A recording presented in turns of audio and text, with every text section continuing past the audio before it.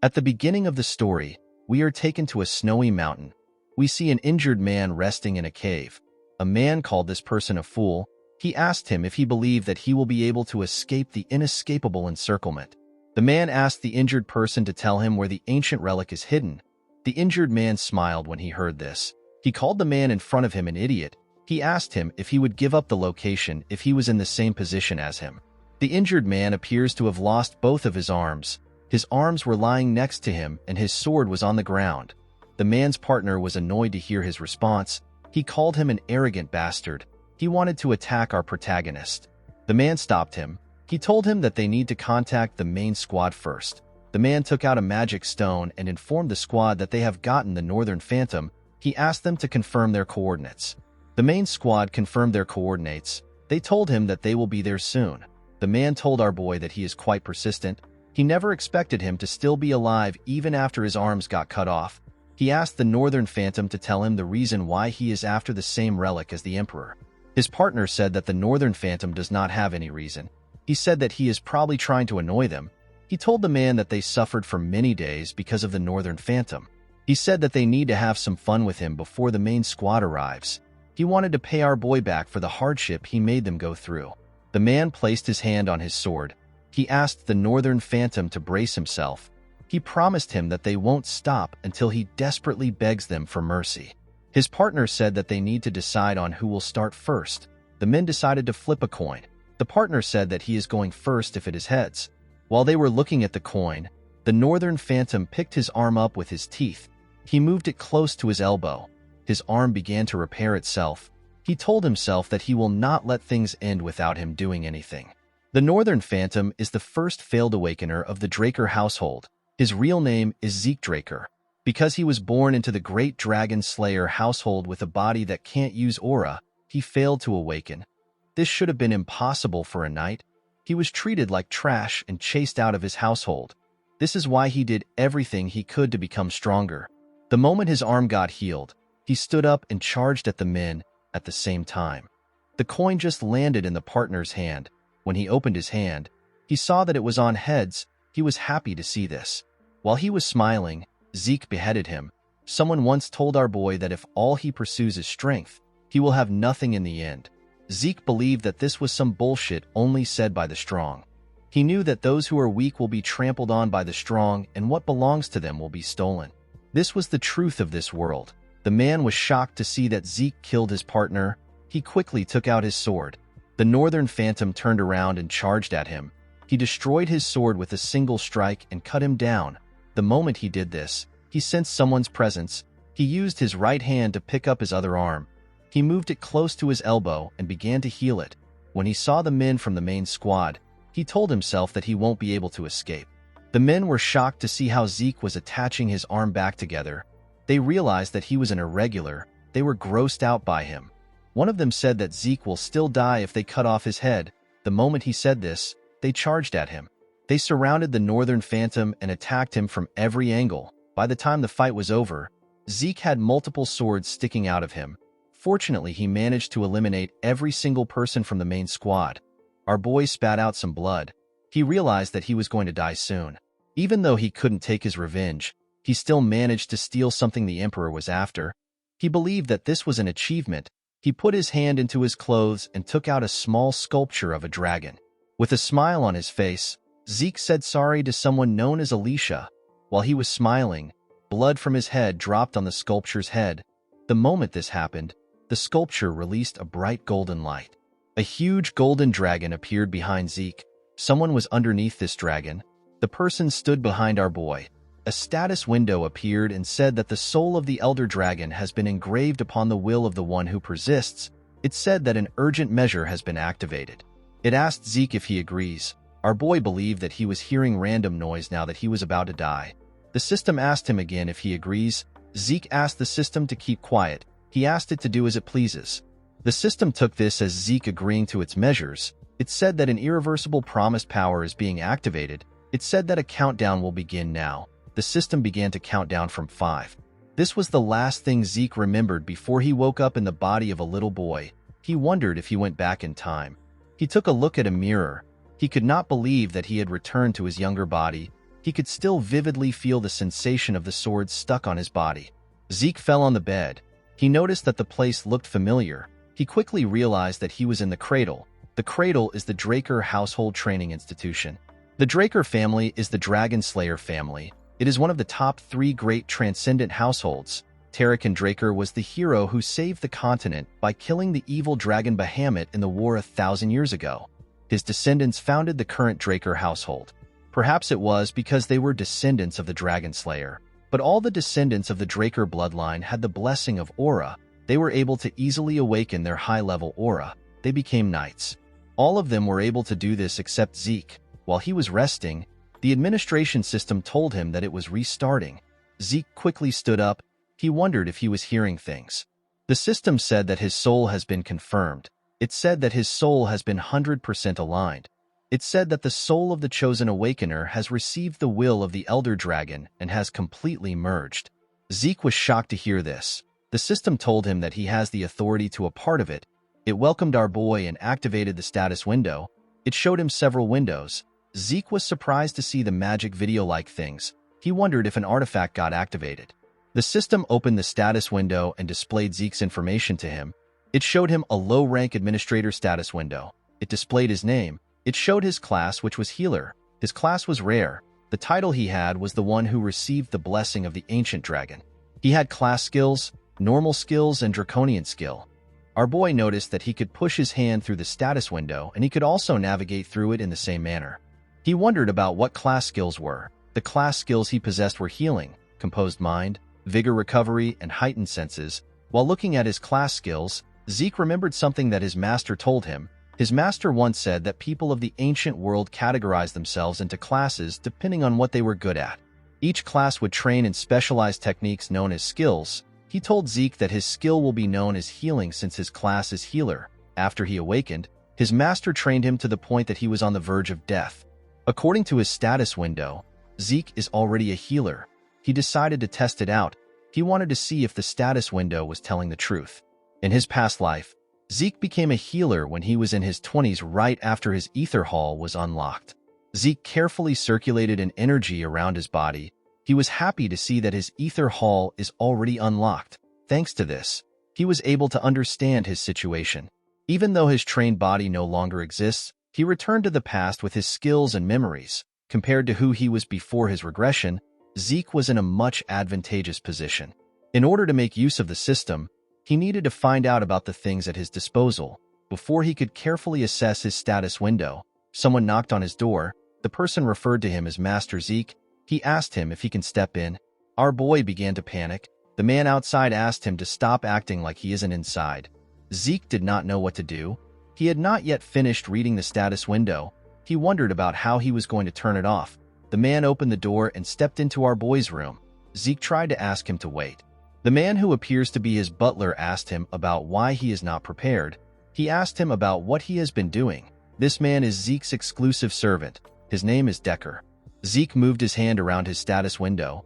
He noticed that Decker could not see his status window. He asked him about what he is supposed to prepare for. With a scary look on his face, Decker asked his master if he is really asking him this question.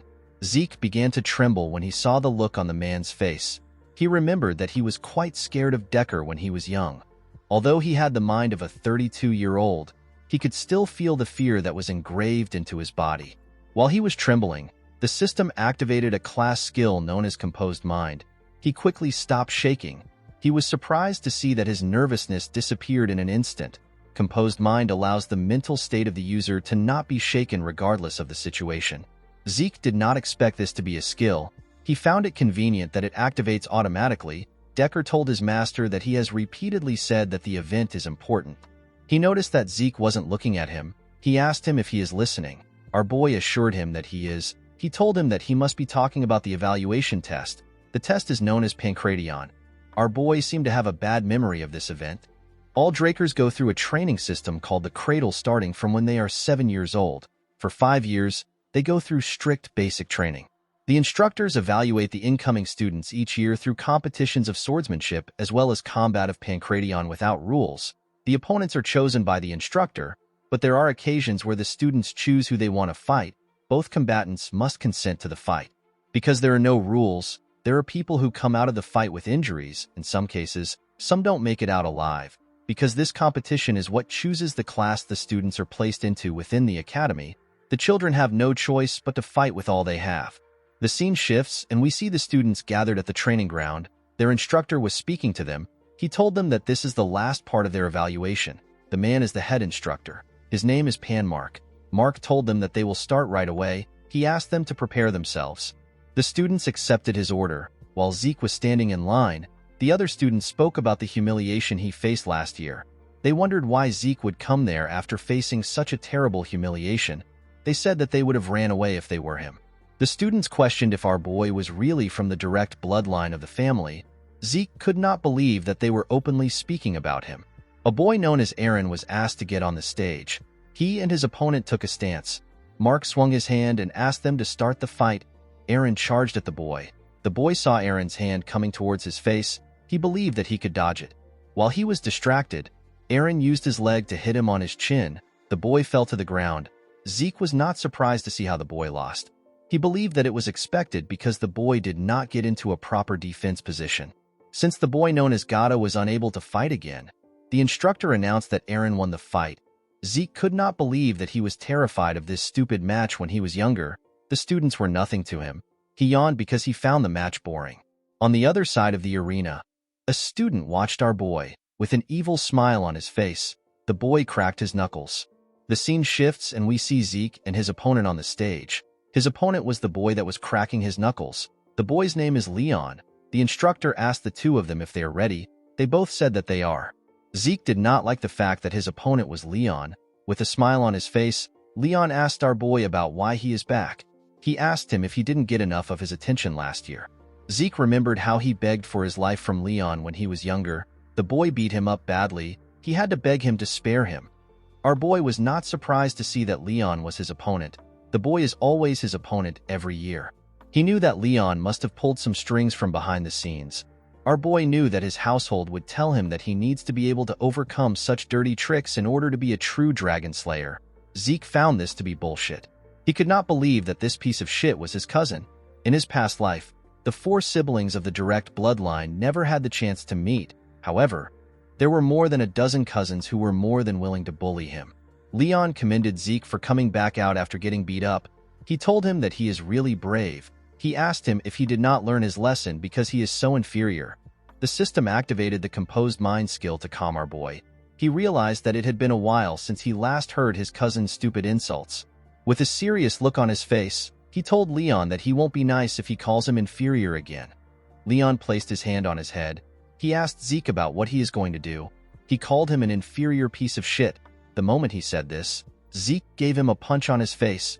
The attack pushed him back. When our boy punched his cousin, Critical Strike was activated. The skill inflicts critical damage on the enemy. It may be countered if the attack failed to hit the person. Leon screamed out in pain. Zeke took a look at his hand. He only wanted to knock Leon out. He did not expect a skill to be activated when he punched in his normal style. The instructor asked Zeke about what he is doing. He quickly ran to check on Leon. He told our boy that he attacked before he asked them to start. Zeke told Mark that no one says ready, set, and go on the battlefield. With a smile on his face, he said that the person who hits first has the advantage. Mark became nervous. He noticed that he could sense bloodlust from Zeke. Leon told the instructor that he is fine. He pushed himself up and asked Mark to begin the fight. With a look of anger on his face, he said that he will kill the inferior piece of shit. Zeke smiled when he heard this. He told his cousin that he is too stupid to learn his lesson. The instructor swung his hand and asked them to start. Leon quickly charged at our boy. When he got close to him, Zeke attacked him with multiple punches. Leon was able to block it by putting his guard up. He noticed that Zeke's punches did not have a lot of power to them. He was scared because of the punch our boy gave him earlier. He could not believe that Zeke's fist didn't hurt at all. He was certain that our boy was not a threat to him as long as his guard was up. The only thing he was cautious of was Zeke's left hand counter.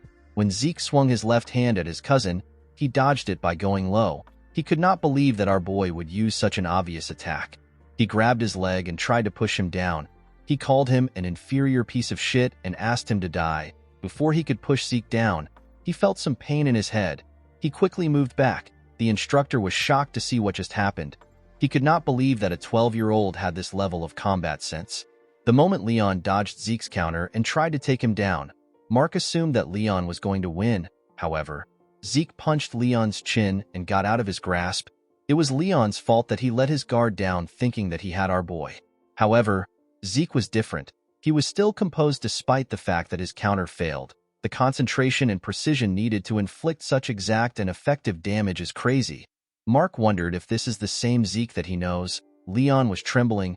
He had not recovered from the damage.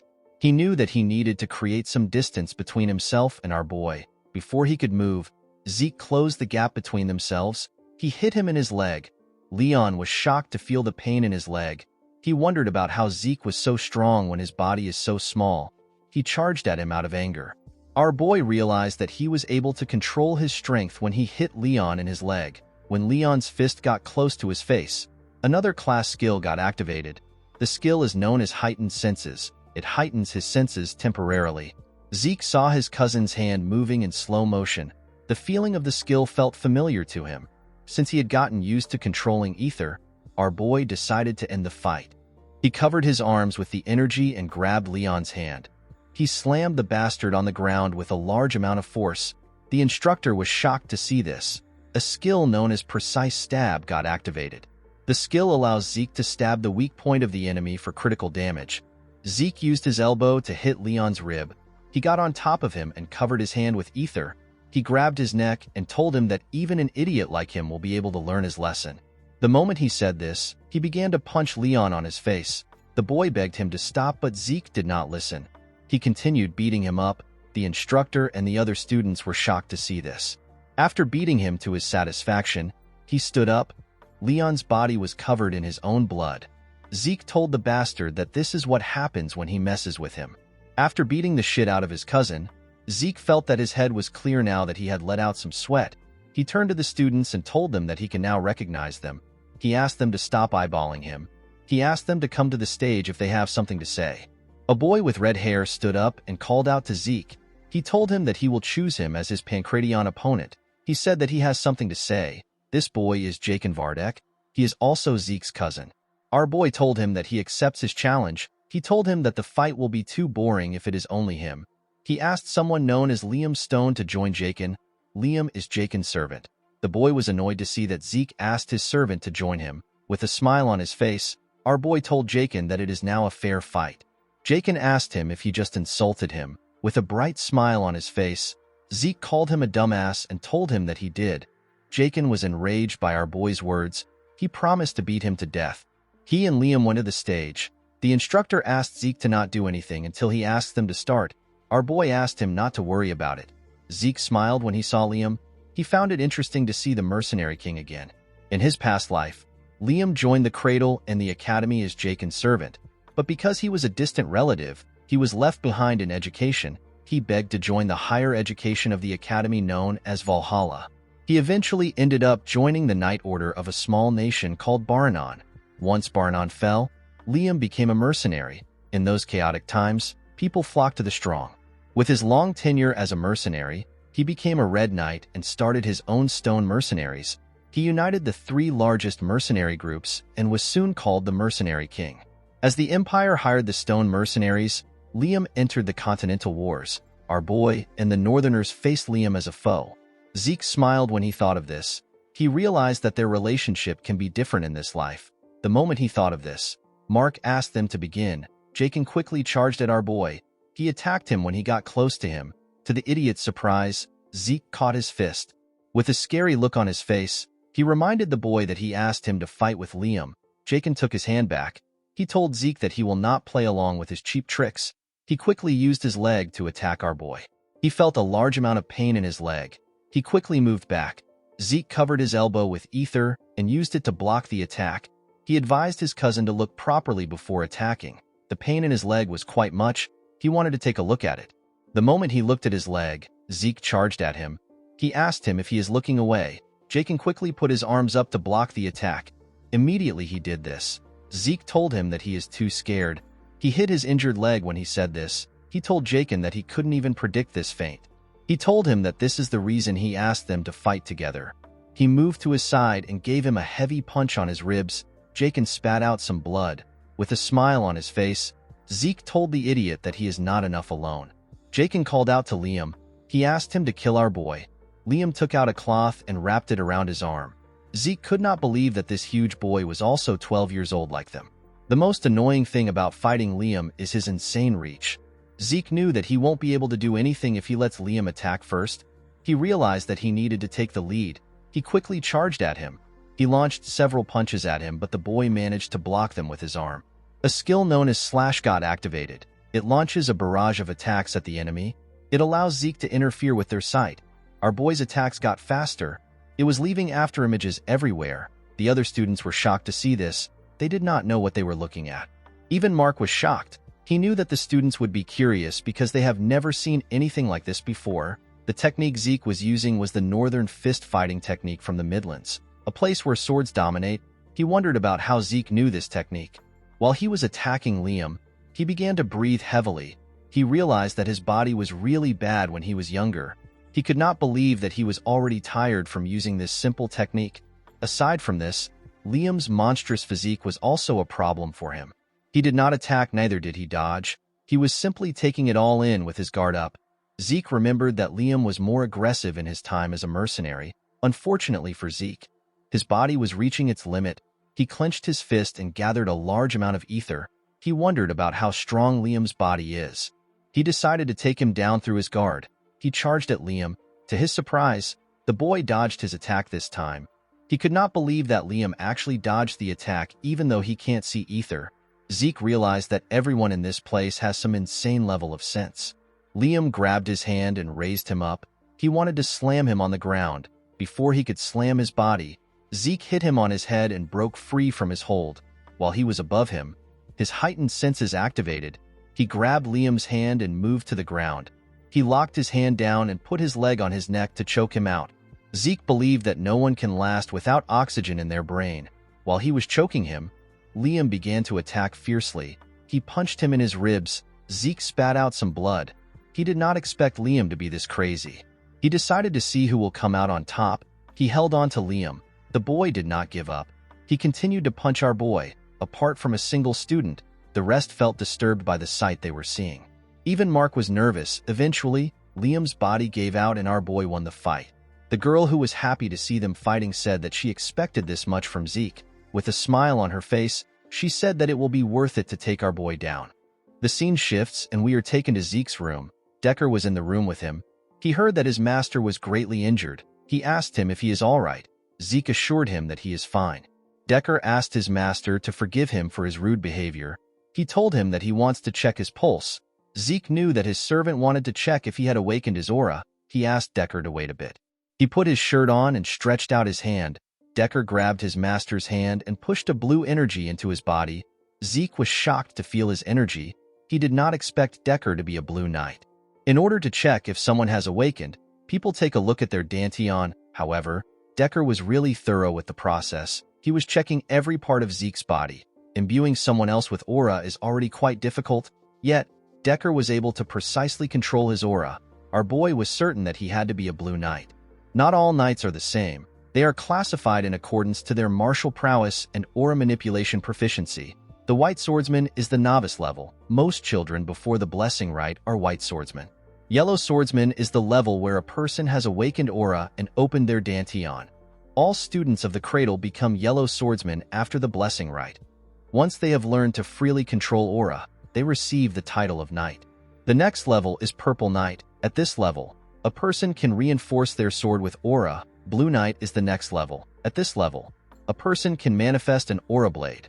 The realm for those who have transcended their limits. The realm which the mercenary king was in and the realm which our boy reached before his regression is known as Red Knight. There is another realm above this. It is the realm of Black Knights. There are very few monsters on the continent that are at this level. Zeke wondered why someone who is skilled enough to become a commander was babysitting him. Our boy knew that Decker won't be able to sense his ether. This is something only 2 people in the entire world can use. Decker let go of his master. He asked him if he is hiding anything from him. Zeke asked him if something is wrong. He asked him if he is also hiding something from him. Decker did not know what to say. Our boy told him that he was simply joking. Decker asked his master about the reason why he suddenly changed. Zeke told him that he is asking the wrong question. With a scary look on his face, he told his servant that he should be asking him why he changed now. He assured him that many more things will change from now on. He said that things are simply going to be in their rightful place. He told the man that he simply needs to follow him. Decker bowed his head and told his master that he understands. He revealed to him that he has already prepared the training room he asked for. Zeke told the man that he likes the fact that he is always fast. Decker told his master that he will see him later. Our boy stepped out of the room and asked the man to rest. Zeke realized that he needed to keep Decker close in case he was ordered to keep an eye on him. He wanted to get some information out of the man. The problem our boy had was that he did not know who ordered Decker to keep an eye on him. He was certain that it was not someone from his mother's family. He believed that it must be one of his siblings. When Zeke arrived at the training room, he took a look around. He was surprised to see how big a personal training room is.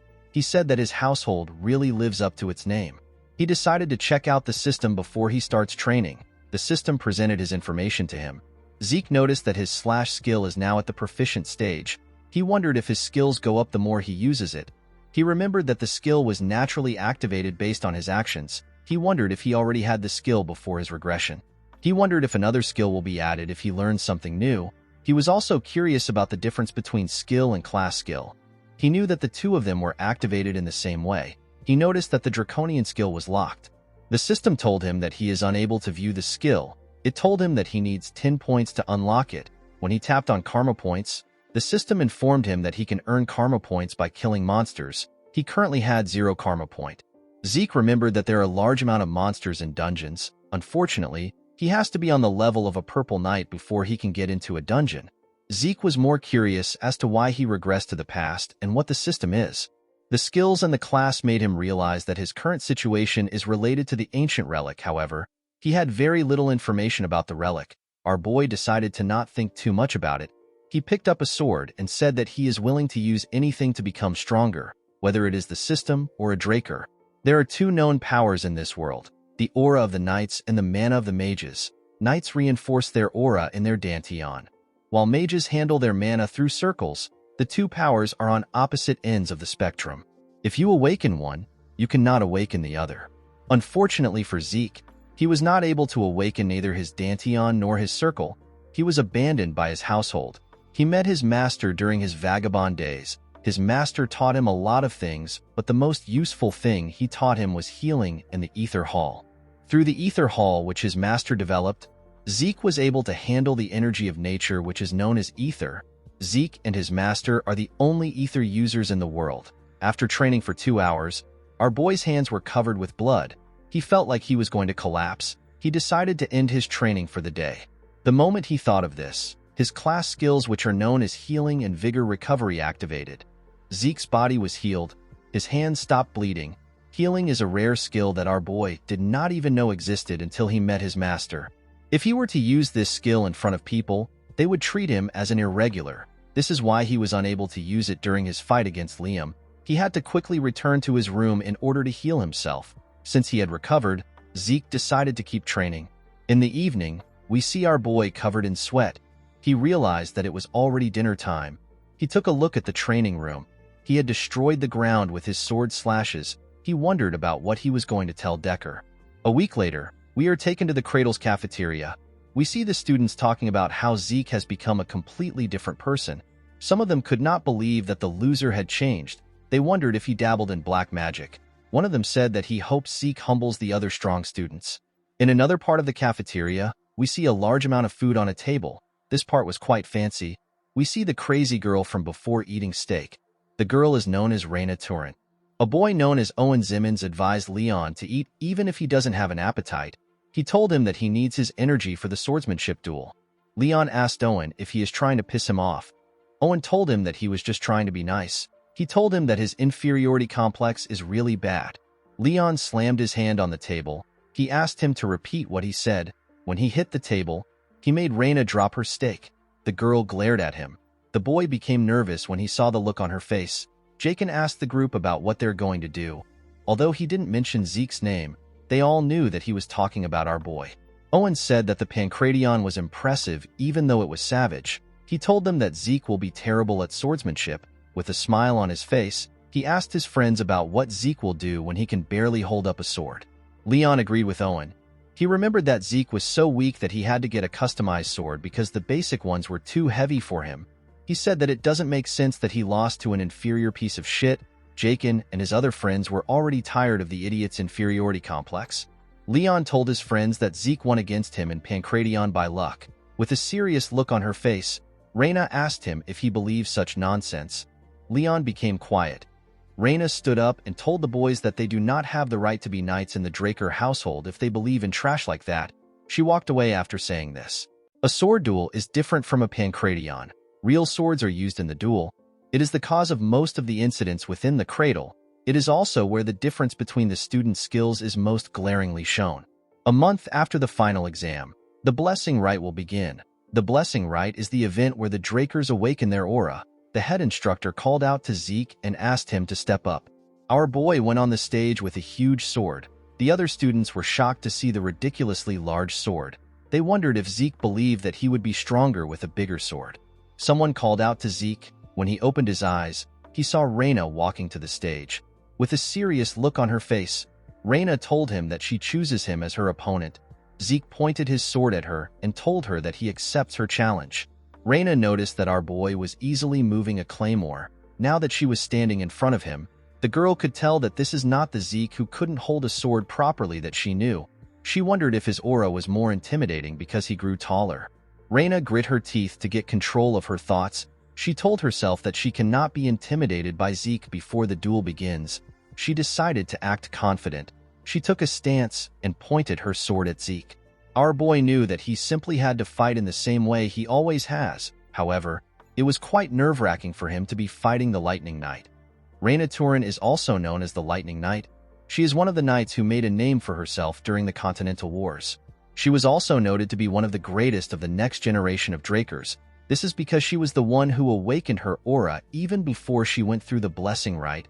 Zeke realized that Reyna must have already awakened her aura at this point. However, she didn't use her aura in the cradle. She said that she wanted to improve her fundamentals. Mark swung his hand and asked the two of them to start. Reyna quickly charged at our boy. Zeke managed to block her first attack.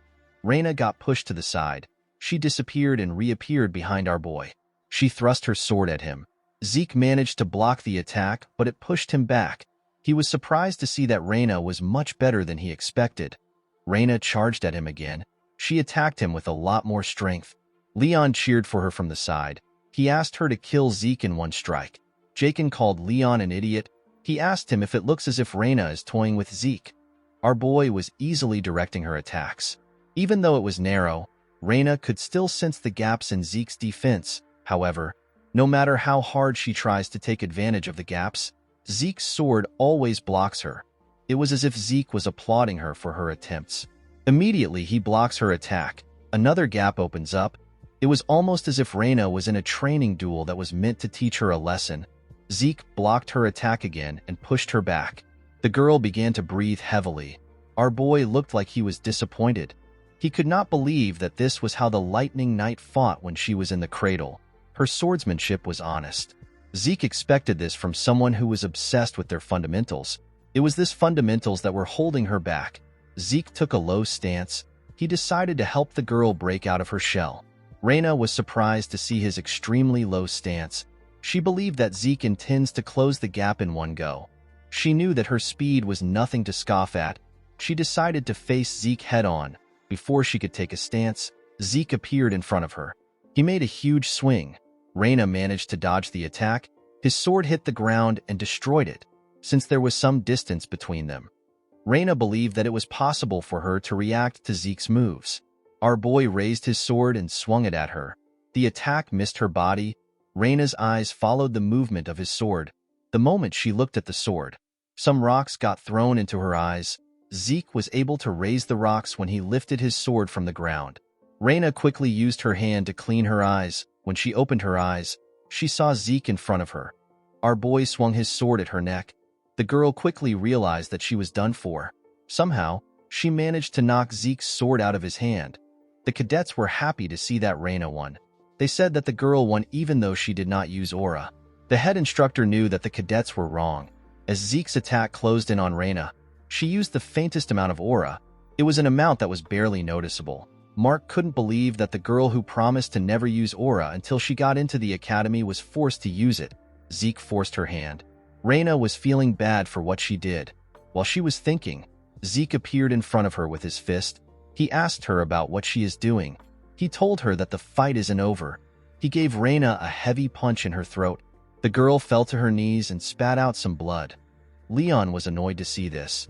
He said that they won't stand for such cheap tricks in a duel. The other cadets agreed with him. They said that Reina won the duel. They pointed their fingers at Zeke and told him that he doesn't have what it takes to become a knight. They asked him if he has no shame. Our boy did not care about what they were saying. While Reina was struggling to get up, Zeke asked her if she wants to continue. Reina realized that she hasn't lost yet.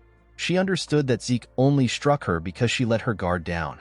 The girl realized that Zeke would have killed her if he was using a dagger when he attacked her. She told him that it is her loss. The other 3 boys were annoyed to hear what she said. The head instructor announced that Zeke won the fight. The cadets could not believe that someone who used to be called a human scum a few days ago achieved victory against one of the most talented children among the famed houses. In the next scene, we are taken to a ruined town. We see the town burning and the castle ruined. Some soldiers were dumping the corpses into a large hole. They had dumped several bodies into the hole. Inside the castle, we see a man wearing glasses talking to a red-haired man. He asked the red-haired man, whose name is Abel, about how he can drink tea in this situation. The man told Abel that the bastard known as Zeke defeated Reina. Abel placed his tea on the table and told the man that he is always serious. He stood up and asked the man about the amount of time they have before the blessing rite. The man told him that they have until the next full moon. Abel said that this is the right moment to pay the family a visit. The man was shocked to hear this. He asked Abel if he is really going there by himself. Abel placed his hand on his sword. He said that the situation has piqued his interest. With a smile on his face, Abel said that he is interested in knowing the kind of awakening their youngest is going to go through. Although Zeke's victory left the entire cradle in shock, he simply returned to the training room and resumed practice. A month later, we are taken to the day of the blessing rite. Zeke was in his training room. He used a cloth to clean his sweat. He wondered about how he became a red knight in his previous life with this terrible body. He opened his status window to see the state of his skills. Zeke noticed that once his mastery surpasses the expert level, the skill ranks up and resets. Our boy managed to raise the mastery of his swift steps. This was a skill he gained during the duel.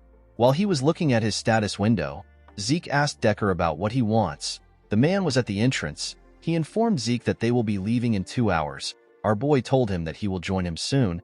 He asked him to get everything prepared. In the next scene, we see the students in carriages. They were all going to the same place. While he was inside the carriage, Zeke realized that it had been a while since he was at the main estate. The estate belongs to the Draker family, and it is situated in the Duchy of Troy. Although the family's main residence is located in the heart of the continent at the Four Seasons Fortress in the Midland, the blessing rite must be held at the main estate where the legend of the Dragon Slayer began. The main estate is known as the Dragon's Nest Lair. The cadets gathered inside the building. While looking around, Zeke realized something. All the onlookers were famous people that you hear about from the Continental newsletter. Our boy knew that his family must have also sent some informants to keep an eye on him. Zeke did not really care about what their intentions were. He knew that they would ignore him once they see him fail his awakening.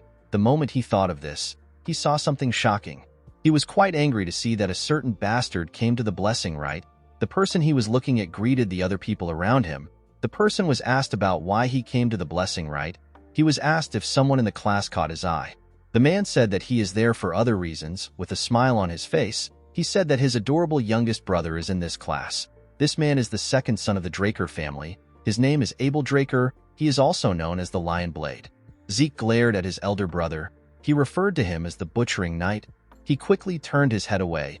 He knew that there was nothing he could currently do to Abel. Zeke knew that Abel would have never come to see him during the blessing rite in his past life. He wondered if his actions changed the future. Our boy clenched his fist. He realized that this might be his chance to achieve something. The head instructor announced that they will now begin the blessing rite. He asked the cadet known as Aaron to step out.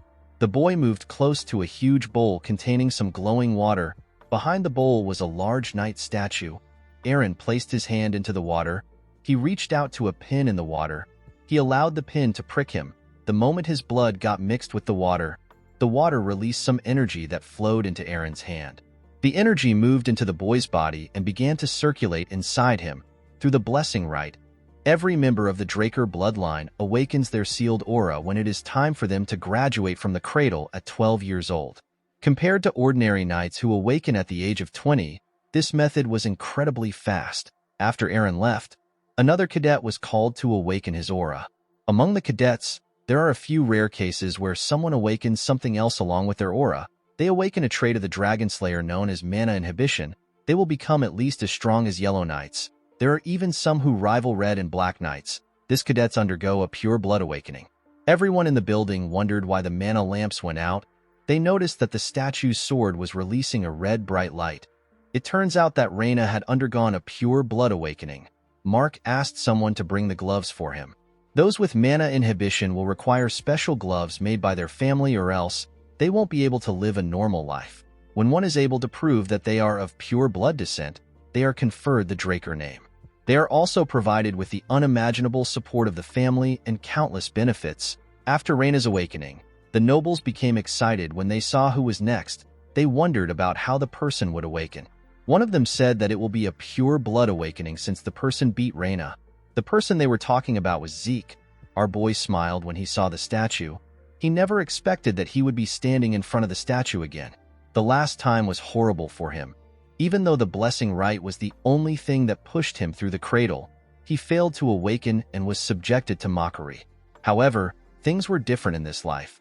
Not only can he heal, but he can also manipulate ether. On top of this, he didn't give up and surrender. He stood up for himself with his own will.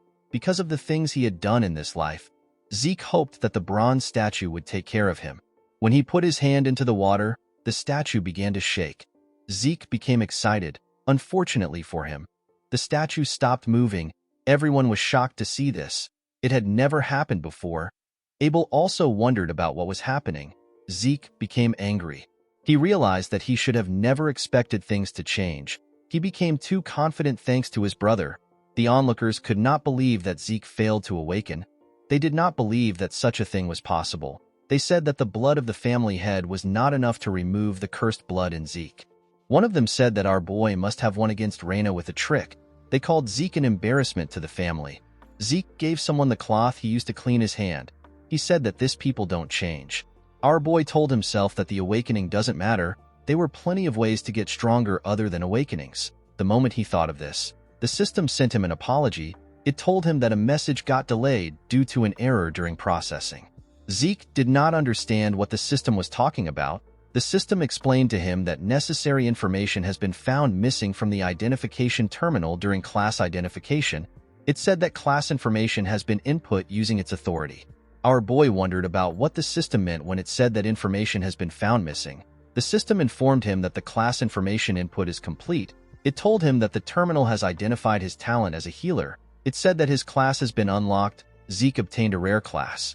He quickly turned around. He saw the statue release a red light. Everyone was surprised to see that Zeke had a pure blood awakening.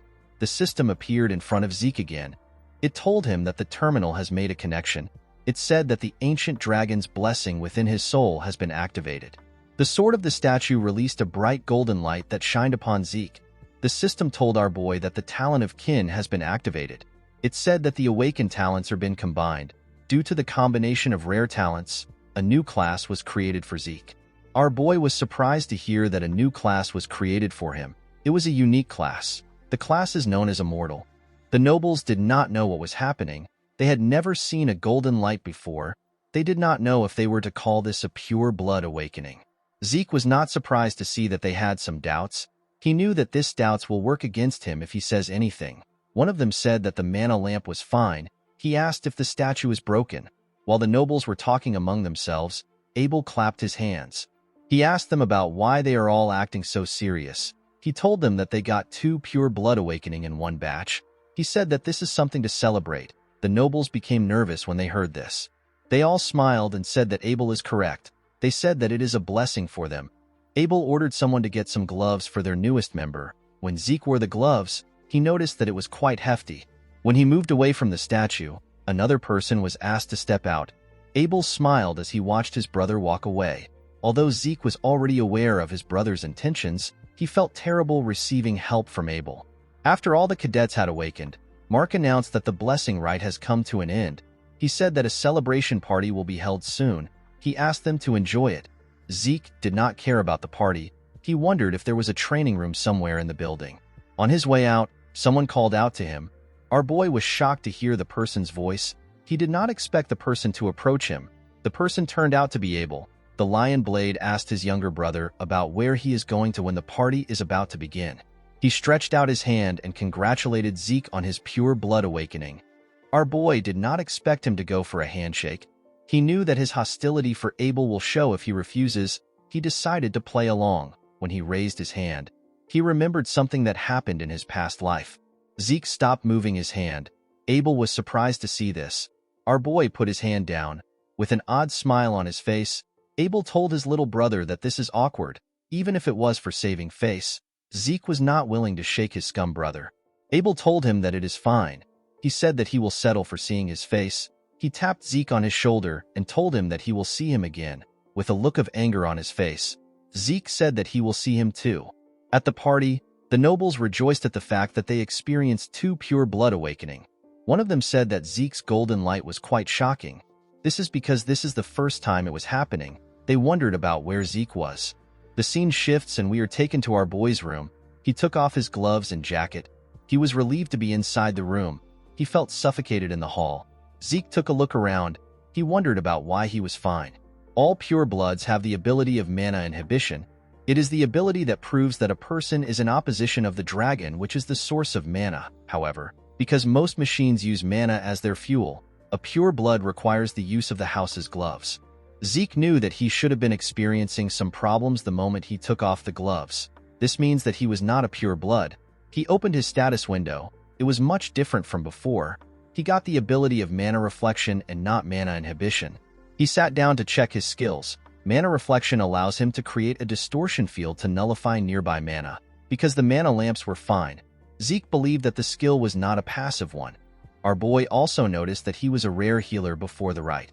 Now he is a unique immortal. All the graduates had regular awakenings with blue aura. Only Reina had a red pure blood awakening. Zeke's awakening was red at first, then it later turned gold. Our boy wondered about what it meant. He remembered that the system said that the classification terminal lost critical information. He wondered if the bronze statue was the classification terminal. As soon as the system put in the information, the halted bronze statue began to emit a red light. When he remembered this, Zeke understood what happened. He realized that the bronze statue does not determine whether or not a person is awakened. It determines the user's class. Red is for rare class and gold is for unique. Zeke remembered that the bronze statue is an ancient relic used even before the time of the founder of the family. The concept of class does not exist anymore, so the statue was only used to check if one has awakened or not. The family has mislabeled the red light shown as a sign of pure blood awakening instead of rare class. Zeke could not believe that no family had ever realized this. He noticed that he had also acquired some karma points. He got 100 karma points. He decided to use 10 points to view his draconian skills. The system told him that he can now browse through his list of skills. His draconian skills were all at level 1.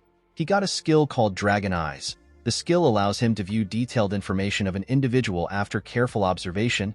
He needed 20 points to unlock this skill. He received a skill called Might of the Dragon. The skill allows him to make his enemies surrender with his aura. He needs 30 points to unlock this skill. The third skill he received was Devour. It allows him to eat and digest a lot. It will cost Zeke 50 points to unlock this skill. Zeke understood the abilities of Dragon Eyes and Might of the Dragon, but he did not understand why he would need a skill like Devour. He decided to get something that is obviously good. He did not want to take a chance. He unlocked the Dragon Eyes and the Might of the Dragon. He believed that the Might of the Dragon was too dangerous to use here. He decided to activate the Dragon Eyes. His eyes turned gold. They looked like that of a dragon. He looked around to see what would happen. He expected to get more details from his surroundings, but nothing happened. He stood up and opened the door that led to the balcony. When he stood on the balcony, he saw something amazing. The statue in the center of the garden looked like it was right in front of him. He realized that this skill will be very useful to him. When he closed the door of the balcony, the system asked him if he wants a detailed information of the object. Zeke was surprised to hear this. Multiple windows appeared in front of him. The system told him about where the items around him were made. His carpet was made from the Room Empire and his drawer was made from the Merc Empire. While he was looking around, Zeke became tired. He quickly sat down. While breathing heavily, he wondered if all draconian skills are like this. He couldn't use them for a long time. While he was breathing heavily, the system activated his healing factor and vigor recovery. Zeke was surprised to see this. He never intended on using the skills. When he opened his status window, he noticed that all his class skills have changed into passive skills and their levels have increased by 1. His healing factor allows his body to automatically repair itself. Zeke smiled when he saw this description. The skill was too broken. Healing may seem like an overpowered skill, but it is not something Zeke can constantly use and its effects are limited. However, healing factor is infinite. Our boy decided to test out the skill. He grabbed a table knife. He used it to cut himself. The moment he did this, his healing factor got activated. When he cleaned the blood on his arm, he saw that his hand looked normal. Zeke remembered that it takes 5 years to finish the academy. With a smile on his face, he said that he will finish within 2 years. Draker Academy is the greatest knight academy on the continent. It is a place that any aspiring knight would give an arm and a leg to enroll in. The academy is located in the Duchy of Troy. It teems with life each time a new semester rolls around. At the academy, we see several students looking at Zeke. Our boy remembered that higher-ranked students in this place are no different from adults. All of them have been trained to perfection.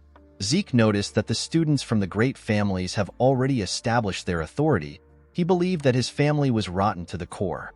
Among the countless branch families supporting the transcendent Draker family, there are 3 families that have the largest amount of influence. These families are the great families. The Turin of Strength, which is Reyna's family, is the first one. Zimmons of Wisdom is the second family, and the Vardek of Gold is the third family. Zeke decided to ignore the great families. He believed that he had nothing to do with them. He went to his dormitory. Our boy was given a high-class dormitory in the Platinum Mansion. Zeke was given a dormitory in this place because he is a pure blood. The Platinum Mansion is a dormitory furnished with a training hall, a library, and various kinds of facilities. It is only open to the highest-ranked students. Even those from the cradle can't easily get inside. Pure-blood awakeners like Zeke and Reyna are given the special privilege of a floor master. They are given an entire floor at the top of the building. These floors are known as the Platinum Floors. When Zeke went into the building, a maid welcomed him. She told him that she has been expecting him. The maid told him that she will escort him to his assigned floor. When our boy arrived at his floor, a large amount of servants greeted him. Zeke felt like this was too much. He believed that no student deserved this kind of treatment, even if they are purebloods. An older servant informed him that Decker is waiting for him in his room. When Zeke stepped into his room, Decker bowed his head and greeted him. Our boy asked the man to tell him what happened. Decker told his master that he has something to deliver to him. He presented Zeke with a box. When our boy opened the box, he found some gloves inside. They were new gloves given to him for his mana inhibition. Zeke said that the new gloves are quite different from the temporary gloves. Decker was happy to hear that his master liked the gloves. Zeke picked up his sword. He told his servant that he wants to get a new sword. He asked the man about what he thinks. Decker said that it is an excellent decision. He explained to his master that the Duchy of Troy is close to the Giant's Mountain. It is abundant with good quality iron and excellent craftsmen. People even say that the first weapon of an academy alumni is always a Trojan. Decker assured his master that he will find a decent craftsman. Zeke asked him not to worry about it. He said that he already has someone in mind. He wrote the person's name in a paper. With a smile on his face, he told Decker that he will meet the person himself. He asked the man to set up an appointment for him. He stretched out his hand and gave the man the paper. Decker quickly opened the paper. He saw the name of Galleon Halberd. He said that he has never heard of this name before. He assured Zeke that he will contact the person immediately. He reminded our boy that classes are starting tomorrow. He asked him to review the relevant documents beforehand. Zeke told him that he will do it. While he was reading the documents, Zeke realized that he has a lot of freedom to develop his draconian skills because the Platinum Floor is completely isolated. The moment he thought of this, someone knocked on his door. He asked the person to step in. A maid informed Zeke that Reyna has sent him a dinner invitation. Our boy found this odd. He asked the maid to take him there. When Zeke arrived at the top of the building, he saw something weird. He saw members of Reyna's gang standing behind her. The girl was sitting. Our boy wondered about why they were acting like the Southern Cartel. Reina welcomed him to her floor. She apologized to Zeke for the crowd. She said that her family's people are rather peculiar. Our boy sat down. He asked her not to worry about it. Reina said that they can discuss their business after their meal. Zeke noticed that the lightning knight was fully utilizing her lower abdomen to control her aura. He realized that she was getting close to becoming a purple knight. He wondered why her swordsmanship was stuck in a rut. He believed that this was a waste of her potential. After they were done eating, Zeke could only laugh in a nervous manner. He always knew that he was a big eater, but Reina was beyond his expectations. The girl basically devoured her food. Since they were done eating, Reina suggested that they get down to business. She asked Zeke to accept the Turin family's support. Our boy reminded the girl that they are both pure-blood awakeners. Reina believed that Zeke had a misunderstanding about pure-blood awakeners. She explained to him that although they receive a lot of privileges, they don't receive any help when it comes to their growth. The centuries of academic and practical know-how accumulated in the academy and a personal instructor to effectively raise your abilities are things necessary to grow. A person who doesn't have any of this will fall behind regardless of how well off they are. This is why support families are necessary. Even Abel, who is a pure-blood awakener like them, received support from his maternal family, which is the Zimmons. Thanks to their support, Abel became the youngest person to attain the title of White Knight. He is also a Black Knight. Reina told our boy that the patriarch of her family told her that he is not receiving any support from his maternal family.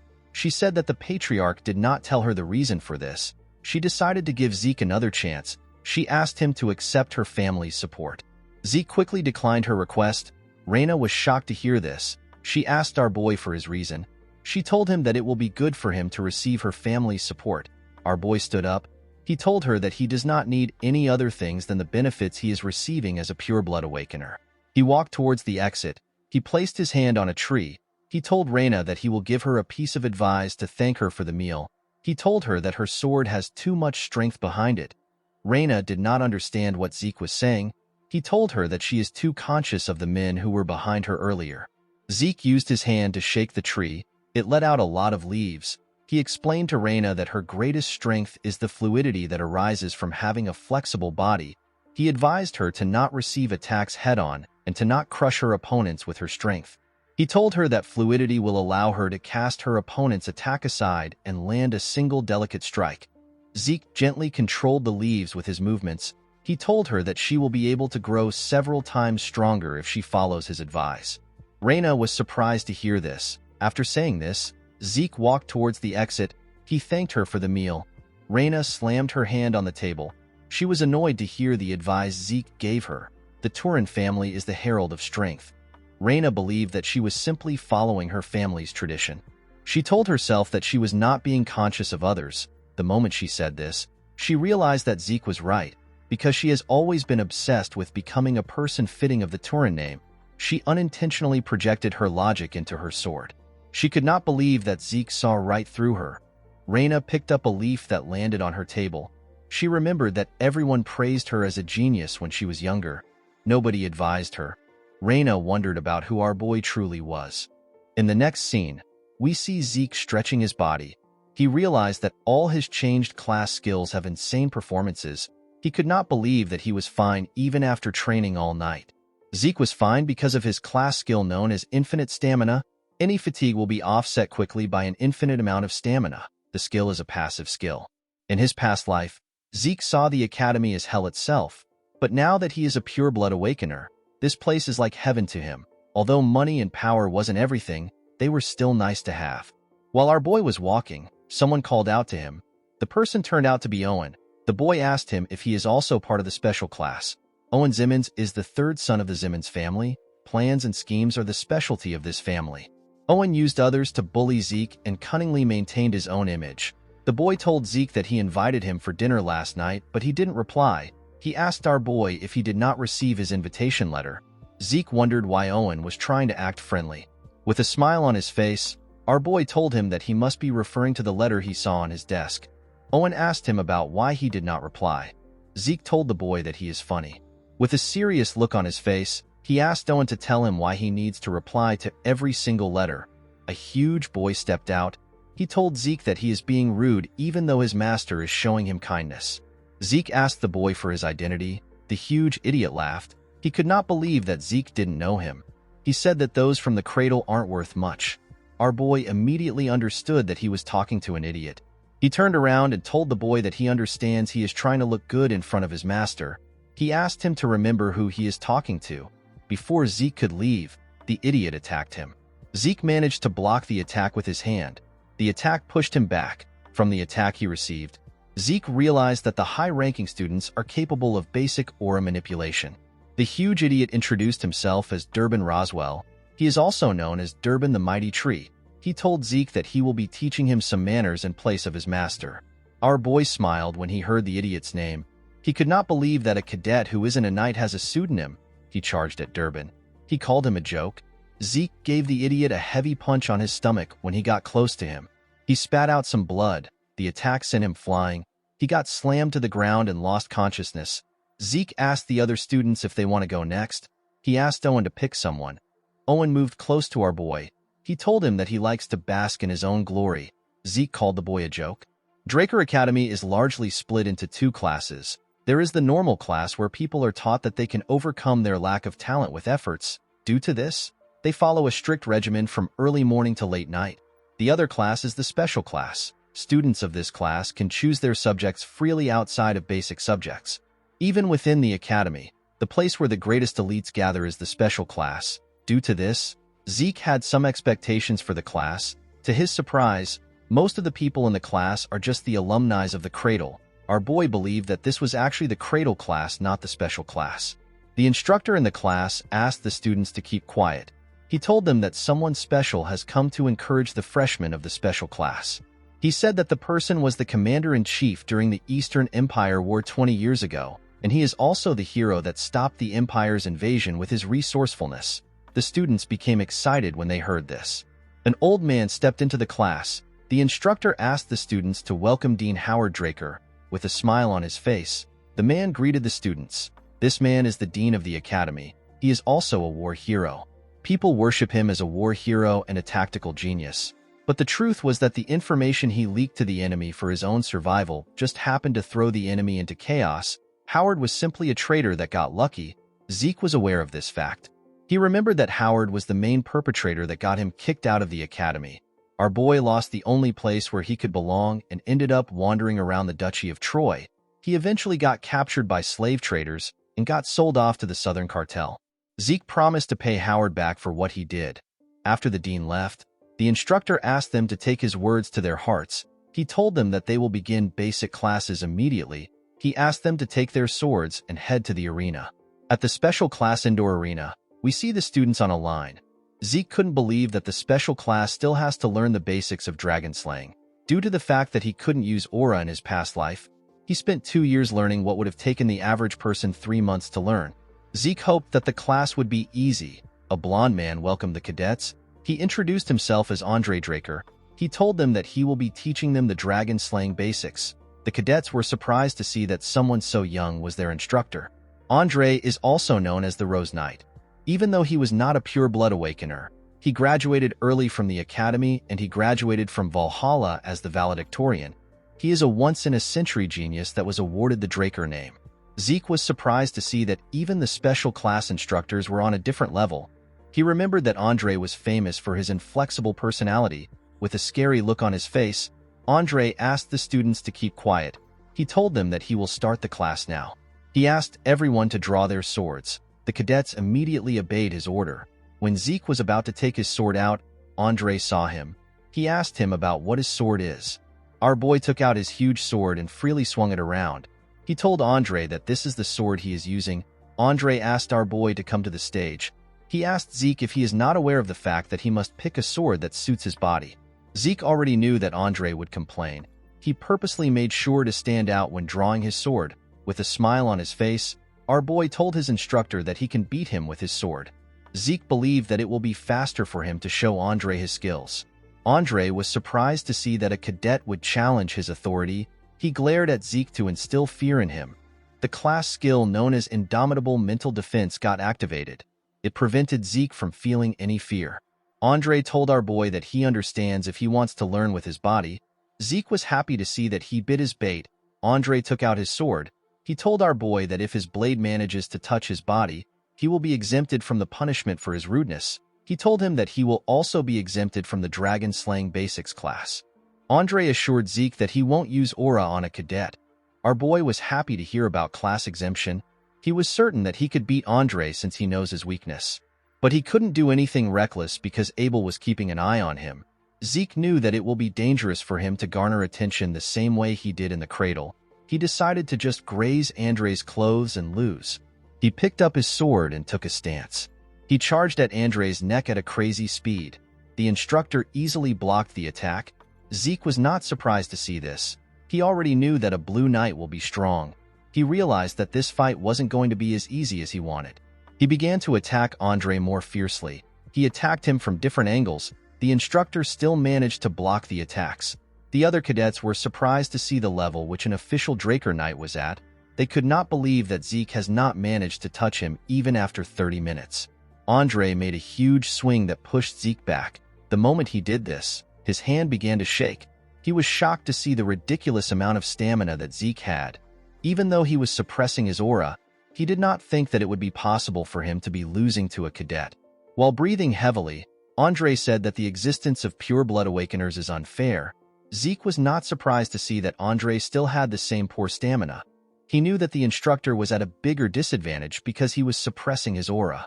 The Draker aura cultivation method is known for its peculiarity. A person must activate their aura during training, during daily tasks, and even when eating and sleeping. A person must maintain it as if they are breathing. In other words, Andre is basically holding his breath. Zeke charged at him. The instructor managed to block his attacks. He pushed him back. Although our boy planned on losing, it didn't feel right for him to lose this way. He charged at Andre again. He decided to force him into using his aura. Andre still blocked his attack. Zeke realized that creating situations that can be easily handled is useless. He knew that he needed something that will make Andre unconsciously use aura. He needed to create an extreme situation. The instructor pushed him back again. Before his legs could touch the ground, he charged at Andre again with a crazy speed. The instructor was shocked to see how fast Zeke was. He quickly realized that he was using swift steps. Our boy ran around his instructor. He wanted to confuse him. Andre couldn't believe that a cadet knew how to use swift steps. While he was trying to follow our boy's steps, he appeared behind him like a grim reaper that wanted to take his life. His critical strike got activated. The moment it got activated, Andre sensed his presence. He quickly turned around. Unfortunately for him, it was too late. The sword was about to cut him. Andre quickly took a step back in a skillful manner. He raised his sword. He decided to use the dragon-slaying arts. He used the first verse of Chapter 1. The skill is known as Sky Slice. Zeke smiled when he saw this. He quickly raised his sword to block the attack. Andre's attack pushed him back.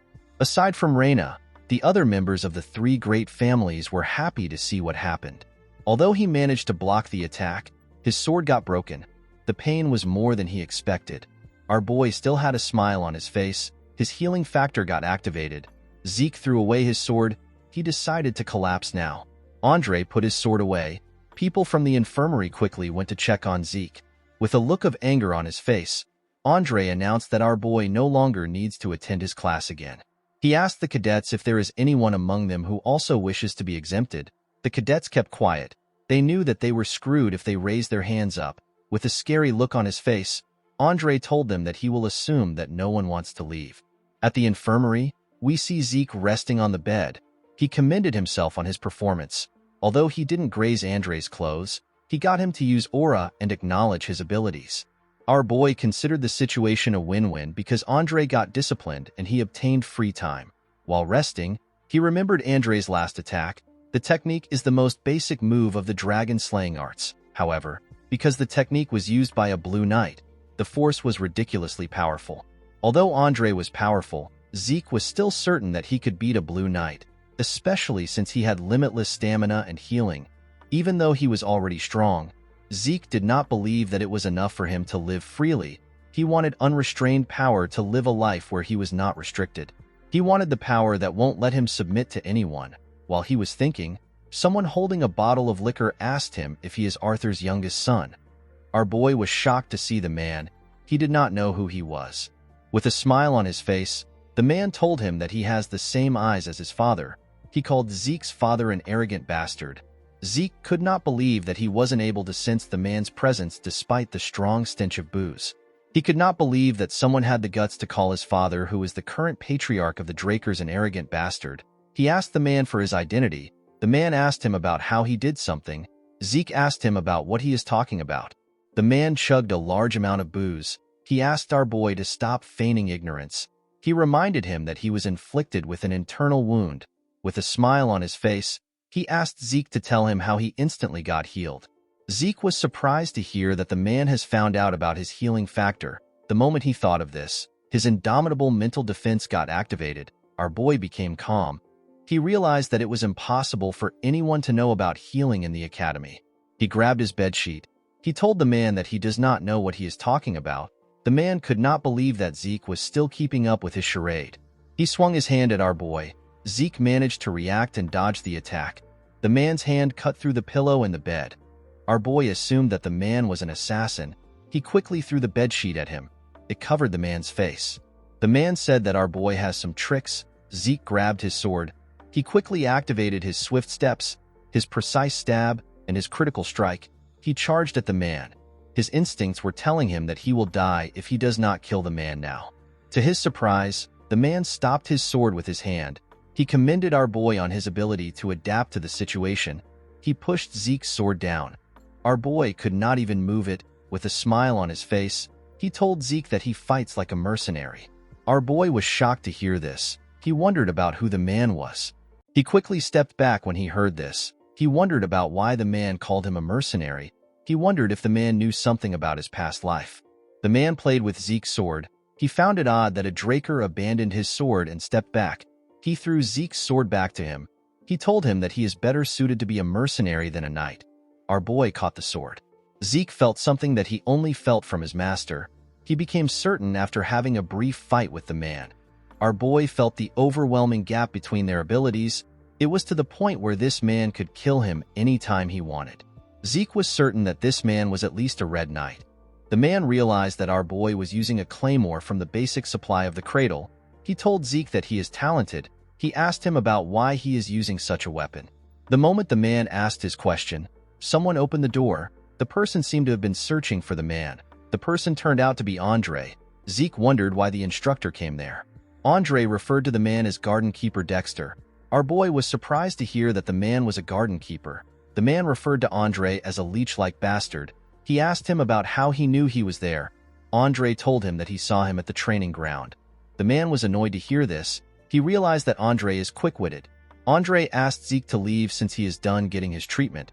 Our boy quickly went to the door. Before he left, the man asked him to visit the Academy Western Greenhouse if he has some time. He told him that he will teach him something useful. Zeke declined the offer and stepped out of the room. The man was annoyed to hear this. He told our boy that he has the same personality as his father. Our boy closed the door. He could not believe that the man was pretending to be a garden keeper, someone who has the rank to call the current patriarch by his name. Zeke remembered that this man is the one who only had one disciple throughout his life. Andre was his disciple. This man is Duke Draker. He is also known as the Gale Knight. He is one of the Black Knights who have the martial power to go against a whole kingdom alone. Duke was quite the talk of the town in the past. He suddenly disappeared one day. Zeke could not believe that Duke was living a secluded life at the academy. He realized that this must be the reason why Andre came to the academy. Our boy remembered hearing a rumor that Duke obtained Black Knight status simply because he likes the color black. Right now, Duke is showing some interest in Zeke, however. Our boy was not interested in receiving light teaching due to a simple interest. He wanted to learn Duke's secret move. He promised to change the man's interest into tenacity. In the next scene, we are taken to a classroom. We see an instructor explaining things to the cadets. This man is the Academy's magic theory professor. His name is Fannin. Fannin asked the cadets if they know the next step to what he is teaching them. None of them replied. They were all bored. Fannin decided to just explain it himself. Before he could say anything, Zeke told him that the person will take damage due to resistance. He told the man that he does not understand the mana transfer energy law he mentioned earlier. Fannin was extremely happy to see that a cadet was listening to him. Zeke wondered about why he was staring at him. He called out to his professor. Fannin apologized to him. He told him that this is the first time he is getting a question. He quickly began to explain. When the class was over, the cadets quickly stood up. They did not understand why they were learning magic theory at a night academy. Zeke noticed that the lecture was quite easy to understand. He realized that his professor was not an ordinary mage. Before he could leave the class, someone called out to him. Zeke turned around and asked Fanon if something is wrong. While breathing heavily, the man said that everything is fine. He explained to our boy that this is the first proper class he has had in a while thanks to him. He asked Zeke to come to his research lab if he is ever curious about anything. He revealed to our boy that he is a Delphoa Magic University Scholarship alumnus. He assured him that he knows a lot of things. Zeke was surprised to hear this. He knew that the man wasn't an ordinary mage, but he did not think that he will be an alumnus from Delphoa, the nation where magic originated from. He told the man that he understands. Fanon waved to our boy as they left the classroom. Zeke gently smiled at him. He believed that it would be good for him to get closer to a mage. Mages who are good at math are usually flexible thinkers. Our boy believed that this mages are better suited as colleagues than stuffy knights. He decided to test Fanon to see if he will be useful. The moment he stepped out of the building, he saw something odd. He saw Duke resting on a bench in front of the building. Our boy did not expect the man to be so impatient. It has only been a week since they saw each other. Duke asked Zeke if he is done with class. Our boy asked him about why he came. The man asked him to tell him why he did not come to the greenhouse. He believed that our boy must have understood what he meant when he told him that he will teach him some useful things. Zeke told Duke that he is not interested. Duke was shocked to hear this. He asked our boy to tell him why he is not interested. Zeke told the man that he is well aware that he is incredibly talented. He told him that he is busy with individual training. Duke told him that personal training is truly important. The moment he said this, he appeared behind our boy. He asked him if this is the answer he wanted to hear. Before Zeke could react, Duke used his hand to knock him out. In the next scene, we see Zeke wake up next to a tree. He could not believe that Duke knocked him out. He realized that 1 week was a lot of time to the man. When he looked around, he realized that he was at the western greenhouse. He saw Duke next to him. He was pouring some water on the plants in front of him. Zeke asked the man if he abducted him. Duke told him that he is correct. With a smile on his face, he told our boy that he is a bit interested in him. Zeke was surprised to see that the man was no longer hiding it. He realized that this man was very impatient. He quickly activated his swift steps and began to run. He believed that it was not yet time for him to learn anything from the man. Before he could get far, Duke appeared in front of him. Our boy was surprised to see this. He quickly changed his direction. Before he could get anywhere, Duke appeared in front of him again. Zeke had to stop moving. He understood that the man only saw him as a joke. He realized that he needed to light a fire within him. He asked him to tell him why he is interested in him. Duke reminded him that he asked him about how he was able to heal his injuries instantly. Zeke was surprised to hear this. He smiled when he heard the man's answer. He could not believe that this was what bothered him. He asked Duke to make him give him an answer if he is curious. Duke thought about our boy's answer. He disappeared in front of him. Zeke was shocked to see this. He took a look around. He wondered about where Duke was. While he was looking around, a sword flew towards him. When the sword got close to his head, our boy managed to dodge it. He caught the sword hilt. He asked Duke about what he is doing. The man reminded Zeke that he asked him to make him answer. He told our boy that this is too easy for him. He suggested a bet. He told him that he will grant him any wish if he grazes his clothes. Zeke was surprised to see that both the master and the disciple bet the same way. With a scary look on his face, Duke told our boy that he has to reveal everything that he is hiding if he gives up on the duel. After fighting Zeke for a while, Duke began to wonder if our boy is really a child. They had already fought for 3 hours, and yet Zeke did not seem tired. Duke noticed that Zeke's stamina and wounds are being healed endlessly. Our boy stood up from the ground. He tried to hold himself up. His healing factor and his infinite stamina got activated. He got a hold of himself. He realized that he won't be able to win the bet even if they fight all day. Our boy remembered the skill known as Might of the Dragon. He did not use the skill because it seemed dangerous. He believed that the skill would be perfect against a Black Knight. He took a stance and covered his body with ether. He was completely locked in. With a scary look on his face, he told Duke that they can continue. The Gale Knight was happy to see the look on Zeke's face. He told him that this is how things should be. Our boy gathered his ether in his legs. He activated his swift steps and charged at Duke at a ridiculous speed. He appeared in front of the Gale Knight with his sword close to his neck. Duke smiled when he saw this. He realized that our boy was repeating the same attack pattern. Duke believed that although Zeke was fast, he was not as talented as Andre and Reyna. The one thing he found unique about Zeke was his spite. Our boy's spite surpassed tenacity. He decided to use a bit of aura to make the fight interesting. Before he could use the aura, Zeke activated the might of the dragon. Duke felt the pressure of a dragon coming from Zeke. The pressure made him panic. He quickly destroyed Zeke's sword with his hand. He did not understand what was going on. Our boy quickly blocked his vision by hitting his sword on the ground to create dust. Because everywhere was covered in dust, Duke assumed that it will also be difficult for Zeke to find him. The moment he thought of this, our boy jumped out of the dust. He came out behind Duke. He activated his dragon eyes and swung his broken sword at the man. Zeke felt his sword pass through the man. Duke disappeared in front of our boy. He created a large amount of dust from his movement. Zeke quickly realized that this was Duke's secret move. He could not believe that the man caused a gust from a simple dash. He realized that this is why the man is called the Gale Knight. Immediately he thought of this. Duke appeared behind him. Our boy quickly turned around when he sensed his presence. When he turned, Duke appeared in front of him. He clenched his fist and covered it with aura. He told Zeke that they can call the duel a draw. The moment he said this, he gave our boy a heavy punch. Zeke spat out some blood. The punch sent him flying. Due to the excessive usage of his skills, his fatigue surpassed the acceptable limit. The system decided to forcefully shut down his consciousness for his own safety. Before he lost consciousness, Duke said some things to him. When our boy woke up, he found himself in his room. He wondered if Duke brought him there. He laughed when he thought about the fact that he almost won. Although he lost, he wasn't annoyed because he fought against a Black Knight. Zeke knew that he had done everything that he can do with his current abilities. He tried to get Duke to let down his guard by repeating the same attack 100 times over. At the decisive moment, he used the might of the dragon. He even used the dragon eyes, but it wasn't enough. Zeke was certain that the skill Duke used at the end was his secret move. Although he got knocked out for using the draconian skills too excessively, he was able to see Duke's secret move. He witnessed the nonsensical high-speed movement arts which Duke used with his extremely trained body. Zeke realized that this secret move must have been what allowed Andre, who has a weak stamina, to rise to the position of a Red Knight. Our boy felt bad that he lost the opportunity to learn the secret move, but he believed that the fight was worth it. He remembered how the might of the dragon had the pressure that made a Black Knight hesitate.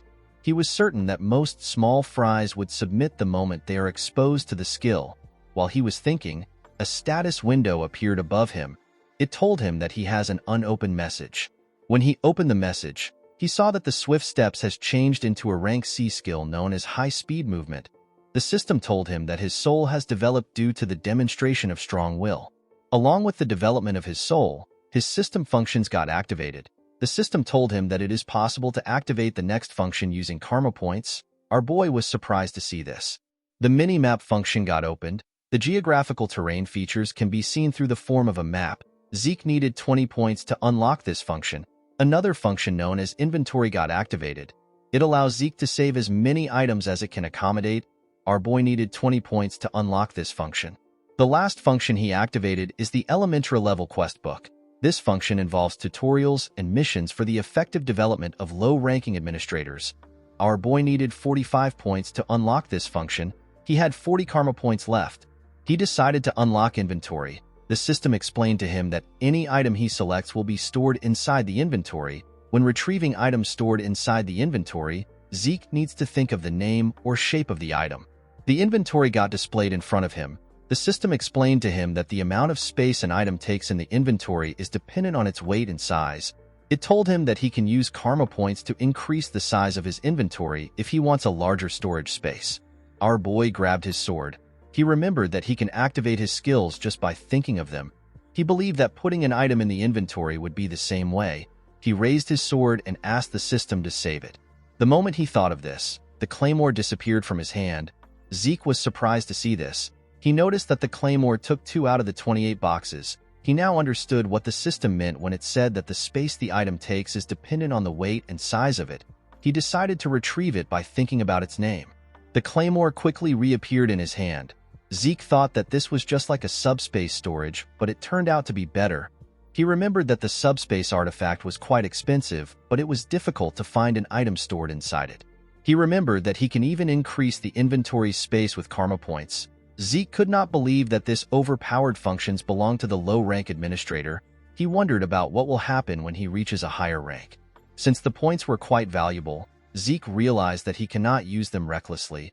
He believed that he needed to change his plans. While he was thinking, someone knocked on his door. The person asked him if he can step in. Zeke immediately knew that Decker was at the door. He asked the man to come in. Decker revealed to him that he has a message for him. He stretched out a paper to our boy. He said that it came from garden keeper Dexter. Our boy was surprised to hear this. He smiled when he read the message. Duke asked him to come again if he wants to challenge him.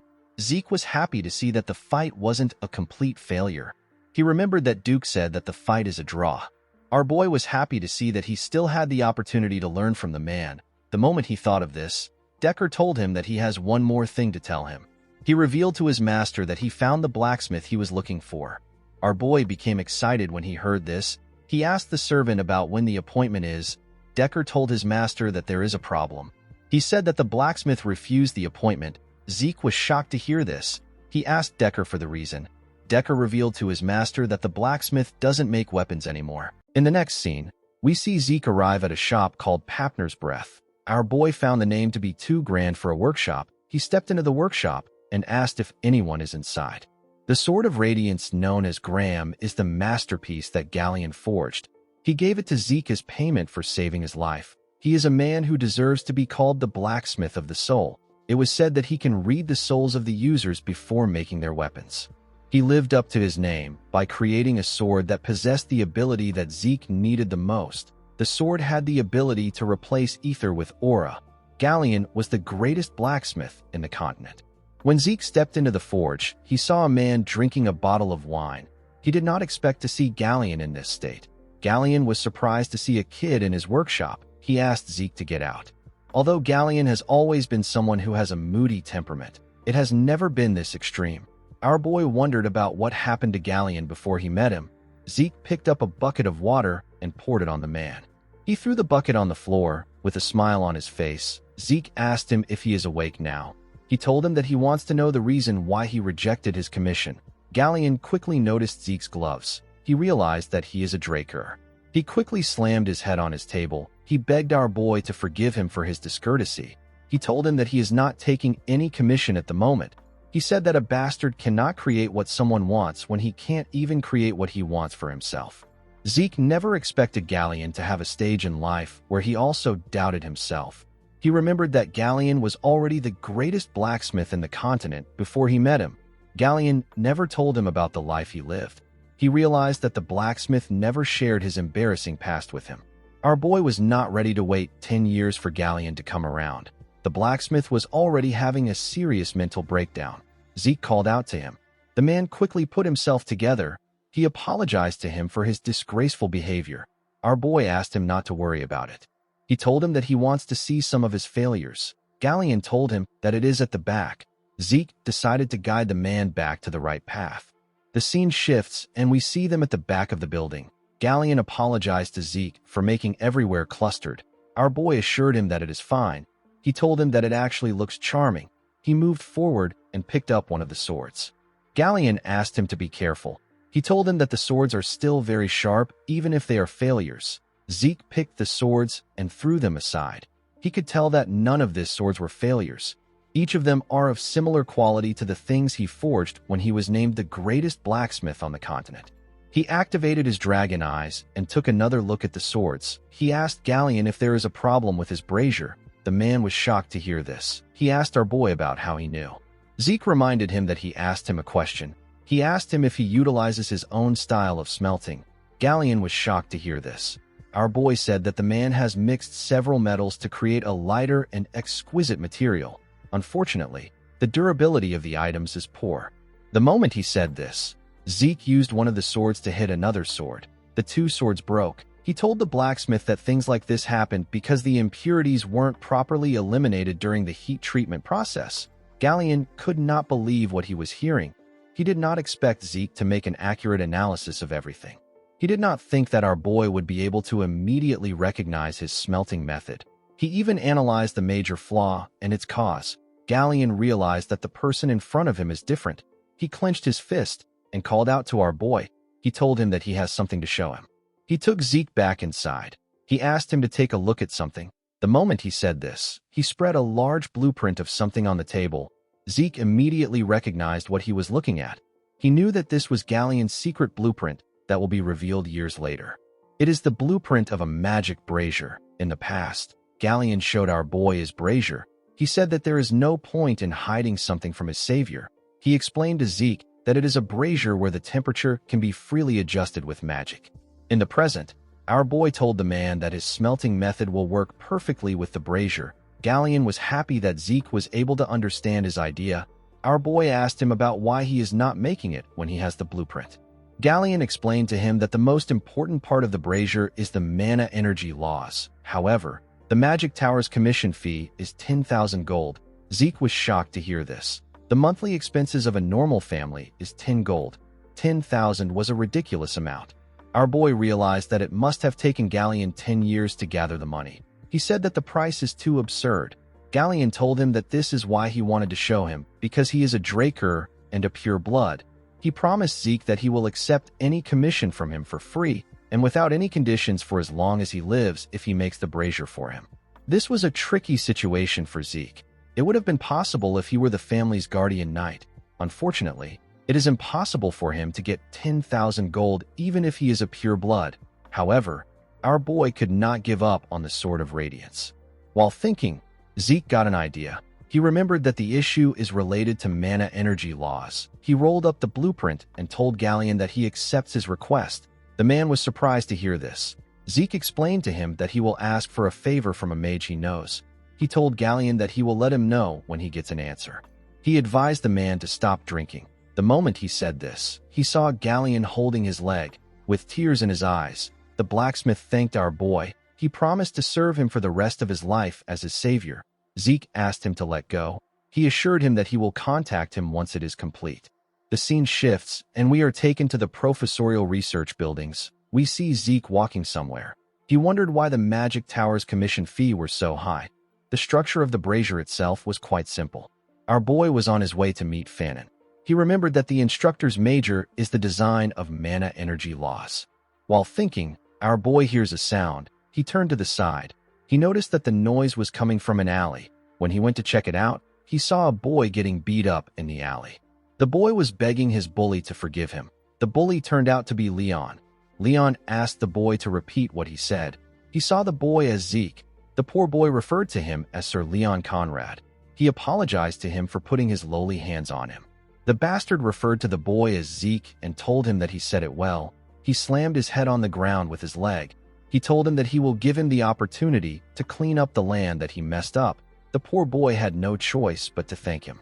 Our boy felt sick when he saw this. He decided to leave. Leon continued to beat the boy up. He told him that his existence is an hindrance. He said that Zeke is also an hindrance. He could not accept the fact that Zeke got a golden light during his awakening. He did not like the fact that he had a pure blood awakening that was better than others. He kicked the boy repeatedly and asked him not to mess with him. The idiot believed that his loss against Zeke could not be helped because our boy attacked him before the fight started. He referred to Zeke as a stupid bastard and wondered about how he became a pure blood awakener. He said that it was all luck. While he was beating the boy up, someone called him Freckles. Leon quickly recognized the voice. He stopped hitting the boy. With a smile on his face, Zeke asked his cousin if he has found someone to replace him. With a horrifying look on his face, he told the boys that he will give them 3 seconds to plant their heads in the ground. Leon told our boy that his arrogance has gone through the roof ever since he went through his pure blood awakening. Zeke asked him to shut up.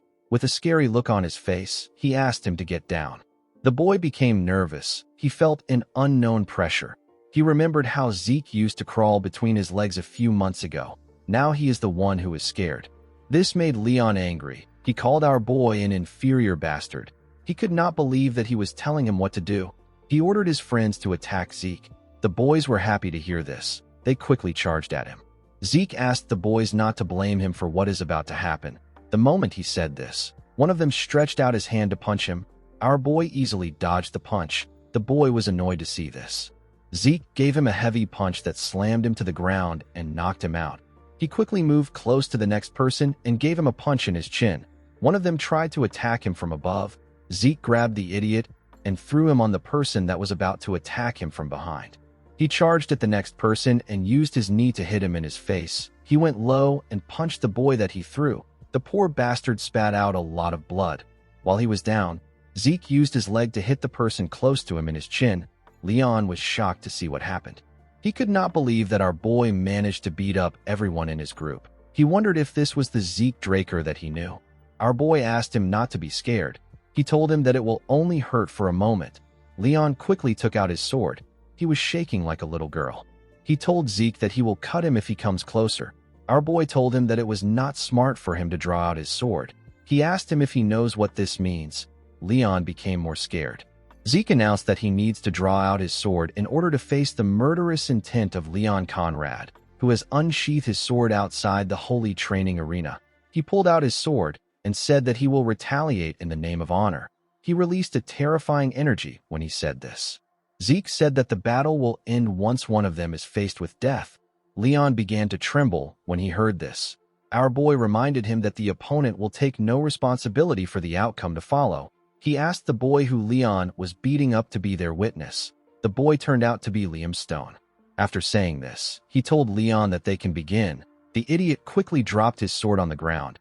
He said that he is sorry. He actually peed himself. He referred to our boy as Sir Zeke Draker and begged him to let him leave. He begged him to let him go.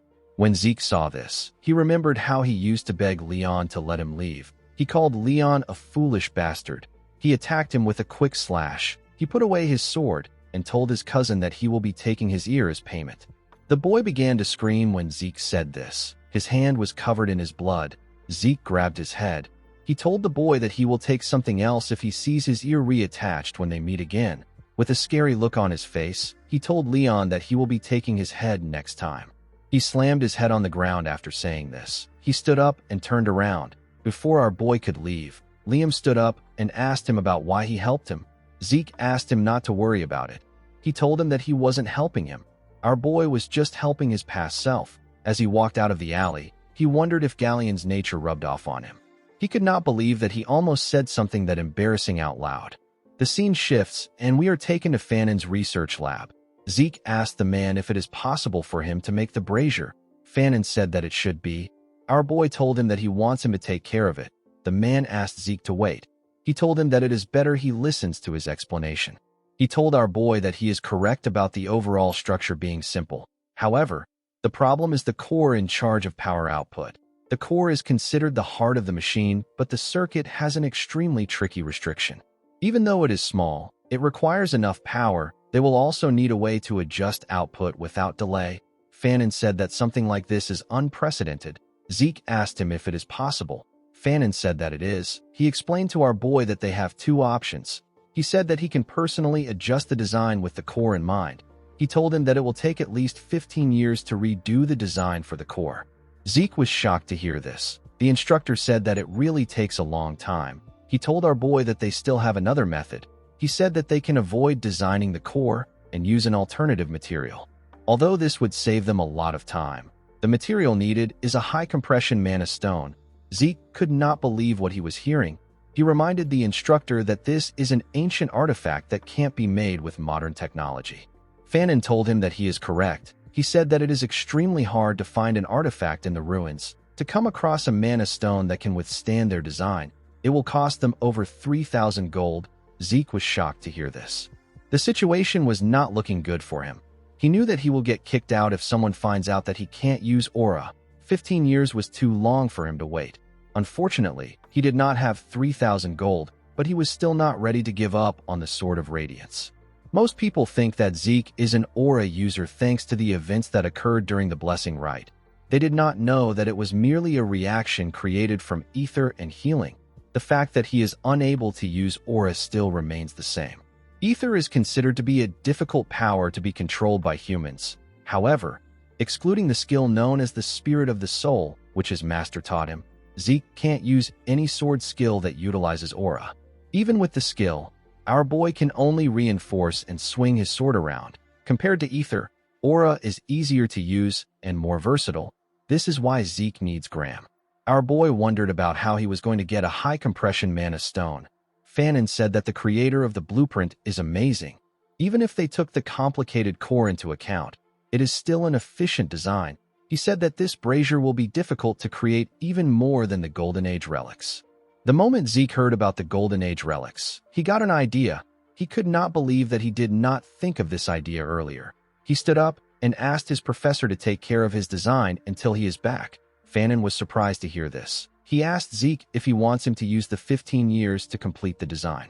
Our boy laughed when he heard this. He said that he is going to bring something. With a smile on his face, he told him that he will bring back a high-compression mana stone. The Golden Age is the time when the Liberation War was fought to escape the rule of dragons. The war ended with the defeat of the evil dragon Bahamut. The dragon was slain by Tarakan Draker. This granted humanity a century of peace. During that time, ancient relics were uncovered within the dragon's lair. They were the remnants of the age of the Hero King. This was the prime age of magic. All the discovered relics, techniques, and magic far surpassed modern standards. Among these items was the high-compression mana stone. It is an item that is capable of sustaining the mana needs of a village. It is a relic from the age of the Hero King. In the next scene, we are taken to the Draker Academy's central library. Despite being rarely used, the central library continued to be maintained. It is believed to have been established by Tarakan himself. During the expansion of a records room, relics from the Golden Age were discovered.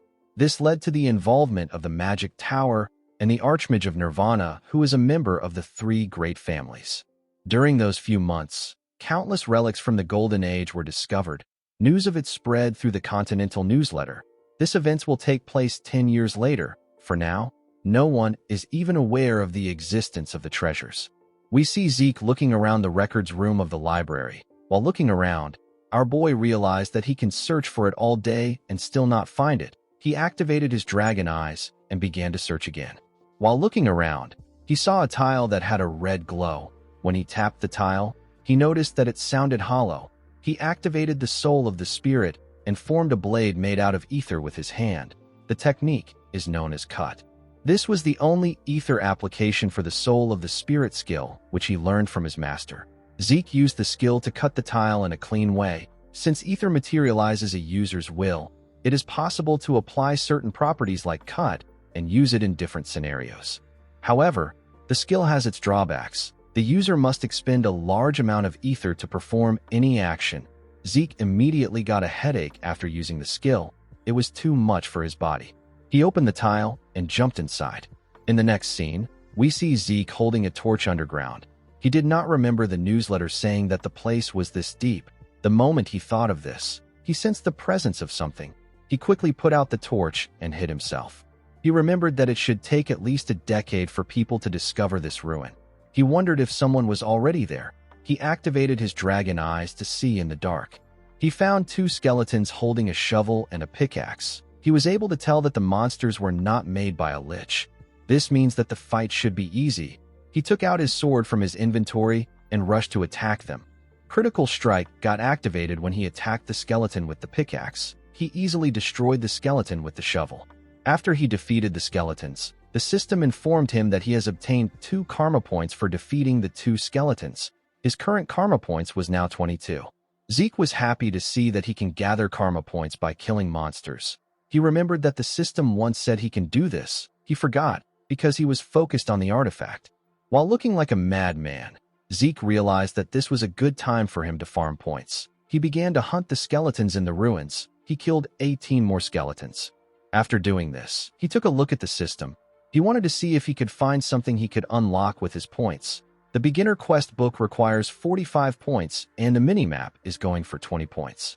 To unlock the draconian skill known as Devour, he needs 50 points, and to raise the draconian skill section to level 2, he also needs 50 points.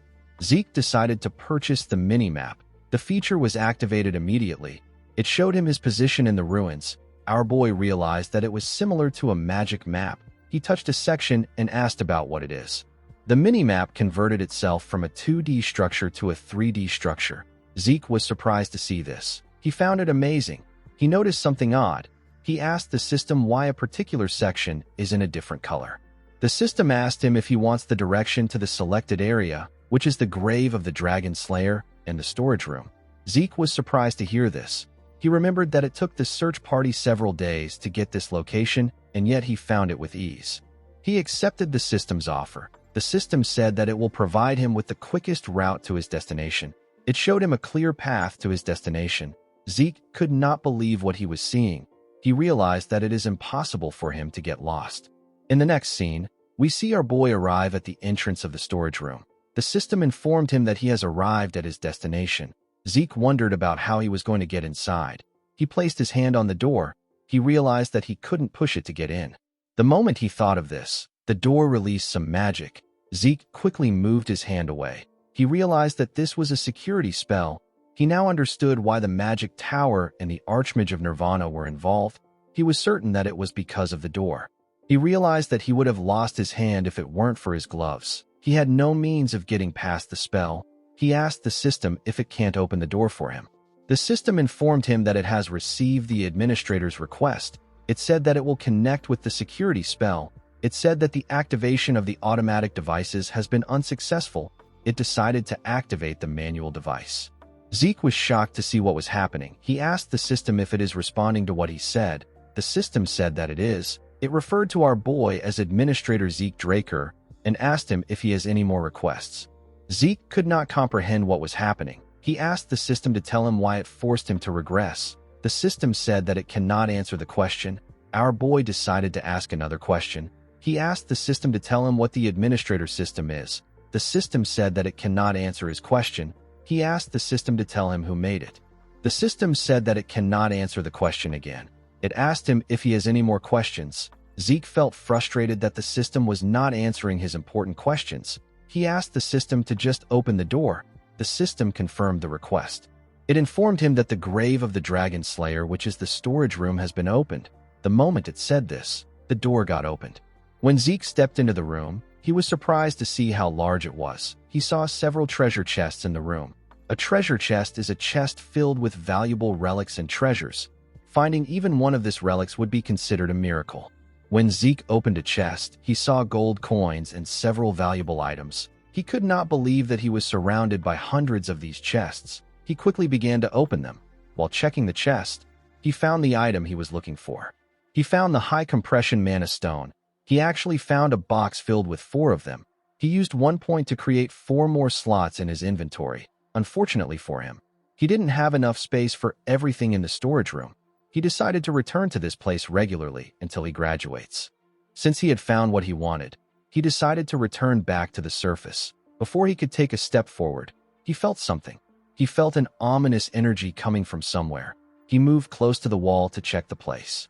The moment he touched the wall, it released some magic. Zeke was shocked to see this. Before he could do anything, a magic circle got activated. The magic circle teleported our boy somewhere else. Zeke found himself in another room. He quickly called out to the system and asked it about where he is. The system informed him that he is at the home of the Dragon Slayer. Zeke looked around.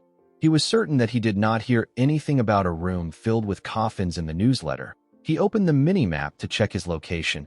He noticed that he was not far from where he previously was. The only odd thing was that there wasn't a path connected to this room.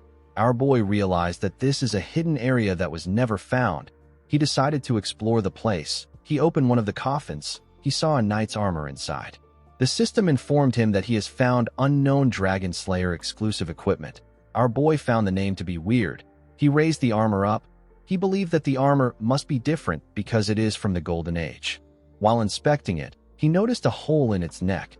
The moment he saw the hole, Zeke got an idea. He took out one of the high compression mana stones. He wanted to make use of the opportunity when he inserted the high compression mana stone into the hole. The system informed him that he has installed a mana battery into the Dragon Slayer exclusive equipment. The moment it said this, the armor opened its eyes. Zeke became excited. Unfortunately for him, the armor began to shake. Our boy did not understand what was happening. Before he could do anything, the armor blew up. The system explained to him that an overload caused by equipment failure has caused the activation to fail. It said that an explosion will occur in a few seconds. It advised Zeke to hide. Our boy was annoyed to hear this. He told the system that the explosion already occurred. The system apologized to him. Zeke could not believe that a high compression mana stone was the energy source for this ancient armors. He wondered about the kind of features that the armors had for them to use such a large energy source. He decided to continue looking around. After searching every room, he did not find anything. He decided to go into the last room. He found a glass cube in the room. It was the only thing in the large room. While he was looking around, the system sent a message to him. Zeke was shocked to see what the system said. He called Tarakan Draker a crazy man.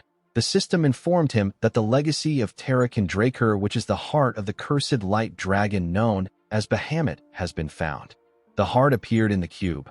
Our boy did not expect his ancestor to leave the heart of the dragon he defeated as a dying gift. He now understood the ominous feeling he got when he was in the storage room.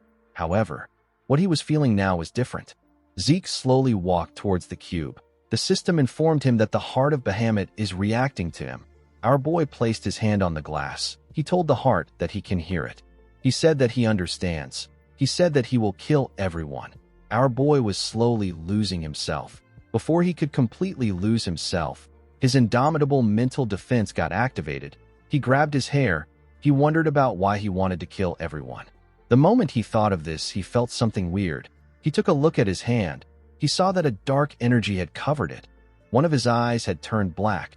The energy surrounded him. Zeke became nervous. He did not understand what was happening. He began to panic. The system informed him that he is about to take Tarakan Draker's test. He was asked to defeat the strong curse from Bahamut's heart. He was told that he will receive Tarakan's dying gift as a reward for clearing the mission. The moment the system said this, it slowly got removed. It tried to activate the indomitable mental defense, but it failed.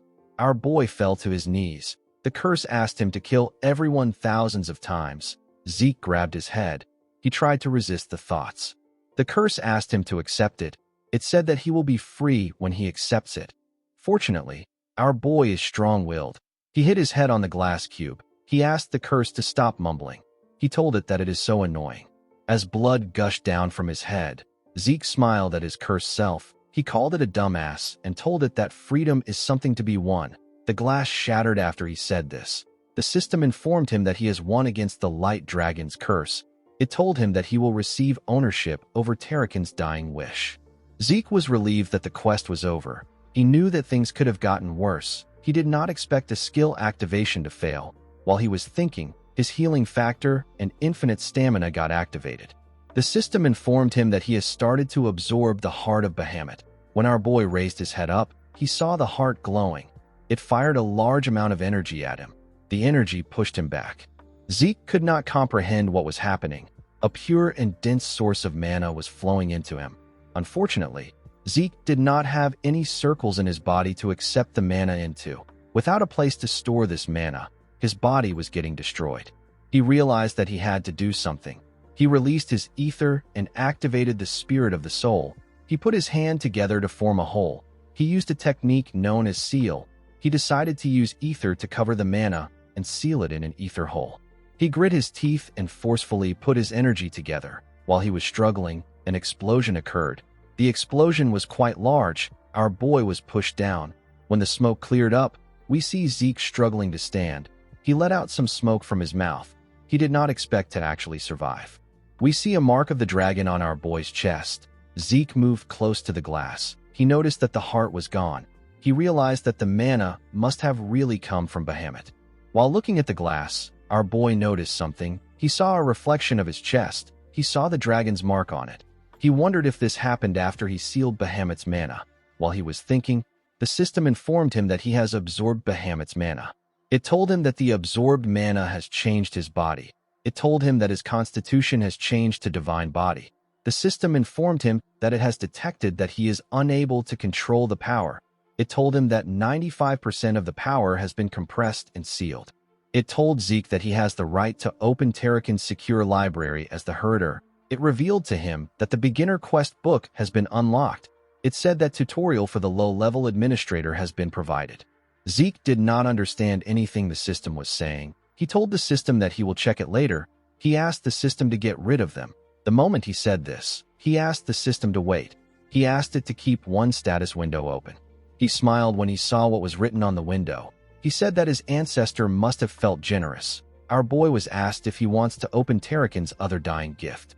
He asked the system to open it. The system accepted his request and told him that it will open Tarakan's gift. When the gift was open, Zeke saw something shocking inside.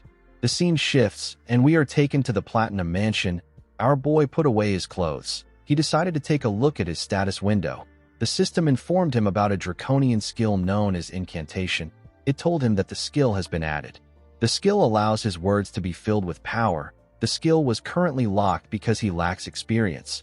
Zeke noticed that authority, constitution, and several other things were added. He realized that he can only use incantation once he becomes stronger. Under authority, our boy was given a skill known as Dragonic Control. It gives him control over dragonkind.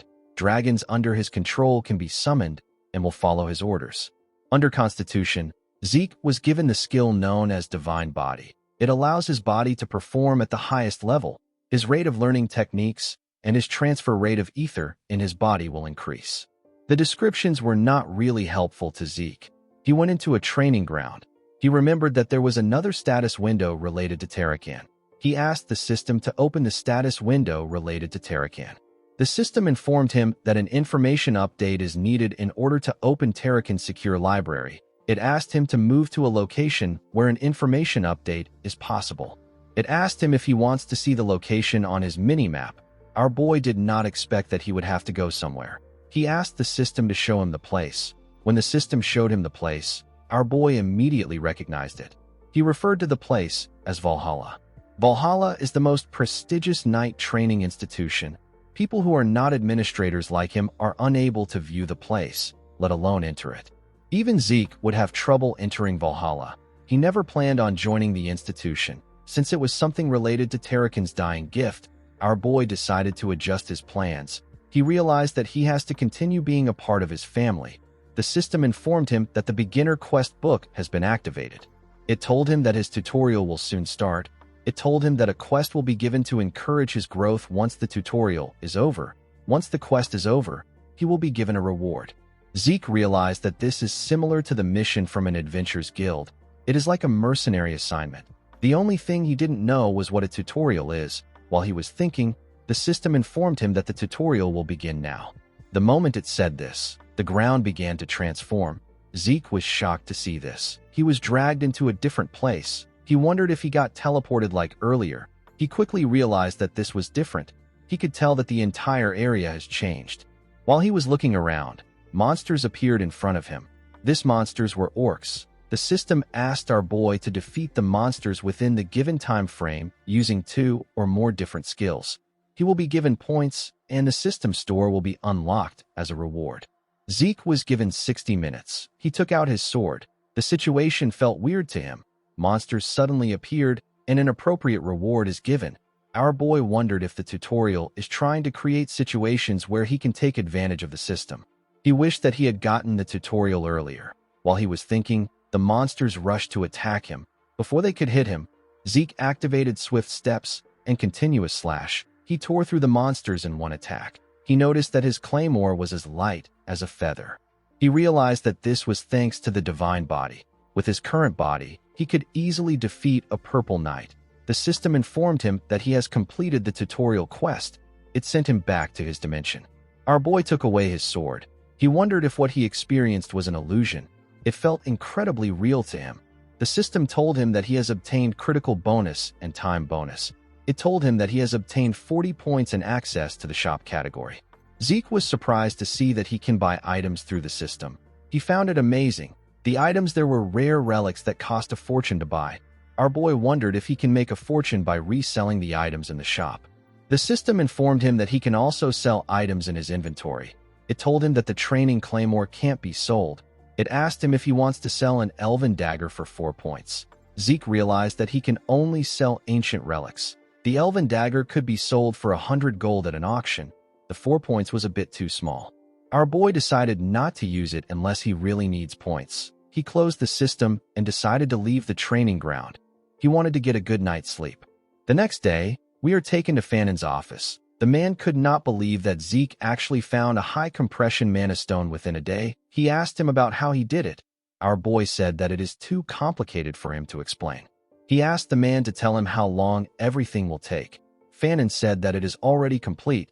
Zeke was surprised to hear this. He told the man that he is incredible. Fanon told him that he finds it more amazing that he was able to get a high-compression mana stone. Our boy took a sip of his tea. He realized that his instructor is suspicious of him. Every time high-compression mana stones are found in the continent, they are registered using a variety of ancient texts. They are used to manage the ownership of some of the more expensive mana stones. By checking the registration number, a person can confirm where and when the mana stone was found, as well as the current owner of the mana stone. However, there is no way the mana stone Zeke has is registered. Fanon looked through the Central Continent high-compression mana stone registration encyclopedia.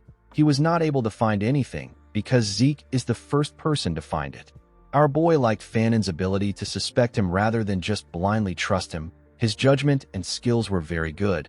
He believed that his instructor is too talented to rot in a place like this. He moved close to him and asked him if he has now confirmed the registration number. Fanon was shocked to see that our boy knew. In the next scene, we are taken to Galleon's workshop. We see the blacksmith activate the brazier. He wore some gloves and used his hand to control the magic in the brazier. Galleon was extremely happy to test the brazier. Fanon was happy to see that the brazier worked. He told Zeke that he has a lecture to attend. He told him that he will see him later. Zeke thanked his professor. Galleon thanked our boy for completing the magic brazier. He said that he never expected to finish it in his life. Zeke asked him not to thank him. He reminded him that it is part of their deal. He asked him if he has not forgotten his part of the deal. Galleon told him that he hasn't. He asked Zeke to tell him what he wants. Our boy opened a box. He asked Galleon to make the item in the box into a sword. The blacksmith was shocked to see what it was. He could not believe that he was looking at a dragon's fang. This was Bahamut's sharpest fang. Galleon was extremely impressed. He said that he has never seen a fang of this size in such a perfect condition. He asked Zeke about where he got it. The fang was Tarakin's second dying gift. Our boy did not expect his ancestor to take the dragon's heart and fang. He realized that Tarakin must have loved to collect things. He told Galleon that it is a bit complicated. The moment he said this, he noticed that the man was shaking. He moved close to him and asked him if he is all right. Galleon could not believe that Zeke gave him a magic brazier, and now he is giving him the chance to work with the dragon's fang. With a look of determination on his face, Galleon promised Zeke that he will exceed his expectations. He said that he will create his blade even if it costs him his life. Our boy believed that this is expected because it is a request from someone that saved his life. He remembered that Galleon also made the same promise in his past life. At that time, he begged the man not to do too much. He smiled when he realized that Galleon was still the same. He told him that he will leave the rest to him. As he walked out of the workshop, he wondered about the kind of sword that Galleon will make this time. He was looking forward to it. The scene shifts, and we see our boy arrive in his room. He was quite tired. He did not expect to go through so much stress just to make a sword. He remembered that it has been a week since he received a note from Duke. Duke asked him to come find him. He believed that something will happen sooner or later. While he was thinking, he sensed something. When he turned around, he saw Duke step into his room through his balcony. The man seemed to be angry. He asked Zeke to tell him why he didn't come. Our boy began to shake. With a scary look on his face, Duke asked him to tell the truth. Zeke could tell that the man really wanted to kill him. He reminded the man that he told him to find him if he wants to challenge him again. He told Duke that he didn't come because he had no intention of challenging him again. Duke grabbed Zeke's clothes. He reminded him that he asked him to tell the truth. The moment he said this, he threw Zeke out through the balcony. Our boy was shocked to see himself in the air. He noticed that he was in a really high place. He realized that he will die before he gets the chance to heal. He quickly reached for the balcony. Before he could touch it, Duke grabbed his neck. He asked Zeke if he really has no intention of challenging him again. He told our boy that it is impossible for him not to be aware of his intentions. He realized that Zeke didn't come even after reading his message on purpose. He did the same thing when they met at the infirmary. The man realized that Zeke was trying to irritate him. He told him that he will give him 5 seconds. He advised him to tell the truth this time. Zeke smiled at him. He told him that he is funny. The man started counting down. Our boy reminded him that he has not yet even revealed his true identity to him. He reminded him that he is known as Garden Keeper Dexter. Duke smiled when he heard this. He threw Zeke back inside the room. Our boy slammed his head on the wall. Duke told him that he is right. He stretched out his hand and revealed to him that he was once a black knight of their household. He told him that his name is Duke Draker. Zeke placed his hand on his chest and apologized to him for disrespecting a member of the family and an honorable Black Knight. Duke was surprised to see how fast our boy accepted the truth. He asked him if he was planning this. Zeke said that he wasn't. He reminded Duke that he said he was once a Black Knight. The man said that it is not a big deal. He said that he is no longer a Black Knight. Our boy was surprised to hear this. He wondered if this is possible. He knew that it was normal for people to rise in ranks, but he has never heard of anyone who dropped in ranks. Duke asked Zeke to stop talking about it. Our boy noticed that the man's hand was shaking. He decided to drop the matter. He told the man that he will tell him the truth since he also did the same. He revealed to Duke that he was already aware of his identity. The man asked him if he bothered him so that he can become his official apprentice. Zeke told him that he is correct. Duke smiled when he heard this. He told our boy that he likes his boldness. He told him that he will accept him as his apprentice. Zeke was shocked to hear this. He did not expect it to be so easy. He decided to make it official before Duke changes his mind. He went on one knee and referred to Duke as the honorable knight among knights. He declared his intention to become his apprentice. He said that he will gain wisdom and power to bring honor to his master's name under his orders. Duke did not expect Zeke to know the apprentice's vow. He said that most people don't use it anymore. Zeke said that culture is a necessary virtue of a knight. Duke called him a sly snake. Our boy said that he will accept it as a compliment. Zeke referred to him as master and told him that he has a question for him. The man felt a little embarrassed that our boy called him master. He asked him to ask his question. Zeke asked his master to tell him why he accepted him as his disciple. Duke was famous for not accepting disciples. Only Andre, the man known as the genius of the century, managed to become his disciple after years of asking. Our boy did not understand why Duke would accept him so readily. He assumed that his master saw that his potential surpasses Andre's own during the duel they had. Duke asked him to guess the reason. Zeke asked his master if it is because he is a genius of the family. The man laughed when he heard this. He told our boy that his confidence is something else. He told him that he would have chosen Reina if he was looking for a genius. He revealed to Zeke that he likes his tenacity. He explained to him that talent isn't the only thing needed to reach the level of a red or black knight. Individuals who never faced any issues usually fall in the face of adversity. Zeke knew that the man was right. Most of the praised geniuses who were projected to reach the level of red knights usually fail to reach this level. They stay at the level of blue knights. Duke stood up. He asked our boy to follow him. He said that it is time for his first lesson. Zeke followed his master to the Western Greenhouse Gymnasium. He was surprised to see how large it was. He did not know that there was a gymnasium underneath the greenhouse. He wondered about what his master was planning. He has been running around the gymnasium since they arrived. Duke realized that our boy has been running for 3 hours. He asked Zeke to stop. Our boy asked him if he no longer has to run. Duke told him that he has a question for him. Our boy asked him to tell him what he wants to know. The moment he said this, Duke appeared behind him. He grabbed our boy's hand. Zeke quickly pushed his hand away. He put some distance between himself and his master. Duke took a look at his hand. He asked our boy if he has a problem with him checking his pulse. Zeke became nervous. The man said that he knew something was off from the start. He noticed it when they fought in the infirmary. He noticed it again when they dueled in the greenhouse.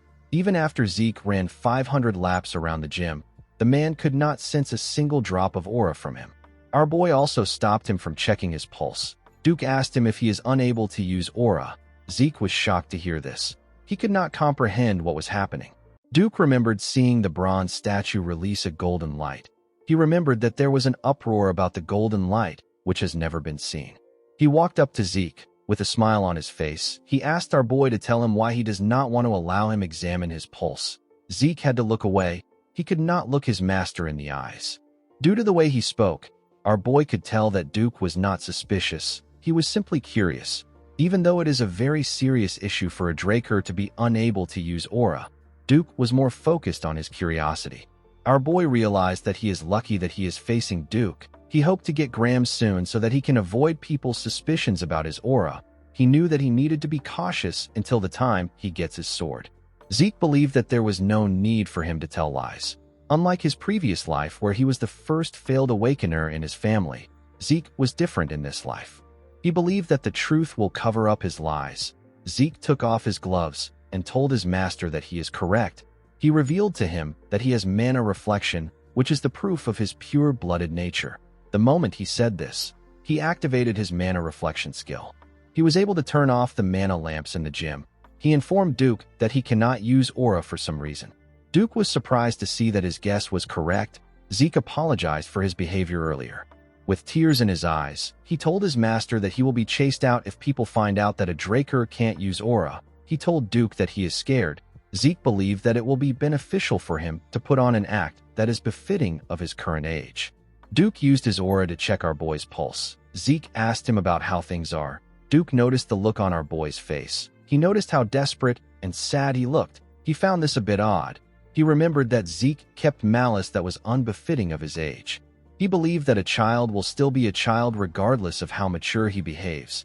Duke wondered why he couldn't sense any aura from our boy despite the fact that he successfully awakened. The man began to think deeper about it. Zeke knew that his master will not be certain even after examining his pulse. This is the level at which the blessing right is absolute for a Draker. The Draker family places all their faith on the blessing right. Even though our boy told him the truth about his aura, he knew that Duke would find a way to deny it to himself. While he was thinking, his master placed his hand on his shoulder and told him that he is an irregular. Zeke was not surprised to see that Duke came to this conclusion. He believed that it was natural for the man to think like this since he isn't aware of the concept of class. Our boy pretended as if he didn't know what an irregular is. He asked Duke to tell him what an irregular is.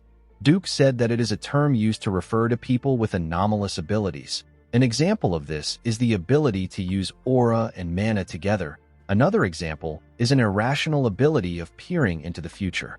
Due to their abilities, irregulars are not treated well. Duke asked our boy not to tell anyone about his ability. As Zeke ran after his master, he asked him to tell him why he thinks he is an irregular.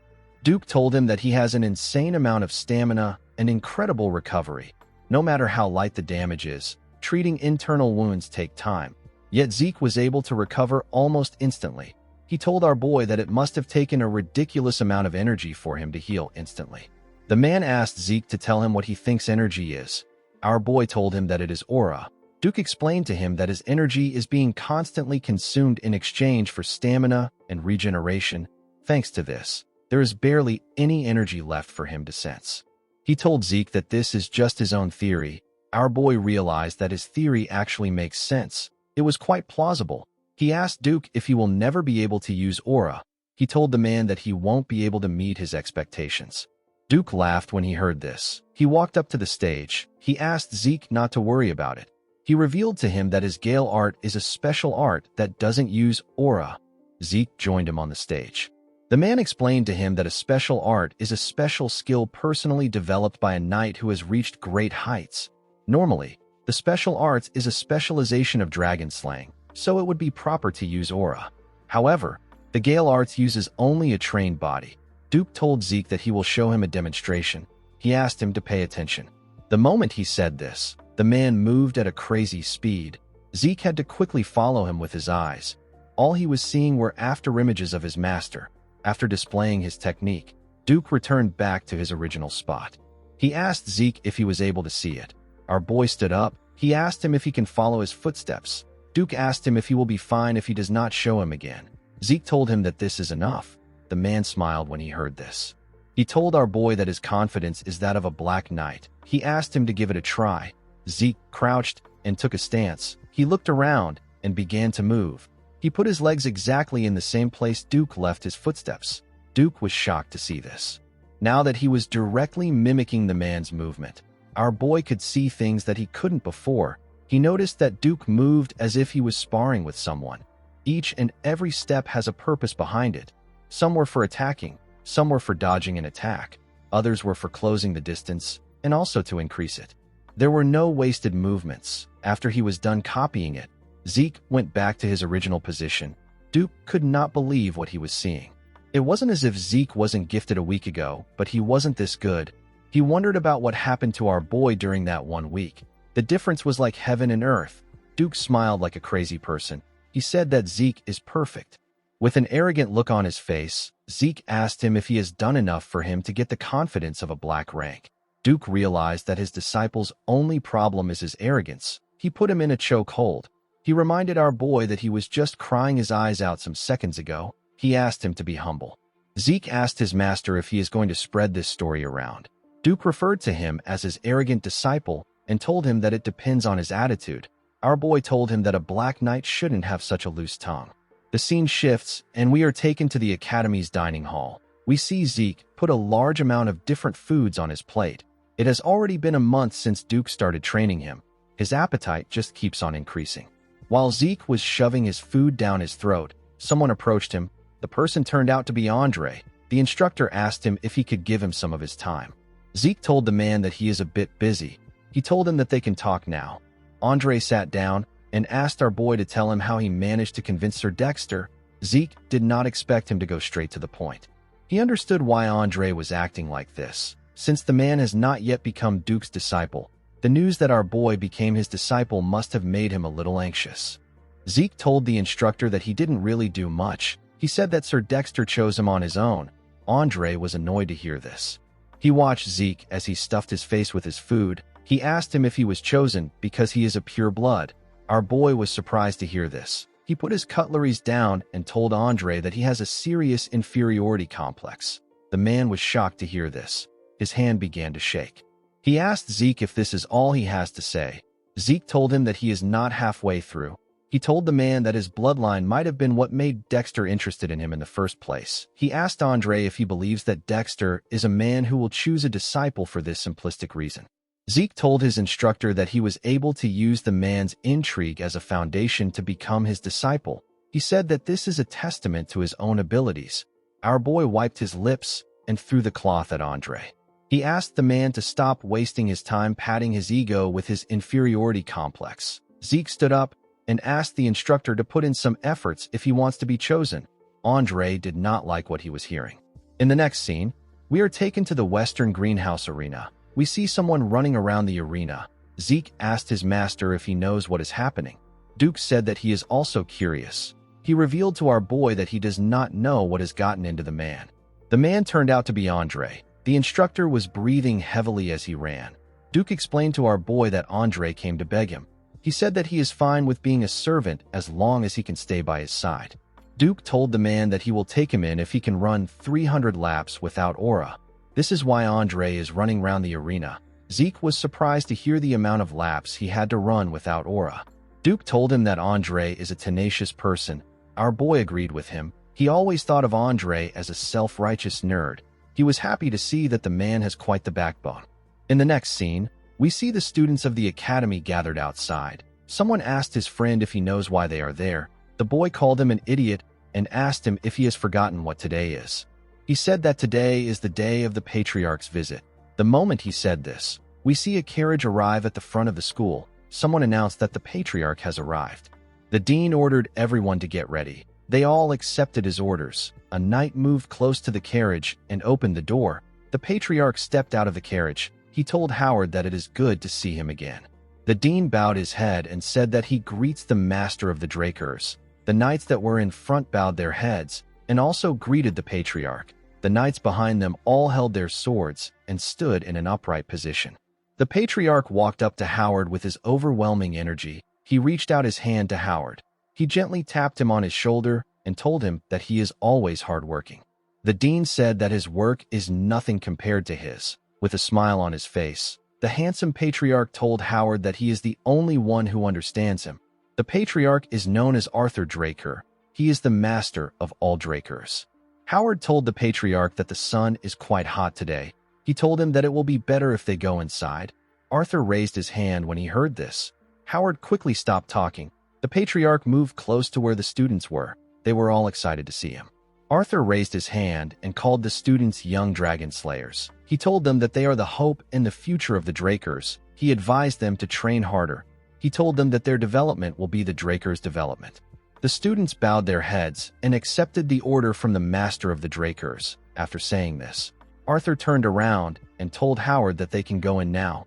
The man accepted his order. The scene shifts and we see Zeke greeting his father. He referred to him as the leader of all knights and the guardian of the name of the Dragon Slayer. He told him that he greets him with respect. Arthur laughed when he heard this. He told his son that nobody greets like this anymore. He asked Zeke to take a sit. Arthur placed a tray containing tea and other snacks on the table. He told our boy that he heard that he likes tea. He said that he prepared something rare. He told him that he hopes he likes it. Zeke thanked his father for the tea. He realized that even the food he likes was being reported to him.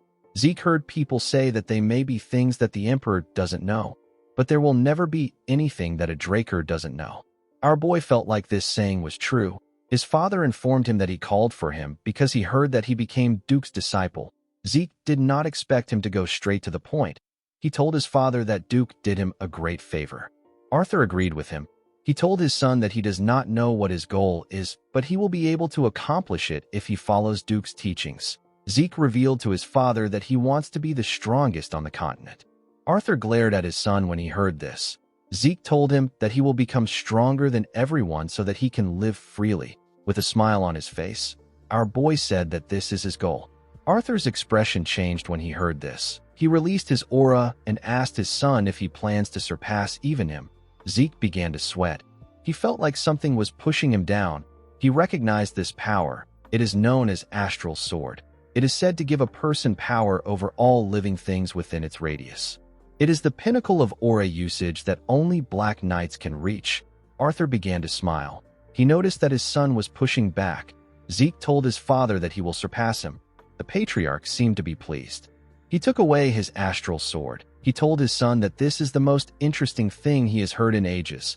Zeke did not expect the master of the Drakers to be this powerful. The man is a real Black Knight, the pinnacle of strength. Duke was already ridiculously strong, but the patriarch was on a whole other level. Zeke was scared. Arthur informed his son that he came to support him in the academy. He said that his support is no longer enough. He put his hand into his clothes and brought out something. He placed it on the table. He told his son that this is a gift for becoming Duke's disciple. Zeke was shocked to see what it was. It was a card that had the Draker emblem on it. Our boy called it a black card. Due to his son's reaction, Arthur was able to tell that he already knew what it is. The black card is a credit card only given to a select few. Our boy never thought that he would get to see one in person. Just having the card gives one incredible benefits. The card also doesn't have a limit. Arthur explained to his son that he will put the card under both their names so that he can use it freely. Zeke bowed his head and thanked his father. He said that he will use it only when necessary. Although his father was acting nice, Zeke was aware of his true intentions. Using a credit card leaves a record. Arthur wanted to keep track of what his son is doing. Due to the fact that his father was using this method instead of opting for the Black Martial Squad, Zeke was able to deduce that his father must not yet see him as a threat. Arthur told Zeke that he doesn't want to waste any more of his time. He said that he must be busy training to become the strongest on the continent. He told our boy that he is excused. Zeke bowed his head and left the room. The patriarch rested his head on his chair. The moment he did this, Duke told him that he is sickening. Arthur asked Duke to tell him why he is so angry. Duke told Arthur that he is suddenly playing father to his son after he neglected him for a long time. The patriarch told the man that he had no choice as the head of the household. He told him that what he just said counts as defamation of his character. Duke sat down on the chair and asked Arthur to take him away. The patriarch smiled when he heard this. He told the man that he is the only one that he can talk to without worries. The moment he said this, he put his hand into his clothes and brought out something. He showed Duke a bottle of liquor and told him that they can have a drink to go with their conversation. Duke became very excited. He referred to the drink as the dragon's breath. The patriarch poured his friend a drink. He asked him if he knows that the atmosphere in the continent has been very strange lately. Duke said he cannot know anything because he has been cooped up in the academy. He asked Arthur to tell him how he is supposed to know. The patriarch reminded his friend that he has eyes and ears all over the place. Duke called the patriarch a snake. He told him that he asked a question when he already knows his answer. Duke told his friend that he heard that the emperor has gone crazy over the idea of immortality and is looking all over the continent. Arthur asked his friend if he thinks that it is possible to be immortal. Duke told him that magic can make a person look younger, but it can't grant them immortality. The patriarch agreed with Duke. He asked the man if it will be different when the relic the emperor is looking for is related to the elder dragon. Duke was shocked to hear this.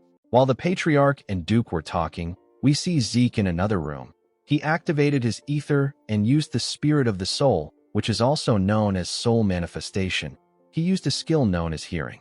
He was able to spread his senses around the floor.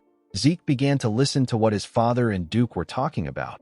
Duke told the patriarch that it might be possible if it is related to the Elder Dragon.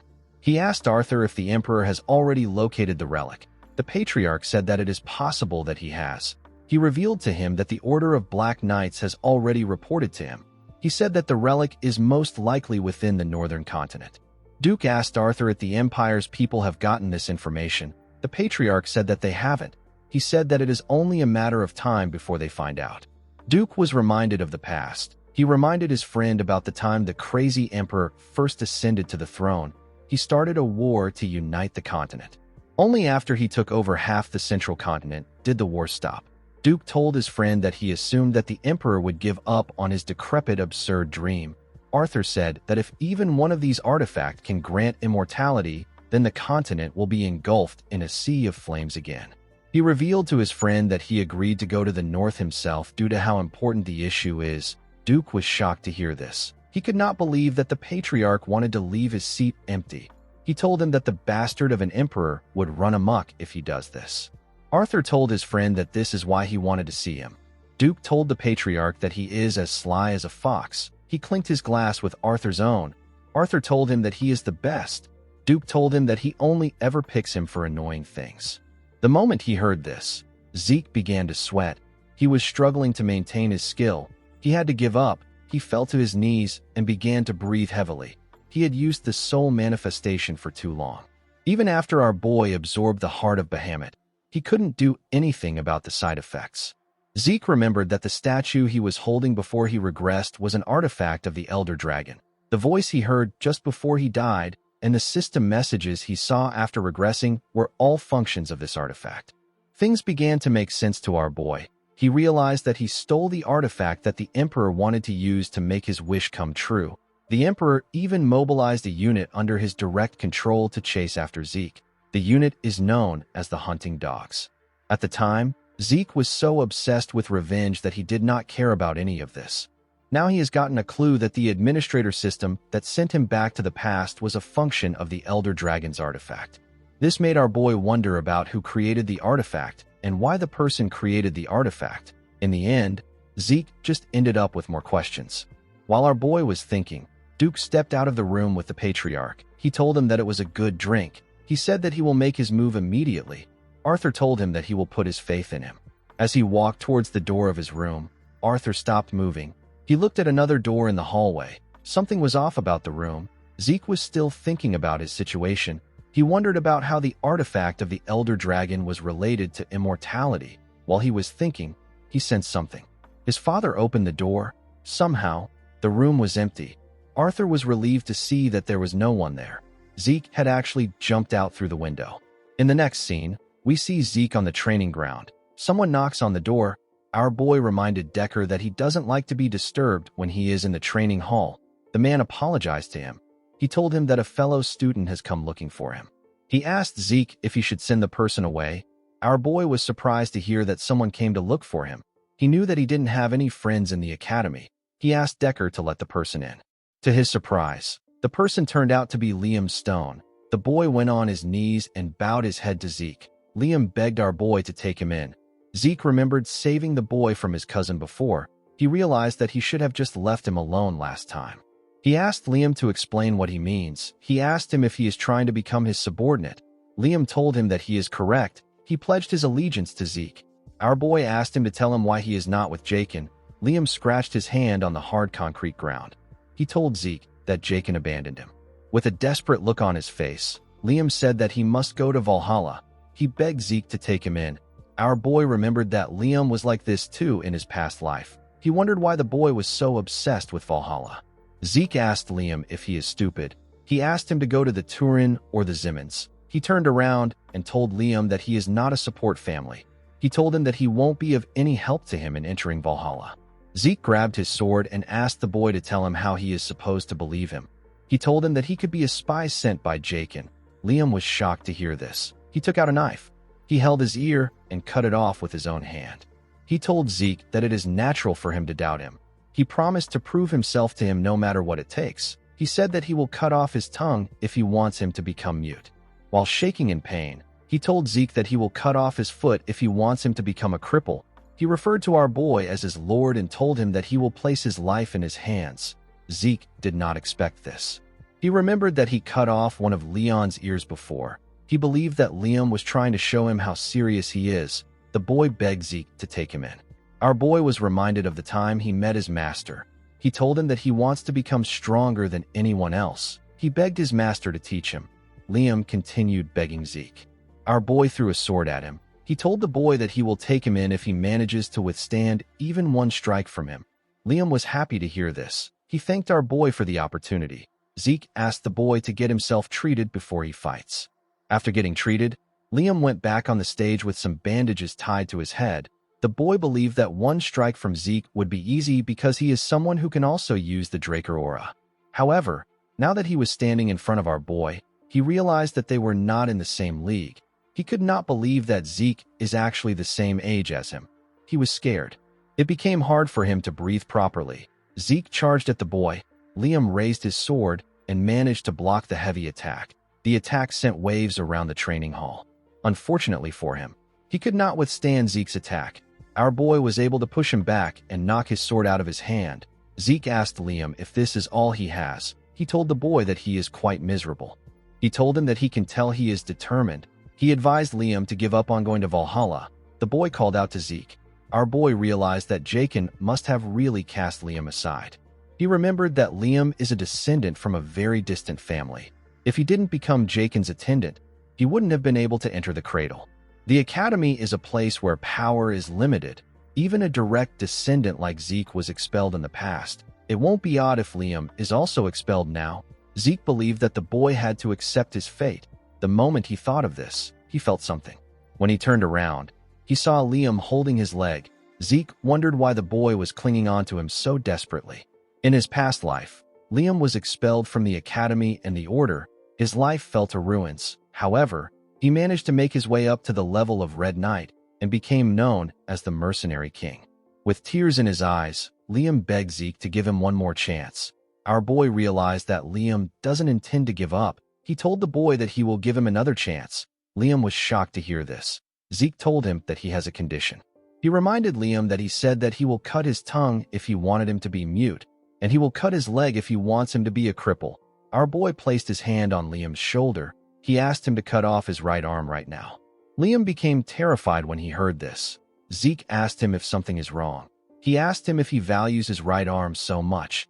Zeke knew that there was no way that Liam would do this if he is in his right mind. He was basically telling the boy to give up on being a swordsman. He stood up and told Liam that he has a lot of training to do. He asked him to get out if he cannot do it. Liam stood up and turned around. Zeke did not know why the boy was desperate, but he hoped that he wasn't too devastated. He knew that Liam would still become a Red Knight, even if he doesn't make it into Valhalla. To Zeke's surprise, Liam picked up his sword and stretched out his right arm. Zeke was shocked to see this. He did not expect him to be this crazy. He quickly charged at Liam. Before the boy could cut off his right arm, Zeke managed to hit the sword. He broke his blade. Liam was surprised to see that his arm was still there. Zeke grabbed the boy's clothes and asked him if he has lost his mind. He asked him to tell him what he will do if he went back on his word. With a sad look on his face, Liam told our boy that he is scared that he might lose something more important to him than his arm. Zeke did not understand what he was saying. He let go of him. He told him that he will throw him out if he does something this stupid again. He asked him to remember this. With a smile on his face, Liam asked Zeke if he will accept him. Our boy asked him to follow him. He told him that people won't think well of him if someone he calls his subordinate is missing a ear. In the next scene, we see the boys in the dining room of the Platinum Mansion. Liam was touching his ear. He asked Zeke if it is really alright for him to use such a valuable potion. Our boy told him that he is investing in him. He asked him not to worry about it. Zeke placed his tea on the table and asked Liam to tell him something. He asked the boy to tell him what is more valuable than his life. Liam became sad when he heard this. He told Zeke that it is his mother. He revealed to our boy that he heard that his mother collapsed from a high fever a few days after he was abandoned by Jaken. Fortunately, the fever left, but her entire body was covered in rose-like red spots. She was growing weaker by the day. The village healers don't know what the disease is called. Zeke asked him to tell him why he is so adamant about going to Valhalla. Liam said that Valhalla students and their families are offered the greatest medical treatments available on the continent. Zeke took out a pen and added some ink to it. He started writing on a paper. Periodic high fevers and rose-like red spots are symptoms of a certain disease. 5 years from now, the entire central continent will be plagued by the rose disease. It is a highly contagious disease with a high fatality rate. Countless people will lose their lives to this disease. Fortunately, a radical treatment will be invented, and it will put an end to the spread of the disease. When he was done writing, Zeke gave Liam the paper. He told him that it contains the method for producing the medicine that can heal his mother's illness. Our boy told him that it is not very difficult to make. He assured him that his village healers will be able to make it. Liam was shocked to hear this. He accepted the paper and thanked Zeke. He asked him about how he knows a cure when the healers didn't even know the name of the disease. The cure was invented by the genius alchemist brothers known as Al and Jeff. They invented it to cure the disease plaguing the central continent. However, the greedy Alchemist Association took advantage of the desperate people's lives to make profit. Upon learning this, the brothers publicly revealed the production method. The production method quickly spread across the continent to the point that even a warrior like Zeke got to know it.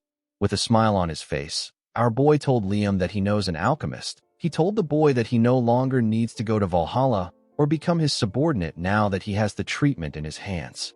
Liam said that this is not true. He told Zeke that his life belongs to him already. He went on his knees and bowed his head. He referred to Zeke as his lord and swore a lifelong loyalty to him. Our boy smiled when he heard his oath of loyalty. He found it reassuring that the mercenary king from his past life was now his subordinate. He told Liam that he will abandon him if he lags behind. He asked him to follow him well. Liam said that he will.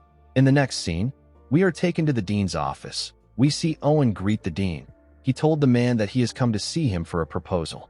He asked Howard to tell him how he feels about raising the difficulty of the examinations this semester. Howard gently stroked his beard. He asked the boy to tell him the reason for his proposal. Owen said that the first years are quite skilled. He told him that all the children from the great families are there, and there are 2 pure-blood awakeners. He said that if the examination has the same difficulty it had last year, it will end up being a poor assessment. Howard told the boy that what he said makes sense. He told him that he is truly a child of Zimmons. He said that he will consider his proposal positively. Owen bowed his head and thanked the dean. He left his office. Howard turned to the window. He said that the apple doesn't fall far from the tree. He said that Owen thinks just like someone. He realized that he needed to nip the issue in the bud in order to avoid future problems. In the next scene, we see the students gathered somewhere. They were there for the semester exam. They came for dungeon exploration. The Dungeon Exploration Exam is a semester exam only done at the Draker Academy, in which groups of 2 people have to escape a dungeon within a given time. There is a multitude of difficulties when it comes to these dungeons. Each group is assigned one at random. Zeke asked Liam if he is nervous. The boy said that he is a little nervous. Our boy told him that this is natural. He said if a person is too nervous, they can make a mistake, and if they are too relaxed, they can become arrogant. He said that a suitable amount of tension will guard against both these outcomes. While he was talking, we see Reyna trying to calm her nerves. Zeke and Liam were asked to step out.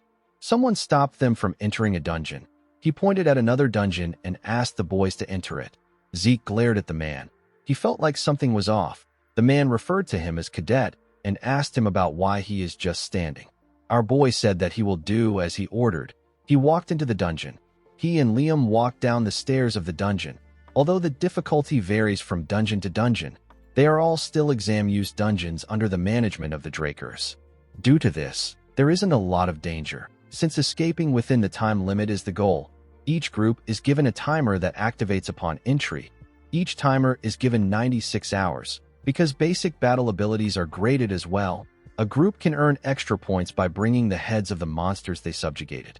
The most important thing is to leave the dungeon before the time elapses.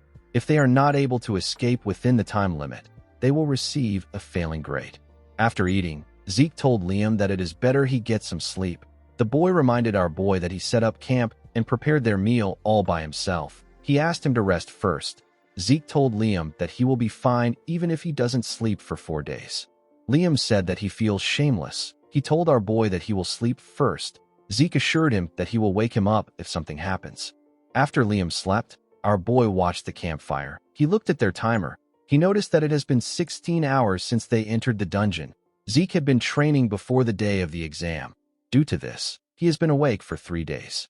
In other words, he has spent 90 hours awake.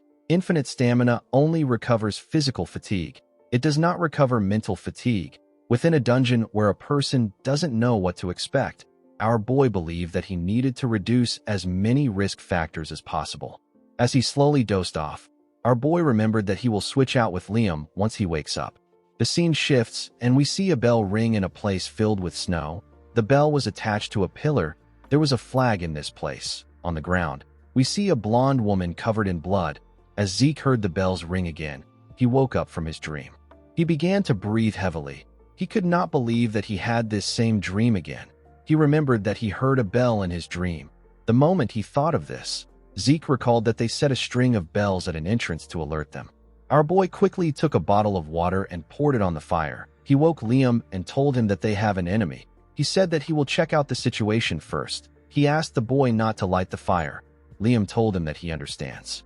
Zeke stood next to a wall close to the entrance. He knew that it will be dangerous for him to use dragon eyes in an exam that will last for 4 days. He decided to adjust his eyes to the darkness. While he was trying to look around, he caught a particular scent. Our boy immediately knew that this was the scent of sulfur.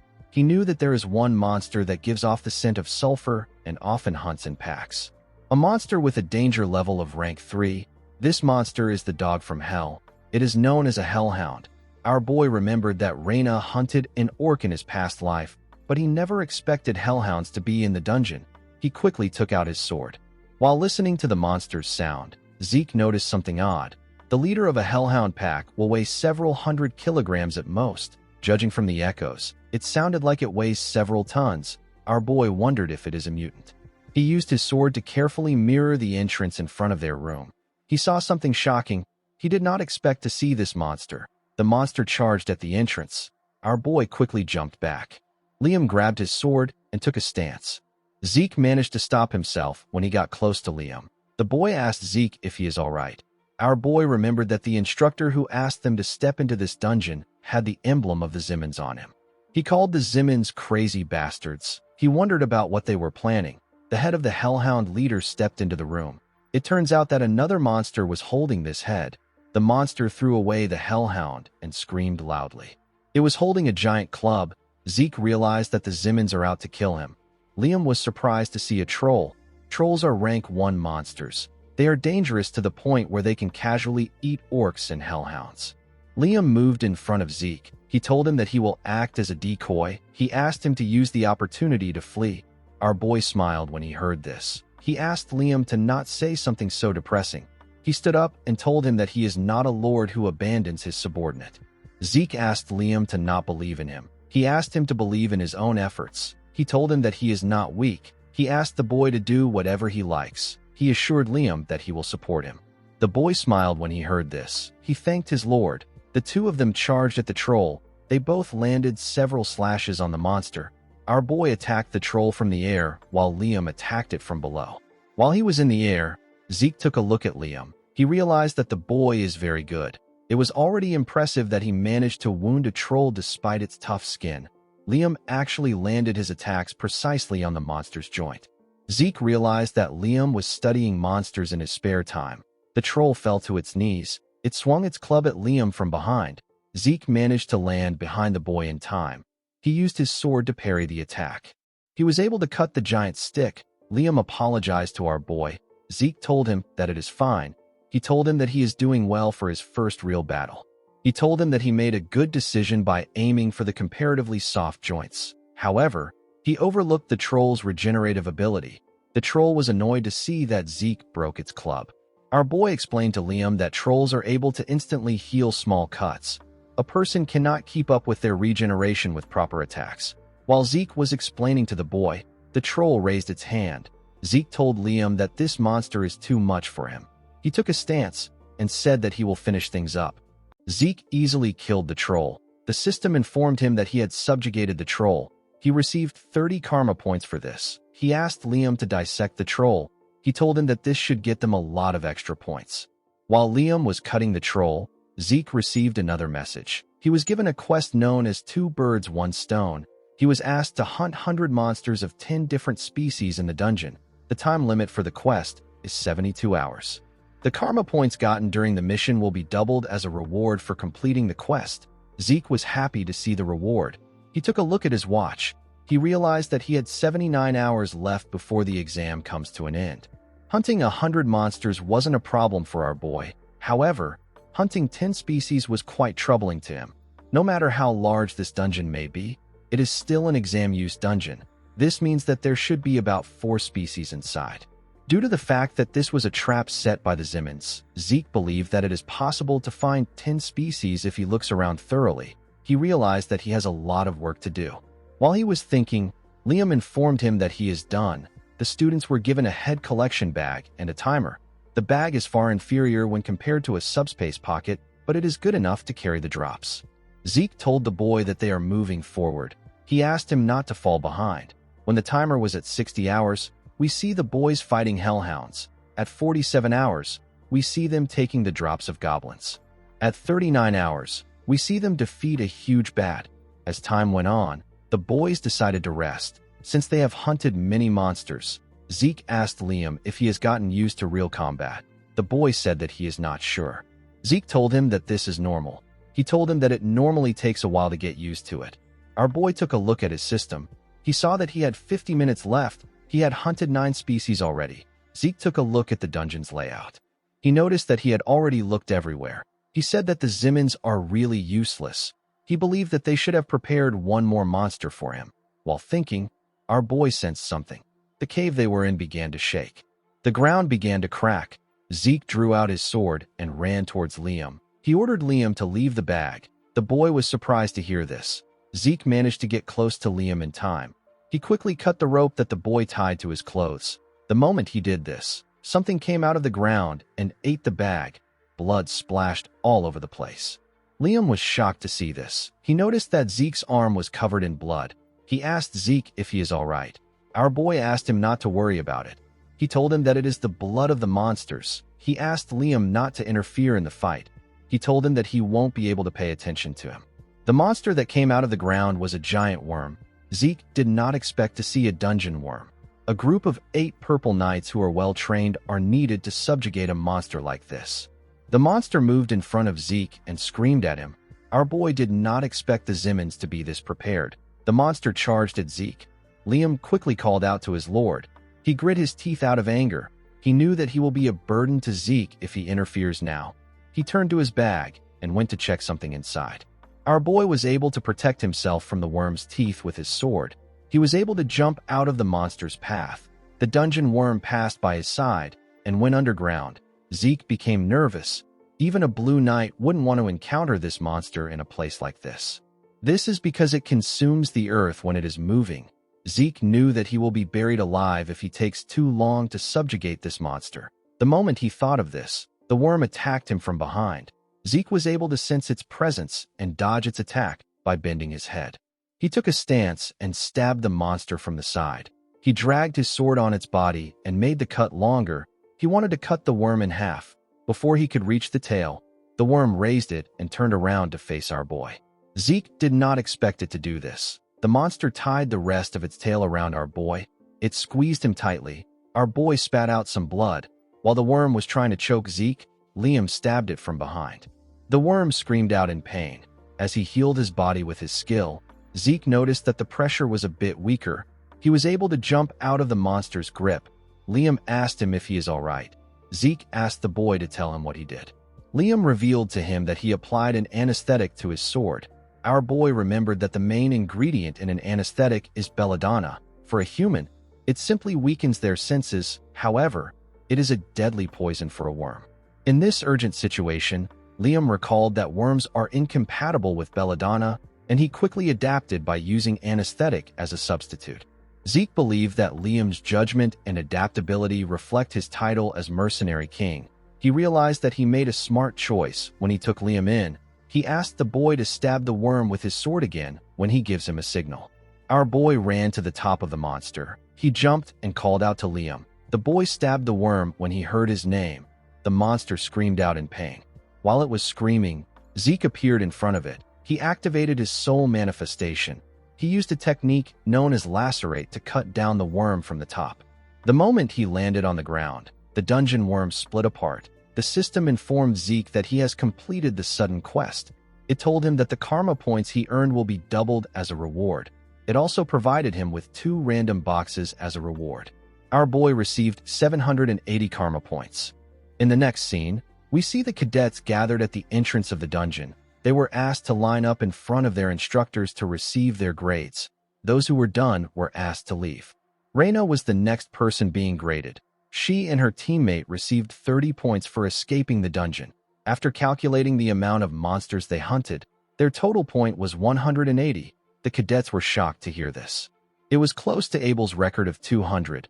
They said that purebloods are on a different level. The instructor commended Reina for surpassing the passing grade of 130 points. The girl thanked him for his praise. After Reina, Owen and his teammate were graded.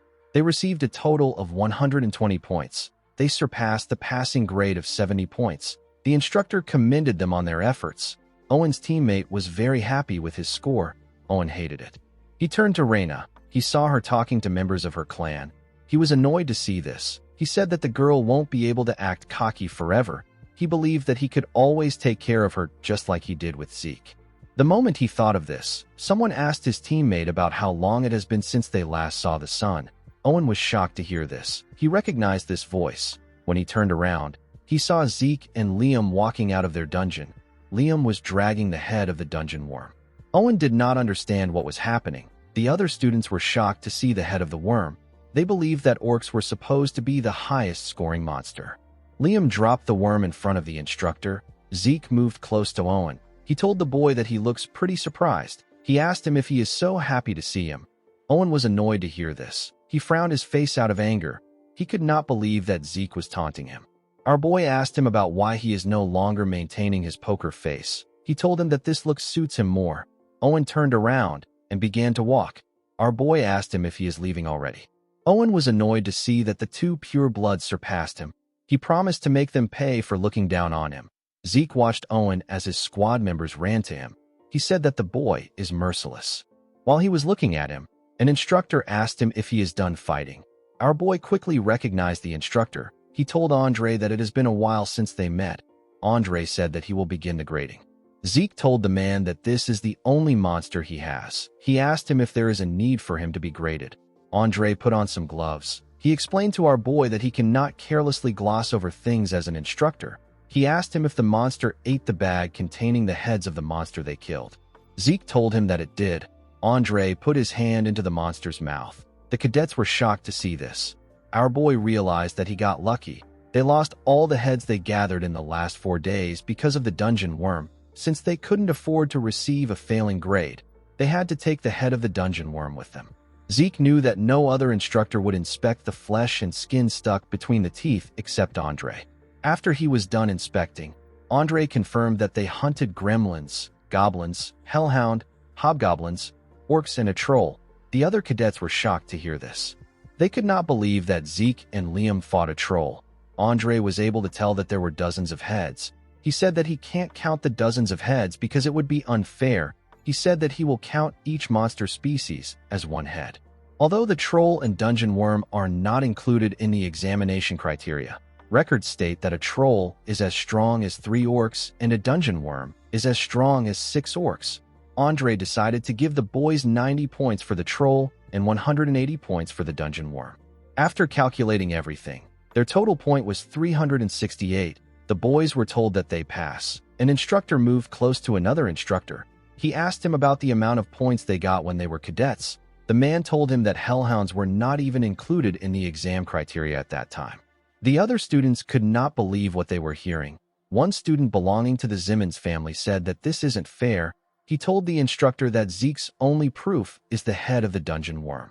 The instructor reminded him that the dungeon worm alone is worth 180 points. The boy asked him about what this means. The instructor asked the other cadets to think about things carefully. He asked them if they would have been able to fight against a dungeon worm or a troll. The cadets wondered if Zeke was always this strong. Our boy did not like the fact that they were making a lot of noise. It was different from how he used to be mocked in the past. Zeke didn't feel bad, but he did not like the fact that he had done something to stand out again. He could not believe that the Zimmons went as far as to manipulate the exam use dungeon just to eliminate him. He wondered if this was Owen's decision alone. He quickly realized that the boy was not powerful enough to mess with the Academy's examination. He understood that it was the Zimmons as a whole that made this decision. Our boy realized that he was being observed more than he thought. He decided to try to adapt and keep an eye on the situation. While he was thinking, someone called out to him. The person turned out to be Reina. The girl walked past him and told him that he wins this time. Zeke watched her as she walked forward. He did not understand what she was talking about. He did not know what he won. The scene shifts and we see Zeke on the training ground. He decided to check his system. He took a look at a draconian skill known as gluttony, which allows him to eat a lot and digest a lot. Zeke had been ignoring this skill because it looked useless. However, now he has 780 points. He could easily invest 50 points. The system asked him if he will activate the skill. Our boy told it that he will. He noticed something shocking. The skill description had changed. The system explained to him that when he is in a state of gluttony, he will be able to eat and digest anything and convert it into energy. If he consumes a monster with bloodline abilities, he will be able to absorb that monster's ability. Zeke smiled when he saw that he could absorb the ability of a monster. He realized that he should have activated this skill before he went for the exam. He decided to test the skill.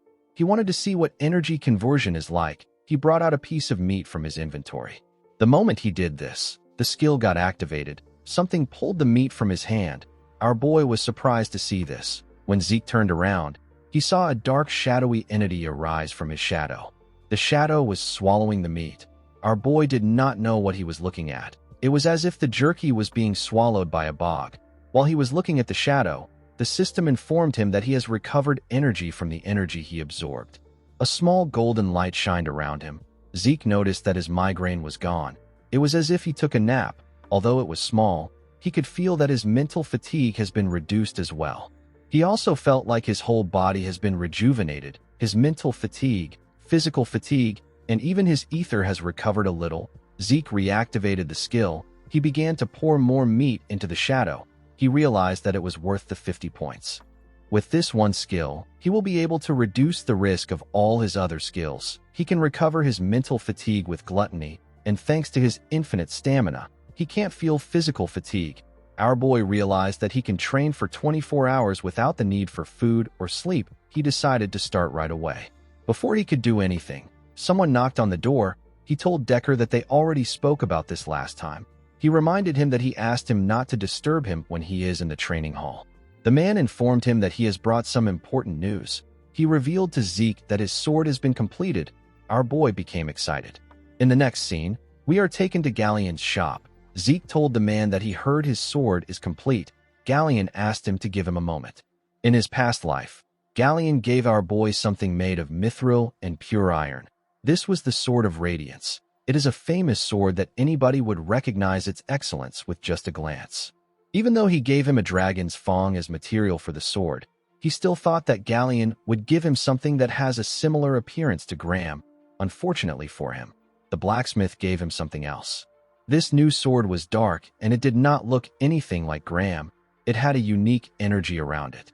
Zeke picked it up to check it out.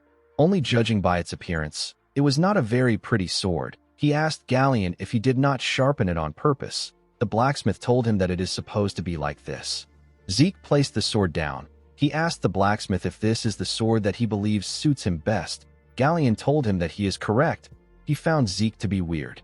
Most people would have been bewildered at his words, but our boy easily understood what he was getting at. Galleon realized that Zeke was the only one fitting to do something. He revealed to our boy that the sword doesn't have a name yet. He said that he has tried to name it, but no matter how hard he tries, he can't think of a good name. He asked Zeke if he can name the sword. Our boy was surprised to hear this. He did not expect Galleon to ask him to do this.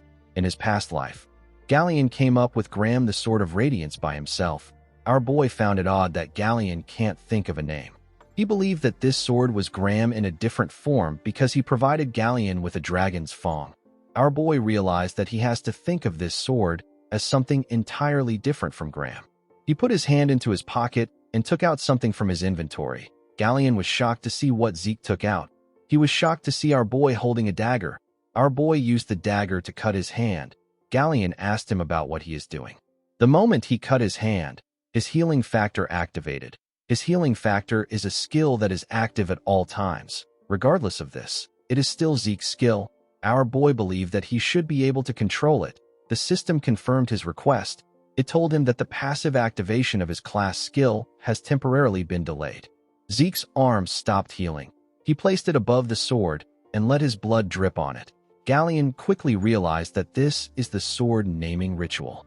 The sword naming ritual is a traditional dwarven rite in which one grants a weapon a name. The owner will infuse his blood with his energy and aura or mana and have it drip onto their sword to initiate the ritual. Once the ritual has begun, the initiator will enter into the depths of their unconscious mind and spend time there endlessly until they pick a name. Galleon took a look at the sword.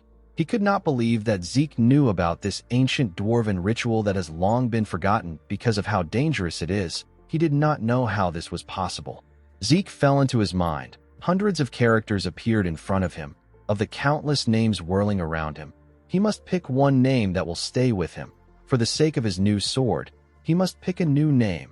As Zeke fell deeper into his mind, he saw more names. When he reached a point in his consciousness, our boy found the perfect name. He named the sword the Stygian Blade Bahamut. When he opened his eyes, the system informed him that it has registered Bahamut as an item. Bahamut and thousands of other blades appeared before him in his consciousness. Zeke could not believe that he chose the name of an evil dragon. He wondered if his mind is okay. In the next scene, we see Galleon help Zeke wrap his hand with bandages. He told our boy that he is amazing. He told him that he knows about a ritual that even dwarves barely know about. Zeke told him that he came across it while studying dwarven history. Galleon asked our boy if he can rest there for a moment. He told him that he has something he wants to give him. Zeke asked him not to worry about it. He told him that he can take his time. The man thanked him for his patience. Our boy took a look at his arm. He remembered the system telling him that he has temporarily stopped his healing factor skill. The fact that he could suppress the activation of a passive skill was a big deal to him. This means that he will be able to avoid other people having to find out about his abilities just like Duke did. Our boy believed that there was no need for him to show all his cards. Although he felt bad for Galleon, Zeke was still going to take off the bandages when he returns to the academy. While thinking, our boy realized that he needed to check out the sword. According to the system, Stygian Blade Bahamut is a blade forged in the mana of the blue flame by an outstanding craftsman with soul vision using the strongest form of the cursed light dragon. The properties of the sword are indestructible and aura conversion. It also had some special notes which will be released depending on Zeke's growth.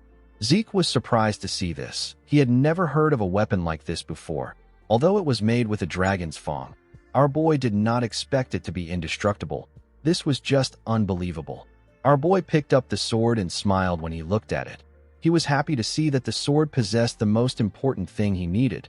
The sword had aura conversion.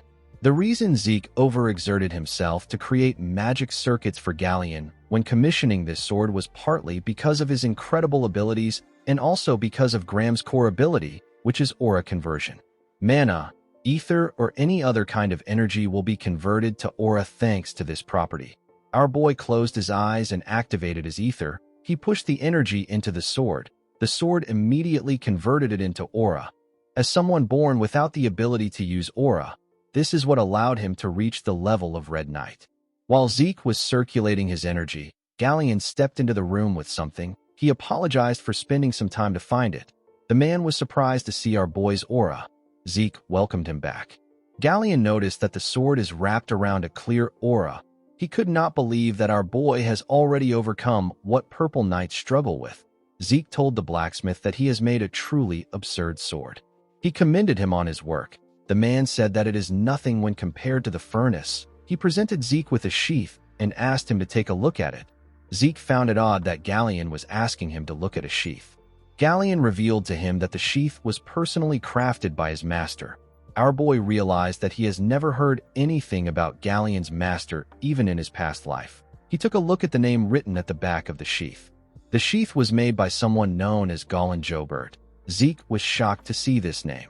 It is the name of a person who is at the pinnacle of blacksmithing. Golan Jobert is currently the greatest blacksmith on the continent. He is unrivaled even among dwarves. Golan's creations were all created near perfectly and bear special abilities. Collectors will pay hundreds of gold to get their hand on these creations.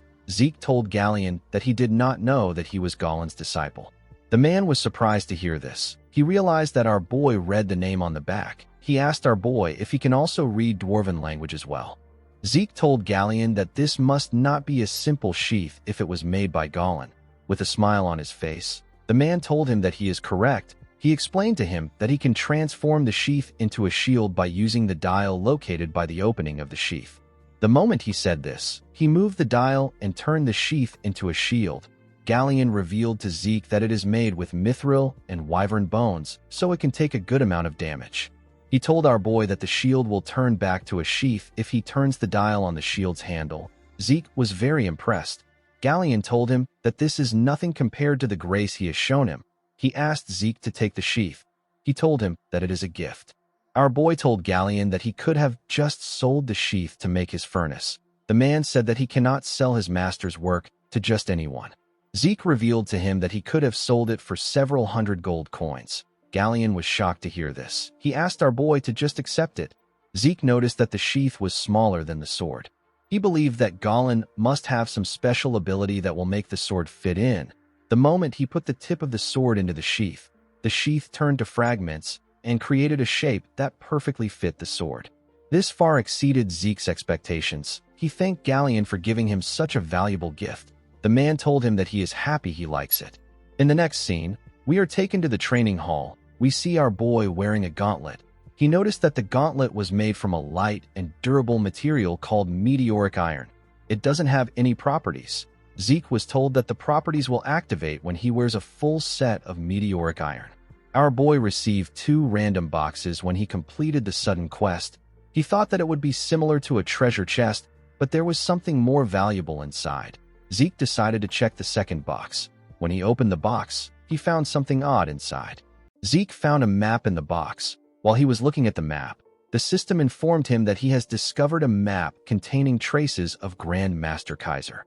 Zeke was shocked to see this. He realized that the system was referring to the hero King Kaiser.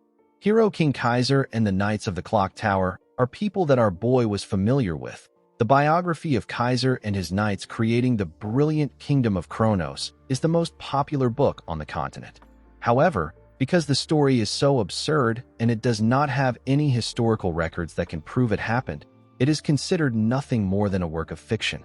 Zeke could not believe that Hero King Kaiser actually existed. While our boy was looking at it, the system began restoration and analysis of the damaged parts of the item. After it was done analyzing, it informed Zeke that a final position has been marked on the mini-map. The system opened another status window and presented Zeke with some coordinates. Our boy recognized the location. He referred to it as the Giant Mountains. This place is the territory of the barbarians. Our boy realized that he will be able to resolve this issue quickly. While he was looking at the map, another status window popped up. The system informed him that the tutorial will be concluded due to his skill. It told Zeke that he has discovered a potential quest item. The quest is known as the Hero King Kaiser's secret technique. The system asked Zeke to acquire Kaiser's secret technique at the ruins containing traces of him. There was no time limit for this quest. Zeke's system administration authority will be elevated as a reward for completing the quest. He will be taken from elementary administrator to intermediate administrator. Our boy realized that a tutorial is a system designed to raise him up to a certain level of skill. From now on, he is no longer allowed to take baby steps. The real game was about to begin. Our boy noticed that the reward for this quest was on another level compared to the tutorial. He stood up from the floor. He promised to claim every reward that comes his way. He decided to use up the points that he has been saving. He used 50 points to unlock level 2 Draconian skills. One of the level 2 Draconian skills was Dragon Scale Armor. Dragon Scale will grow and harden on the user. It provides incredibly effective magic resistance. Our boy needs 80 points to unlock this skill. The other skill is Dragon Claw. It summons a powerful Dragon Claw to strike down the user's enemies in a single attack. Zeke also needs 80 points to unlock this skill. Our boy still had a lot of points left. However, He didn't know if he would get the opportunity to amass this amount of points again. He decided to buy the level 2 Draconian skills and invest his points into a few things. He wanted to save 400 points. He decided to test the 2 skills. He activated the Dragon Claw. An energy that was in the shape of a dragon's claw covered his hand. Our boy took a stance and swung his hand. He destroyed the hard concrete ground with his skill. Our boy was surprised to see what he did. The skill was much better than he expected. He decided to test the other skill. He raised his sword and activated the dragon scale armor. An energy that had the shape of scales covered his hand. When Zeke hit his sword on his hand, it bounced away. Our boy was surprised to see this. He didn't use aura, but he had the intent to cut through his hand. He realized that this was no different from wearing a full plate armor even when he is entirely unarmed. The dragon claw was for attacking and the dragon scale armor was for defense. Our boy decided to continue training since he has tested the skills. In the next scene, we are taken to the central training hall of the academy. We see the cadets gathered at the hall. An instructor informed them that a practical aura exam will take place before the semester exam. He decided to explain things to the cadets. He told them that the things behind him are basic training use dummies. The dummies were specifically made so that it will be difficult to even scratch it with plain physical force. However, if the cadets use aura, they will be able to destroy it. The instructor informed them that they will fail if they are not able to dent it. He said that all following exams will be considered null, and they will be forced to start over from the basics. The cadets were shocked to hear that they won't be able to advance if they fail. The instructor ordered them to keep quiet. He called out to a boy known as Aaron and asked him to come up. The boy ran to the stage. Owen believed that it was natural for the people called first to be flustered. However, it is different for him. This practical is similar to the aura training he familiarized himself with at home. The Academy's aura education is something that the Zimmons have already established. Owen believed that even the purebloods won't be able to match him in aura control. While he was thinking, he was called to the stage. He was asked to start. The boy drew out his sword with a smug look on his face. He took a stance and released his energy. It shined brightly. The students were shocked to see that Owen had achieved sword resonance. The instructor who was jotting down information about the cadets was quite impressed with Owen. He told his superior that Owen is using sword resonance at barely 13 years old. He said that he is incredible. The man said that this is expected from one of the great families. Owen charged at the dummies. He charged at them at a decent speed. He left his mark on each one of the dummies around him. The cadets were shocked to see this. The instructor who was jotting told Owen that he is incredible. He said that this is expected from a Zimmons. He tapped the boy on his shoulder and told him that he will soon surpass Abel. The boy was annoyed to hear this. He pushed the instructor's hand away. The man asked his senior if he did something wrong. The senior said that ill-mannered. The boy frowned his face as he walked down the stage. After Owen, other students took their turns, but they barely scratched the dummies. The junior instructor asked his senior about why everyone was having such a hard time. The man said that they were intimidated by Owen's performance. Even though he said this, there wasn't a single student who failed. Seeing how every single student has been able to pour aura into their swords without fail, the instructor became convinced that the special class was truly different. However, even in a place filled with geniuses, there were still those who were superior to their peers. Reina told the senior instructor that she has a request. The man asked her to tell him. The girl said that she wishes to be graded according to the dragon-slaying arts. The instructor informed her that this grading criteria is for higher-ranked cadets. The girl assured him that she is aware of this. Owen told himself that Reina's conceit knows no bound now that she is a pure-blood awakener. Pouring aura into your sword and being able to use the dragon-slaying arts are two entirely different things. Merely maintaining aura in the sword requires an incredible amount of concentration. However, in the case of dragon-slaying arts, a person needs to be able to make fine adjustments to the amount of aura required for each and every movement. Owen believed that Reina was going to make 1 or 2 swings before her aura dissipates. He believed that the girl would screw herself because of her competitiveness towards him. The instructor informed Reina that the condition for failure is harsher. He asked her if she is fine with this. The girl said that she is. The instructor decided to grant her request. The girl bowed her head and thanked him. She took a stance and raised her sword. All the cadets focused their attention on her. Reina put her aura into her sword and swung it at a dummy. She easily cut through the dummy. The girl began to tear all the dummies apart at a crazy speed. She sliced through them as if she was cutting paper. When she was done, she put her sword away. There was no dummy left on the stage. The students were shocked to see this. They believed that Owen was going to be the best when it came to aura control, but he couldn't even compare. The students knew that none of them could rival the girl. Owen grit his teeth out of anger. He could not stand this. While breathing heavily, Reina took out her sword and pointed it at someone among the cadets. Owen assumed that she was pointing at him. He believed that she wanted to mock him. The boy quickly realized that he was wrong. He turned around in fear. He realized that Reina never had any interest in him from the beginning. She was only focused on Zeke. Our boy did not expect her to point at him.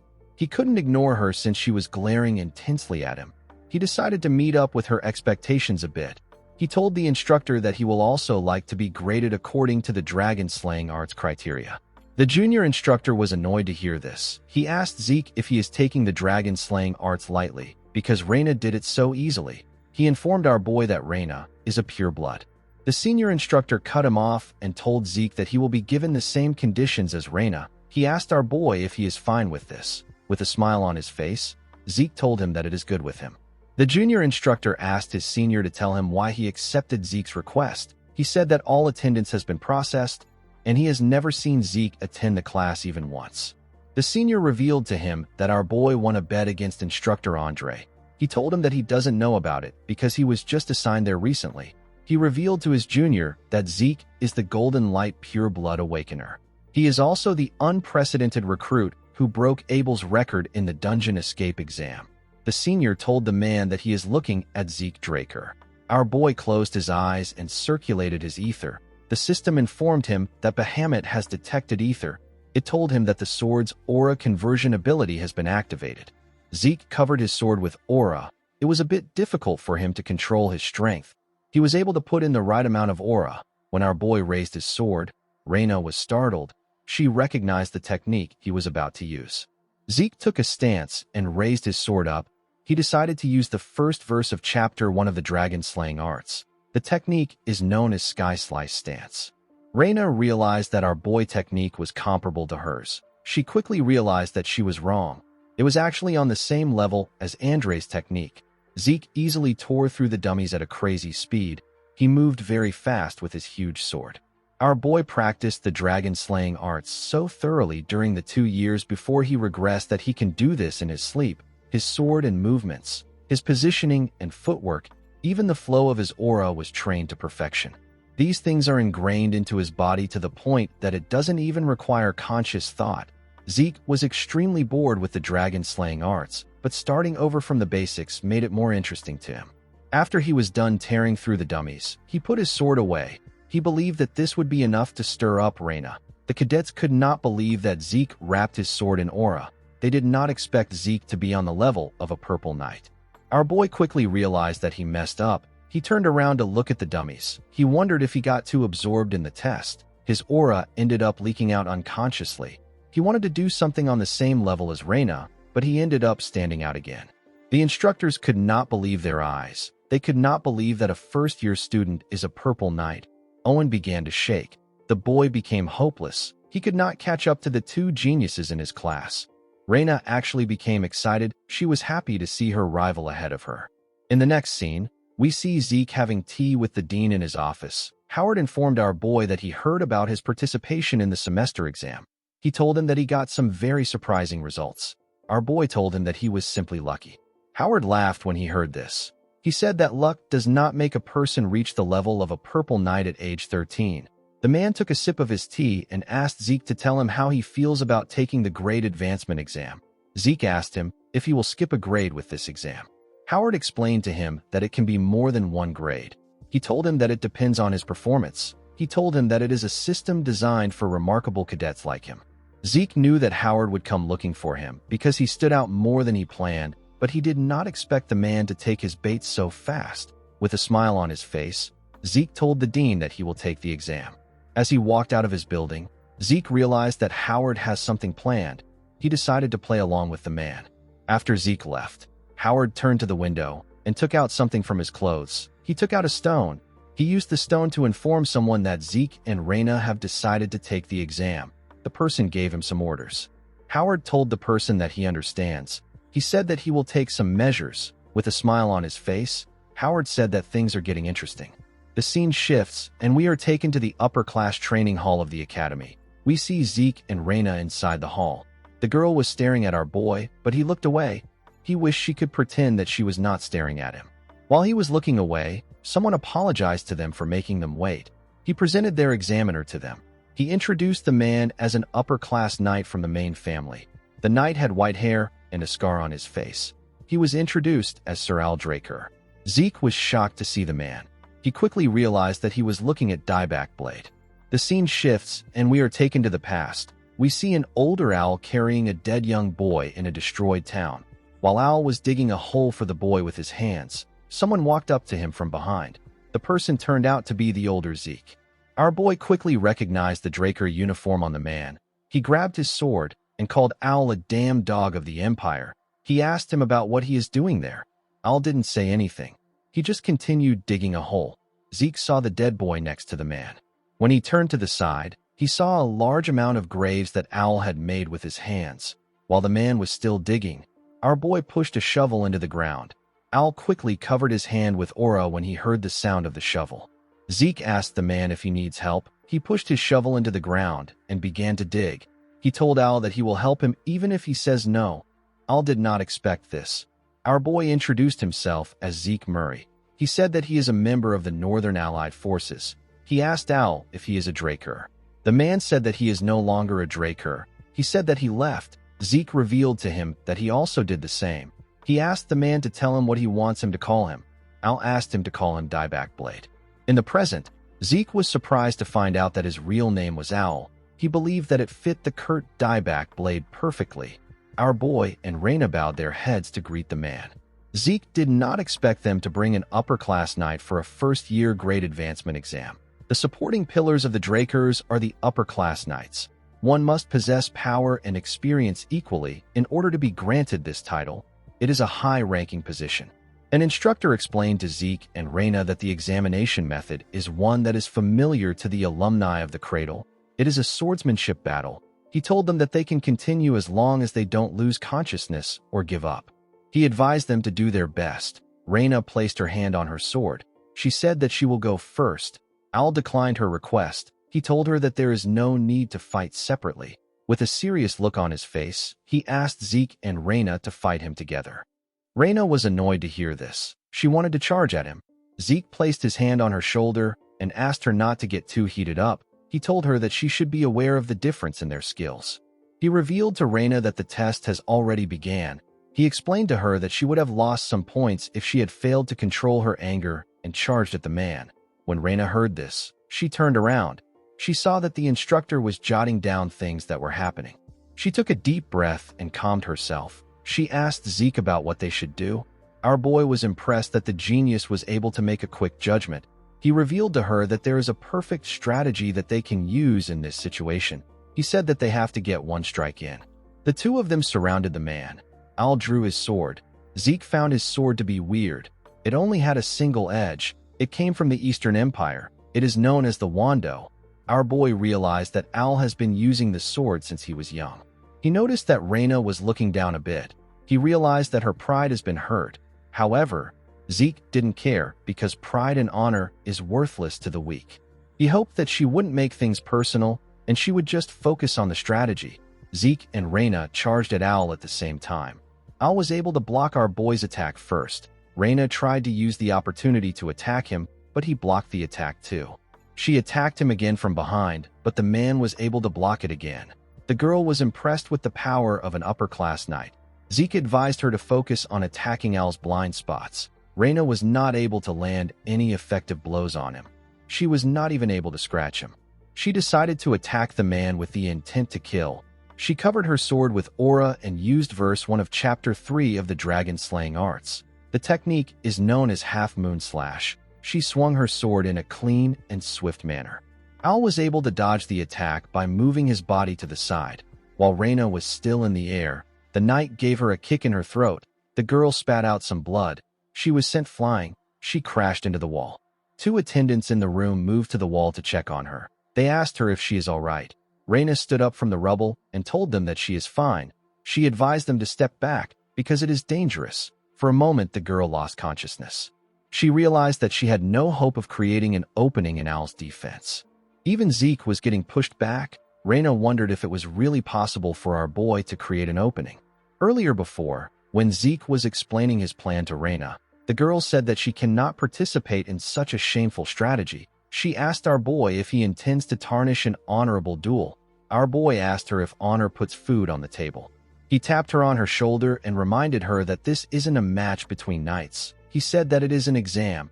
He told Reina that they are testing their ability to kill. The girl told him that she understands. She knew that she was the one who asked Zeke for his help. She asked our boy if he really believes that his strategy will work. She reminded him that Al is an upper-class knight. Zeke explained to her that they have to create a situation where the plan works. He reminded her about the fight that they had when they were in the cradle. He asked her if she knows why she wasn't able to dodge the rock. Reina said that it is because she didn't expect him to use such a method. Zeke told her that she is correct. He said that it is the same thing with Al. He asked her to just wait for his signal. He assured her that it will work. He told her that a small opening is all they need. Our boy charged at the man again. He used the Gale Art's shadowless step to charge at Al. He created several afterimages of himself. Al looked around. He quickly realized that this was Duke's technique. He was actually able to sense Zeke and block his attack from the side. With a smile on his face, our boy told Al that he has to get serious from now on. The moment he said this, the lights in the building went out. Al did not expect this. He immediately realized that they were taking advantage of a pure blood's trade of mana interference. He knew that Reina was the one responsible for this. He pushed Zeke back. Our boy charged at him again in the darkness, but the man was still able to block his attacks. He believed that this was a childish ploy. He could not believe that they expected that they would have an opportunity to defeat an upper-class knight like him by simply obstructing his vision. While he was blocking the attacks, the man got a strange feeling. He did not understand how Zeke was able to move within this pitch darkness where even he could barely sense the things around him. It was as if Zeke's vision was unperturbed. Our boy was using his dragon eyes. He put some distance between himself and Al. He decided to use his dragon claw. He has been looking for an opportunity to use the skill. He knew that Al isn't the type of person who would go around talking about what he experienced in a fight. Zeke covered his hand with the golden energy and fired an attack at Al. The man was shocked to feel the weight of Zeke's attack. He was shocked to see that this was the sword strike of a first-year cadet. He quickly realized that this wasn't a sword strike at all. It was something different. Al didn't actually care about what it was. All he knew was that Zeke has long surpassed the level of a cadet. He noticed that Reina couldn't move in the dark like Zeke. He wondered if our boy disregarded unnecessary forces to restrict him. This was something that would only work against an opponent of a similar level. While he was thinking, Zeke charged at him again. The man was able to block the attack. He decided to make his attack faster. He and Zeke moved at a crazy speed.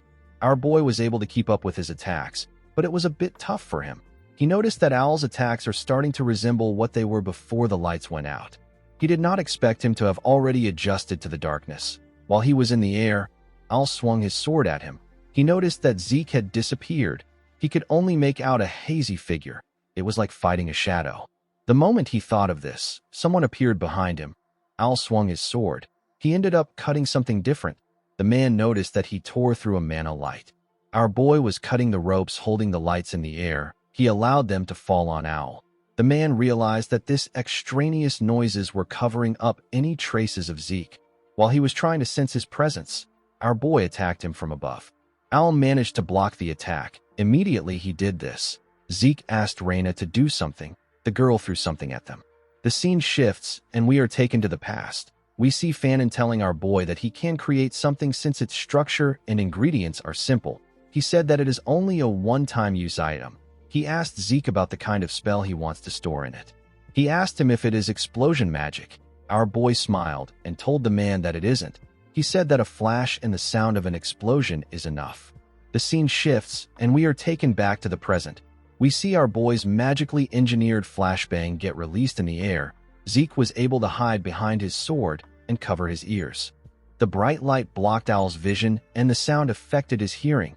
The man knew that they got him. He realized that he made a mistake by disregarding Reina as unnecessary. The girl and Zeke charged at him at the same time. Our boy was happy to see the man cornered. Al decided to use verse 1 of chapter 4 of the dragon slaying arts. The technique is known as the full moon slash. The attack covered the area around him. It caught Zeke and Reyna off guard. It sent them flying. They both crashed into the ground. Al was able to do this without his senses. In the next scene, we see the attendants carrying Zeke and Reyna on a stretcher. The instructor commended Al on the match. Before Al could reply, someone yelled at him and told him that he did a number on his disciple. Al quickly bowed his head to greet Duke. He referred to him as the Knight of Gale. The instructor also bowed his head and greeted the man. Duke waved at him. He told Al that he is as stiff as ever. He placed his hand on his shoulder and asked him about how his disciple was. The moment he heard this question, Al remembered that Zeke intentionally abandoned his sword and raised his guard. He knew that our boy could have launched a counterattack if he wanted. He did not understand why he did not do it. He wondered if Zeke did not do it because his goal was to advance and not to gain victory. The man realized that Zeke might have revealed his abilities to the extent that he deemed necessary. While looking at his hand, Al told Duke that Zeke is far beyond his capacity to evaluate. The scene shifts, and we see the dean having a meeting with the instructors. This was the Academy Grade Advancement meeting. Howard asked the instructors if they are all in agreement regarding their decision. Al nodded his head. Andre said that he has no objections. Other instructors also agreed with the decision. It was announced that Reyna and Zeke have advanced to the 3rd and 5th grades. After this, our boy lived as quietly as possible. After he was done learning all the Gale arts from Duke, he passed his place to Andre. Our boy continued to maintain a good relationship with Professor Fannin. However, the man was chosen by a royal magic laboratory in Delphoa. Due to this, Zeke ended up parting ways with him when he left the academy. Our boy no longer got involved with the heirs of the 3 great families. The only odd thing was that Al would meet him every quarter to request for a duel. After this, Al handed in a leave of absence and isolated himself inside a closed training hall. It was as if he gained a sudden realization. 2 years passed by like this, and Zeke graduated from the academy. Inside the Platinum Mansion, we see Decker congratulating our boy who is now 15 years old. He told him that he is the youngest person ever to gain an admission to Valhalla. He told him that the Patriarch would be proud of him. He said that he never expected the dean to personally write him a letter of recommendation. Zeke said that he is grateful for it. Our boy did not actually like the situation. The title of youngest to be admitted rendered his 2 years of quiet living null and void. He told Decker that he has 3 months before the entrance ceremony takes place. He asked the man to head to Atlas first. Decker was surprised to hear this. Before he could say anything, Zeke told him that he intends to rest quietly by himself. He said that he doesn't want to be bothered by anyone. He asked the man if he understands. Decker assured him that he understands. Zeke planned on going to the giant mountains where Kaiser's remains lay. Our boy plans to use his vacation as an excuse to go there. He wanted to explore through the Adventurers Guild belonging to the Argos Kingdom. He didn't want to reveal his destination to any suspicious individuals. While he was looking through some documents, someone knocked on his door. Zeke asked the person to come in. The person turned out to be Liam. The boy kneeled in front of Zeke. He referred to him as his liege. Our boy reminded him that he asked him to ease up a bit. He told Liam that it is fine to greet him informally. Decker said that he will be leaving. Zeke asked him not to forget to use the black card to take care of the matter with Valhalla. Liam asked Zeke to tell him why he called him to the Platinum Mansion. Our boy told him that he heard about him getting transferred to the special class. He said that he couldn't just stand by and do nothing as his liege. He grabbed a book and stretched his hand out to Liam. He revealed to him that he organized everything that he will need during his time in the academy. It contained expected exam questions, training manuals, and information on some essential items. Zeke asked the boy to go to the Papner's Breath and show the blacksmith the book. He told him that he will be given the required items. Liam was shocked to hear this. Our boy reminded him that he will need a personal sword in the 4th year. He asked him to commission Papner's Breath for this too. He asked him not to worry about the cost. He told him that he has already paid for everything. With a smile on his face, Zeke told Liam that he believes that he will follow after him. Liam was very touched by his master's gesture. He wanted to cry. He went on his knees and promised Zeke that he will live up to his expectations. Our boy reminded him that it has not been a minute since he asked him to ease up a bit. Liam said that he will try to rectify his behavior. The Argos kingdom lies at the northernmost edge of the central continent. It is one of the 4 central kingdoms alongside Delphoa, Thebia, and Alencia. Dungeons of different sizes litter the giant mountains that divide the land of the monsters from the continent. This draws in adventurers aiming to get rich quickly. The first king of Argos recognized this and chose to make his kingdom's central business one that ties adventurers and dungeons together. With the support of the royal family, the giant mountains have been divided into hundreds of regions with shipping routes and bases constructed and managed by the Argos Adventurers Guild, which has now spread across the continent. In the next scene, we are taken to an adventurers guild. We see people getting registered in the guild. We see someone register as Zeke Murray. The person was asked to submit his documents to the issue desk to receive his registration certificate. The person turned out to be Zeke. Our boy was wearing a wig and magic lens for his eyes. He knew that it will be best for him to get an adventurer certificate in order to operate in peace. Going around as a Draker would cause him to stand out. Zeke decided to start his treasure hunt immediately. He got his certificate. He went to a place where several carriages were in order to get a ride to his destination. He ended up joining other people in the carriage. Our boy was relieved that he was able to get a caravan during such a busy season. While he was resting, someone asked him if he is an adventurer too. With a smile on his face, the man told Zeke that he looks nervous. He asked him if this is his first time going into a dungeon. One of the man's teammate moved close to our boy. He asked him if he wants to join them. He said that they are actually veterans despite how they look. The man and the woman next to him smiled at Zeke. Their teammate said that dungeons have been dangerous recently. He told our boy that he will be monster food if he makes a mistake down there. Zeke realized that trash like this will always be everywhere he goes. With a smile on his face, the man asked Zeke if he knows that the first party to go into the dungeon takes half of the adventurer's livelihood. Our boy was already familiar with this tactic. People like this use new adventurers as monster bait or sell them off to slave traders. While he was thinking, Zeke sensed something coming from the mountains. He stood up and asked the idiot next to him to shut up. The idiot was surprised to hear this. He asked our boy if he offended him in some way. Zeke moved close to the driver. He informed him that there are monsters 500 meters behind them to their left. He said that it is a group of orcs. He asked the driver if the place is infested with monsters. The man was surprised to hear this. He said that the route is safe. The idiot laughed at Zeke. He called him a little rookie and asked him not to be nervous. He explained to him that the routes of the main branch Adventurers Guild are managed directly by the kingdom. He said that even wild animals cannot get inside this safe zone. Our boy asked the idiot to explain what is behind him. The moment he said this, a orc appeared and screamed at them. A small amount of orcs destroyed the trees around them and attacked the carriage. They easily destroyed it. They killed the people inside the carriage with their giant clubs. Unfortunately for the poor idiot, the carriage fell on his legs. While he was struggling, an orc walked up to him.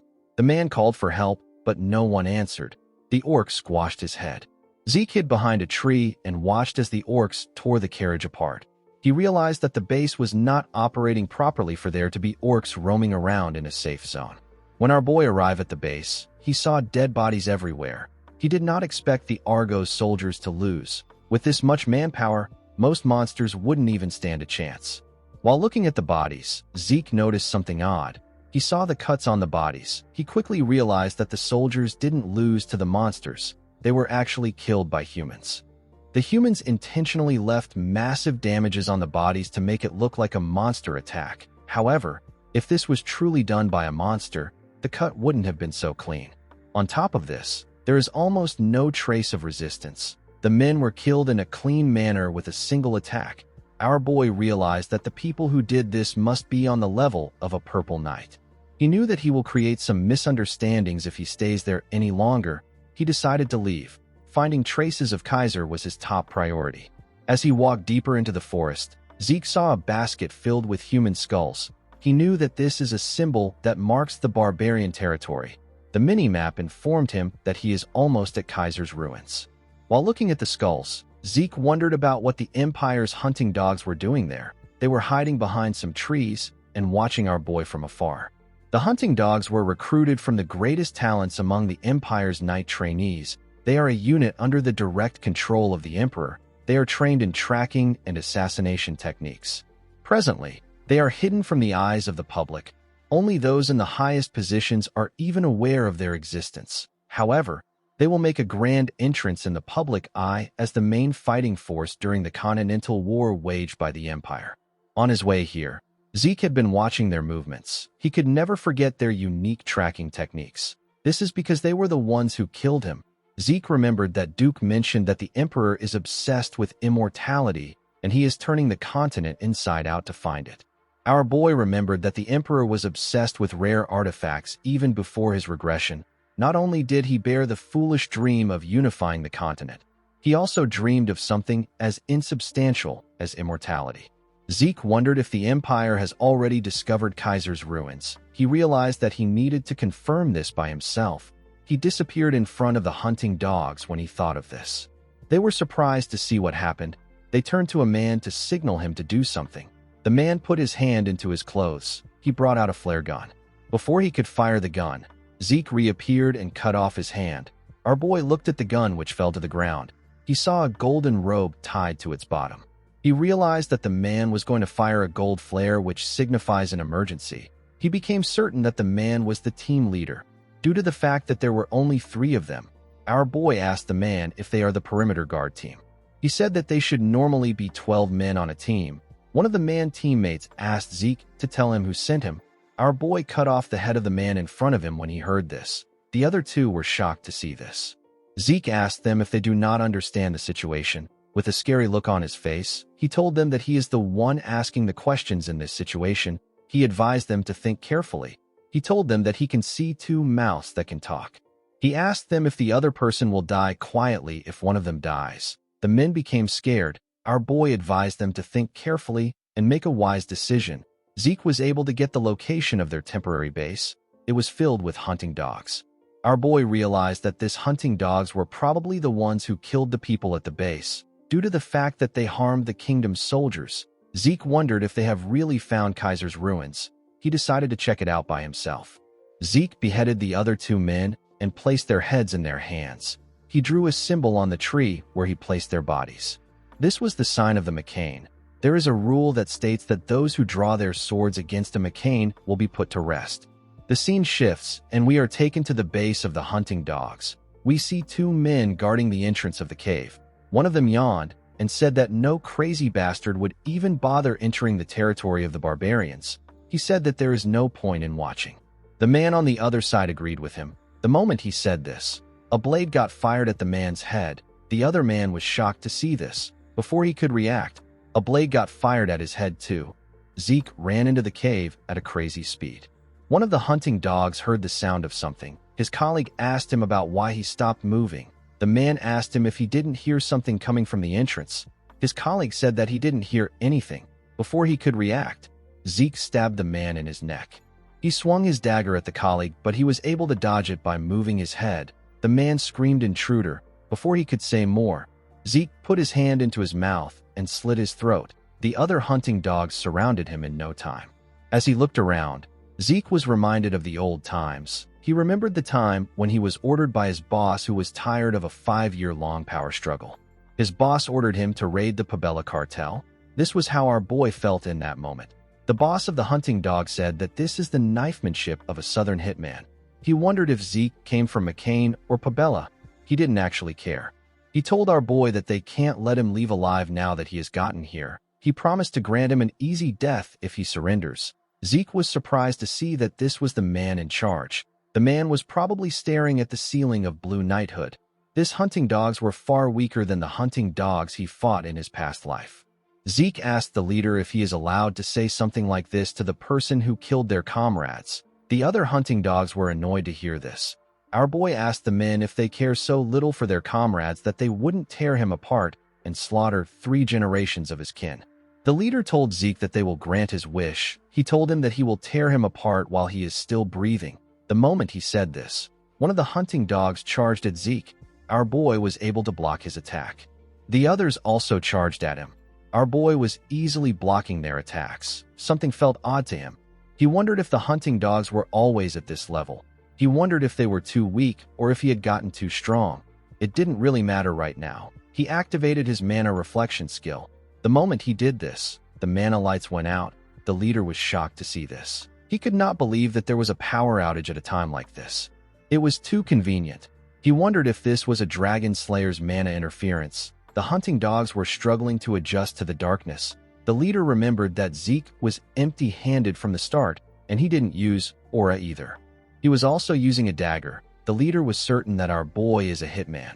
He decided to conclude that the power outage was a simple malfunction. He called out to his men and asked them not to panic. He said that the power will soon be restored. The moment he said this, Zeke killed one of his men. By the time the lights came back on, all the hunting dogs were already dead. The man was shocked to see this. Our boy appeared behind the man. He told him that the emperor is quite bold. He said that he did not expect him to go after the ruins of the hero King Kaiser. While his hands were shaking, the man grabbed his sword and swung it at Zeke. He said that he doesn't know what he is talking about. Our boy disappeared and asked the man not to worry about it. He told him that he will find out on his own if he doesn't want to tell him. Before the man could take a step, he saw a hand over his eyes. With a shaky tone in his voice, he told Zeke that they really don't know anything. Our boy slit his throat. As he walked out of the cave, he threw the dagger on the ground. He did this so that all the events that occurred there will be attributed to the McCain. The McCain cartel is a group that Zeke poured his blood, sweat, and tears into in his past life. It is a criminal organization based in the South that would do anything for money. After the Cusco Kingdom in the South fell due to a civil war, the McCain cartel divided the resulting lawless land in two. Zeke was certain that he could cover his tracks using his draconian skills, but he intentionally used the southern knifemanship and left the McCain's unique warning. Our boy knew that the Empire will definitely think of this as the Southern cartel's doing.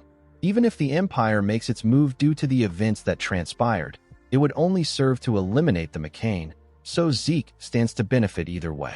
Thanks to the letter our boy found inside, he was able to know that the Emperor has gone much further than he expected. The only command the Emperor gave the hunting dogs was to find ancient ruins. What shocked Zeke was the enclosure operation map. Our boy believed that it was natural for the Emperor to have covered the central continent, but he did not expect him to reach the eastern regions and unexplored dark seas. He mobilized hunting dogs everywhere that he suspected an ancient ruin existed. Zeke realized that the hunting dogs were already on the scale they were at before he regressed, but they still haven't found Kaiser's ruins. Zeke knew that he had to start searching immediately. The moment he thought of this, a flare was shot in the sky. It was a red flare. Zeke was surprised to see it. He knew that this was a signal for disaster. In the next scene, we see Zeke running in the forest. Our boy was running from the hunting dogs. When he turned around, he saw that the hunting dogs have already caught up to him. The 5-part red flare that was fired earlier refers to an absolute snare. It informed the members of the hunting dogs that they are to kill the hazard no matter what. With the flare as the center, they will search and secure their target and then ensnare them. Until the target is found, all the hunting dogs in the relevant area will continue their search. This is the archetypal assassination method of the hunting dogs. It is synonymous with a death sentence. Even Zeke died to the absolute snare when he stole the artifact that the Emperor wanted. The only thing different is that our boy now has the system. While he was running, one of the hunting dogs appeared out of nowhere and swung his blade at him. Zeke was able to dodge the attack. The other hunting dogs caught up to our boy. The red-head man with a scar and his teammates rushed to attack our boy. Zeke took out his daggers. He was certain that he could take care of the men. He used his daggers to block their attacks. Immediately he did this, he jumped out of their midst. He moved behind a tree. The hunting dogs were not fazed. Zeke became certain that these men were on a different level compared to the ones he met in the cave. More hunting dogs appeared behind our boy. They surrounded him from every corner. Zeke gently scratched his head and said that this has become a hassle. He took a look at his mini-map to see his position. Based on the abilities they displayed, our boy was certain that he will be able to escape from them. However, if he uses his plan, he will be tearing down the attempts he made to pin this all on the McCain. Unfortunately, Zeke didn't have a lot of choices. He didn't want to use one of his trump cards here. He took out a small horn that he wore as a necklace. He blew the horn. The sound echoed throughout the forest. The hunting dogs were surprised to see this. They looked around. Their leader quickly turned to Zeke. He saw our boy holding some smoke bombs. He quickly called out to his men. He said that the sound was a distraction. He ordered them to attack Zeke. Before the men could reach him, Zeke dropped the smoke bombs on the ground. He smiled at them and disappeared. Their leader asked them not to panic. He said that our boy can't get too far as long as the absolute snare is in effect. He asked them to guard their stations. He ordered them to search for Zeke if they spot any suspicious movements. The leader carefully looked around. He couldn't sense any traces of Zeke. He wondered if our boy thought that he will be able to retreat if he blocked their sight. He also wondered if the sound that came from the horn had any meaning. It just didn't make sense to him. The moment he thought of this, he saw the body of one of his men in the air. He was shocked to see this. When he turned around, he saw something shocking. He saw barbarians. He saw the barbarians beating up his men. He did not understand what was happening. He was certain that they didn't do anything to provoke the barbarians. It was possible for them to take on 1 or 2 barbarians. However, they were attacking in a large number. One of the hunting dogs drew out his sword and called the barbarians uncivilized brutes. He told them that they have a lot of guts to intrude. The moment he said this, he swung his sword at the barbarian. His sword was not even able to dent his skin. The man was shocked to see that his hand was shaking. The barbarian crushed his head with a single blow. The leader realized that this was his first time seeing them so enraged. He understood that they are at a disadvantage with their current force.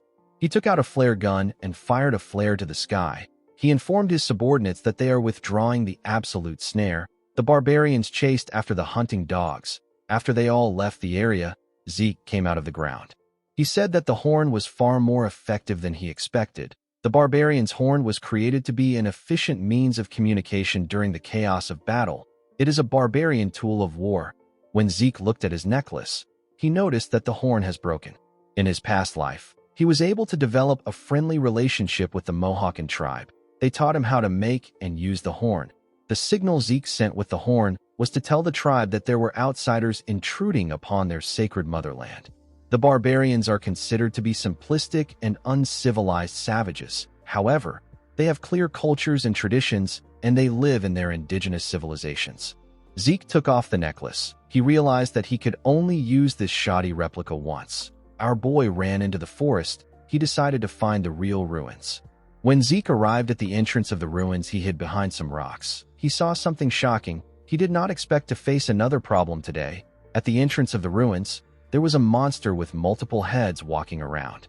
The system informed Zeke that he has discovered a fallen dragonborn corrupted by contaminated energy. Our boy did not know what a fallen dragonborn was. All he knew was that the door leading to the ruins was next to the monster. He asked the system if it can open the door.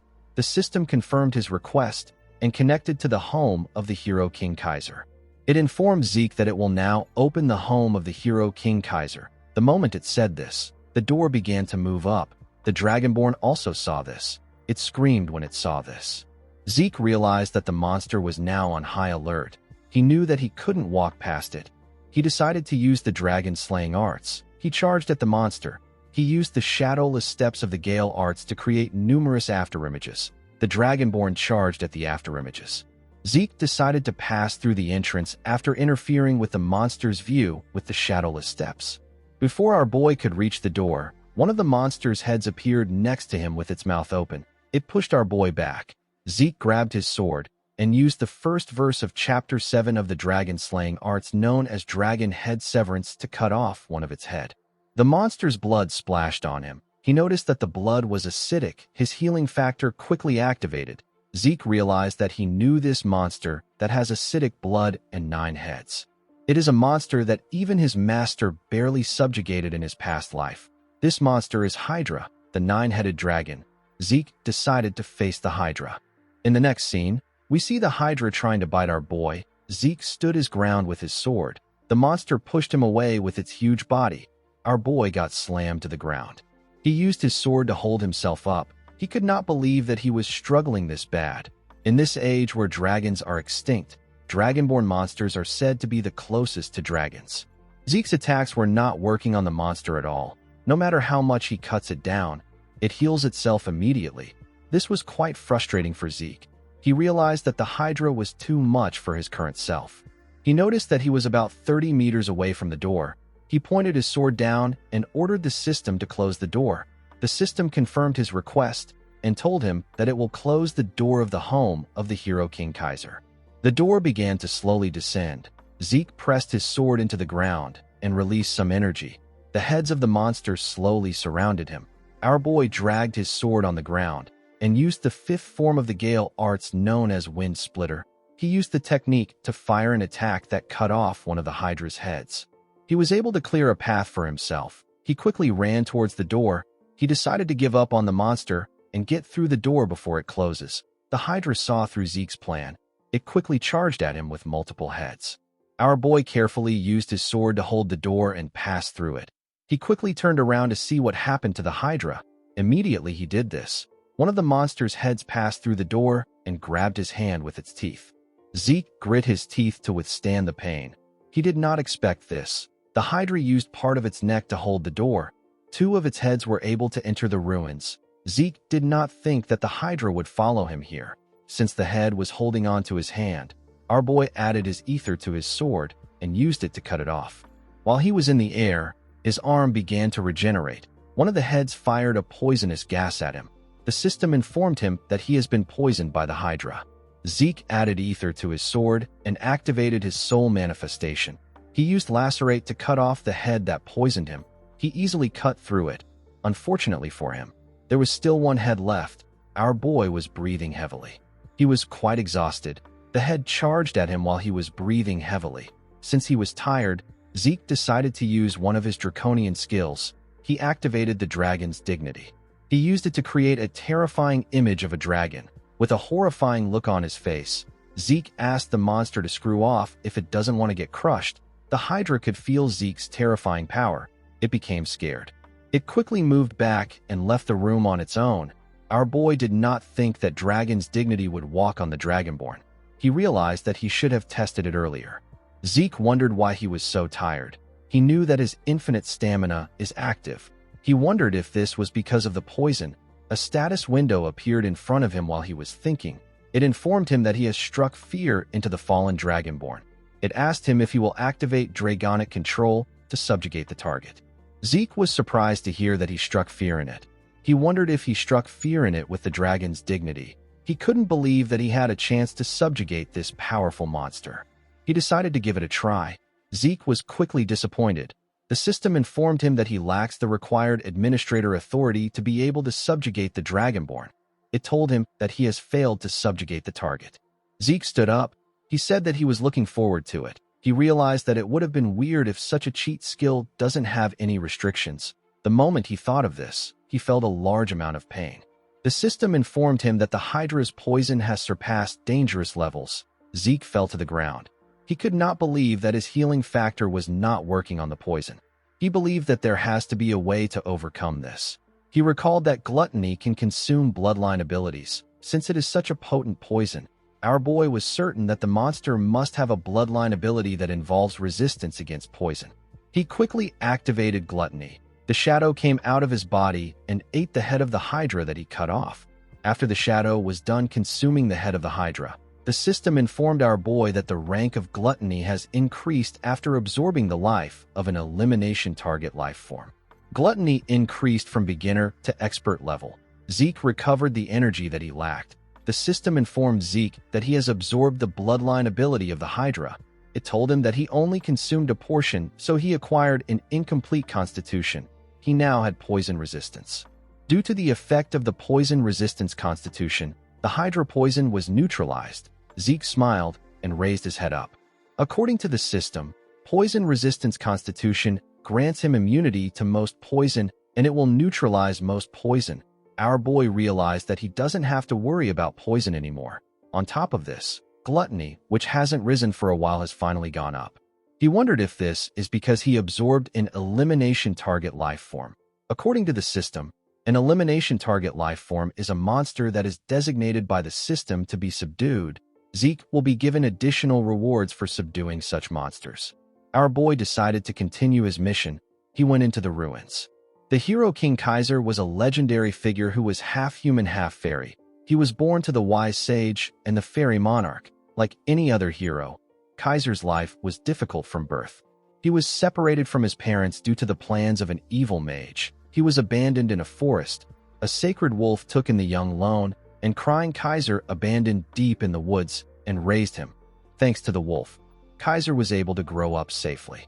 Kaiser saved the oppressed humans and created a kingdom in the central continent solely for humans. This kingdom is known as Kronos. Every single person in the continent knows about how Kaiser's legend began. Currently, there are hardly any documents left from this time. This made Kaiser's story a legend. However, the proof that the hero King Kaiser and the Kronos kingdom actually existed was right in front of Zeke. While looking around the majestic palace, Zeke noticed that it was smaller compared to what he saw in the books. Our boy didn't think that the ruins of Kaiser would be the Kronos kingdom itself when he arrived at the entrance. He saw a huge door. Zeke realized that the home of the Dragon Slayer was also like this. The system helped him open the huge door. When Zeke stepped inside, he saw a huge glowing rock in the middle of the room. He walked up to the rock. He believed that it contained the secret technique of Kaiser. Before he could touch the rock, the system informed him that a quest linked to the hero King Kaiser's secret technique has begun. Zeke was surprised to see this. The system told him that he can't leave the area until he completes the linked quest. The moment it said this, the door got locked. The system asked him to acquire Kaiser's wisdom from the remnants of his presence left in the ruins. There was no time limit on this quest. He will be given the tears of the fairy monarch as a reward. Zeke was surprised to see what the reward was. He recalled that Kaiser's mother was an existence that grants the wishes of men. He could not believe that he would be getting the tears of the fairy monarch. Although our boy didn't know how to use this treasure, he knew that it is a cheat-level treasure. He asked the system to tell him how he can obtain the wisdom. The system confirmed his request and began to extract the data within the magic video recording device. It discovered entry 546 of Kaiser's magic video records. There were 12 entries in entry 546 that corresponded with Zeke's request. The system decided to play the first video among the 12 magic video entries. It detected that the language used in the video was ancient Kronosian, which is no longer in use. It translated the language into the central continent language which Zeke speaks. The moment it did this, the device released a video of a man. This was the man of legends, the hero King Kaiser. At the beginning of the video, Kaiser said that a sword is simply a sword. He said that the senile old men who don't even know how to swing a sword always spout this kind of nonsense. Immediately he said this, he noticed that his recording device was shaking. He asked someone whose name is Sheltern to get himself together. He told him that the device is shaking. Zeke quickly recalled that Sheltern is the man known as Kaiser's most loyal knight. Kaiser asked our boy about what he needs to do to wield a sword well. He said that a person doesn't need to do much. He said that they simply have to swing their sword often and with vigor. He asked Zeke if he is curious about the amount of times he needs to swing his sword. He told our boy that he needs to reach this goal. The moment he said this, he took out his sword and made a simple and powerful swing. Zeke felt like he was cut in half. He basically died while looking at the attack. Our boy fell to the ground. He began to sweat and breathe heavily. He could not believe that this overwhelming spirit was able to affect him even though it was just a recording. He could not believe that this was the wisdom of the hero king. Zeke smiled nervously. He said that he likes it. He stood up and asked the system to replay the video from the beginning. The system accepted his command. In the next scene, we see Zeke swing his sword. It has been about 4 days since he locked himself in here to train. He discovered 3 other doors across the entrance. The first room is a food storage that contains enough food to last for months. The second room is a rest area meant to allow one to manage their body's condition. The final room contains a variety of books and weapons of war. This room is a training room meant for Kaiser's successor. Thanks to this, Zeke was able to focus purely on training and swinging his sword. Our boy was already able to mimic the form he saw in the video, but it still didn't feel right to him. While he was looking at his sword, the system informed him that he has acquired Kaiser's wisdom. It told him that he has gotten the basic form of the elemental sword. Zeke was surprised to see this. He didn't know what it meant. The system informed him that he has surpassed the basic level and entered the applied level. Our boy did not know what this meant. The system told him that it is going to summon Kaiser's soul. The recording device began to gather a large amount of energy. It brought together something. The device stopped gathering energy when the person had been formed. The person turned out to be the king of the ancient Kronos kingdom, the hero King Kaiser. Zeke could not believe his eyes. The hero King Kaiser was standing in front of him. While he was staring in wonder, Kaiser took out his sword and attacked him. Zeke was able to block the attack. He did not know why Kaiser suddenly attacked him. Kaiser added more strength to his attack and sent our boy flying. Zeke crashed into a wall. The Hero King asked our boy to stand up immediately. Zeke could not believe that he sent him flying. He only felt this kind of strength once in his life. He felt it when he was facing his master in his past life. Kaiser asked our boy if he is going to learn his swordsmanship with such pathetic skills. With a look of anger on his face, he said that the knights of the old would pound the ground and lament at this sight. Zeke did not understand why Kaiser was attacking him. He wondered if the Hero King was trying to test his abilities. Before he could even get up, Kaiser appeared in front of him. He swung his sword at our boy. Zeke was able to dodge the attack by moving to the side. Kaiser's sword destroyed the wall. Our boy became convinced that Kaiser was trying to kill him. He did not know if he will be able to go against the Hero King. Zeke knew that a ridiculously powerful monster was in front of him. He took a deep breath and told himself that there is no need to think about it too much. He threw his training sword on the ground and told himself that he simply has to do what he always does and give it his best. He took out his sword and covered it with aura. He told the Hero King that he is ready. Kaiser did not expect to see Zeke wield aura. He asked him if he is Sheltern's disciple.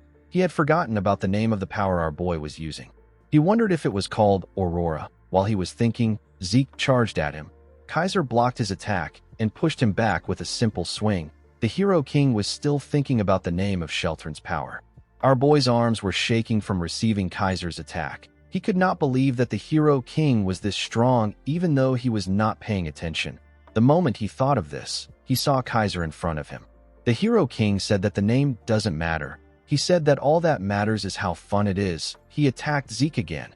Our boy was able to block the attack. Kaiser began to make his attacks faster. Zeke was struggling, but he was able to keep up with him and parry his attacks. His body was shaking after he received the Hero King's attacks. Zeke already knew that he couldn't win against this man. However, he didn't think that there would be this much difference in their powers. He was like an ant that Kaiser was playing with. He wondered if Kaiser was trying to show him why he is the Hero King. Even though he was losing, Zeke was still confident in his perseverance. His critical strike got activated. His continuous slash and high-speed movement got activated. His dragon claw also got activated. Our boy charged at the Hero King with his skills. He used his dragon claw to attack him. The attack caused a huge explosion. When the dust cleared up, we see that Kaiser didn't even move. He simply stood there and took the attack head-on. He was actually surprised to see that Zeke was able to wield draconian powers even though he is not a dragonoid. Our boy charged at Kaiser from behind. He activated his ether. Kaiser turned around to see him. He told Zeke that he is also using elemental force. Zeke activated his soul manifestation and used Lacerate to attack the Hero King. Kaiser covered his sword with an unknown energy and used it to stop Zeke's attack. Our boy grit his teeth and continued pushing. The Hero King simply smiled at him. In the next scene, we see Zeke wake up on the ground. Our boy was surprised to see himself on the ground. Kaiser referred to him as weakling and asked him if he is finally awoken. When Zeke raised his head up, he saw Kaiser floating in the air.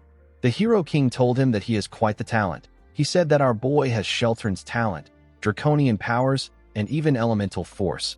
Immediately he said this, Kaiser noticed something odd. He moved close to Zeke. He told him that a part of his soul is stuck in the spirit realm. Our boy was surprised to hear this. He didn't know what the spirit realm is. Kaiser explained to him that he managed to overcome the wall of death even though he has a human body. He said that his ability to utilize elemental force now makes sense. Zeke stood up and told Kaiser that he has been talking about nonsensical things like the spirit realm and Sheltern's talent. He asked the Hero King to explain things in a way that he understands.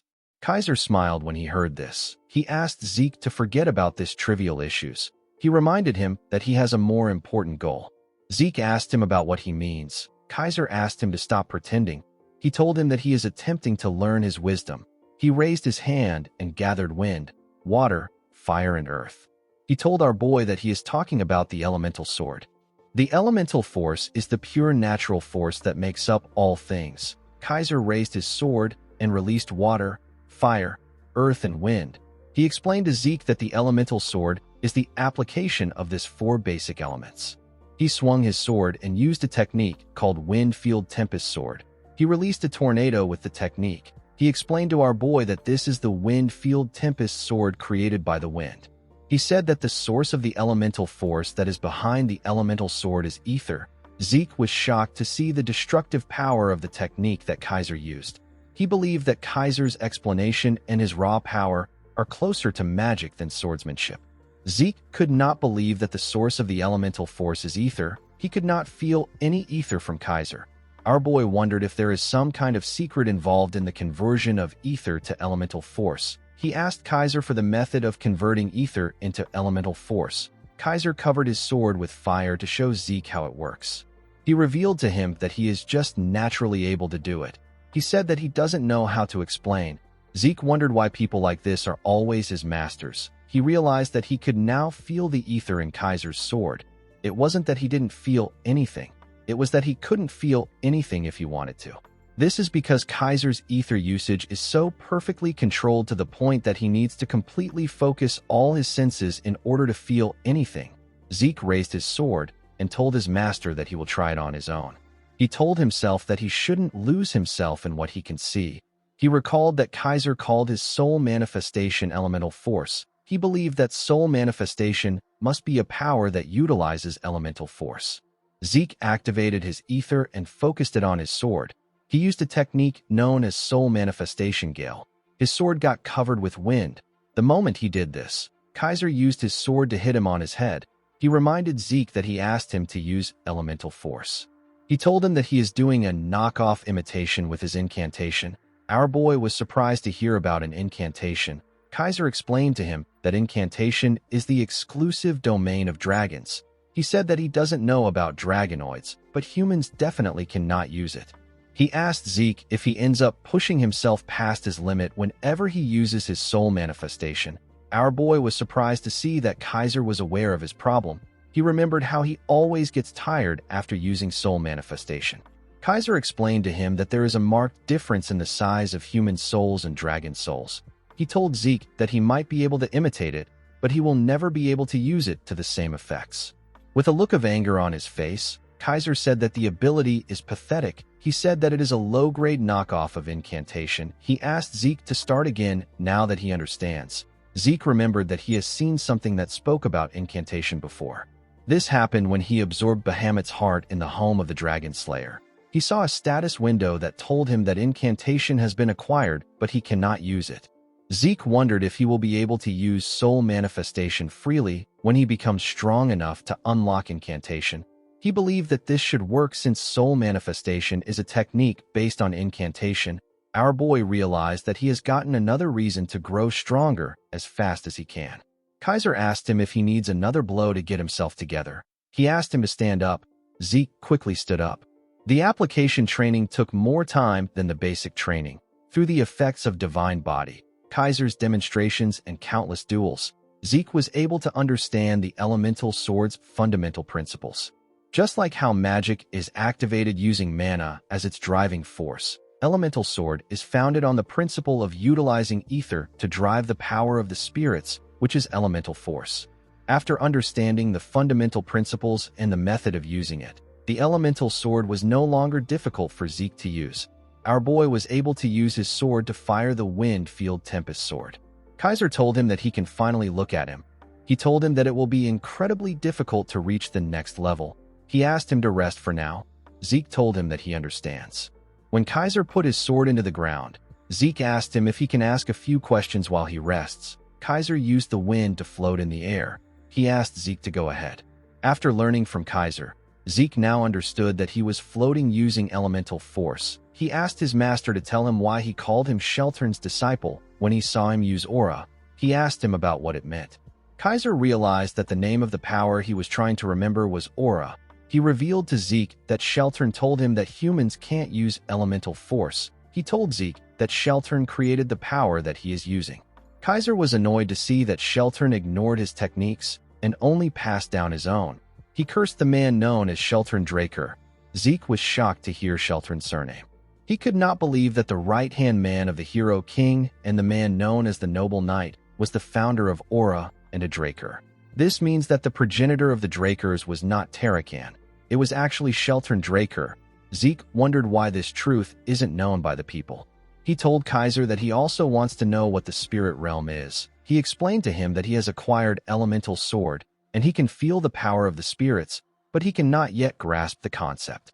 Kaiser swung his hand when he heard this. A huge wall made from wind rose from the ground. Zeke immediately knew that this was the elemental sword wind field. He did not expect that it could also be used in this way. Kaiser said that the spirit realm is basically the afterlife. He asked our boy to think of their current realm as this life. He told him that he can never return once he leaves his body in this realm and enters the spirit realm. It is as if a person has been blocked off by a wall that he cannot cross. Zeke reminded his master that he said that part of his soul is in the spirit realm. He told Kaiser that he also exists as a soul in front of him. Kaiser snapped his finger and created a hole in his wall. He told Zeke that this is his first time seeing a case like his. He said that there are actually a couple ways to cross between realms. Zeke passed through the hole. Kaiser revealed to him that a dragon actually helped him cross over to this realm. Our boy simply accepted this. He quickly thought about his master's response again and asked him if he is sure. Kaiser told him that he is. He asked our boy if there is a problem. Zeke said that it should be impossible for a dragon to help a human. Kaiser asked him about what he is talking about. He said that dragons are beings that cherish humans. Zeke was shocked to hear this. He did not understand what his master was talking about. He did not know what to say. He wondered about the monsters that were led by the evil dragon Bahamut to destroy the world. Zeke was having a mental breakdown. He realized that the relationship between dragons and the ancient humans must have been different. Our boy didn't know what was true anymore. Kaiser stopped floating. He told Zeke that he is a living testament of dragon's love. He appeared in front of him and touched his chest. The moment he did this, the symbol of Bahamut came out of his chest. There were some signs next to it. Zeke was shocked to see this. Kaiser asked him if his heart and the fang he used to create his sword are not things that Bahamut gave him. He said that Bahamut's character may be questionable, but he has a cute side to him that cannot refuse a sincere request.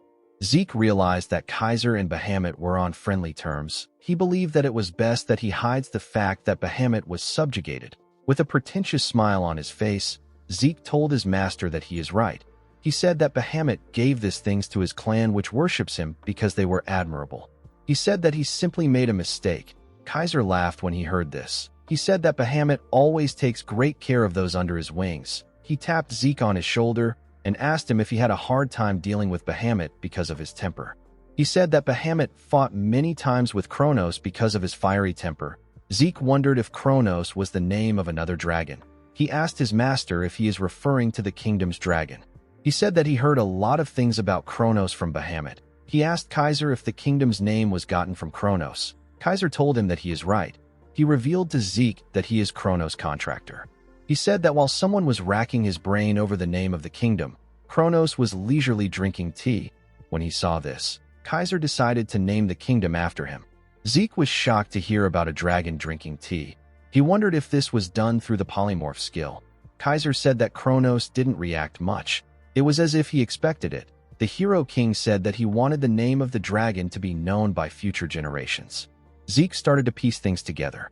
Thousands of years ago, during the era Kaiser lived in, humans and dragons lived in harmony. However, in the case that an incredibly powerful dragon helped a human without a contract, the balance of the world would collapse. This would endanger the entire realm. In order to prevent this, the dragons suppressed their own strength and polymorphed into human form to help humanity through their contracts. The dragons called their contracted humans contractors. Zeke deduced that the reason the ancient figures were so powerful was because they were receiving help from dragons. Our boy wondered about what caused the rift between the humans and the dragons. Kaiser told Zeke that he can no longer wait for him. Our boy decided to hear his master's entire chronicle when he gets the chance. He told Kaiser that he waited over 2,000 years for a successor. He told him that he can afford to wait a little longer. Kaiser said that he picked up an arrogant disciple. He told Zeke that he wants to see if he will be able to keep up this attitude. He picked up his sword and took a stance. He revealed to Zeke that his final lesson is a duel against him.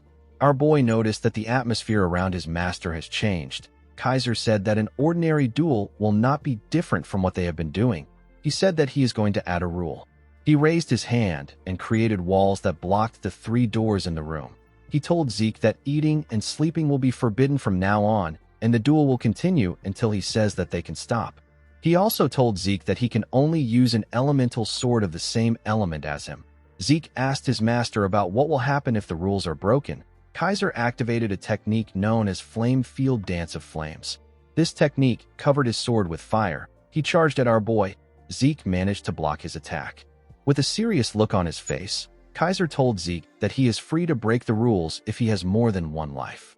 The elemental sword is split into 4 fields that each corresponds to an element. The first field was founded on the element of fire. This field is known as the flame field. It spreads a great amount of heat and flames and boasts an overwhelming destructive power. Kaiser used the flame field to set our boy on fire. Zeke was able to push the fire away and heal his body. The next field that Kaiser used is founded on the element of earth. It is the steel field. Kaiser pressed Zeke down with the steel field. He charged at him with his sword. Our boy was able to block the attack, but his master pushed him deeper into the ground. The steel field specializes in subduing and defending. It uses the power to freely control solidity and mass. As Kaiser pressed him into the ground, Zeke grit his teeth and gathered his strength. He pushed Kaiser back with a large amount of energy. Immediately he did this, something cut him on his face. Kaiser activated the wind field, which is founded on the element of wind. He used the wind field to fire multiple attacks at Zeke. While he was in the air, our boy was able to block the attacks. Compared to the flame field, the wind field lacks power. However, it is useful for its attack speed, high-speed movements, and sword aura. Upon seeing that Zeke was blocking his attacks, Kaiser decided to fire a larger attack at him. Our boy dodged the attack and appeared behind him in an instant. He covered his sword with wind. He wanted to attack his master from behind. Unfortunately for him, Kaiser activated the last field, which is founded on water. It is known as the water field. Kaiser used the water to block Zeke's attack. The water field is used for attack and defense, as well as suppression and support. Kaiser used the water field to push our boy back. The water field is as variable as water itself. It possesses a versatile and well-balanced strength. Kaiser used the water to land a huge cut on Zeke's body. Our boy did not understand what was happening. He believed that his power and range should be greater. He could not comprehend why there was such a huge gap between him and his master. Our boy recalled when he was training to use the water field. He made a large amount of water pour on the ground. Zeke was happy to see what he did. Kaiser quickly hit him in the head with his sword. Zeke asked his master to tell him why he hit him. While floating in the air, Kaiser explained to him that the power he used was the power of a waterfall. It was not the power of water. Zeke asked his master if this isn't all right. He told him that the important thing is that he can use the right element. Kaiser moved to the ground. He told his disciple that when it comes to the other fields, he only needs to manifest the right attribute and wield it with all his force for the power to come to life. However, it is different for the water field.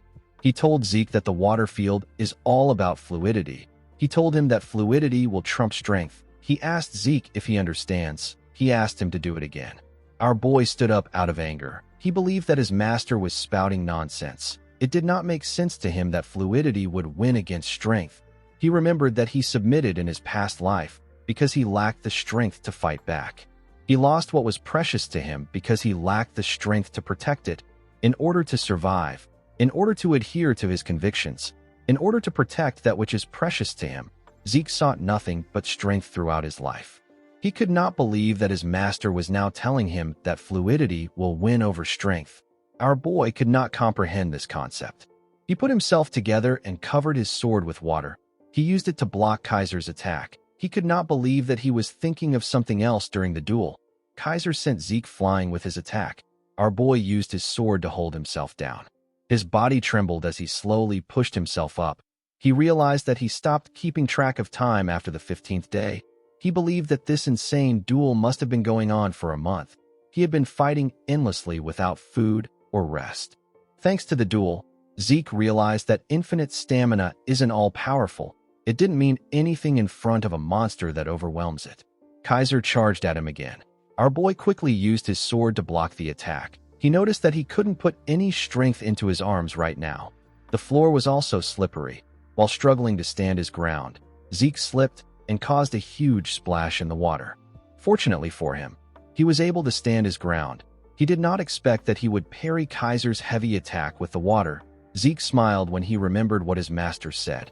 He now understood what his master meant when he said that fluidity will trump strength.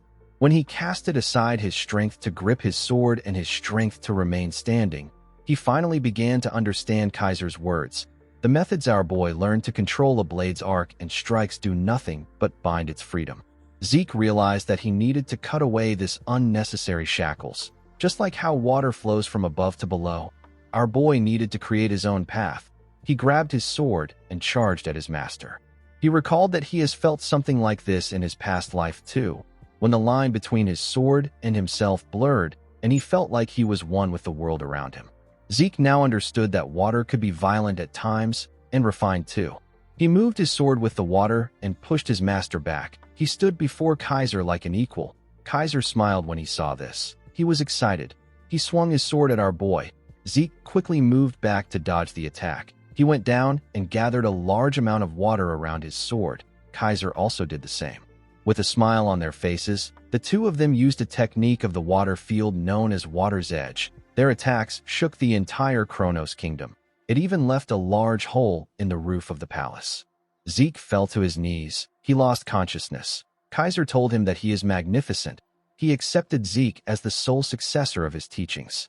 In the next scene, we see Zeke wake up. He was surprised to see that he passed out. This was his second time losing consciousness. The first time it happened was during his duel with Duke. At the time, the system informed him that the excessive use of his skills has resulted in fatigue that surpasses the allowed amount.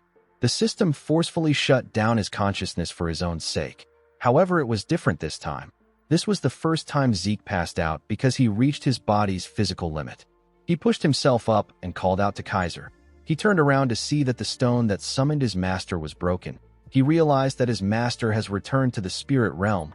Our boy wondered about what happened to the quest. He felt like he managed to decently use the water field before passing out. While he was thinking, several messages popped up out of nowhere. Zeke was shocked to see the amount of messages that appeared in front of him. The system informed him that he has completed the linked quest. It told him that his reward will be increased due to the time bonus. Zeke was happy to see this. He believed that he deserved the reward since he worked himself to the bone to complete the quest. He received the Fairy Monarch's Tears, 500 karma points, and 3 random skill cards. The system informed him that he has completed the achievement quest. It told him that his reward will increase due to the time bonus. It elevated Zeke's administrator rights and gave him 500 karma points, as well as 3 random boxes. Due to the fact that he was elevated to an intermediate administrator, certain system functions were to be unlocked. Zeke's elementary level quest book changed into an intermediate level quest book. An item hotkey slot was unlocked.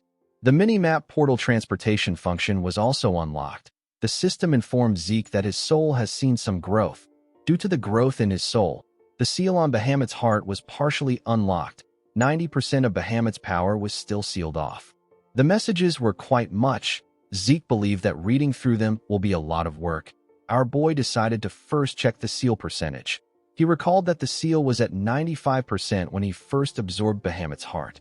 At that time, Zeke tried to unlock the seal immediately, but the system blocked him.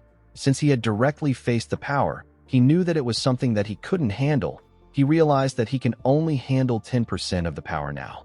Zeke understood that incantation, which he couldn't unlock with points alone, and dragonic control must be related to the seal percentage. He decided to keep an eye on it.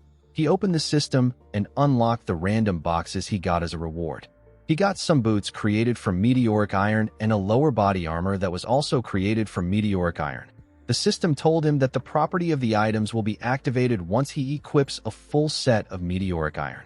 The third item he got were some earrings that were delicately made from crystals. The earrings grant the user 15% improvement in their mana recovery speed. They also look nice when paired with a red dress. Zeke knew that he could sell the earrings to a mage for a good price. He could not believe that he managed to get the boots and the lower body armor to match with the gauntlet he got from before. Our boy knew that it won't be long before he gets the full set. He decided to check his random skill cards next. When he opened the cards, he saw that he got a C-rank skill known as Static Discharge. The skill allows him to generate electricity to give a target an electric shock through touch. He got another C-rank skill called Flashbang. The skill allows him to shoot condensed energy, which then explodes and generates a bright light that disables a person's vision. The third skill Zeke received was a C-rank skill called Dissonance. It allows him to create an unpleasant sound to interfere with the target's hearing. Zeke did not expect all the skills to be C-rank. He realized that there would be no point to all his hard work if the system just gave him high-ranked skills.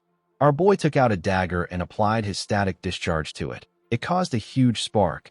Zeke could not believe that this was a C-rank skill. The power was very good. He realized that he could use it in different ways. He believed that he will be able to produce something that surpasses the effect of the artifact he used during the Great Advancement exam if he uses Flashbang and Dissonance together.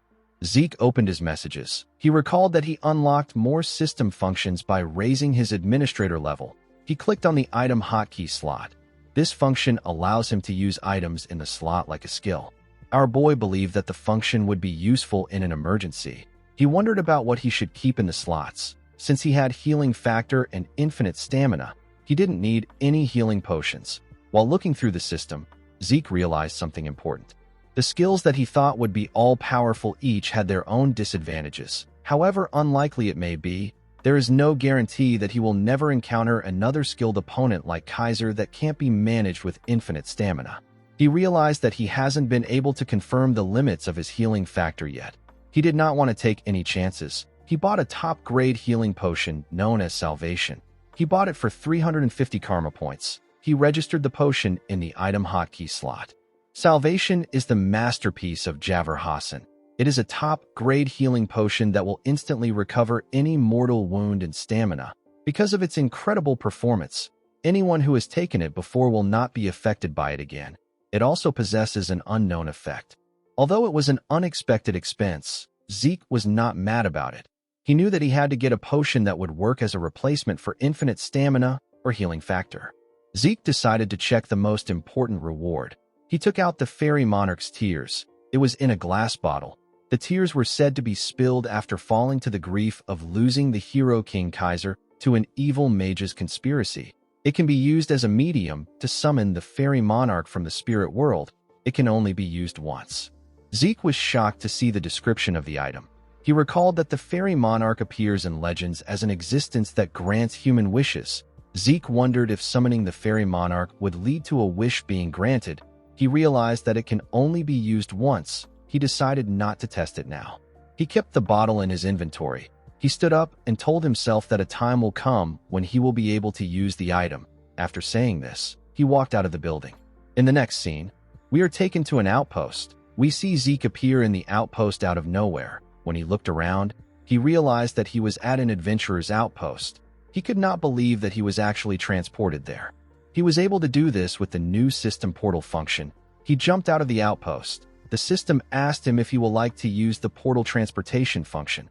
It asked him to pick a destination to be transported to. He was currently at the Argos Kingdom's 8th adventurer outpost.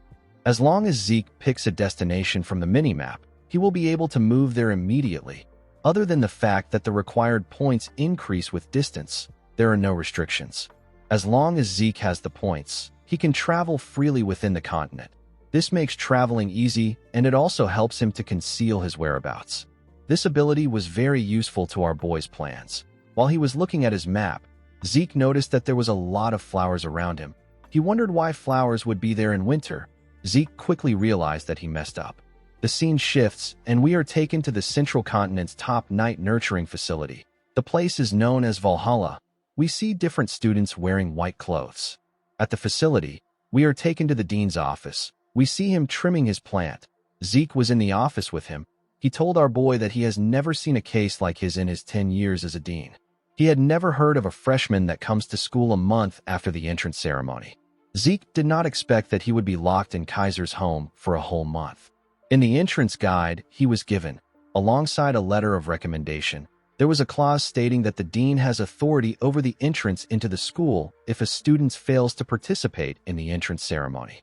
Entering next year was too late for Zeke. He needed to get into Terrakin's secret library. He decided to use any excuse to convince the dean.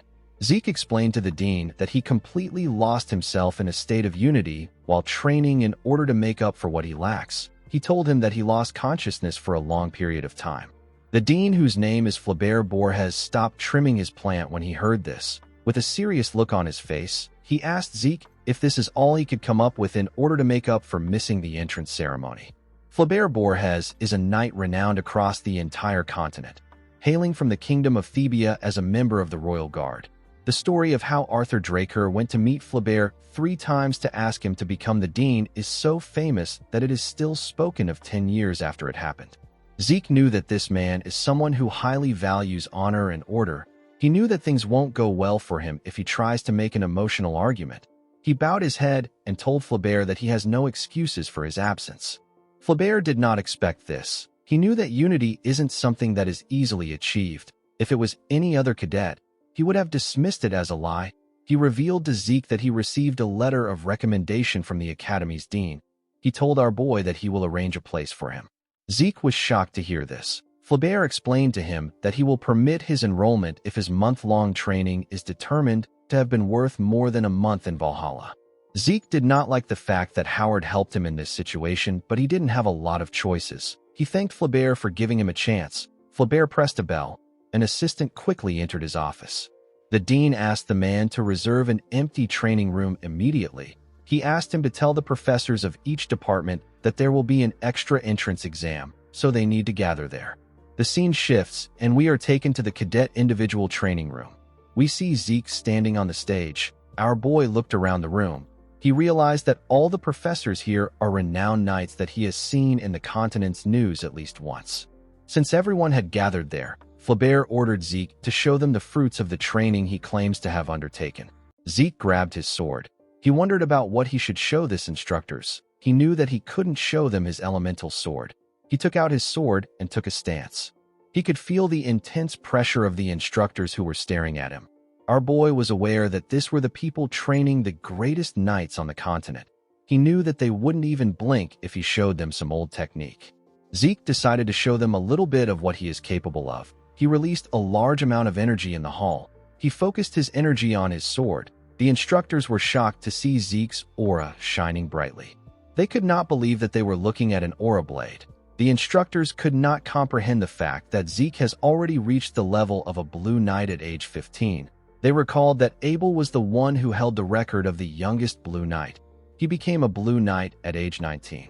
The instructors believed that our boy was able to achieve this because he is a Golden Awakener. Zeke realized that he messed up. He recalled asking Kaiser about what he thinks of aura. The Hero King said that it is a petty trick used by the weak. After facing Kaiser for a while, our boy completely forgot how to hold back his aura. When he saw how the instructors were arguing, he became relieved. He was relieved that they only think of him as a warrior at the level of a Blue Knight. Before meeting Kaiser, Zeke's aura was at the level of a Blue Knight. However, after he learned the elemental sword, his aura broke through to a whole new level, and he managed to reach the level of a Red Knight. The key difference between the two lies in the usage of Aura Blade. Aura Blade is a technique that allows one to wrap their sword in a thin and sharp layer of aura to optimize deadliness. A Blue Knight is only capable of manifesting and maintaining it. A Red Knight, however, would be capable of changing its form freely while maintaining its deadliness. Zeke was relieved that he stopped after merely using the Aura Blade. He knew that things would have gotten stressful if he continued. While he was looking at the instructors, someone screamed that he was incredible. Zeke was startled when he heard the person scream. The person turned out to be Flaubert. With a smile on his face, the dean told Zeke that he has shown results that are incomparable to spending 1 month in Valhalla. He told our boy that he could have taken several years off if it was for his awakening. Zeke put away his sword. He was surprised to see Flaubert acting like a completely different person. Zeke bowed his head and told the dean that he apologizes for missing the entrance ceremony. He said that it was due to his own incompetence. Flaubert laughed and asked him not to worry about it. He turned to the instructors and asked them if there is anyone opposed to Zeke's entrance. The instructors realized that the dean is really indulgent towards talented students. The instructors told him that they are not against our boy's entrance. One of them said that such a clear manifestation of Aura Blade is rare even among active knights. He said that they don't need to see anything else. Flaubert agreed with them. He congratulated Zeke on his enrollment. Midland Atlas is a great city that is the size of a kingdom in the center of Midland. It is where the training facility of the greatest knights on the continent is located at. Valhalla and the Drakers' Four Seasons Fortress are located here. Since the Four Seasons Fortress is a place where the patriarch of the Drakers and several key figures reside, it is known as the true castle of the Drakers. In the next scene, we see Zeke arrive at the entrance of a mansion. This ridiculously huge mansion is Zeke's personal house. Even our boy felt like it was too much for him. As he slowly opened the door, we see two people waiting for him inside. The moment Zeke stepped in, someone popped a confetti and congratulated him on his entrance into Valhalla. The person turned out to be Duke. Andre was with him.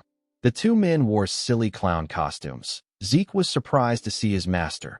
Duke tapped his disciple on his shoulder and told him that he is amazing. He said that it is his first time seeing someone miss the Valhalla entrance ceremony. He told our boy that they need to get started since he has arrived. Zeke did not understand what his master was talking about. It turns out that Duke and Andre prepared a surprise enrollment party for him after they arrived at Atlas. Our boy wondered why people who should be in the academy were in Atlas. It turns out that Duke has been called back to the Four Seasons Fortress by the Patriarch. It has been a month since Duke decided on his own to become our boy's housekeeper at his mansion. Andre revealed to Zeke that he became an assistant professor at Valhalla. He apologized to Zeke for imposing on him.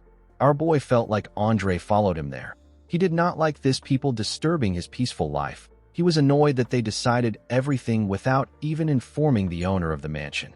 After drinking several bottles of liquor, Duke and Andre passed out. It was already late in the night. The scene shifts, and we are taken to a bar. We see someone place a coin on the bartender's table and ask for a beer. The bartender was shocked to see the symbol of the Drakers on the man's gloves. The person turned out to be Zeke. Our boy told the bartender that he also wants to meet Kay. The bar became quiet the moment our boy said this. Everyone turned to him and took out their weapons. Our boy smiled when he saw this. He raised his hand and asked the men if they want to have a go at it.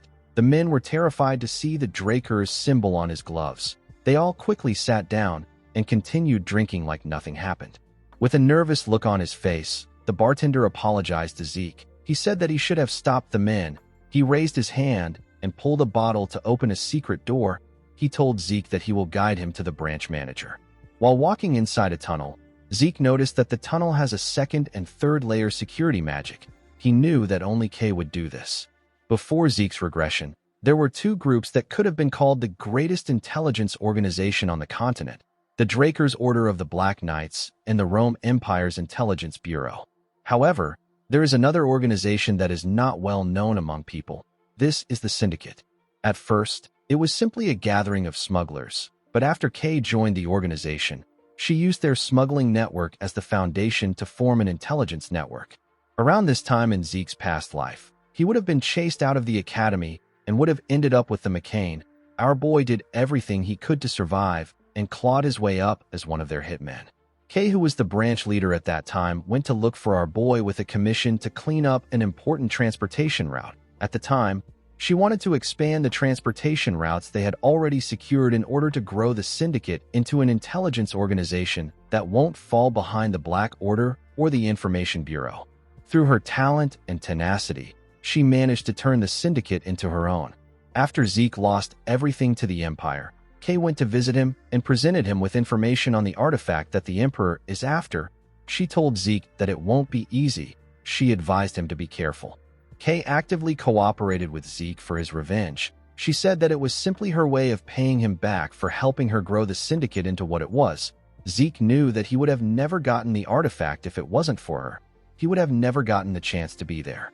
Our boy knew that information is a weapon. Since he didn't know how the future could change, he believed that it would be better that he stays informed. The bartender knocked a door and opened it for our boy. Zeke believed that it will be beneficial for him to maintain a relationship with Kay through this deal. The moment our boy stepped inside, he saw someone sitting in the dark room. The person lit a matchstick and used it to add fire to their cigarette. Zeke realized that Kay was still the same. A mana lamp got turned on in the room. Kay asked our boy to tell her why he wants to meet with her. Kay turned out to be a beautiful red-hair woman with big boobs. She asked Zeke not to beat around the bush. She asked him to give her only the key points. Our boy revealed to her that he wants to open up a trade with the syndicate. Kay asked Zeke to tell her the reason why a prodigy who has reached the level of Blue Knight at age 15 and is a noble, pure-blooded awakened of the Draker family wants to make a deal with a criminal organization. Zeke was impressed that she was already aware of what happened at Valhalla. He put his hand into his coat. He realized that she was playing games with him because she is not open to the idea. He took out something from the coat and placed it on the table. He asked Kay to make a decision after seeing what he has. Kay saw some earrings on the table. Zeke revealed to her that it is actually an artifact. He asked her to try it on. He told her that she will be surprised. Kay asked him if the earrings enhance mana recovery. She decided to try them on. She told our boy that mana recovery artifacts are common. The moment she said this, her cigarette fell out of her mouth. She was shocked to feel the power of the artifact. She realized that her mana recovery rate improved by 15%. Kay was shocked because most artifacts have a mana recovery improvement of 1%. Even the impressive ones are only at 3%. Kay couldn't believe that our boy gave her something 5 times better. She knew that there would be no way she wouldn't know about the artifact if it was on the market.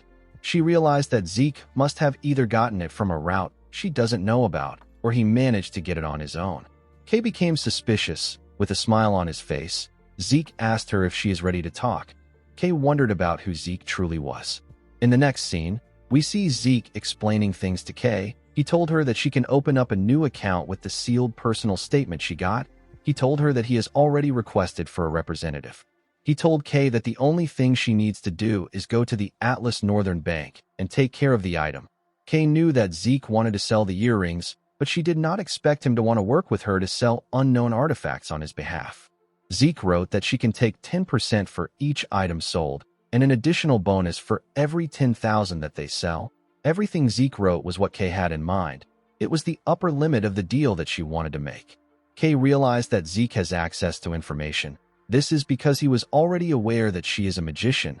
Kay stood up and picked up the contract. She told Zeke that she accepts his terms. She told him that she hopes they both get good luck. Before she could leave, our boy stopped her and told her that he has one question that he wants to ask. With a smile on his face, Zeke asked Kay if her ghost ship is okay. The woman glared at him. Several men appeared behind our boy. They were all holding daggers. With a scary tone in her voice, Kay asked Zeke to tell her where he heard about this from. Zeke laughed and said that he was just asking a question. He asked her to tell him why she is so on the edge. He told Kay that she can actually threaten him. He released his dragon fear and asked her if she can handle the aftermath of her actions. Zeke's energy covered Kay. The woman felt like she was looking a monster in the eye. She began to tremble. The men in the room were also shaking.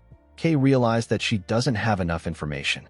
She wondered if the entire syndicate will stand a chance if they attack Zeke all at once. She wasn't sure about what to do. Our boy called out to his new partner and told her that they should change locations. The scene shifts, and we are taken to the office of the branch manager of the Atlas branch of the syndicate. We see Kay sitting on her chair. Our boy was standing in front of her. He looked at something called a contract of oath. He recalled that it was a common item for a magician to use. A contract of oath is a way of sealing deals that is commonly used by magicians to ensure the integrity of the deal. To sign the contract, a person uses their own blood as ink. Although it is a simple method, its effects are undeniable. Once the contract is signed, each side of the contract will have a seal appear on their arms. If someone were to harm the other party, they would lose their life. Of course, the seal would disappear if methods such as assassinations and betrayal were used. However, it will cause an unending restriction. This will make things difficult. Kay asked our boy to sign it since he knows about it. She told him that it is natural for her to want some insurance in case something happens. She told Zeke that there is no way of knowing when he will change his mind and simply kill her. Our boy smiled and told her that she is right. He used the pen to cut himself and used his blood to sign. The moment he did this, a magic circle appeared above him. He told Kay that he is willing to sign as many contracts as she wants if he can earn her trust.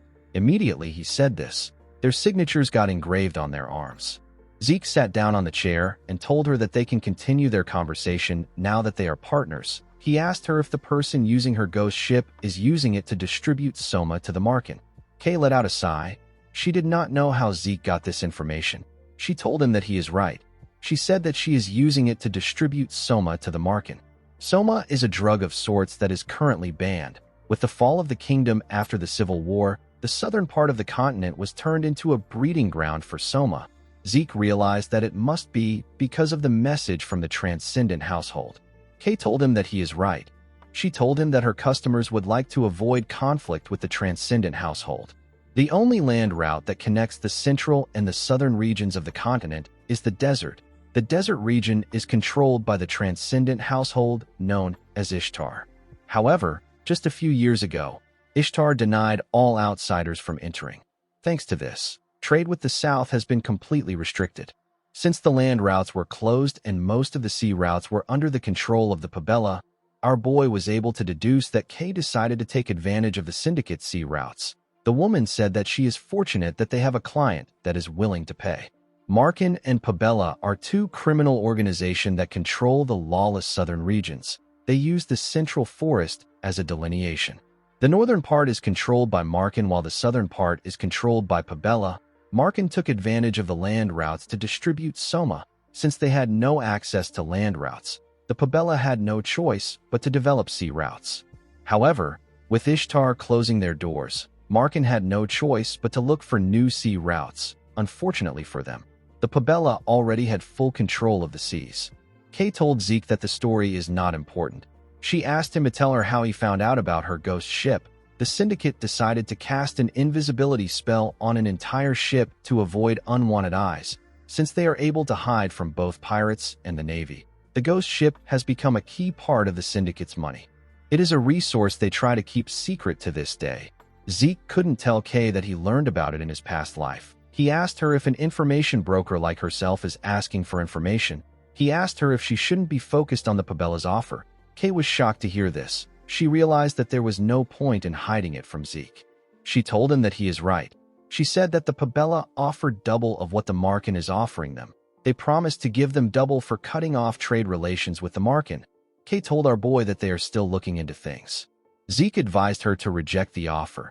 He explained to her that the syndicate can use this to slow down the Pabella and Markin. He asked her to think about the offer carefully. He told her that once she cuts ties with the Markin, she will lose an important client for Soma. Zeke revealed to Kay that the Pabella are pirates defeated by the Knight of White Silver. The woman was shocked to hear this.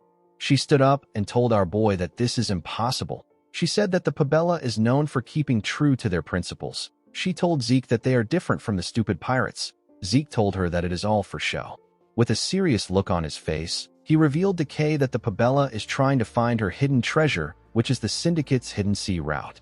Unlike the Markin who want to keep the goose that lays golden eggs alive, the Pabella will attack the syndicate once they learn about their ghost ship. Kay told Zeke that he is wrong. She said that the Southern Pirates and the Pabella are two different entities. Zeke hit the table and told Kay that she needs to pay for the information she got. He told her that he simply wants to meet Don Juan, the boss of Markin. He told Kay that he will make her the boss of the syndicate if she can do this. Kay was shocked to hear this. After saying this to her, Zeke stepped out of the building. Although Kay's network of information is impressive, it is still not enough. In the past, the fastest way of gaining access to the syndicate's information was to even the playing field and absorb any organization along the way. Zeke hoped that the small fire he started today will grow in intensity and eventually consume Don Juan. The scene shifts, and we are taken to Valhalla. We see Zeke looking around. He could tell that this place was completely different from the Cradle and the Academy. It has a very free vibe. While looking around, Zeke wondered about when the guide the dean assigned to him will arrive. The moment he thought of this, someone called out to him. The person asked him if he is the guy the dean mentioned. The boy with a face tattoo smiled at Zeke and raised his hand to give him a fist bump. Our boy didn't do anything. He didn't know why the boy was acting friendly. The boy tapped him on his shoulder and told him that he has a long way to go for the Academy blood to get out of his system. Zeke pushed his hand away and asked him if he is the guide that the dean sent. The boy imitated Zeke and showed him how he asked the question. He smiled and asked Zeke to tell him why he is using such a serious tone. The boy gave Zeke a rock and roll sign and asked him not to be so stuck up. He advised him to relax. He told our boy that he is the guide that the dean personally assigned the duty of showing him every nook and cranny of Valhalla. Zeke could tell that this boy talks a lot. While talking, the boy realized that he forgot to introduce himself. He told Zeke that his name is Diego. Our boy was shocked to hear this. Diego introduced himself as the evangelist of New Age fusion music of Southern traditional percussion and central melodies. Diego Villa let out his tongue and told Zeke that he hopes to get along with him. Our boy turned around and told him that he hopes for that too. Diego did not expect Zeke to say this. He moved close to him and asked him if he is already warming up to him. Zeke told him that this depends on his mood. Our boy did not expect to meet Diego Villa, the person who will later be known as the Metered Knight. Zeke did not think that he will meet a man destined to be known as one of the 5 Divine Knights. The 5 Divine Knights are 5 knights that played key roles in the Continental War. The first among them is Bishop Kastek, who is also known as the Silent Knight. The second is Jeffrick Salma, who is known as the Haze Knight. The next person is Asta Eladolf, who is known as the Illusory Knight. The fourth person is Reyna Draker, the Lightning Knight. The fifth knight is Diego Villa, the Metered Knight. While thinking, our boy recalled that people said that all 5 Divine Knights were Valhalla alumni. He decided to confirm if this is true or not. If things go according to his plan, he will be able to strengthen his influence quickly. Diego told Zeke that he is a little hungry because they walked around. He asked our boy if he would like to try some Southern cuisine. Zeke told him that he doesn't have any good memories of Southern food. Diego told him that he hasn't had proper Southern food. In the next scene, we see Zeke take a bite out of a taco. He told Diego that it is pretty good. The boy smiled and told him that it must be. He explained to him that this Valhalla shark dragon food is something that even a Southern native like him acknowledges. Our boy said that it is better than what anyone will find in the South. Diego asked him if he has been to the South. Zeke told him that he has heard about it. After finishing their food, the boys got some tea. Zeke asked Diego about how a Southern native like him ended up coming to Valhalla. Diego told him that it is a really long story. He revealed to Zeke that his father and mother are rulers of a small kingdom in the South. Our boy did not expect him to be royalty. The southern continent is a coalition of smaller kingdoms with the Cuzco Kingdom at the center. The majority of the residents immigrated to the central continent when the Cuzco Kingdom collapsed after a civil war. Diego raised his cup and told Zeke that he is a prince. He said that he is an important person. Our boy could not believe that he was really a prince. He couldn't believe that royalty this undignified exists. Diego explained to Zeke that there are some really stuck-up old people that insist the royal family's traditional twin swordsmanship must be carried on. Since Diego was such a genius with the twin swords, he ended up getting sent to Valhalla. With a bright smile on his face, Diego told our boy that he doesn't care about swordsmanship. He said that he is going to pursue his music. Zeke wondered about what he will do about the people expecting great things from him. Diego asked our boy if he wants to join the Southern Fusion New Age Music Research Club. Zeke quickly declined his offer. In the next scene, we are taken to a lecture hall. Zeke asked Diego if it is okay to enter the upperclassmen lectures like this. Diego advised our boy to stop acting like he is in the academy. He explained to him that Valhalla is all about freedom. Anything and everything is allowed if it is for the sake of learning. He told Zeke that he can go to listen to any lecture he wants if he wants to.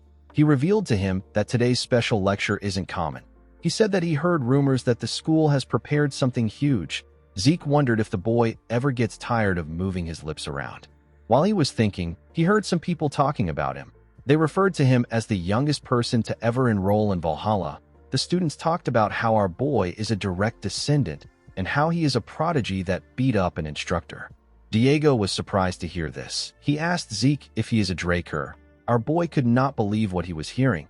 He raised his glove to show the boy and asked him about what he thought the gloves are. Diego asked our boy to tell him what the glove is. Zeke called him an idiot and revealed to him that he is wearing pure-blood gloves. He told him that they are a mark of a pure-blood Draker Awakener. Diego was shocked to hear this. He recalled that Zeke didn't take off the gloves while they were eating. He told our boy that he simply thought that he was a real badass for sticking to his guns. He told him that he had no clue that he was wearing pure-blood gloves. Zeke found it funny that the boy came all the way to Valhalla without knowing about the pure-blood gloves. He noticed that Diego was panicking. He felt like this was the normal reaction a person would have when encountering a pure-blood awakener. Zeke was quite relieved to see that Diego stopped talking. The moment he thought of this, Diego told him that he now understands why he is so stuck up. Zeke was annoyed to hear his voice. He did not know what to even say to him. Diego put his arm around his neck and told him that he should have paid for the meal since he is a Draker. He laughed and told him that he is just kidding. Everyone turned to them when they heard Diego's voice. Zeke could not believe that the boy was becoming rowdier. While he was talking, the dean clapped his hands and asked everyone to pay attention. The students immediately became quiet. Zeke wondered why there were so many people in a lecture hall. He believed that they came because of the special lecture being held by the dean. Upon seeing the amount of student there, Flaubert said that he can tell that they are looking forward to the lecture. Diego took out a book and showed it to Zeke. He asked him about what he thinks about the lyrics. He asked him if the rhyme scheme is crazy. Zeke reminded him that he said that they should listen to the lecture. He asked Diego to pretend to listen. The dean decided to skip the formalities and go straight to the main event. He told the students that he had a really hard time getting this person. He introduced the person as a Black Knight of the Drakers who is returning from the field. Zeke smiled when he saw the person. He recalled that the person returned to the Four Seasons Fortress. He wondered if the man will begin international activities now. The person turned out to be Duke Draker. The students were shocked to see the Gale Knight. They did not expect to see the Black Knight that disappeared. They recalled that rumors were going around that Duke was recently sighted around the Four Seasons Fortress. The students did not expect it to be true. Duke told them that it is an honor for him that they all remember him after he stepped back from the front lines. He advised the students to engrave the lecture in their hearts and soul. He revealed to the students that he became a Black Knight after being part of the normal class in the academy. The content of Duke's lecture was much better than our boy expected. The students did their best to focus on Duke's long lecture. After a while, they began to fall asleep. Diego didn't even listen to him. He was focused on his lyrics. Zeke could not believe that Duke has been bragging for 2 hours straight. He wondered if his master was ever going to stop. Immediately he thought of this. The dean grabbed the mic and said that he feels bad for students who were listening intently. He said that they are out of time. Zeke was relieved to hear this. The dean took a look at his watch and announced that the second speaker is someone they all know. He told them that introductions won't be necessary. He explained to the students that even though the woman is incredibly busy as a guardian knight, she took time out of her schedule to come there. Zeke was surprised to hear this. Within the Draker family, knights are classified as normal knights, intermediate knights, advanced knights, and guardian knights. Because of this, there aren't even 10 guardian knights in the family. Our boy was certain that the second speaker will be a prominent figure. Flaubert took a look at his watch. He wondered why the guardian knight was taking so long. A woman with platinum blonde hair stepped into the hall. Zeke carefully looked at her. Although the woman had platinum blonde hair and a white full-plate armor that stood out, our boy still didn't recognize her. The students were quite happy to see the woman. One of them said that he is so happy he came to Valhalla. He said that he did not expect to see the White Silver Knight in person. Zeke was shocked to hear this. He quickly turned to the woman. He immediately realized that he was looking at the first of the Draker's direct descendants. He was looking at Carly Draker, the woman known as the White Silver Knight. The port town of Isen is an important hub when it comes to sea travel in the central continent. Currently, it is a city with excellent geographical value due to how it can secure trade routes to not only the trade city of the Dolta Republic and the southern continent, it also has access to the eastern continent as well. However, the situation in Isen was completely different just a few decades ago. At that time, southern pirates had occupied the town, and it was a lawless land where all kinds of felonies were being committed. After she became a proper knight of the Draker family, Carly Draker began cleaning up the pirates. 5 years after embarking on this endeavor, no pirate could be found within Isen. After this, Isen became the greatest port city under the Draker's protection. The surviving pirates hid themselves in the deathly water to the south of the Dolta Republic. Carly's achievement of securing trade routes in Isen was acknowledged, and she became the youngest guardian knight.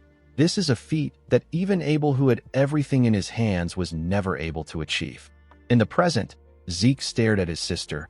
He knew that the guest would be an important figure, but he didn't expect it to be his eldest sister. He recalled that Carly is currently engaged in a battle of succession against Abel. It was natural for Zeke not to recognize his sister. This is because something happened to her even before his regression. Carly let out a sigh and tapped her finger on the podium. She yelled and ordered everyone to keep shut. The students immediately kept quiet. They became scared. Zeke was not surprised to see that everyone trembled in fear. He knew that this was the natural reaction people would have when a guardian knight yells.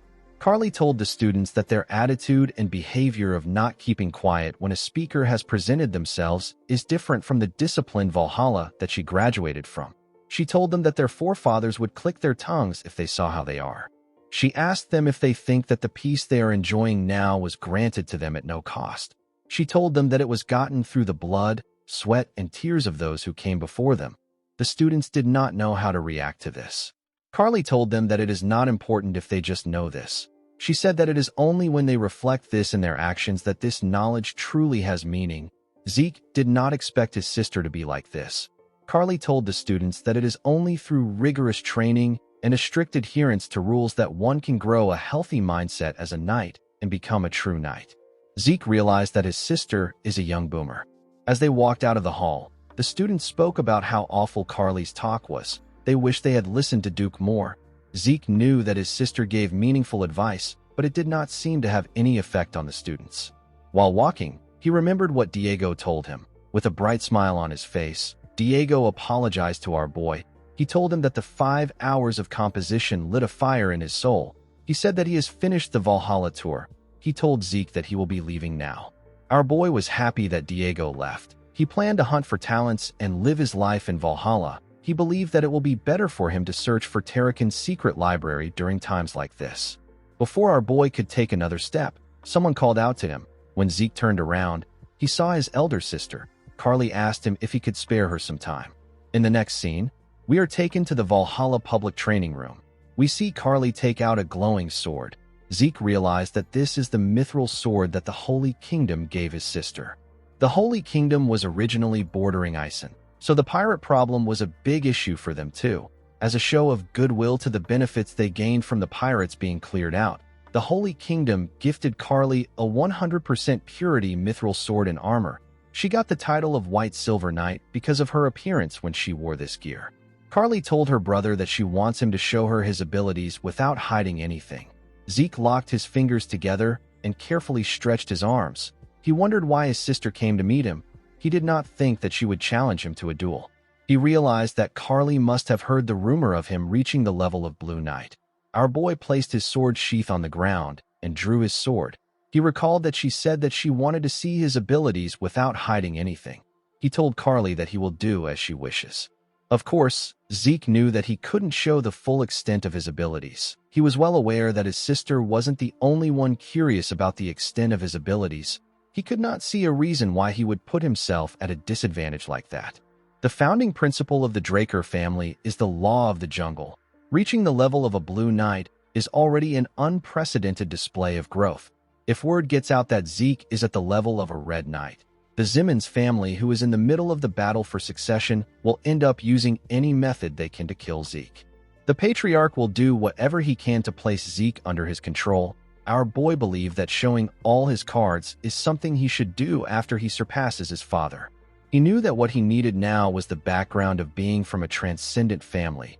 Zeke does not plan on following his family's will. Immediately he thought of this. He and his sister charged at each other. When their swords clashed, some sparks flew between them. Carly used her sword to push our boy's sword down. She quickly swung her sword at his head. Zeke was able to dodge the attack, but Carly landed a cut on his face. He quickly ordered his system to temporarily pause his healing factor.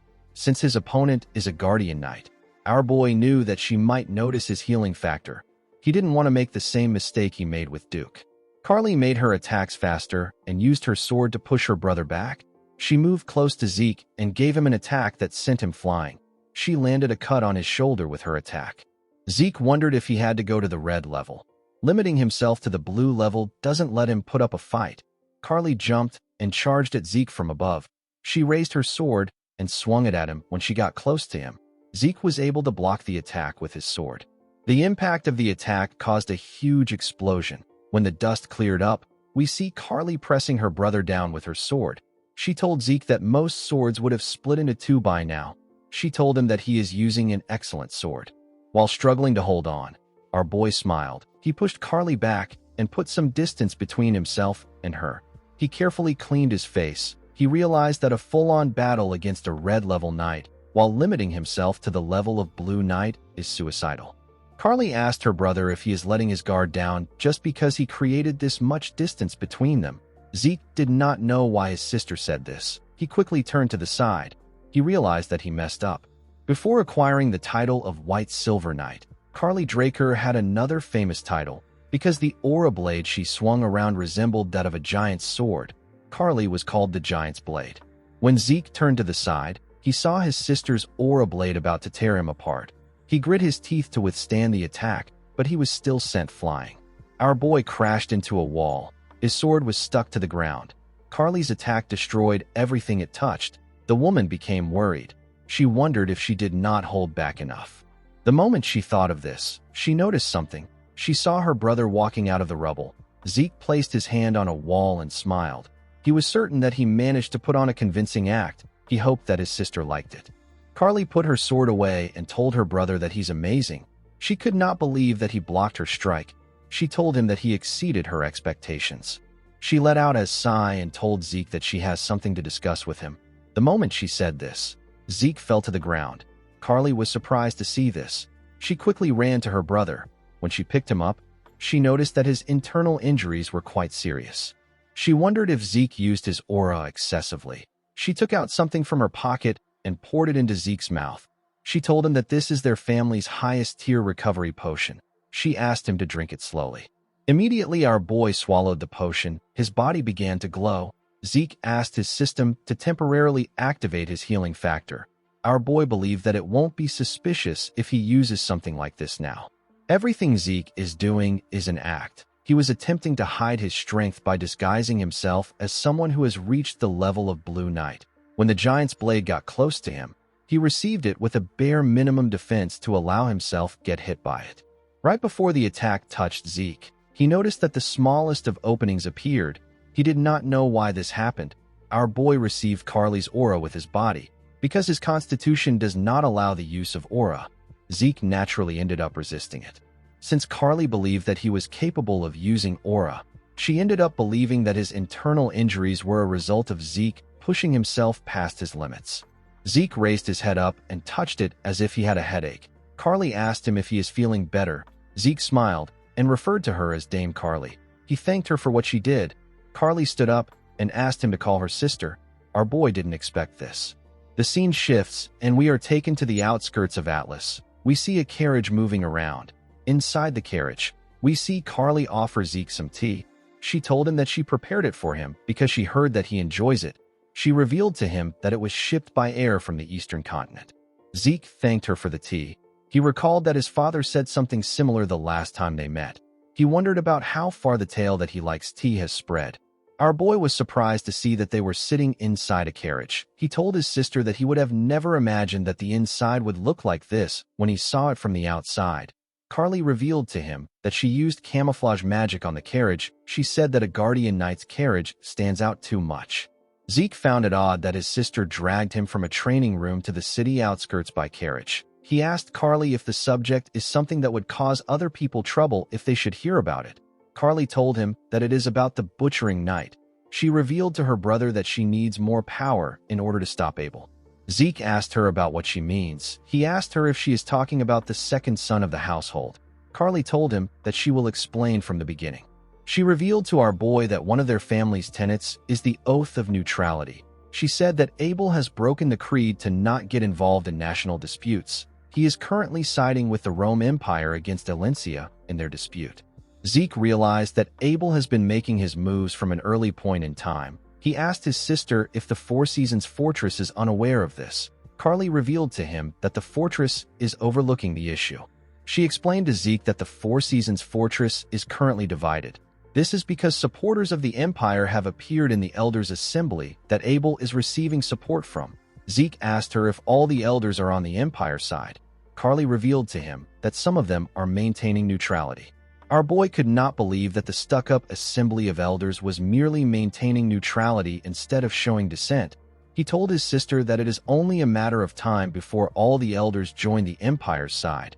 Carly told him that it will be appropriate to view the situation like this. She explained to her brother that she is trying to find a method she can use to stop Abel. She said that she can't just wait for him to get caught. She told him that if they leave Abel alone, this will devolve into a great war. Zeke knew that Carly's predictions were correct. It has already been 3 years since our boy regressed. 7 years from now, the Drakers and the Rome Empire under Abel's command will launch a continental war. Countless people will die or get ruined. The skies will go dark and the land will be drenched in blood. Carly revealed to her brother that she has resolved herself to acquire enough power to stop Abel. She explained to him that Abel is currently controlling the higher-ups of the family. He believes that those lower down will naturally follow him. However, Carly believes that true knights do not bow to power. They follow justice and a greater cause. While being true to her beliefs, Carly plans to rally the normal knights in the vicinity of the Four Seasons fortress. She told Zeke that she does not plan to force him to support her. She told him that he is still young and his future is guaranteed as a pure-blood awakener. Zeke took a sip of his tea and stared at his sister. He now understood the kind of person she was. Although she possesses an iron will, she is prepared to act as flexible as needed if it is for the sake of justice. She is a righteous and pure person. Zeke realized that the reason an opening appeared in her giant's blade was because she was concerned about him. Although she appears as steadfast and as strong as a Draker, she is also a gentle soul. Carly told her brother that he could be branded as a traitor if things go wrong. She asked him to think about it carefully. Zeke thanked her for her concern. He placed his cup on the table and went on his knees. He told Carly that he has made his decision. He told her that he wishes to join her on her path of chivalry, even though he is inexperienced. Carly was shocked to hear this. She gently smiled and thanked her brother. The scene shifts, and we are taken to Valhalla Research Facility. We see Zeke looking at his status window. In his past life, our boy was able to acquire up-to-date information about his family through K. He never expected that this corruption was already in his family even before the Continental War. The reason Zeke intended to leave his family early was because he wanted to avoid Abel's interference while gathering enough forces to prepare for the Continental War. However, now that there is someone sharing the same goals as our boy, it is not necessary for him to leave the family. Zeke actually liked this situation. Remaining in the family would make it easier for him to keep tabs on Abel's actions. With Carly at the forefront, Zeke wouldn't have to face the brunt of any retaliation. In order to achieve his goal, Zeke needed to officially become a knight and turn public opinion on Carly's side. Even if Carly is firstborn and a guardian knight, she is neither a pure-blood awakener nor is she from one of the great families. In our boy's past life, Carly was pushed back by Abel's forces and failed to take the family for herself. However, if a pure-blood awakener like Zeke becomes an official knight and gives Carly his support, the scale would be balanced. Zeke could not believe that he had to act like a knight, even though it didn't suit him in any way. While thinking, our boy looked at the map. He saw that he was almost at his destination. He entered the Great Central Library in Valhalla. He went inside to check for the main reason he came to Valhalla. He went to check for Tarakan's secret library. Inside the humongous library, our boy walked into a closed section. The system informed him that he has arrived at his destination. Zeke could not believe that this was the secret library. He felt kind of disappointed when he looked around. He didn't see anything special or meaningful there. Since it was a place the system guided him to, Zeke expected to find something like Bahamut's heart or fangs. He wondered if he ended up coming there in vain. Immediately he thought of this. He took another step. The system informed him that it has detected a data storage point. Immediately it said this. A huge shelf appeared in front of our boy. Zeke was shocked to see the shelf. He was more shocked by what he saw on the system. The system informed our boy that the secret library of the administrator known as Tarakan Draker has been found. Zeke could not believe that Tarakan was a user of the same system.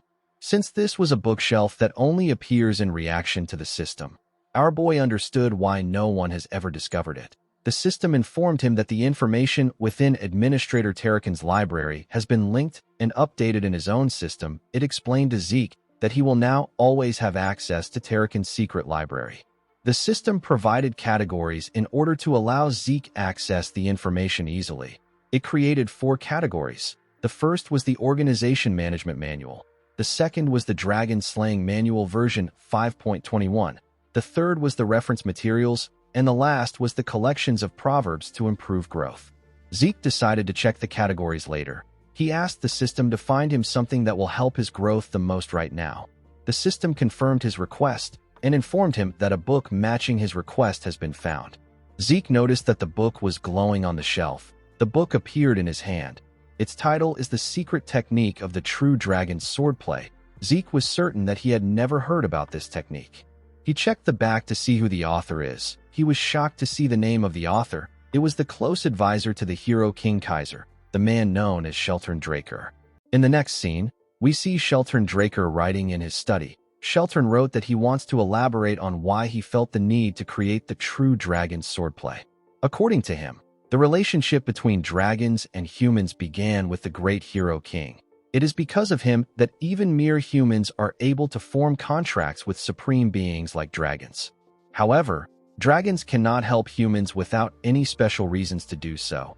They simply took pity on the weak humans because they lack the special traits that other races possess. Thanks to Kaiser, the number of contractors greatly increased. They spread across the continent to create civilizations. However, it is because of this incredible rate of development that Shelton is worried. Shelton fears the dragons. If such transcendent beings help humans because they were driven by feelings as shallow as pity, then they could also easily turn against humans. Shelton believed that if his concern ever comes true, humanity will not be able to resist in the slightest. They will find themselves completely annihilated over the course of a day. Due to his fears, Shelton decided to find a way to fight dragons. The first thing that came to his mind was magic. However, magic was the very first gift that dragons granted humans. It is because dragons inscribed circles into the hearts of humans that they are able to cast spells. Their own hearts were incapable of generating mana on its own. Attempting to combat dragons with magic would be a fool's errand. Shelton's next thought was the elemental sword wielded by the hero king. This was a power that even the dragons feared. Unfortunately, this is a power granted only to Kaiser, who has inherited the blood of the fairy monarch. Since he didn't have a lot of options left, Shelton immersed himself in research in order to discover a new power which only humans could wield. He tested the primitive swordsmanship of the North and the mysterious powers of the East. There was nothing that Shelton did not try in order to transcend the limits of his own humanity. When he was at a dead end in his research, Shelton received help from someone he never thought would help him. It was the contracted dragon of Kaiser. The dragon's name is Kronos. Kronos claimed to help Shelton because he found his research intriguing. However, the man could feel a strange determination from the dragon. His determination was too strong for Shelton to simply accept his given answer as the truth. Shelton could not refuse the dragon's help. He continued his research. He and Kronos happened to stumble upon aura. It was neither elemental force nor mana. It was a power that only humans were able to wield. Having finally discovered a clue after Kaiser left for the spirit realm, Shelton continued his research on aura. Not long after this time, Shelton's research bore fruit. The man walked out the theory and application of aura, as well as a style of swordsmanship for utilizing it. Shelton wrote and distributed the true dragon's swordplay. However, things did not go as he wanted. In a world where people could quickly and easily grow powerful through the use of dragon-made artifacts, the true dragon's swordplay, which required one to put in efforts in order to grow stronger, was cast aside and neglected.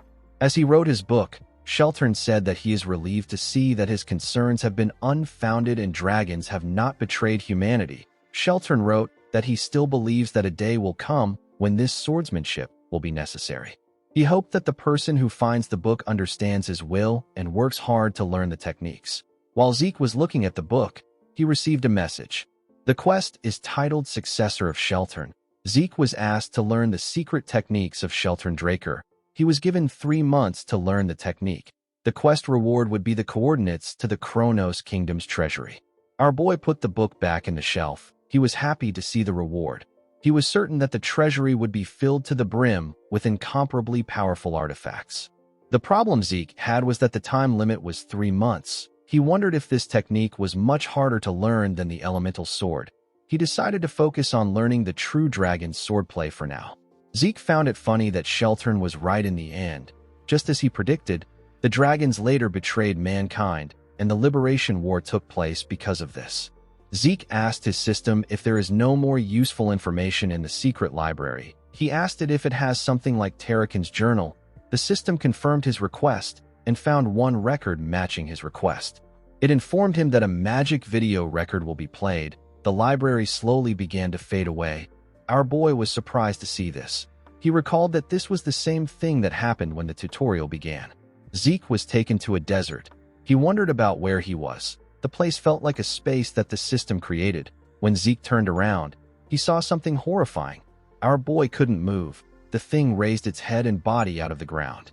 Zeke's indomitable mental defense skill quickly got activated.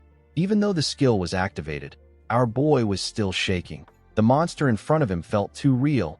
Zeke could not believe that he was looking at the being once known as the king of all creations. He was standing in front of a dragon. While he was shaking in fear, someone called out to the dragon known as Bahamut. Our boy could not believe that he was looking at the evil dragon. He quickly turned to the person behind him. Zeke could not believe that he wasn't able to sense the presence of the man behind him until he opened his mouth. He could tell that this man was ridiculously powerful. He was basically a monster. The man with the blurry image passed through Zeke. Our boy was surprised to see this. He quickly understood that he was literally inside the recording. Zeke wondered if this scenario recorded in Tarakan's journal is the decisive battle between Bahamut and Tarakan Draker from the legend of the Dragon Slayer. When Bahamut raised his enormous hand, Zeke smiled. He was quite excited to witness the battle that was passed down only through legends. To our boy's surprise, Bahamut used his claw to hit the ground. Tarakan did not seem fazed by what the dragon did. Bahamut asked Tarakan to tell him why he is hesitating. Tarakan did not say anything. Bahamut referred to him as his contractor and told him that he disappoints him. Zeke was shocked to hear this. He could not believe that Tarakan was Bahamut's contractor, just like Kaiser and Kronos. Zeke could not comprehend what was happening. He did not understand how the legend of the Dragon Slayer came to be and how Tarakan subjugated Bahamut. While thinking, Zeke noticed something odd. The world of the recording began to glitch. Our boy did not understand what was happening. While he was looking around, he noticed that Tarakan told Bahamut something. Unfortunately, he couldn't hear what they were saying. Zeke called out to his system and asked it if it can do anything about the glitch. The system could not accept his request. Zeke did not like this. While thinking, he turned around to see Tarakan. Zeke remembered asking Kaiser if a contracted dragon could kill its contractor. Kaiser laughed and told our boy that he spouts a lot of nonsense. The Hero King said that a dragon can never betray a human. It is more likely for the betrayal to come from the human. The moment our boy remembered this, he saw Tarakan take out his sword from Bahamut's head. Our boy saw Bahamut's corpse slowly getting reduced to ashes and disappearing. He could not believe his eyes. After Bahamut's corpse completely faded away, Zeke saw something in front of Tarakan. He saw the heart and fang of Bahamut that he received at the home of the Dragon Slayer. Zeke wondered if a dragon always leaves behind a part of itself and turn into dust. He recalled that the pure-blood gloves in his hands are made from dragon leather. He believed that Bahamut might be a special case. While he was thinking, he saw a huge glitch appear in the cloud. Zeke got dragged back to reality. He wondered if the video ended there. He sat on the ground to put himself together. He could not understand what was happening. He decided to head back home. Zeke found out that Tarakan's secret library got connected to the system so that he could access the records wherever and whenever he wanted. Our boy quickly tried to replay the record again. However, there was still so much noise in the part where Bahamut and Tarakan spoke. Zeke couldn't hear their final conversation. Fortunately, our boy was able to gain something from it. Thanks to him consistently looking through the secret library, he was able to discover something new. Zeke found out that the dragon-slaying arts originated from the true dragon swordplay. Tarakan simplified the complex true dragon swordplay and refined it to create the dragon-slaying arts. Because the techniques got simplified, the power behind it also went down. Unlike its name, it became a technique that was unable to deal a fatal blow to even a dragonborn. However, by applying one's innate traits to the technique, it will be possible to land an effective blow. While the technique dropped in raw power, Tarakan succeeded in improving its practicality. The one thing that bothered Zeke the most was the big difference between the legend of the Dragon Slayer, known across the world, and the contents of Tarakan's journal. The current legend of the Dragon Slayer says that Tarak enslaved Bahamut and ushered in a golden era of prosperity. It is not much different from any other story of a hero that is told across ages. Although the big picture doesn't differ much from Tarakan's journal, the fact that the two were contracted is not mentioned anywhere. This wasn't the kind of information that could have been easily omitted. The scene shifts and we see Zeke outside. He took a letter from a messenger pigeon. It was a letter from Kay. The magician told Zeke that she investigated every variation of the legend of the Dragon Slayer across the continent, just like he asked. She did not understand why Zeke suddenly gained interest in folktales. She revealed to Zeke that she even checked versions that weren't translated into the common tongue. Kay wrote that she didn't find any information about contracts between humans and dragons, or the dragons that Tarakan and Kaiser were contracted with. After digging for a while, Kay noticed something strange. She found it weird that all the sources she found were using the exact same words to describe the event. It was almost as if there was some kind of conspiracy at play. As she dug a little deeper, Kay received a warning message directly from the Great Draker family. Due to this, the syndicate decided to back out of the investigation. They did not plan to have any friction with the Drakers. Zeke became worried when he saw what Kay wrote. He quickly burnt the letter and turned around. Zeke became certain that his family is censoring information regarding Tarakan. He didn't understand why they would do this. The Draker family, which is currently one of the 3 transcendent families, made its name off Tarakan, the man who is praised far and wide for being the first Dragon Slayer.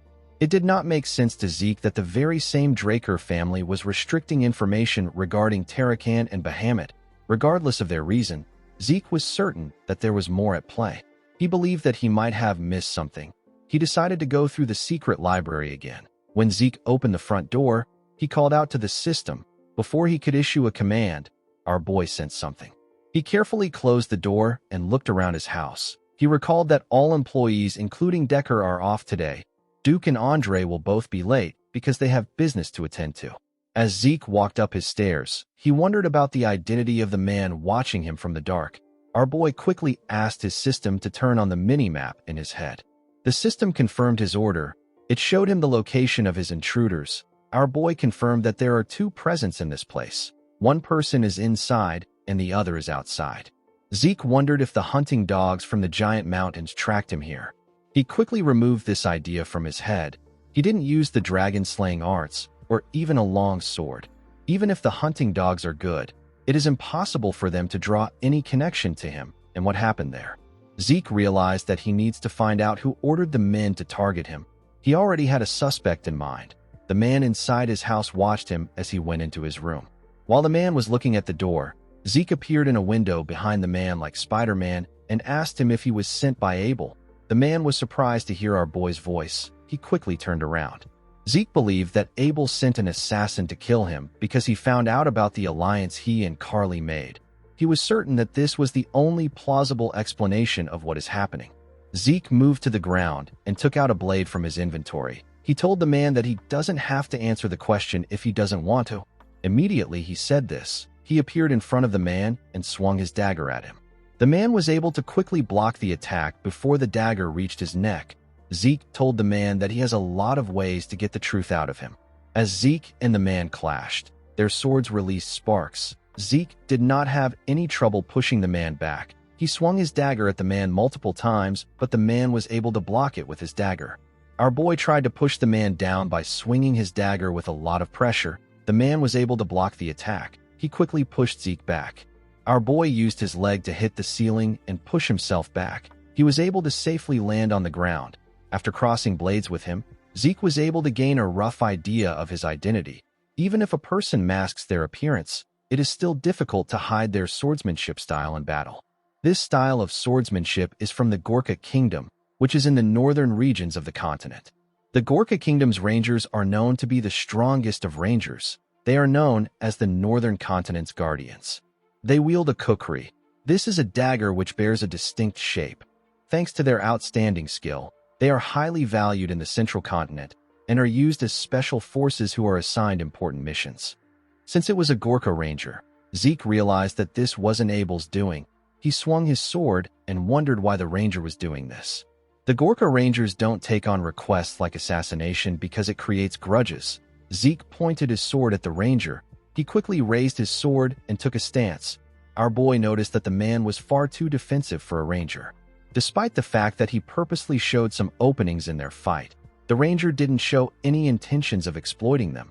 Even though the man is definitely skilled enough to be able to react to the openings, he didn't intend on pressuring Zeke at all. Our boy was able to deduce that the goal of the rangers was to secure him and not to eliminate him. Immediately he thought of this. Zeke turned to the side. He saw a ball enter the hallway through his window.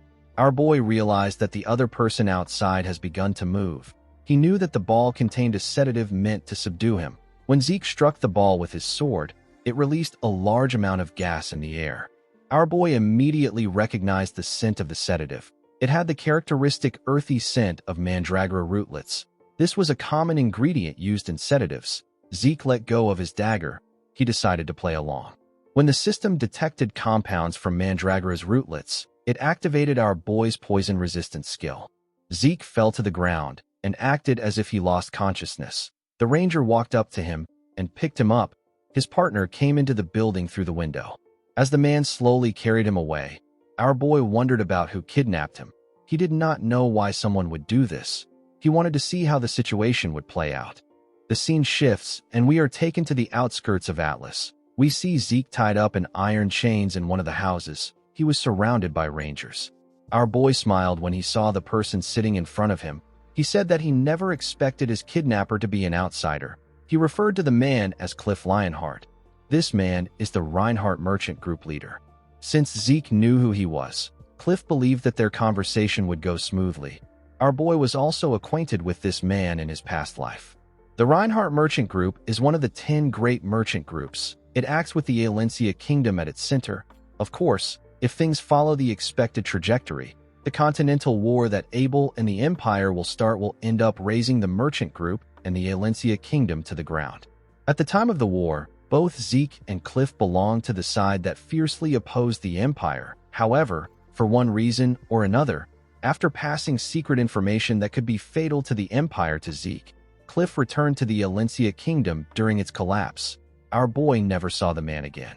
Even after going through so much to escape the kingdom, the man still returned there. Zeke did not know if Cliff was trying to be patriotic. He found the man's decision to be foolish. Cliff apologized to Zeke for using an inevitably rough method to get him there. He used his hand to signal someone. The ranger that kidnapped our boy moved close to him and removed his chains. Cliff assured Zeke that he will receive an apology from his merchant group for this discourtesy. He told him that he wants to take his time to have a discussion with him. Zeke carefully moved his wrist. He asked the man to go straight to the point. With a serious look on his face, our boy asked Cliff to tell him what he wants. The man did not expect a young boy to have this kind of response. He realized that a Draker is still a Draker regardless of how young he is. He knew that even the most experienced knights wouldn't be able to help being guarded and anxious in a situation like this, but Zeke didn't falter at all. Although Cliff set the stage in order to take the initiative in their conversation, our boy managed to take back control. Cliff asked Zeke to take a look at the documents in front of him before they start talking. Our boy took out the documents. Cliff explained to him that it is a record of those infected by the new pandemic that recently spread across the southern regions of the central continent. Zeke asked the man about why he wants him to see this. The moment our boy asked this question, he saw a document that caught his eye. Cliff noticed that Zeke found something. It was a document about a woman called Elena Stone. This is the mother of Liam Stone.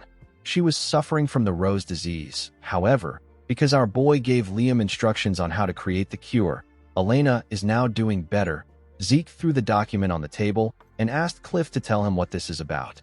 The man said that the new disease is known as the rose disease. He said that it is a torturous disease with a fatality rate of 100%. Cliff told our boy that Elena Stone did not die from the disease. She even recovered. He said that he questioned the physician in charge of the woman. They refused to talk about the case. With a serious look on his face, Cliff asked Zeke if he knows anything about this. Zeke smiled when he heard this. He knew that the man already caught a whiff of the circumstances from the very beginning, and yet he still insisted on picking at him like this. Our boy wondered if the man did this because he is a merchant. He assumed that Cliff's goal is to gain a monopoly over the cure of the rose disease. Considering the fatality rate of the disease, this is an entirely plausible motive. The worth of the cure is so unimaginable that a person could rob the entire continent of its wealth, and it would still pale in comparison. However, Zeke knew Cliff quite well. He is a reasonable man who can see past his own self-interests. There is no way a man like Cliff would lose himself to greed and take on the risk of kidnapping a descendant of one of the transcendent households. This means that the man has another goal. Zeke told the merchant that he was the one who gave the woman the cure. Cliff was happy to hear this. He jumped out of his chair and asked our boy to sell the cure to him. He told him that he will pay him any amount he wants. Zeke raised his hand and smiled when he heard this. He asked the man to tell him why he is excited. He told him that he is not acting like a merchant. Cliff was annoyed to hear this. Our boy became certain that Cliff's goal is not money. He wants to save someone's life. With a smile on his face, Zeke told the man that they need to make a deal. The man sat down back.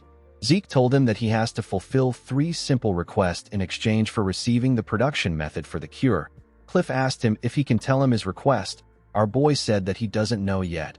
He told the man that he will call in these favors when he needs them. He assured him that he won't ask for anything a merchant group can't handle. He asked him not to worry too much. Cliff was still quite worried. He asked Zeke if they can come to terms on the things that they can't handle. Our boy smiled when he heard this. After some time, Zeke wrote the production method on a paper and stretched his hand out to give it to Cliff. He asked the man to follow the instructions on the paper to make the cure. Cliff quickly stretched out his hand to receive the paper. Zeke moved his hand back. He told the man that there is something he is personally curious about. He asked Cliff to tell him the person in need of the medicine. The man froze in fear. With a nervous look on his face, he told Zeke that he simply intends to procure a product with immense worth as a merchant. Our boy explained to him that he got the Northern Rangers to kidnap someone from a transcendent family, and he also reacted with an explosive emotion as if he forgot what the word composure meant. Zeke told Cliff that this isn't how the great Reinhardt Merchant Group should present itself. Cliff realized that our boy had caught on to him. He sat down and said that the cure is for a member of the royal family of the Kingdom of Valencia. Zeke did not expect to hear this. He asked the man to tell him which member of the royal family it is for. Cliff told him that he can't share this with him. Our boy did not understand why he would say this. He asked the man if he knows how many royals are in Valencia. The moment he said this, our boy noticed something different about Cliff's eyes. He remembered the man telling him that he is returning to the Valencia kingdom in the past. Zeke asked the man to put himself together. He told him that both the kingdom and the Reinhardt Merchant Group are done for. He told him that he will die if he goes back there. Zeke advised Cliff to seek asylum in the north.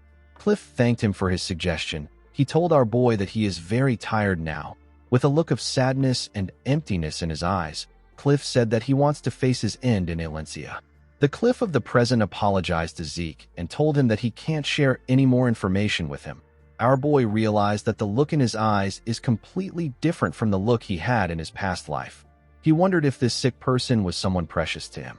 Zeke recalled that his sister told him that Abel is supporting the Empire in their fight against the Valencia kingdom. Apart from this, the kingdom is already in a chaotic state due to disputes regarding the administration of various races' ghetto. There is also the weak power of the royal family. Internal power disputes have led to a considerably difficult situation. Since there was still time before the Continental War breaks out, Zeke decided to get a connection to the Valencian royalty. He believed that this connection will pay off in the future. He stretched out his hand to give Cliff the paper. He told the man that it is fine if he doesn't want to tell him. When Cliff accepted the paper, Zeke told him that the contract has been established. Cliff's hands were shaking. He couldn't believe that the cure was in his hands. He held the paper close to his chest like a man that has found hope.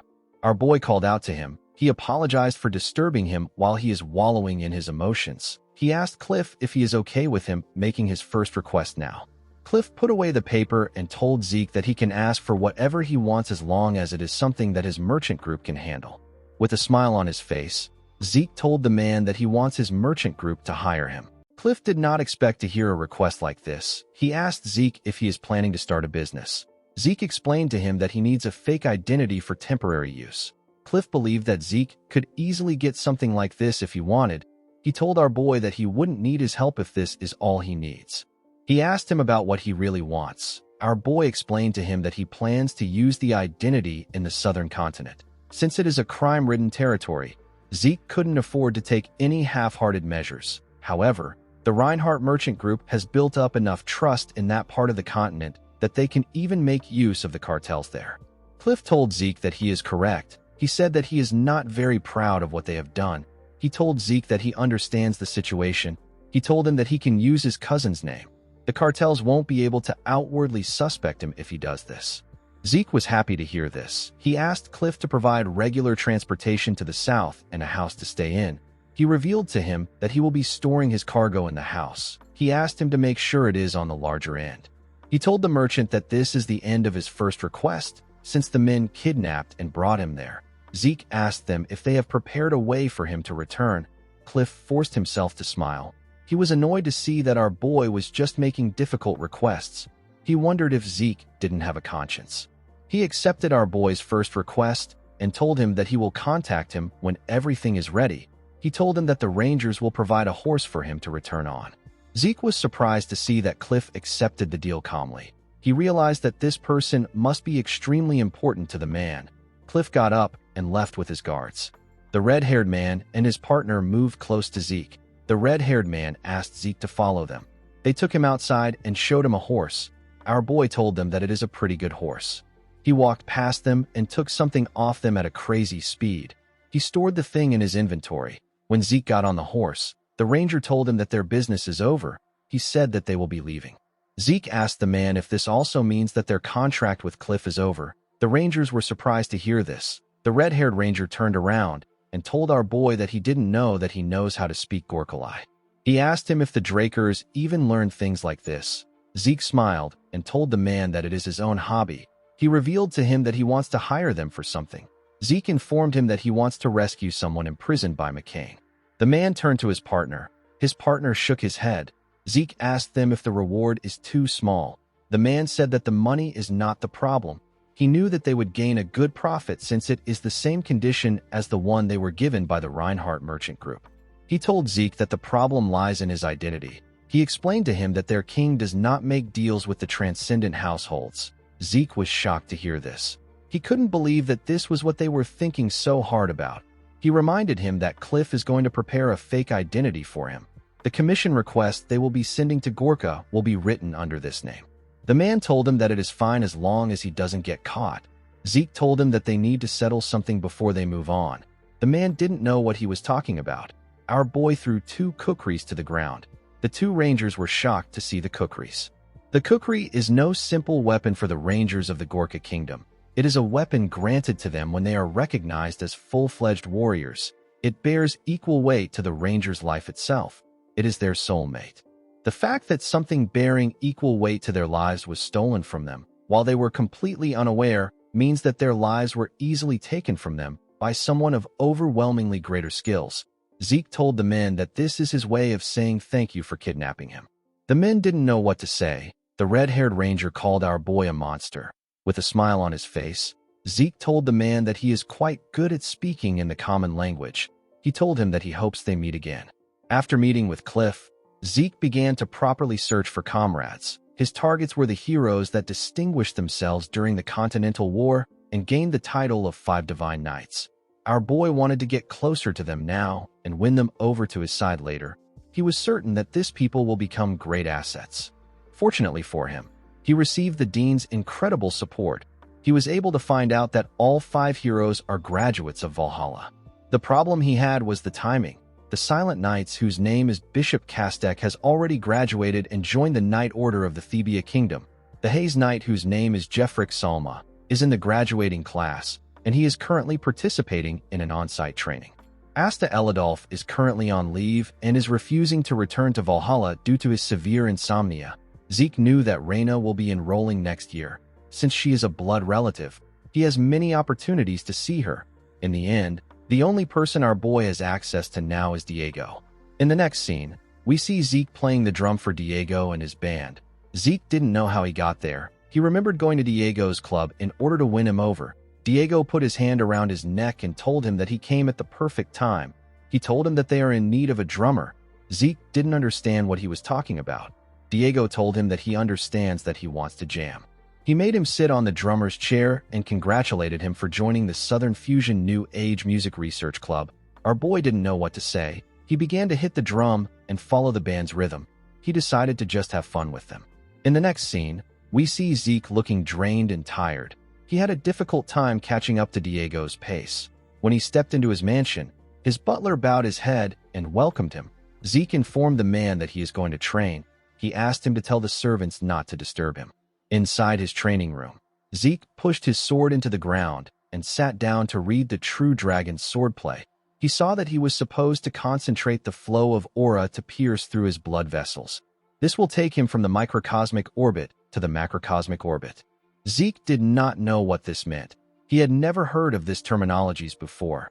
After seeing the book for himself, our boy understood why Tarakan reformed it into the dragon-slaying arts. This is because all the techniques in the true dragon's swordplay require an incredible amount of compression and decompression of aura. This swordsmanship is not meant to be used against men. It was created to solely fight against dragons. Because of this, its lethality can be compared to that of an elemental sword. Zeke stood up and took out his sword. He took a stance and released some energy. He tried to focus on creating a sword art that was much more powerful than the dragon-slaying arts that he is familiar with. He needed to compress his aura until it is so dense that it cannot possibly be compressed further.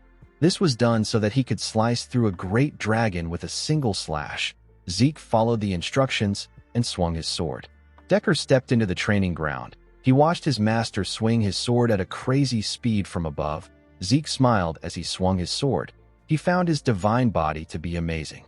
His divine body allows him to naturally perform at the highest level, and the rate at which he learns combat and transfer ether within his body is incredibly fast. The divine body showed Zeke images of the steps he should take. It was as if a map was being spread out in front of him, and it was showing him the optimal and completed form of the technique in order for him to know where to go. Zeke followed the path placed in front of him. The more he repeated the movements, the faster he was able to learn them. Our boy raised his sword and made a clean and swift strike. It was basically a perfect strike. The moment he did this, he felt something. Zeke just recently surpassed his former wall and became a red knight. However, he was already reaching the next wall. He was getting closer to becoming a black knight. Normally, our boy wouldn't pursue a hasty growth because he believes that it will hinder him later. However, the heart of Bahamut residing in his ether hall is resonating with the true dragon's swordplay and crying out. This made Zeke continue swinging his sword. He wanted to hold on to this sensation.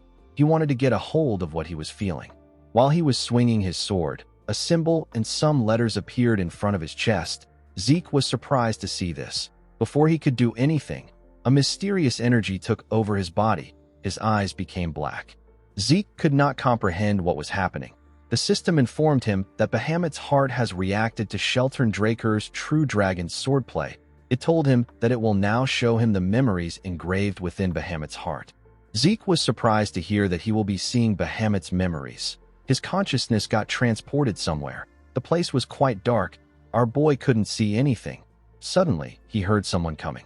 When he looked down, he saw a dragon. He saw someone call out to the dragon known as the Lord of Dusk. This dragon is Bahamut. The man told Bahamut that he has a request to make. Bahamut opened his eyes when he heard this. The mysterious man took out a book and told Bahamut that he would like him to hold on to the true dragon's swordplay that he created. This man is Sheltern Draker. Bahamut stood up and told Sheltern that he always knew that he was detestable, but he didn't know that he was mad. Our boy realized that the man in front of him was Sheltern. Bahamut asked the man if he truly plans to entrust a dragon-killing technique to a dragon. Sheltern revealed to him that Kronos has already agreed to it. Bahamut slammed his hand on the ground when he heard this. He gathered his energy inside the cave and created some huge weapons in the air with his energy. He said that Kronos has been led astray by humans and he has lost his sense as a mediator. Upon seeing that Bahamut wasn't ready to listen to him, Sheltern placed his hand on his sword. Bahamut created more spears in the air. While screaming at the top of his voice, he told the man that he doesn't believe in Kronos' rambling prophecies. The moment he said this, he fired his spears at Sheltern. Sheltern quickly drew his sword. He used it to block the huge spear that came close to him. He easily pushed it away. Unfortunately for him, there were still many more spears. Sheltern wasn't fazed by them. He stood his ground and blocked the ones that came close to him. Each one of the spears had enough power to destroy the cave. Bahamut continued attacking the man with his spears. Sheltern used his sword to skillfully brush them aside. Zeke watched in awe. This was his first time seeing the pinnacle of all creation. It was his first time witnessing dragonic magic. The sheer force of the spears was ridiculous. Our boy knew that he was only capable of knocking down one or two spears. He couldn't believe that Sheltern took all the attacks head-on. Zeke realized that his ancestor is a different kind of monster. Bahamut asked Sheltern to get out of his lair. He told him that his next attack will be directed at the Kronos Kingdom if he doesn't leave. Sheltern asked him if he is really fine with doing this. He explained to him that he will also be subjected to the karmic sanction if he does this. The moment he said this, the spears began to slowly fade away. Bahamut told him that the karmic sanction is a joke. He gathered the energy he used in creating the spears. He raised his hand and sucked the energy in the cave. He asked Sheltern to tell him what a human like him knows to talk about karmic sanction. He said that such sanctions will never apply to him no matter how many maggots he crushes under his feet. Sheltern pushed his sword into the ground. He said that things played out exactly as Kronos predicted. He took out a luxurious pocket watch. Bahamut seemed surprised to see the watch. He spread his wings and turned the huge energy ball into a ridiculously huge sword. He asked Sheltern if he believes that he can do something to him just because he wields Kronos' power. He fired the sword at Sheltern. Sheltern raised the pocket watch and pressed it.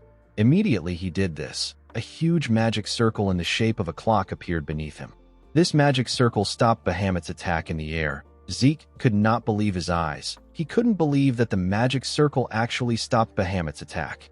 He quickly noticed something else. He saw that the magic circle was also underneath and above Bahamut. It was restraining him.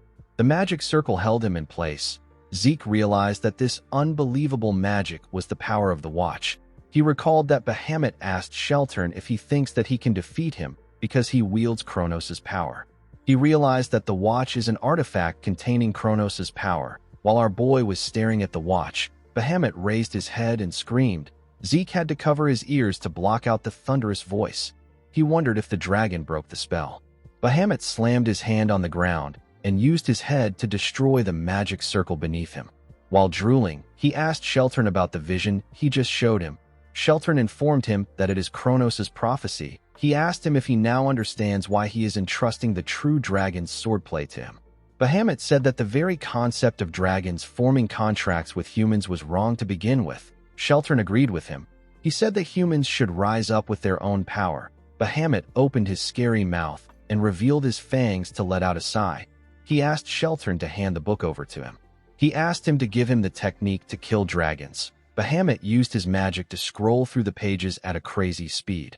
When he was done, he closed the book. He commended Sheltern on what he wrote. The man said that he did it in order to protect the world. Bahamut found this funny. He glared at Sheltern and told him that his desire is to protect mankind, not the world.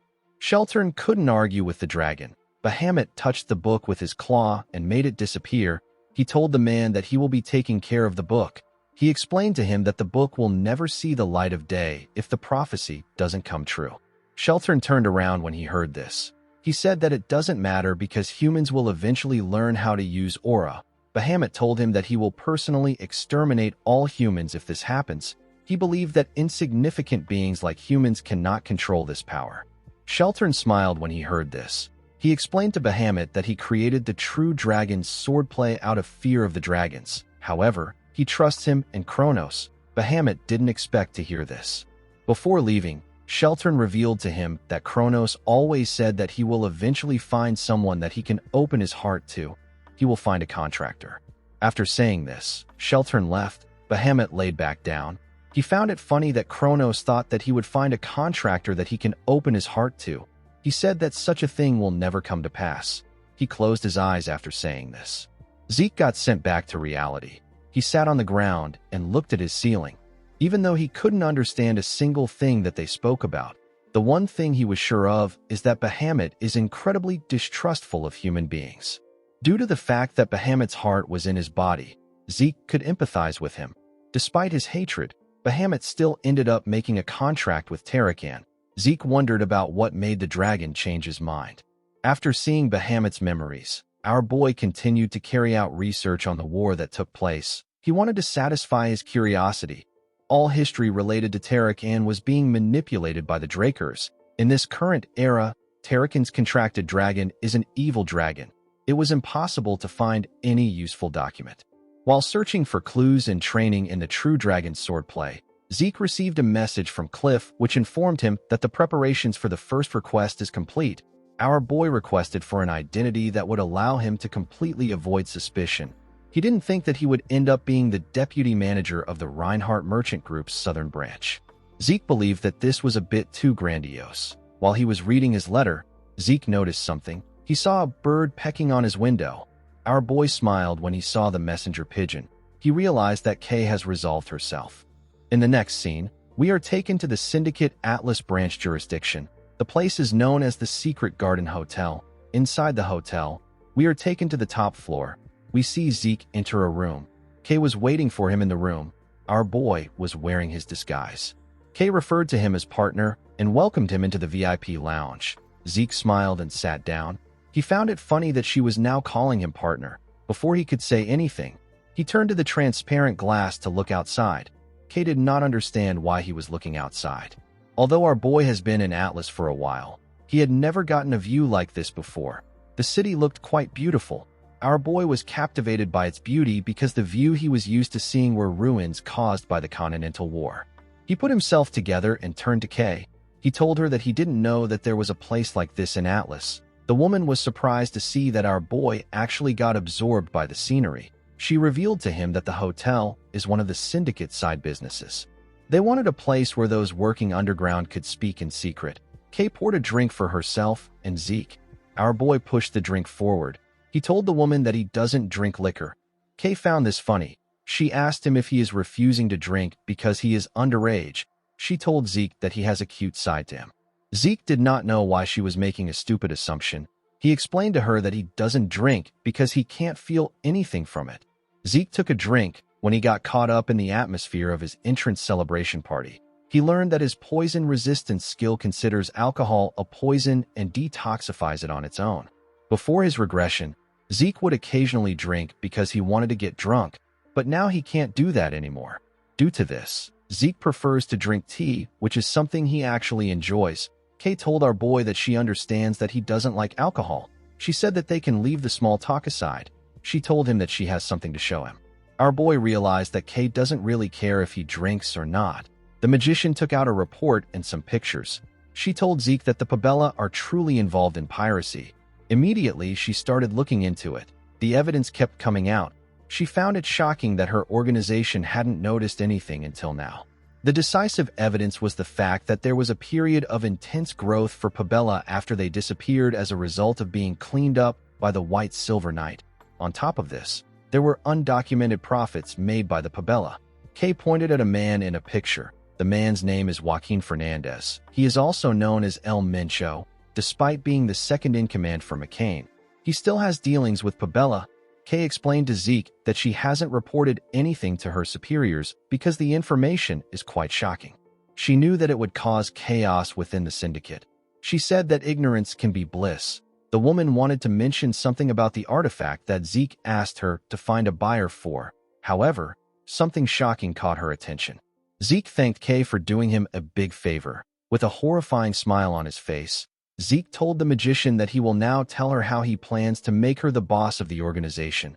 Kay was terrified by our boy's smile. In the next scene, we see rain falling in a town. We see trains moving in that town. Zeke appeared in an alley with an umbrella in his hand. He opened his system to check something. The system informed him that he opened a portal at a specified location. Zeke teleported here with the mini-maps portal function. Using this function consumes a significant amount of karma points. However, the function helps make sure that no one suspects our boy.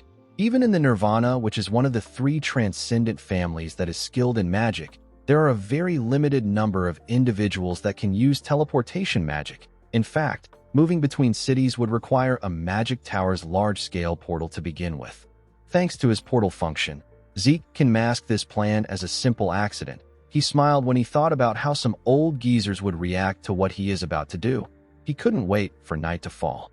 Later in the night, we see a building on fire. The people were shocked to see the building burning. Someone said that they need to call the firefighting mages. Another person asked if someone has contacted the owner of the building. While everyone was panicking, Zeke mixed with the crowd and carefully walked away from the scene. In the next scene, we see Kay smoking on her balcony. While smoking, she thought about Zeke. She always believed that our boy was bold because he is a Draker. She now understood that he was more than that. she realized that Zeke is completely insane. She recalled the conversation that she had with him earlier. Zeke informed her that he was going to set fire to all the Soma warehouses belonging to the McCain within the central continent. Kay quickly stood up when she heard this. Our boy explained to her that he wants her to give him the location of the warehouses. Kay revealed to him that this kind of information is something that only the McCain and the executives of the syndicate have access to. She warned him that he will be caught if he does something like this. Zeke told her that this is fine. He said that he has no intention of keeping things under the wraps. He revealed to her that he plans on pinning all the blame on El Mencho. He said that it is better if they have a specific suspect. He asked her if the syndicate isn't yet aware of the fact that the Pabella are pirates. Kay told him that she hasn't reported it yet. The moment she said this, she understood Zeke's intentions. Our boy told her that she catches on really fast. He pushed the glasses and the drinks off the table and explained to Kay that they don't even have to put in any real efforts. With a horrifying smile on his face, Zeke asked the mage to wrap up all the syndicate executives weighing up McCain and Pabella with a neat little bow. He asked her to report all of them to Don Juan. Kay was shocked to hear this. She was horrified to hear our boy's plan. She asked Zeke if he knows what he is saying. Our boy assured her that he does. Kay told him that his plan is preposterous. While trembling in fear, Kay asked Zeke if he knows what will happen to the traitors of the organization. Zeke picked up a bottle of wine and slammed it on the table. Kay was startled by the sound. While screaming at the top of his voice, Zeke asked Kay to tell him why any of this is important when all the executives will be wiped out clean. He asked her if she plans to live as a low-ranked dog of the organization forever. He reminded her that she agreed to his plan to become the boss of the organization. With a serious look on his face, Zeke told the mage that she is no longer allowed to fold. He told her that she can only call or raise. He asked Kay to choose her future. Kay was shocked to hear this. She knew that Zeke was right. She reminded herself that she didn't join the organization to do other people's dirty work. The person in front of her is a phenomenal genius that managed to figure out the Pabella's true identity when no one else had. In addition to this, Zeke managed to find still undiscovered ancient ruins, and he was able to perfectly recover countless high-quality artifacts. What Kay felt after witnessing this unbelievable abilities was a determination to ride or die with him. She realized that she can't get scared and back out after hearing his plans. She dragged the wine from Zeke and chugged it down her throat. Our boy was surprised to see this. Kay told him that she has to bet everything because she will be dead if she fails. She cleaned her mouth and said that she is all in. Zeke was happy to see that she was fired up. He assured her that he will make sure that she doesn't regret making this bet. The moment she remembered this, Kay's hand began to shake. She quickly used her other hand to hold herself. She said that she will believe in Zeke and place everything on the line. Inside her office, we see a newspaper lying on her table. The newspaper spoke about how there is a serial fire in the central continent. People wondered if it is a coincidence or if it is planned. The fires occurred at the same time across the central continent. The investigation agencies from the affected nations have said that it will be difficult to consider it a planned arson. The fires were concluded to be a result of negligence. The scene shifts, and we are taken to a mansion. We see a man in his office. The man had the same newspaper as Kay on his table. The man held a drink in his hand and promised to make the person who burnt down the warehouses suffer a painful death. This man is the head of the McCain cartel. He is Don Juan. In the next scene, we are taken to Zeke's mansion. We see our boy nervously tapping his hand on his table. The semester was almost over, and it has been half a year since he revealed that he has reached the Blue Knight level. Zeke knew that something would be coming for him soon, but he did not expect it to happen now. He did not expect to receive the promotion celebration banquet invitation. Our boy was quite nervous to see the invitation. The banquet is done when young Drakers have crossed the barrier from yellow swordsman to proper knight. Even among Drakers, reaching the purple or blue knight level usually happens around 20. This is known as a Draker-style debutante. Zeke recalled that it has almost been 3 years since he met the patriarch. He hoped that things would go peacefully. The scene shifts, and we are taken to the central banquet hall of the Four Seasons Fortress. We see the patriarch dressed in white clothes. He was chatting with some guest. While he was talking to the guest, someone walked up to him and greeted him. The patriarch welcomed Abel. The boy smiled and asked the patriarch if he has been well. Abel told his father that this is his first time seeing so many important figures at a promotion celebration banquet. His father agreed with him. He said that everyone must be focused on Zeke because he is now the youngest in the continent to reach the level of Blue Knight. Abel knew that the patriarch purposely said this because he knew that he was the youngest to reach the Blue Knight level before Zeke. Arthur told his son that he has to prepare for the rite because Zeke will be arriving soon. He apologized to him for not being able to talk longer after meeting him again for the first time in a long time. Abel bowed his head and asked his father not to worry about it. With a smile on his face, the patriarch asked the boy to enjoy himself. Abel watched his father walk away. He glared at him with eyes filled with hatred. Outside the banquet hall, we see Zeke walking with Duke. He was wearing his official Draker attire, and his master was wearing a suit. Zeke told his master that he barely sees him at home. Duke asked our boy not to even bring it up. He revealed to him that the patriarch is working a retired man to the bone. He said that he doesn't even have time to come home. Duke was annoyed to see that the patriarch made him play the role of Zeke's escort, even though he is already quite busy thanks to him. He told our boy that his father said some shit about how it is important for a master to escort his disciple. Zeke had been wondering why his master looked grumpy. He realized that it was because he was working overtime. He asked Duke if he is headed to the spring garden. The man said that he is. He reminded Zeke that it is the only place where outsiders are allowed in the Four Seasons Fortress. Our boy recalled that the Four Seasons Fortress is split into 4 main facilities. The only place where outsiders are allowed, and the place where most ceremonies take place, is the Spring Garden. The Summer Lock is the office where most businesses involving the Drakers are handled. The Autumn Fell is the hall in which internal ceremonies and rites take place. Ceremonies like the knighting ceremony for those affiliated with the household takes place there. The last facility is the Winter Keep, where all sorts of rare artifacts spanning over 1,000 years are stored. Zeke had only ever heard of these facilities. This was his first time coming to the Four Seasons Fortress. In his past life, he had already been chased out of the academy at this point. When they arrived at the entrance of the hall, Duke told his disciple that he will have to go on by himself. He said that only the main character is allowed to go through this door. He placed his hand on Zeke's shoulder and explained to him that he won't be able to attend the event because he has some business to take care of. He advised his disciple to stand strong and do his best. Zeke smiled when he heard this. He felt happy to see that someone was worried about him like this. He laughed and told his master that he worries too much. Duke also laughed and told his disciple that he will be happy if he doesn't cause a scene. Before our boy stepped into the hall, a group began to play trumpets for him. Someone announced that the star of the banquet is entering. Everyone turned their eyes to the entrance. The group put away their trumpets and lined up next to the entrance to welcome Zeke. Our boy stepped into the hall and walked down the stairs. The guests could not believe their eyes. They could not believe that someone reached the level of a Blue Knight at age 15. They all believed that this was the ability of the Golden Light Pureblood Awakener. Someone said that they never expected him to actually break Abel's record of being the youngest Blue Knight. A man next to the person informed him that Zeke has also surpassed all of Abel's academy achievements. Zeke knelt in front of his father. Arthur announced that our boy has taken his first step as a knight. He tapped his sword on his son's shoulders. He asked his son to go forth as an honorable knight and bring glory to their name. He said that there is more. Zeke was surprised to hear this. Arthur announced that Zeke is now a formal knight of the Drakers. Our boy was shocked to hear this. Arthur said that our boy will be given the rank of knight. Everyone in the hall couldn't believe what they were hearing. They had never heard of someone becoming a formal knight at age 15. They felt like this was too much for Zeke. The only way to attain the formal rank of knight is through real achievements.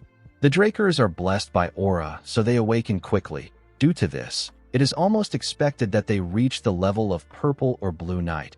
Instead of focusing on a person's level of proficiency in aura, they focus on real achievements. Even Abel, who was the youngest Blue Knight before Zeke, had to gather achievements for 3 months before he gained the rank of formal knight. This shows how important real achievements are in the Draker household. Arthur's declaration at this moment is a clear violation of the way things have been done until now. However, no one can protest against it because only the patriarch has the authority to confer ranks. Zeke couldn't comprehend his father's actions. He didn't know why he would do something like this. Arthur said that he is very happy that he has been given the opportunity to introduce his son to everyone. He announced that his son got a golden light awakening unlike any other, and he has become the youngest person ever to reach the level of a Blue Knight.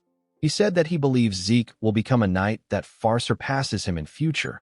Arthur said that he will stop talking now so that he doesn't sound like a coddling parent. Everyone laughed when they heard this. Arthur picked up a glass of wine. He raised the glass up and prayed that his son's future will be blessed. He also prayed for the continent's peace and welfare. He ended his prayer by saying that it is all for the Drakers. Everyone raised their glass and said the same thing as him. Arthur drank his wine after giving his speech. Everyone else also did the same. Zeke glared at Arthur. He wasn't impressed with his act. He remembered how his father acted indifferent when he got exiled. He could not believe that Arthur was now acting like a proud father. While he was staring at him, Arthur called out to him. Zeke quickly bowed his head. The patriarch suggested that they go somewhere else. He told him that he wants them to speak privately as father and son. After Zeke left with the patriarch, a man wearing glasses asked Abel to change his expression a bit. The man saw that Abel was looking at his father and his brother with a terrifying look on his face. The man told Abel that an older brother shouldn't have this expression when congratulating his youngest brother. Abel put himself together and asked the man about the prince. The man revealed to him that the prince said that he will show up after the trifling rite is over. He said that the prince will be there soon. Abel suggested that they leave. The man agreed with him. In the next scene, we see Zeke step out of his father's office. He stepped out with a token in his hand.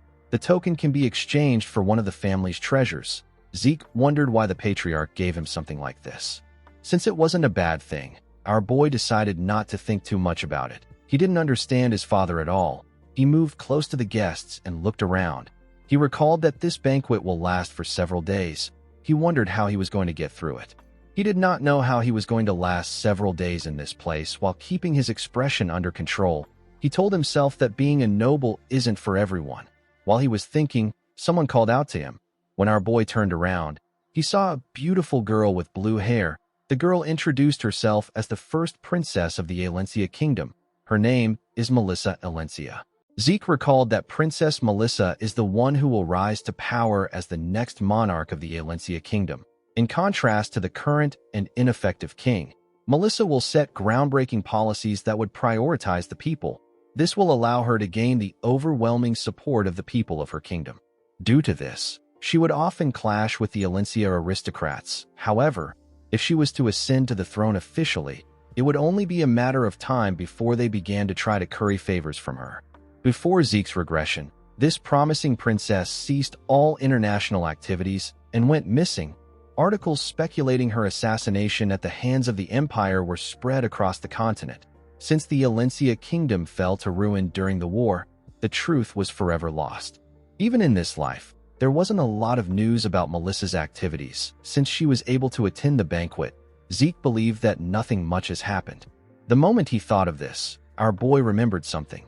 He remembered that Cliff said that the person taking the cure belongs to the Alencia royal family. Our boy believed that it was impossible for the person to be Melissa. He bowed his head and greeted the princess. He told her that he has heard a lot about her. He told her that it is a great honor to have her at his promotion celebration banquet. The princess was surprised to see that Zeke knew her. She asked him if he really knows her. Zeke assured her that he does. He told her that he has been very interested in the policies she makes for commoners. Melissa did not expect to hear this. Zeke told her that some say that her policies are just for show and they don't have any real meaning.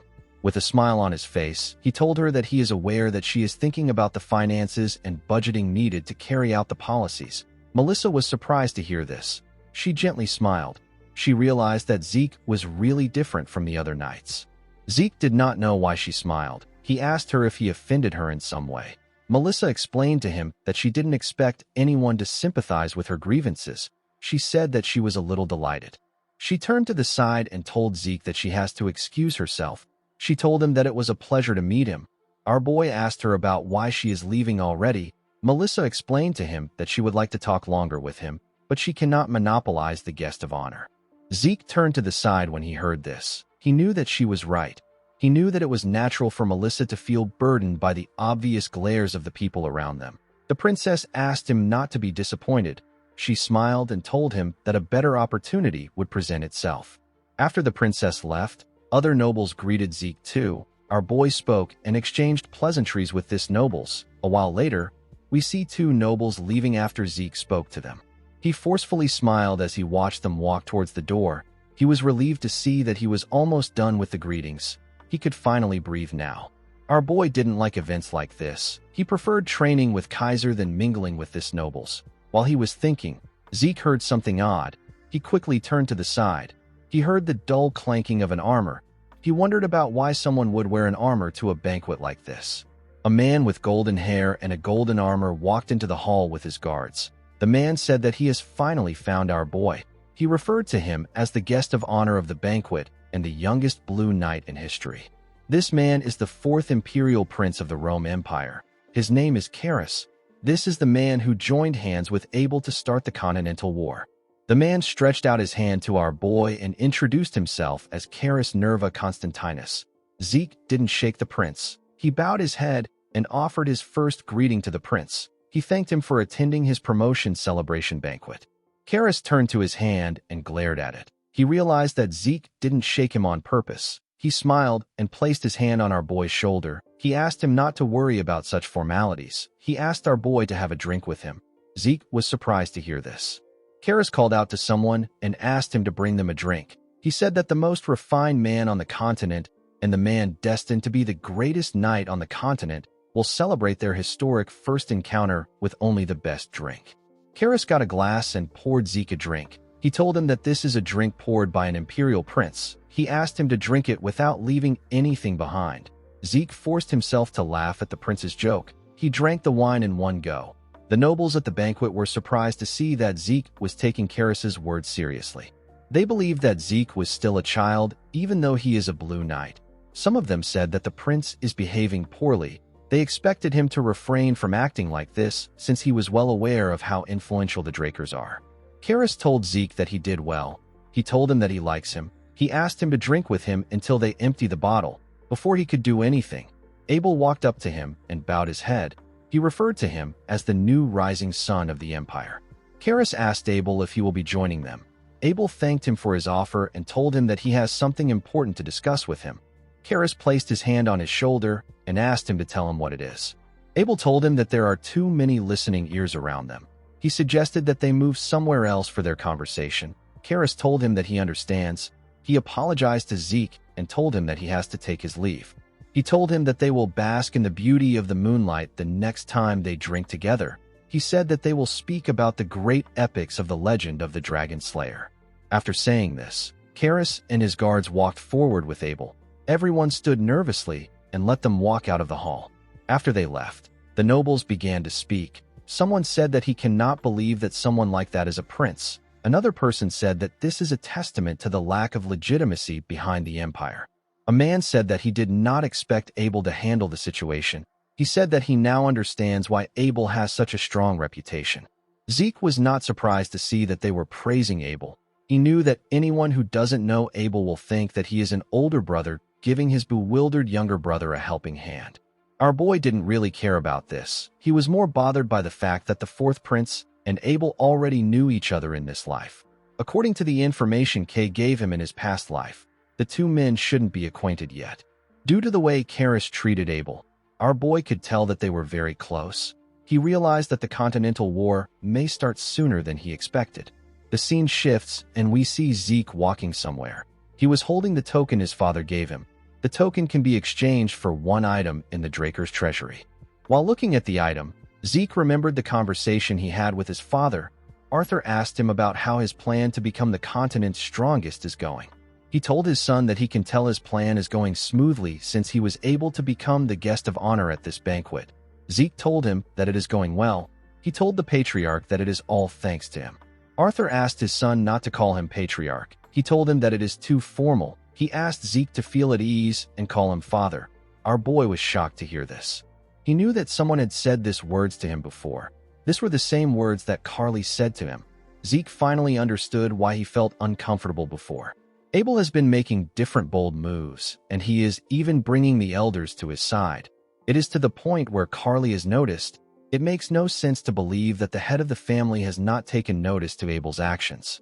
This means that Arthur is turning a blind eye even though he is aware of Abel's schemes. Zeke wondered if his father's reference to his conversation with Carly is a way to apply pressure on him, or if it is just a mere coincidence. Zeke decided to just assume that his father is on Abel's side from now on. He called Arthur father and told him that he understands.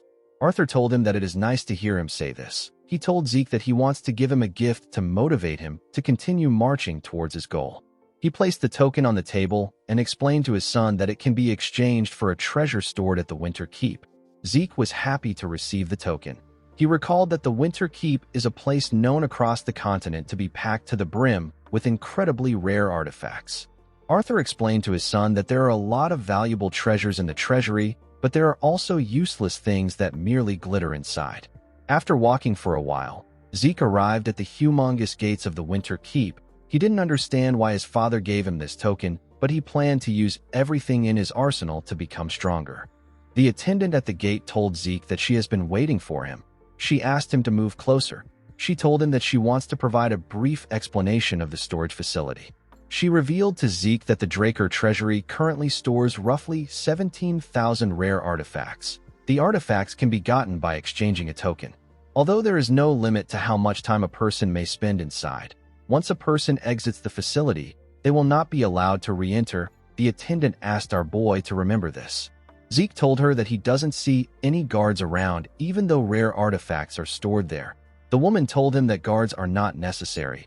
Our boy did not expect to hear this. The attendant explained to him that the security magic cast here is equivalent to what was cast on the Patriarch's study. On top of this, the artifacts in the storage are tracked with magic. It would be impossible to steal anything. Zeke did not think this place would have that kind of security. The attendant pointed at a hole and asked Zeke to place his token inside. Our boy shoved his token in the hole. The moment he did this, he felt the entire room shake. The room shook because of the opening of the giant gates.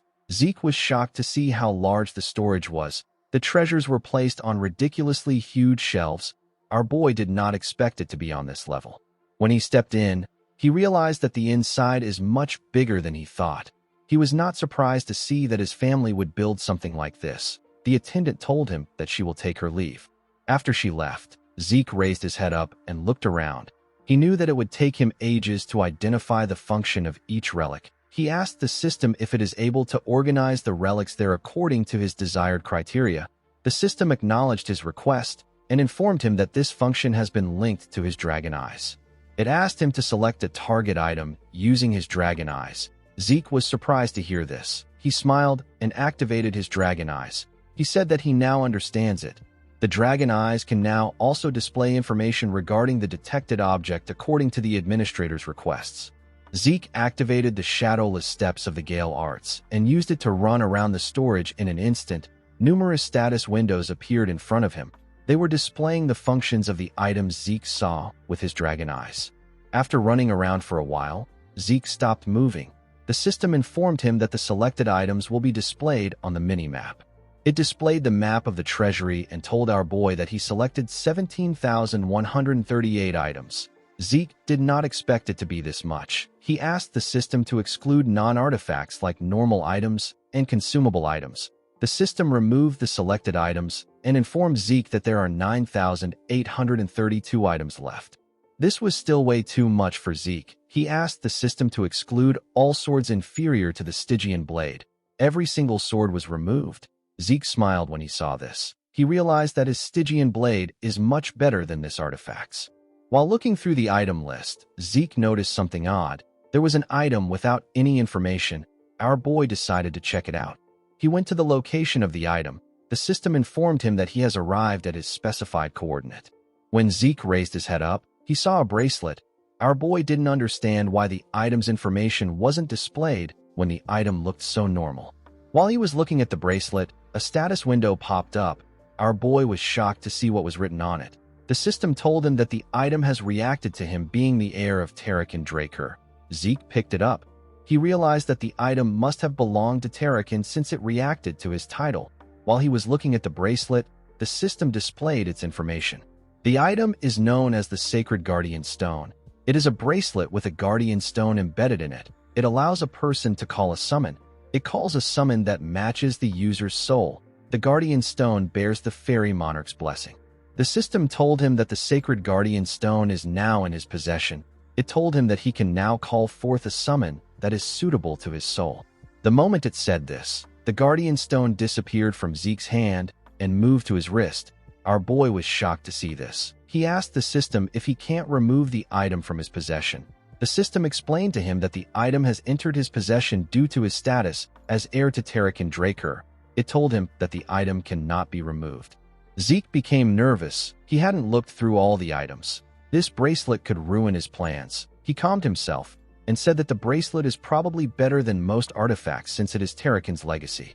He asked the system to activate the bracelet's properties. The system accepted his request and began to search for a summon suitable for his soul. The bracelet began to glow. A huge magic circle appeared in front of Zeke. The system informed our boy that higher-tier summons like Holy Beasts will be included in the search thanks to the Fairy Monarch's blessing. Our boy was surprised to hear this. Immediately, the system said this. It informed him that it has found a suitable Holy Beast. It said that it will summon the Holy Beast. The magic circle released a bright blue light. The light reached the top of the storage. It could be seen from any part of the room. Something majestic stepped out of the light. It was a huge blue horse with beautiful blue hair.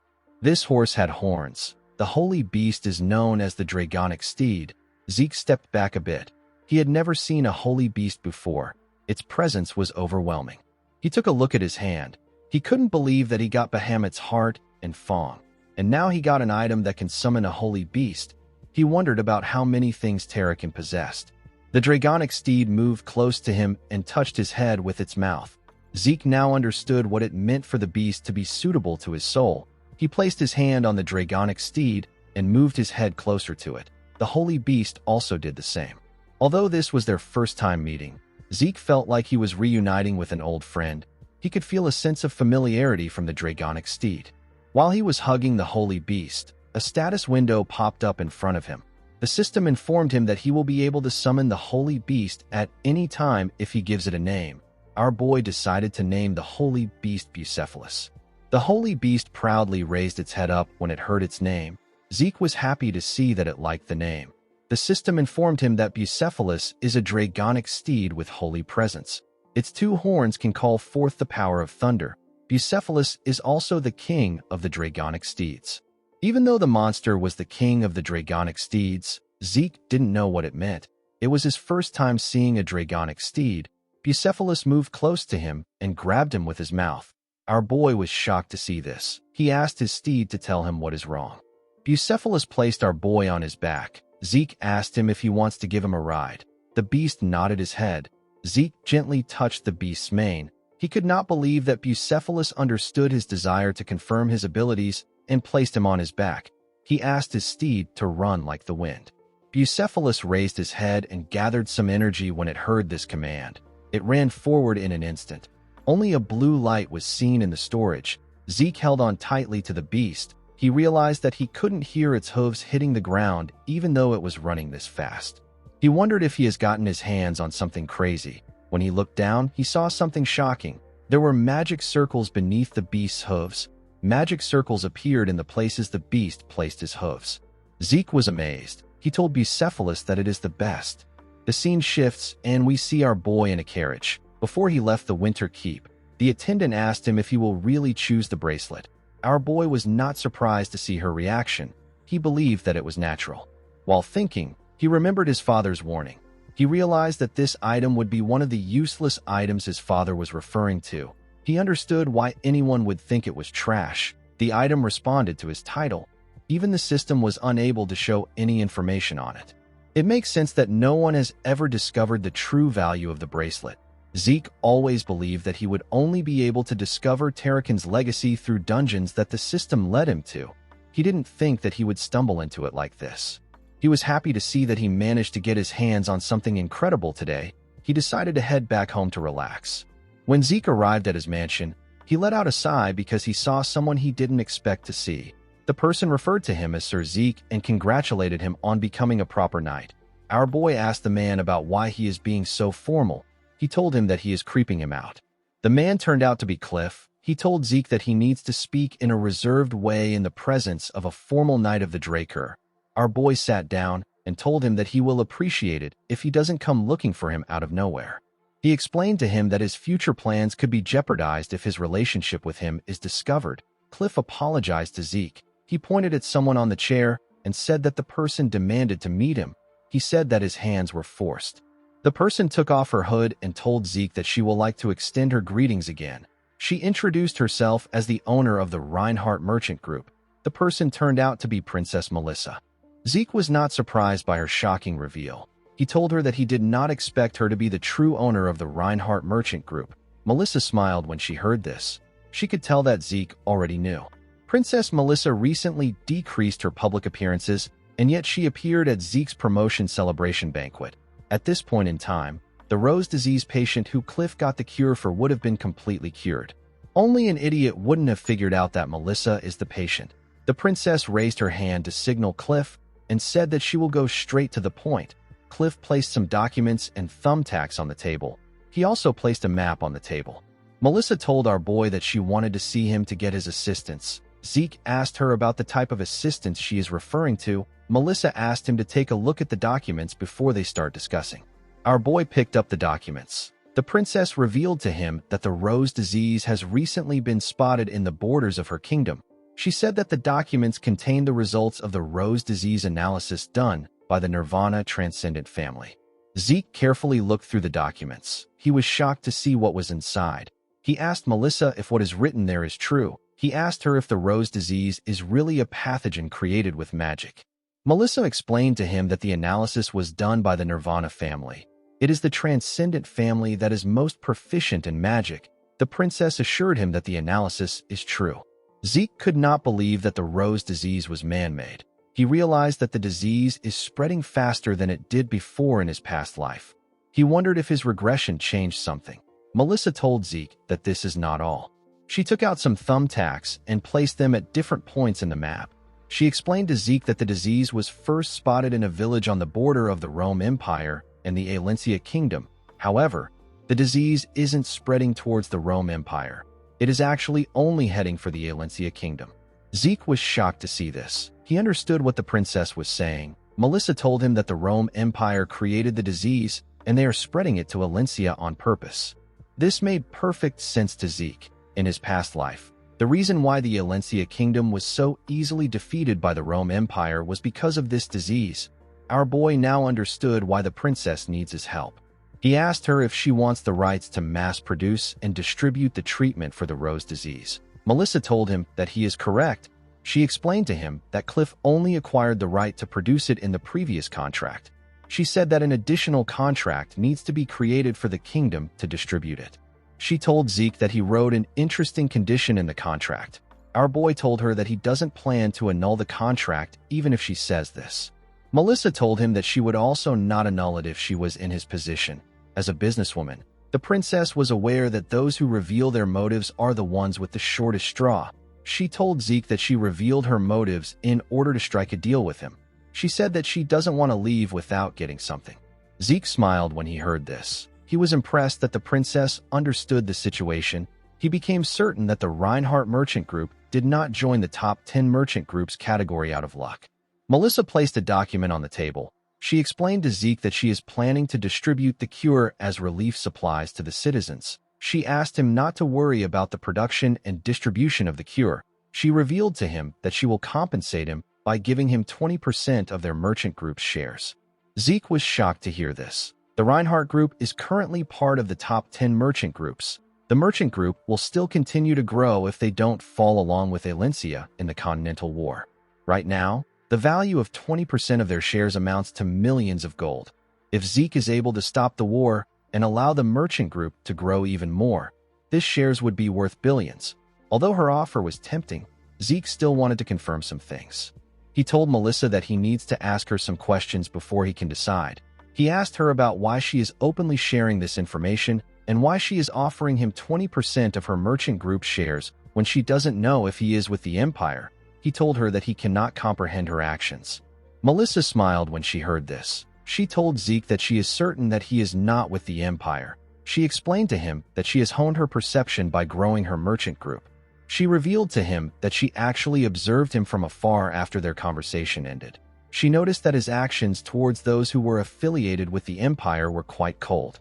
Aside from this, she saw when Zeke declined a handshake from the fourth prince. Although it seemed like Zeke was showing him respect by bowing his head instead of shaking his hand, Melissa could tell that this was an instinctive rejection of disgust. She told Zeke that he looked like he wanted to avoid the prince. She said that this is how she knows he is not on the Empire's side. Our boy did not expect her to make an accurate deduction of his relationship with the Empire. The princess told him that she doesn't have any long explanations to answer his second question. She said that she is willing to give up 20% of her merchant group's shares if it allows her to save her people. Zeke did not expect to hear this. He remembered calling out to someone known as Alicia. He asked her to retreat. He reminded the woman that she is the queen. He told her that it will be meaningless if they stop the Empire, and their queen is dead. Alicia told Zeke that he is correct. She said that it will be smart for them to retreat if they want to plan for what's to come. Our boy asked her about why she doesn't just come with them if she is aware of this. The blonde woman turned around and told Zeke that she will gladly give up her life if she can buy her people time and allow them to escape. Our boy placed his hand on his head when he remembered this. He had been doing his best not to think about this. He did not expect Melissa to say something that Alicia said. He put himself together and told the princess that he accepts the deal. The princess was surprised to hear this. She assured Zeke that he won't regret it. Our boy asked her to make sure that his identity isn't revealed. Melissa asked him not to worry about this. 2 weeks later, we are taken to the training hall in the basement. We see Zeke swinging his sword at a crazy speed. Each strike was clean and precise. While swinging his sword, Zeke took a stance and tightened his grip on his sword. When he swung his sword, it was as if he created a tornado in the hall. The room looked like it was going to collapse. Zeke calmed himself after swinging his sword. While he was trying to catch his breath, a status window popped up. The system informed our boy that he has successfully learned the true dragon's swordplay. Zeke could not believe that he was able to do it within a month. The system told him that the conditions for the achievement quest has been met. It told him that he has successfully completed the achievement quest. Our boy was given Kronos Kingdom's report radar. He was given the title of Sword Saint Successor. He was also given 500 karma points and 2 random boxes. Zeke currently had 1,095 karma points. He was happy that he got 2 random boxes, and he got some points to make up for the points he used to burn McCain's storeroom. He put away his sword. He decided to see the rewards. He took out the Kronos Kingdom's report radar. The thing turned out to be a small object. While Zeke was looking at it, a red status window appeared in front of him. The system told him that it cannot read the corresponding coordinates. Our boy was shocked to see this. It was his first time seeing a red status window. The system asked Zeke to find the seal that can activate the coordinates. It explained to him that he can activate the radar after he has found the scattered seals. It told him that the locations of the seals are linked and visible on the mini-map. Zeke quickly opened the mini-map. He saw where the seals were. There were 2 in the middle. The other 2 were each in the south and north. Zeke knew that it was going to take a while for him to gather the seals due to the distance between each seal. While he was looking at the mini-map, a status window popped up. Zeke smiled when he saw what was on it. He said that he has been wondering why it didn't pop up. Our boy was given a new quest known as the Treasure from the Legendary Kingdom. He was asked to find the scattered seals of the Kronos Kingdom and restore them to their original state. His reward for completing this quest is a title known as Kronos Kingdom's Successor. Zeke carefully looked at his status window. He couldn't believe that his reward was only a title. He wondered if the system is counting the treasures he finds in the treasury after restoring the seals as a reward. Our boy instantly remembered the bracelet he found in his family treasury. He knew that artifacts can respond to titles. He wondered if this title had some kind of special function.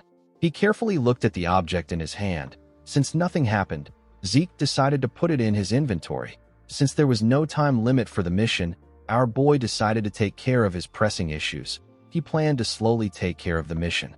Our boy recalled that he just got some information from Kay. He smiled when he realized that it has been a while since he saw the junkies of the South. The scene shifts, and we are taken to the port town of the southern continent. This town is known as Port Golfa. Zeke wore his disguise to the town. Immediately, he arrived in Port Golfa. He smelled the sharp scent of blood that was mixed with the smell of the sea. Our boy was not surprised by this. He was already used to the air of the South. When he came down from the ship, some men bowed their heads to him and welcomed him to the southern branch of the Reinhardt Group. They referred to him as Vice Branch Manager. Zeke smiled and said that they will work hard together. As he walked forward, The members screamed that they will wait for the day that they can be graced with his presence again. Zeke did not like the fact that they were screaming. Everyone was looking at him. Our boy walked forward. He noticed that the town was still the same way it looked in his past life. He understood that it wasn't just the smell of the air that stayed constant. He knew that he had to keep his mind sharp. The moment he thought of this, someone waved and called out to him. Zeke was relieved to see that the person and his partner arrived right on time. The people turned out to be the Northern Rangers. The men were wearing average clothes. Zeke told the men that merchant clothes suit them well. The red-haired man thanked him for the compliment. Our boy asked him if they have committed the plan contained in the request to their memories. The man told him that they have. He said that they will take advantage of the chaos that will occur on the day of the operation. He said that they will rescue the girl imprisoned by McCain on that day. Zeke tapped him on his chest and commended him for studying the plan properly. He reminded him that the girl's protection and escort are both part of his request. He advised him to keep his guard up until the end of the mission. The man told him that he understands. He told our boy that there is something that he is curious about. Our boy asked him to tell him. The ranger explained to Zeke that they are not aware of the kind of incident that will cause the chaos which will unfold on the day of the mission. He asked our boy if some kind of festivity will soon take place in the South. Zeke smiled when he heard this. He told the man that he wouldn't call it a festivity because it will be far more chaotic than that. He said that it will be a day to remember because McCain will disappear. The ranger was shocked to hear this. Before he could say anything, someone called out to our boy. When Zeke turned to the side, he saw a man walk up to him. The man asked him if he is still talking. He told him that he will come back when he is done. Zeke realized that this man was the guide that the merchant group provided. He told him that he is already done talking. He asked the man to show him the way. The guide said that he understands. He asked our boy to follow him to the carriage that he prepared. Before Zeke could leave, the ranger asked him if he is planning on going to war with McCain. Zeke waved to him and said that he was just joking. He asked him not to think too hard about it.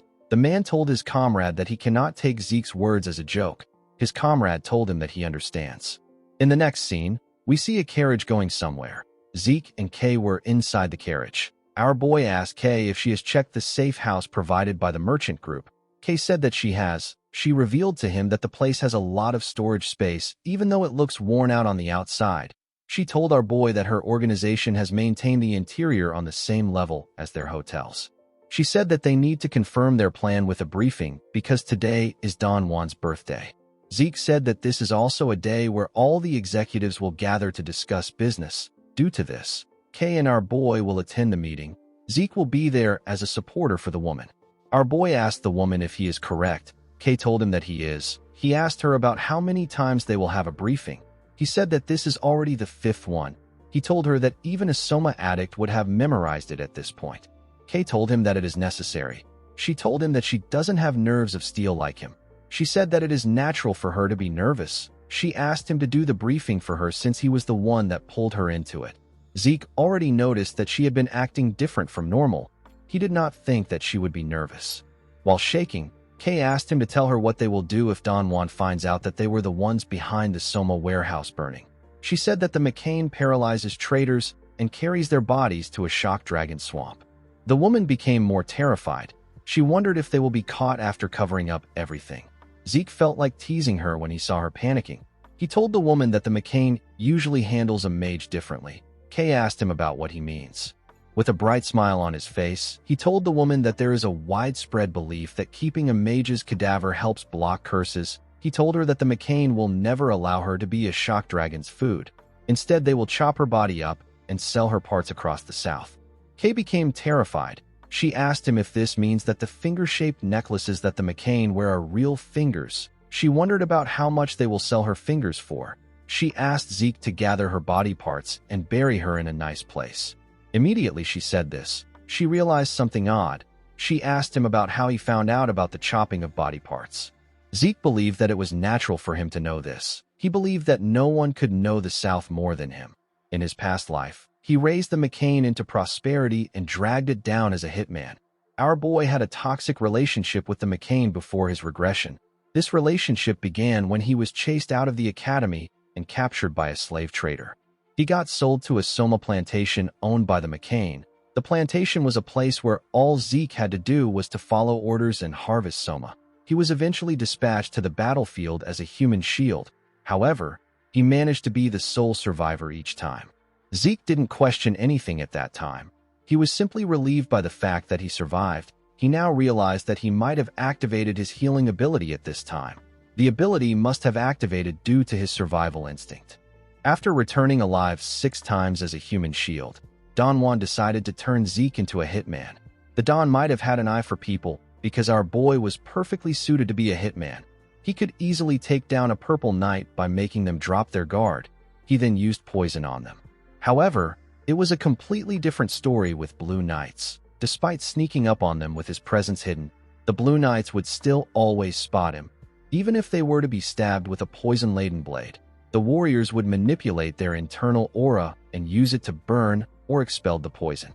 Although they were skilled, a blue knight is still a human. Zeke mastered the art of taking advantage of the smallest openings that humans inevitably show. Thanks to this, he was able to kill a blue knight. After our boy killed over a dozen blue knights, he was able to solidify his position as a hitman in the McCain cartel.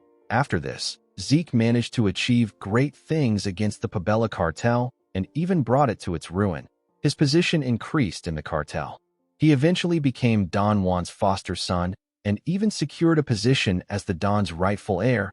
Unfortunately for the Don, Zeke had his own intentions. On the day that the cartel's top executives gathered to see the successor of the Don, our boy killed every single person in the room. He left the McCain after he did this. Zeke smiled when he remembered this. He found it funny that it was all in the past now. While he was thinking, Kay called out to him. She told him that he has been avoiding her question for a while. She asked him if he is a McCain spy. She accused him of trying to use her to swallow the syndicate. Zeke didn't say anything. He simply turned to the window. This just made Kay more anxious. She asked him to answer her question. Zeke found it funny that the current Kay was a bit dumb, unlike her previous self. The scene shifts, and we are taken to Don Juan's mansion.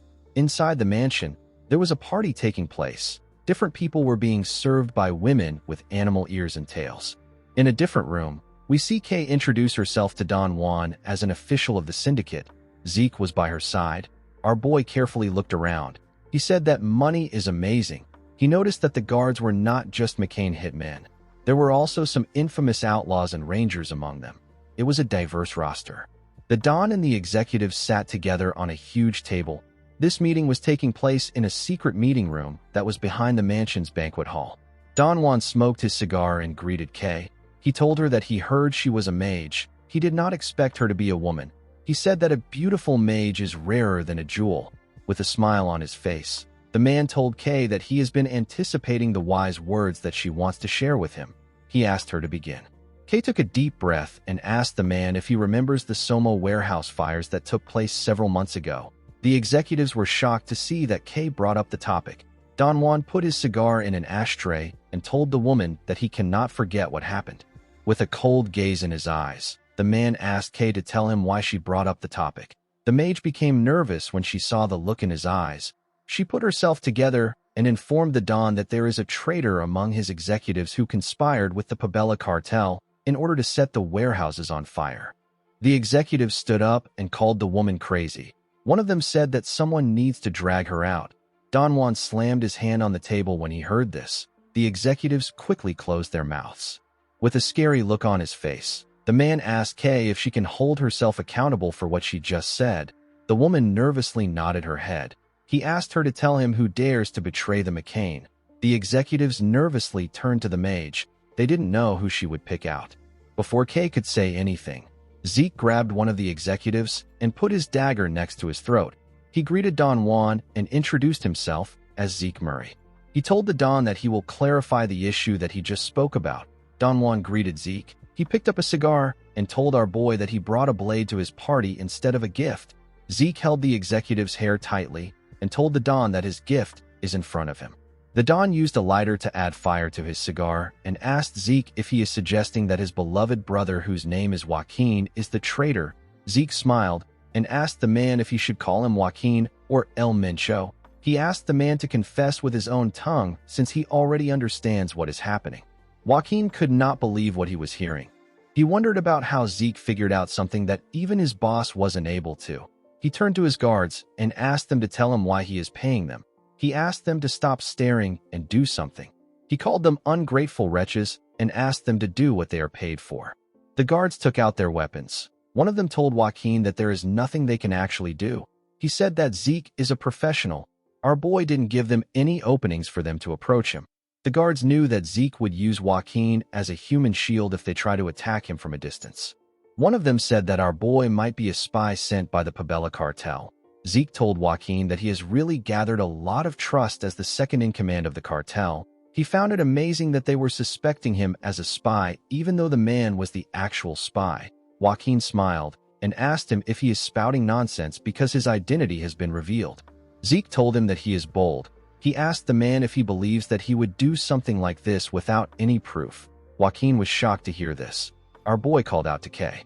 Immediately he did this. The mage activated her magic. She made a document materialize in front of Don Juan. The Don put his cigar down and picked up the document. He opened the pages and read through it.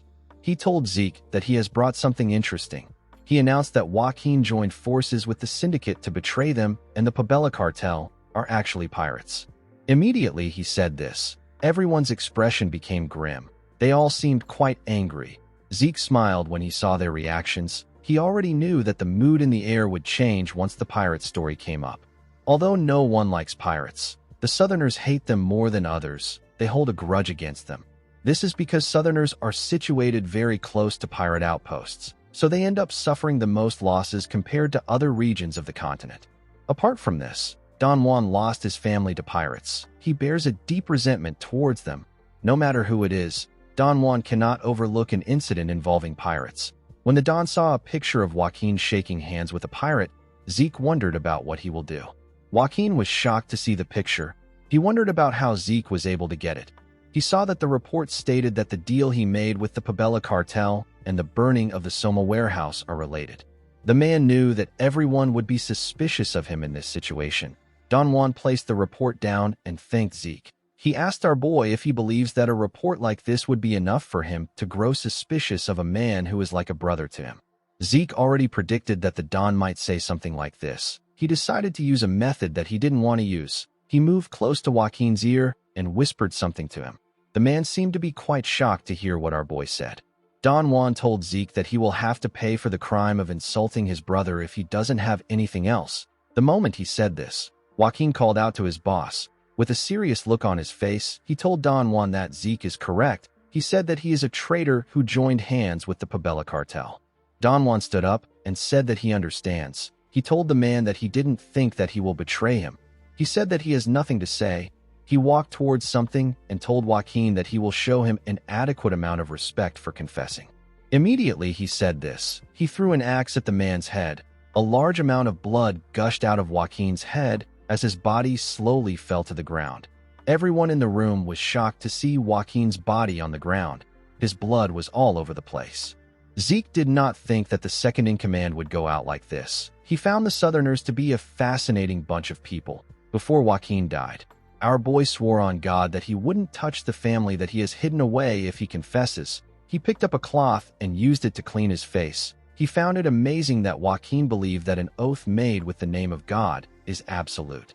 Although he threatened him, Zeke never had any intentions of messing with his family. Don Juan walked up to Joaquin's body and grabbed his axe. Zeke realized that this man was actually a competent boss of a criminal organization. It is actually unlikely that Don Juan punished Joaquin because he truly believes that Joaquin is a traitor. He punished the man because he had no other choice but to do so.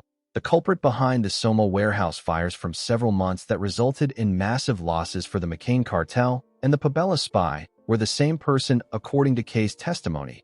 This naturally caused chaos. Due to Zeke's decisive actions to secure Joaquin and declare him as the traitor, as well as the shocking revelation that the Pabella cartel are pirates, added to the chaos. However, even in these circumstances, Don Juan still maintained his composure and calmly attempted to analyze the situation. Unfortunately, his subordinates couldn't act like him. While so many things were happening, El Mincho himself confessed to being a traitor. Even if the man wasn't the traitor, allowing him to go unpunished would make the organization's discipline fall apart. Don Juan understood this, so he punished his comrade. Zeke realized that the man still had his cold, calculating nature. Don Juan took out his axe from the man's head and swung it to remove the blood on it. He carefully looked at his axe with a cold gaze in his eyes. Since Joaquin was a traitor, just like Kay said, Don Juan said that his friends at the syndicate must also be traitors. The men from the syndicate became scared when they heard this. The Don threw his axe on the documents. He said that Kay wrote that their first step of moving from McCain to the Pabella cartel was burning the Soma warehouse. With a menacing look in his eyes, the Don told the men that he will grant them a painless death if they confess like Joaquin did. One of the men said that it is a setup. He said that they never planned or executed such a scheme. He pointed at Kay and referred to her as a spell-casting witch. He said that this is all some trick planned by her. He told Don Juan that he needs to interrogate Kay. Immediately he said this. Someone threw a weapon at the man's head. His blood splashed on Kay's face. The woman was horrified to see this. She didn't even know how to react. While trembling, Kay took a look at the dead man in front of her. She saw a dagger in his head. Don Juan asked Zeke about what he is doing. Our boy was the one who threw the weapon. He told the Don that he simply helped him punish a traitor. He explained to him that he personally took care of Joaquin, who confessed to being a traitor. He said that there is no doubt that the syndicate that worked with him are also traitors. He asked the Don if his actions are not justified. Don Juan finally understood what Zeke was planning. He realized that our boy wanted to use him to get rid of the syndicate. Don Juan told Zeke that his justification is fine. With a scary look on his face, the Don asked our boy if he is a messenger of God sent to aid him or an agent of the devil that has come to drag him to ruin. Zeke smiled when he heard this. He said that he is not a messenger of God or an agent of the devil. He told the man that he is simply a business partner that has come to propose a new deal. Don Juan asked Zeke about what he means. Zeke told him that he shares the same views as him. He told him that he understands that he wants to exterminate the traitorous syndicate and re-establish order. He told the Don that the only distribution channel for Soma that is available to the McCain is the syndicate. This is because the Pabella has dominance over the sea routes. Because the Don was aware of this, he hesitated to punish the organization that was colluding with a traitor. Don Juan felt like our boy was speaking as if he knows him. Zeke asked the Don not to be afraid. He revealed to him that all the distribution of Soma in the syndicate has been handled by Kay. The trembling mage forcefully smiled at Don Juan.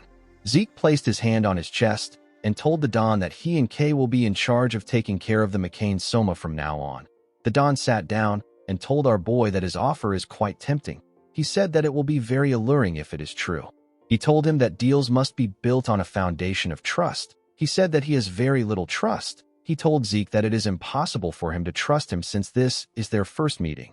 Our boy said that this is fair. He picked up the Don's axe and threw it away. He pushed away some papers from the document. He grabbed his dagger and pushed it into a paper. He asked the Don to tell him what he thinks about Paulo Santos. He said that he will remove the lands under the man's authority. Paulo Santos is also known as Cowardly Paulo. He is called cowardly because he always takes actions to reduce risk as much as possible. Due to this, he isn't very well recognized in the organization despite being an executive. Don Juan couldn't believe that Zeke was already aware of his existence and his nickname. He decided not to think too much about it. As long as Zeke was useful to him, the Don did not care about how he got the information. He stood up and told our boy that he will be able to win his trust if he can accomplish something like that.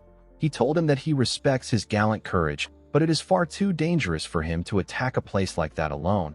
He told him that he will assign his cartel's elite assassination troops to assist him. Our boy knew that the man wanted his men to observe him.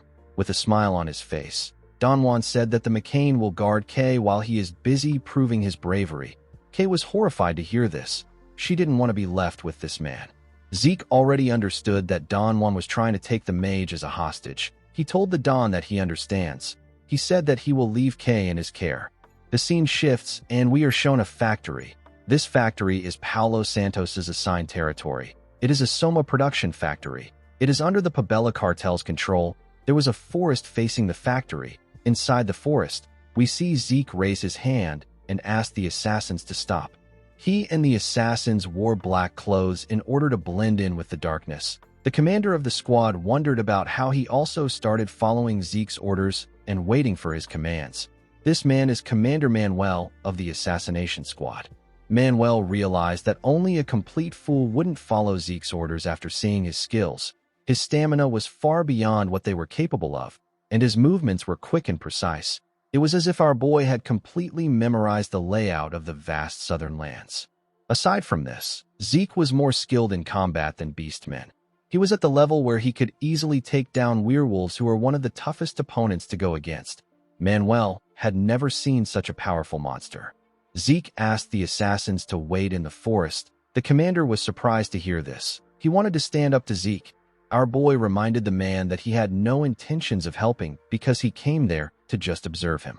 He turned to him and told him that this is the only place where he can see the entire factory at once. He advised him not to say anything he doesn't mean and just focus on observing him properly. Immediately he said this, Zeke jumped down. The commander wanted to stop him, but our boy didn't give him the chance. One of his subordinates asked him about what they should do. The man said that they should just observe Zeke like he said. He reminded him that they originally came there to observe our boy. He said that there is no need for them to put themselves in harm's way. He ordered his subordinates to set up an outpost. He asked them to focus on camouflaging it so that they don't get caught by their enemies. Immediately he said this, an explosion took place in the factory. Manuel was shocked to see this. He couldn't believe that Zeke was already leaping into action. The factory was already on fire. There were several bodies on the ground. In the middle of the factory, there was a tornado of fire burning everything. One of the warriors said that there is a mage among the intruders. Someone said that the fire is too much for them. They said that they need to call the magic weapons squad for reinforcement.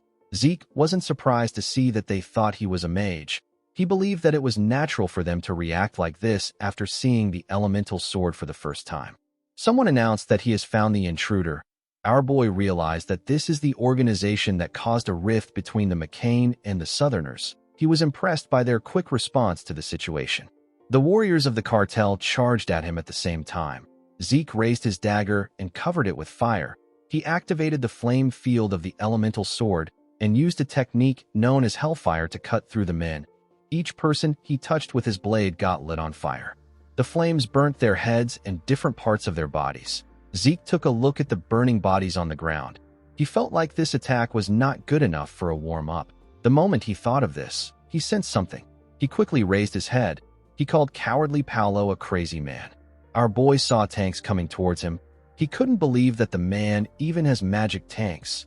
Zeke believed that the man was wasting his money. He knew that it would have been much cheaper for the man to hire a mage to fight for him.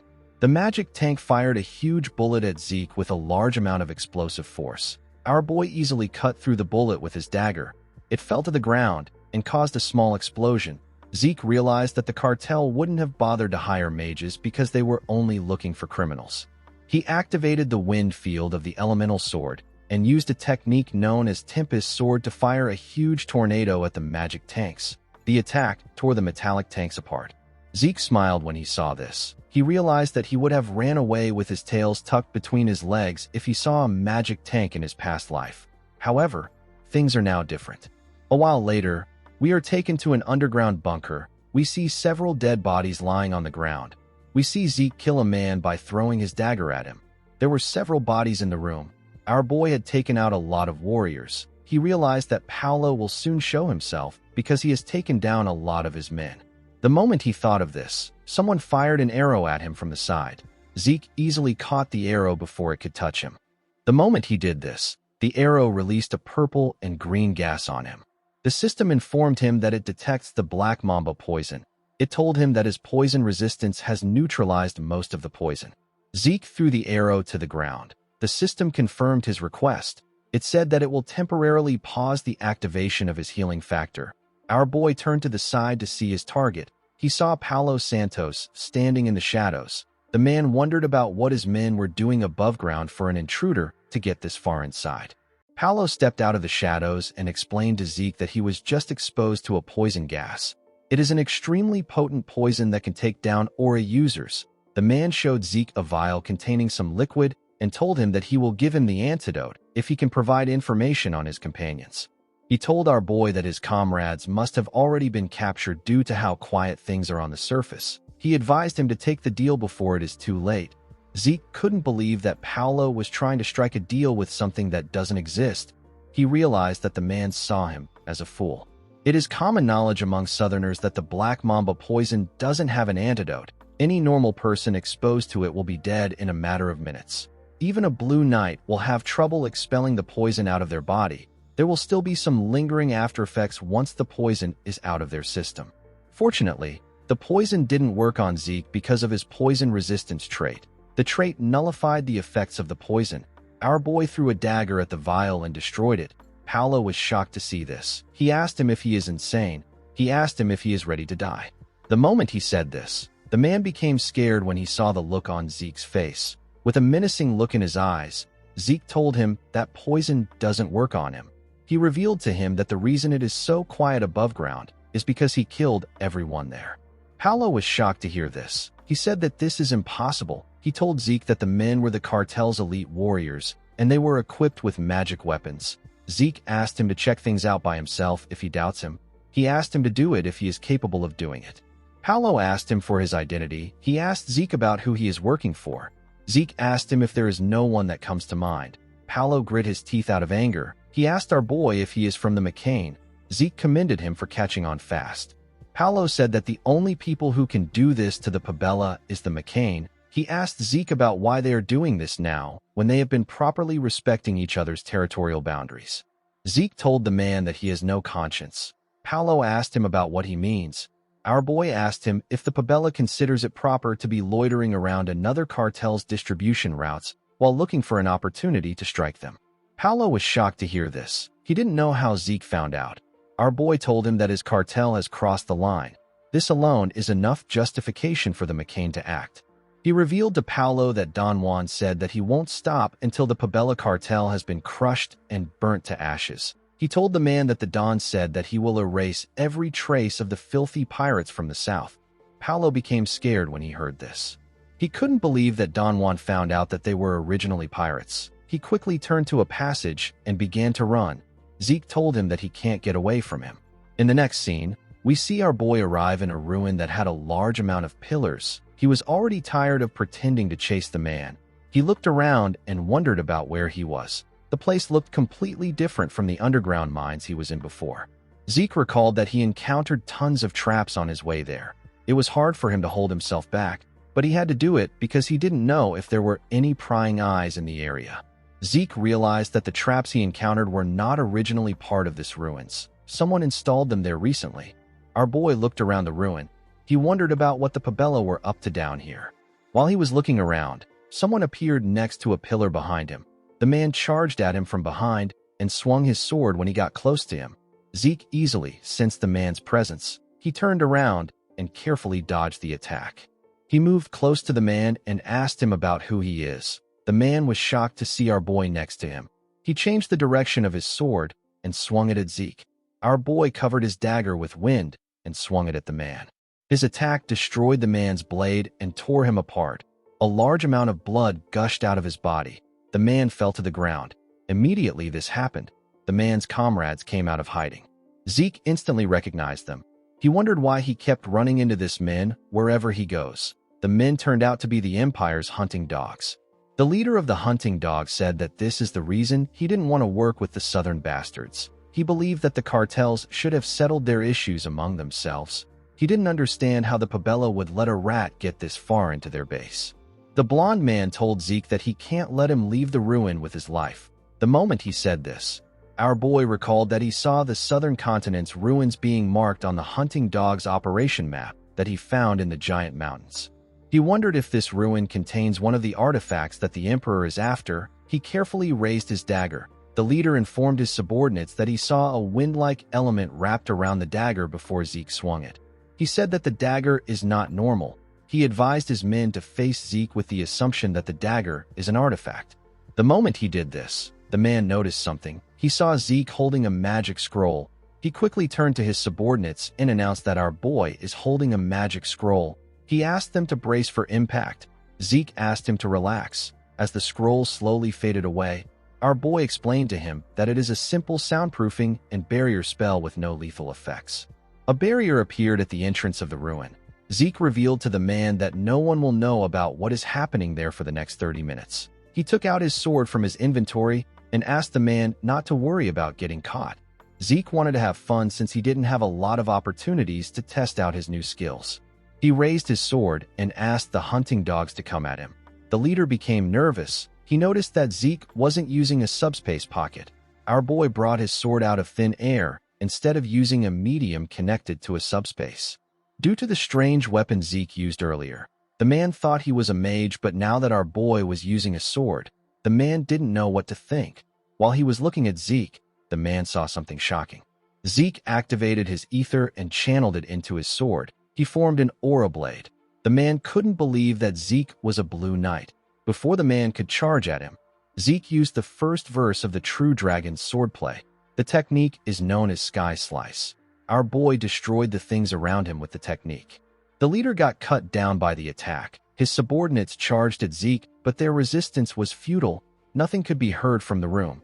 The barrier absorbed the sound. 30 minutes later, we see Zeke burning the bodies of the hunting dogs with his flame elemental sword. He was burning the bodies in order to make it hard for anyone to find any traces. It will seem like the McCain used knights and mages in their attack. This will intensify the strife between the McCain and the Pabella cartel. Zeke wondered why the Pabella cartel and the Rome Empire were working together. The only thing our boy could think of was that they were cooperating in order to find ancient artifacts in the south. He recalled that he never found any traces of the Empire and the Pabella working together when he searched this place in his past life. He remembered that he came there 3 years later. He realized that the Empire might have found the artifact they wanted and left the place. Zeke decided not to think too much about it. He felt relieved that he was able to foil the Emperor's plan, even though it was a coincidence. He decided to head back since he was done burning the bodies. The moment he took a step forward, Zeke sensed something. He quickly turned around. A red-haired man wearing a red armor said that the situation is quite troubling. He said that he came there because he sensed a strong and chaotic energy. The energy vanished in a manner similar to magic. The knight said that he did not expect a guest he never invited to find his way there. Zeke instantly recognized the armor. He knew that it was a magic armor known as Herzion. This armors are only given to red knights of the Empire. The Herzion is inscribed with countless auxiliary enchantments like lightning magic and automatic restoration magic. It is the supreme artifact of artifacts. However, the Herzion this man was wearing is a bit different from the one issued by the Empire. Zeke asked the man for his identity. He asked him if he is a red knight of the Empire. The moment he said this, our boy saw a blade in front of him. He quickly took out his sword and covered it with his aura. He used it to block the man's attack. The knight added more force to his sword and used it to push our boy back. He sent Zeke flying. Our boy's body went through 2 huge pillars. His back got slammed on the third one. Zeke quickly used his sword to blow the dust around him away. When he raised his head up, he saw the man coming towards him. The knight swung his sword at Zeke. When he got close to him, the impact of his attack heavily destroyed the ground. Fortunately, Zeke was able to block the knight's attack. He realized that this wasn't the strength of a human. He wondered if the man's Herzion was also enchanted with a strength-enhancing spell. Zeke got pushed down by the man's sword. He quickly bent his blade and let the man's sword slide off his blade. The knight swung his blade at him with a large amount of force. His attack destroyed the ground and covered the place with dust. When the dust cleared up, the man did not see Zeke in front of him. He turned to the side and looked around. Before he could do anything, a huge stone came out of the ground. Zeke activated the earth field of the elemental sword and made several stones come out of the ground. The stones covered the knight and trapped him. Unfortunately, they weren't enough to stop the knight. He used his sword to effortlessly tear the stones apart. The moment he did this, he saw a bright light. Zeke activated his flashbang skill and released a bright, blinding light on the knight. The man had to use his hand to cover his eyes. Our boy used this opportunity to get behind him. He was certain that he had outsmarted the man. He swung his sword at his neck. Unfortunately for him, the man blocked his attack. Zeke was shocked to see this. He couldn't believe that he deflected his aura blade. He quickly moved back. The man's armor immediately fixed the place that Zeke attacked. The man instantly fired a slash at our boy. Zeke quickly activated his dragon scale armor. He put his hands together and used the armor to block the attack. Even though he blocked the attack, he still got pushed back. The knight told Zeke that he possesses a lot of strange abilities. He reminded him that he asked him about who he is earlier. He told him that he will tell him his name. because he is skilled enough to fight him. He revealed to Zeke that his name is Cain Zimmons Constantinus. Our boy couldn't believe that the man bears the Zimmons and the Constantinus name. Constantinus is a surname that is inherited only by the imperial bloodline of the Rome Empire. The middle names of the imperial blood are reserved solely for the Elector Prince families. These are noble houses with the right to elect the emperor. Zeke realized that the Zimmons house, which is a powerful family under the Drakers, is one of the Elector Prince families of the Rome Empire. The moment he thought of this, our boy sensed something dangerous. The system informed him that it detects miasma. It told him that he will get bonus points if he slays a target bearing miasma. Zeke didn't know what miasma was. All he knew was that it was dangerous. Immediately he thought of this. Cain released a large amount of energy. He added his miasma to his aura blade. He said that he never expected to meet someone who can rival him in this remote place. He told Zeke that he will show him proper respect by fighting him with all his might and granting him an honorable death. The moment he said this, his aura blade changed into a huge blue sword. Zeke knew that ordinary techniques won't stand a chance against this attack. Even his elemental sword skill is not good enough to counter it. He pushed his leg forward and changed his stance. He gathered his energy and activated the second verse of the 8th chapter of the True Dragon Swordplay. The technique is known as Dragon Scale Thrust. Zeke realized that this attack won't be enough to stop Cain's attack. Cain's physical enhancement, his ability to deflect aura blades, his remarkable defense and regeneration were things that our boy had to consider. As long as the knight has his eye on, there is no way Zeke will be able to land a fatal blow. Our boy knew that he needed to drag Cain down to the same level as him. He activated his mana reflection skill. Immediately he did this, Cain noticed something odd. He noticed that his Hersian's functions have suddenly stopped. He asked Zeke to tell him what he did. Our boy told him that he doesn't know what he is talking about. Cain laughed and said that this is amusing. He changed his stance and pointed his sword at Zeke. His huge blade also got pointed at him. He told Zeke that it is fine if he doesn't want to answer. He said that figuring out an enemy's trick is part of the joy of battle. Our boy gathered his energy and made it stronger. He and Cain charged at each other at the same time. They both thrust their blades at each other. Zeke's energy took the shape of a dragon, and Cain's energy took the shape of a demon. The two swordsmen pushed each other back with their attacks. The ruin got heavily damaged when their energies clashed. A huge explosion took place when their swords touched each other. The ruin got destroyed. The roof and the pillars could barely stay in place. When the dust cleared up, we see Zeke sitting in a pool of blood. The system informed him that his miasma corrosion rate has exceeded the permissible limits. It told him that the effectiveness of his healing factor has been reduced. Zeke was heavily injured in his chest, and his body was heavily damaged. He could barely move. His sword was on the ground. This position was not favorable to him. Cain moved close to him. The knight was barely injured. His armor was already healing itself. He told Zeke that those of the Drakers' bloodline are truly impressive. He told him that his skill was amazing. Our boy was surprised to hear this. He gathered his strength and asked the man about how he knows. Cain explained to him that the only force that can temporarily halt the Hersian's functions is the Drakers' mana severance. He told Zeke that the sword technique he used in their final exchange resembled the dragon-slaying arts. Zeke was shocked to hear this. The dragon-slaying arts comes from the True Dragon Swordplay, so it makes sense for them to resemble each other. However, the dragon scale thrust that Zeke just used appears in the latter half of the dragon-slaying arts. This half is a portion that is strictly forbidden to be revealed outside the family. For someone like Cain, who is a knight of the Empire, to recognize this technique means that the Zimmons family has already handed the dragon-slaying arts over to the Empire. The moment Zeke thought of this, he spat out a large amount of blood. Cain said that the corrosion must have advanced. He asked our boy if it is painful. He said that it will not be honorable for him to leave an opponent who stood against him bravely in this state. Immediately he said this, he stabbed Zeke in the chest. Our boy was shocked to see a blade in his chest. Cain asked him to rest in peace. Zeke gently closed his eyes.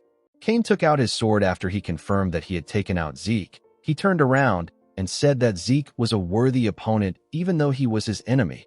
He said that he hasn't met an opponent like him in a long time. Immediately he said this, a dagger flew towards his neck. Cain bent his head to dodge the dagger, but it still left a cut on his neck. The man quickly turned to Zeke. He saw that our boy was no longer lying on the ground. He didn't understand what was happening. Zeke appeared behind him with his huge sword in his hand. His system informed him that he used his top-grade healing potion known as Salvation.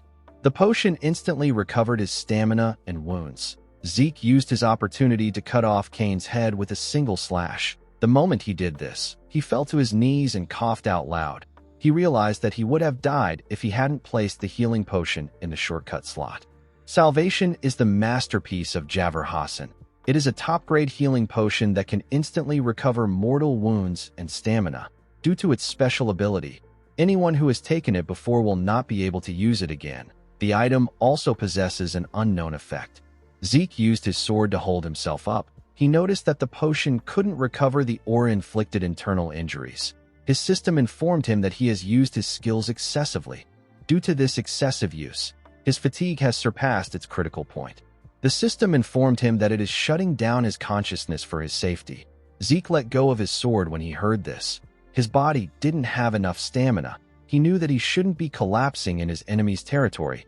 He wanted to recover immediately. As he slowly fell to the ground, he took a look at the bottle of salvation that was next to Kane's body. He also looked at the man's body. He thought about recovering through any means. Before his head touched the ground, Zeke activated a draconian skill known as gluttony. His body released an odd and unusual energy. The energy began to devour Kane's body. The system informed Zeke that he has consumed a miasma-corrupted demonic human. His stamina, mental power, and mana began to fill up. The skill took in Kane's blood and completely covered his body. The system informed its master that he has consumed the demonic human's bloodline ability. It changed his C-rank skill known as Static Discharge into an A-rank skill known as Lightning. After completely devouring Kane, the skill disappeared.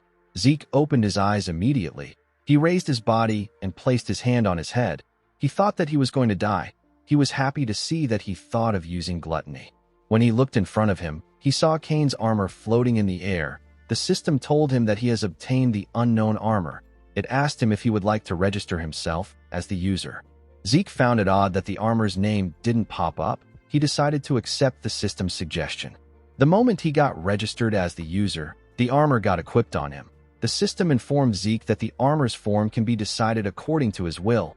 It also told him that there are currently 3 magic circles that can be activated from the 28 great magic circles engraved on the armor. Our boy was surprised to see how light the armor was. He couldn't believe that the armor's functions were this good. He decided to take the armor off because he knew that he would get caught by the Empire if he wore it around. He planned to use it later when he changed its form. He decided to leave the place. The moment he had this thought, he smelled something. It was the smell of blood and corpses. It was coming from somewhere inside this ruin. Zeke followed the scent and arrived at a lab where he saw a bunch of mages performing human experiments. He grit his teeth out of anger. He couldn't believe that the Empire would do something like this. When the mages saw Zeke, they quickly released a gaseous substance at him. The system told him that it detects magically formulated poison. This poison suppressed his poison resistance effect, and it allowed him to be poisoned. Zeke quickly took out a potion and used it. He told the mages that they must be prepared to give up their lives since they have been experimenting on other people. He easily tore them apart and destroyed their lab. He also collected the lab's research materials. He believed that there might be some things in the documents that are related to the Rose disease. While he was looking at the documents, someone appeared behind him and asked him if he did this. The old mage asked Zeke if he was the one who turned his lab into this mess. Our boy quickly covered his sword with his aura and charged at the man. The mage was shocked to see an aura blade. He realized that Zeke was a blue knight. He quickly raised his hand and activated a magic circle. Zeke tore his body apart before he could do anything. Oddly enough, the man's body turned into sand. It reappeared in front of Zeke. Due to his crest and magic, Zeke was able to tell that the mage belongs to the Desert's Scorpion clan. They are practitioners of forbidden magic. Our boy noticed that the man was an executive level 6 circle mage. He knew that the man was going to be annoying to deal with. He didn't expect the Empire to collaborate with bastards like this. He activated his mana reflection skill to remove the mana in the room. The mage was shocked to see that he could not create a magic circle. He asked Zeke if he is a pure-blooded Draker. He quickly took out a scroll and tore it. Sand gathered behind him. A huge monster with a unique body was created with the sand. It had very different body parts. Zeke immediately knew that he was looking at a synthetic chimera. The mage laughed and said that this is his greatest masterpiece. He said that even a Draker wouldn't be able to face his chimera. The chimera swung its claw at our boy. Zeke was able to block it, but he got pushed back. The monster swung its other claw at him. Our boy pushed it aside. He covered his leg with his ether and moved at a crazy speed before the monster could squash him. He climbed the monster's body and appeared above it. He was able to do this with the shadowless steps of the Gale Arts. The chimera quickly raised its head when it sensed Zeke. It thrust its stingers at him. Zeke was able to tear them apart. He noticed that the chimera had no blind spots. He landed in front of it. He didn't want to waste time with this chimera. He charged at the chimera and swung his blade at its head. The monster easily blocked the attack with its claws. Zeke got pushed back. He realized that reinforcement will arrive soon if this fight goes on. The moment he thought of this, the system informed him that Dragonic control can be activated. It asked him if he would like to subjugate the Dragonic target. Zeke didn't think that Dragonic control would work on this monster. He activated his dragon's dignity and ordered the chimera to submit to him. The chimera became scared when it felt the energy Zeke was exuding. The system informed our boy that he has instilled fear in the trivial dragon. The effect of his Dragonic control increased. Due to the fact that Dragon's dignity and Dragonic control worked on the chimera, Zeke deduced that the mage must have partially included some dragon traits when making the chimera. The system asked him if he would like to activate Dragonic control to subjugate the target. Our boy accepted the offer. A magic circle appeared below the chimera. It released some chains that held the monster down. The system informed Zeke that he has subjugated the trivial dragon. Our boy gently pat the chimera on his head when the chains disappeared. The chimera was quite happy with this. Zeke did not expect him to be so gentle. The mage was quite shocked. He didn't understand what was happening. He didn't know why his chimera wasn't listening to his command. Zeke turned to him and ordered the chimera to bite him. The chimera took out the defenseless mage with a single bite. Zeke pat his head and looked through the man's belongings. He saw that this man was Gurav al-Rahmani. He recalled that this was the name of the second-in-command of the Scorpion clan. While he was looking at the man's file, the chimera gently hit his head.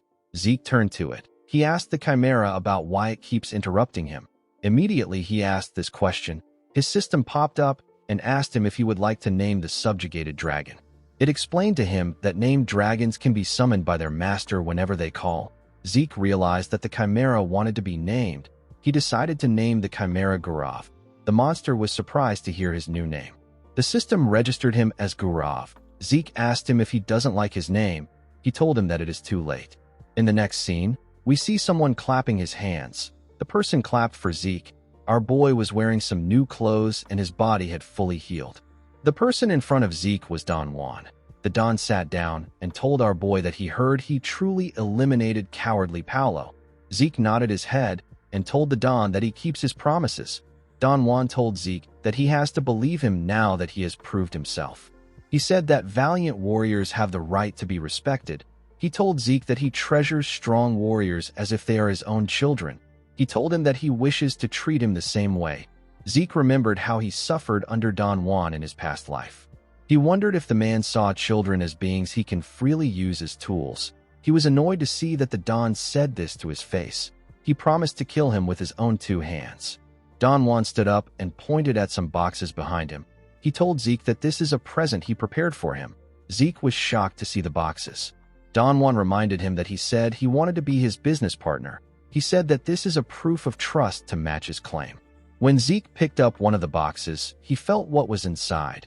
He knew that only one thing would have the size and weight. When he opened the box, he saw the head of a syndicate executive. The other boxes contained the heads of the other executives. Don Juan asked Zeke if he likes his present. Our boy smiled and told him that he does. He was happy to see that everything was going as planned. Now that the executives of the syndicate are dead, all our boy needs to do is to put K at the top. The Don moved close to his chair and said that there is still one more issue. Zeke asked him about what it is. The Don informed him that the Pabella has found out that they were the ones who attacked them. He said that the Pabella believes they attacked them with knights and mages. Zeke smirked when he heard this. He knew that the average person would think that the place was attacked by knights and mages. Don Juan said that he wants to properly warn the pirate bastards and teach them that the master of the southern continent is the McCain. Zeke realized that the Don wanted him to attack the Pabella. He told him that he will do it. Don Juan was surprised to hear this. Zeke clenched his fist and told him that he will go to the Pabella and let them know his will. He said that he wants a favor in return. He asked Don Juan to give Kay some power so that she can become the new core of the syndicate. The Don gently rubbed his head. He put his cigar back in his mouth and accepted Zeke's request. He told him that he will take responsibility as her backer. He snapped his fingers and told Zeke that he will assign the cartel's greatest hitman and his squad to him. The moment he said this, different hitmen appeared in the room. Zeke turned around to see the person behind him. He saw a man with blonde hair. The man also had an eye patch. The Don assured him that the man and his squad will be helpful to him. The scene shifts, and we are taken to Paulo Santos's territory. We see two people walking in the ruins. The people turned out to be Abel and his friend. The man informed Abel that the investigation is already over. He told him that the Imperial Intelligence Bureau has already gone through the place. He assured him that he won't find anything there. He reminded him that he has already received the results. According to the result, the place was attacked by one squad of mages and knights. Abel ignored the man and bent down to look at the ground. He used his finger to pull out some energy from the ground. He told the man that this place was attacked by only one person. The man was shocked to hear this. He asked Abel about what he means. He told him that there are traces of magic and swords. Abel told him that the attacker was at least a red knight. He said that the attacker dealt with everyone there. The man didn't understand how Abel came to this conclusion. As the energy in his finger dissipated, Abel informed the man that there are traces that the Intelligence Bureau dealt with this in a hurry. He told him that there is something the Intelligence Bureau doesn't want them to know. He walked forward and said that he needs to know what the Empire is hiding. The man called out to him and asked him if he is going to look into the Intelligence Bureau. He asked him about what he will do if a problem arises later. Abel turned to the man known as William and told him that there is something here that he can't miss.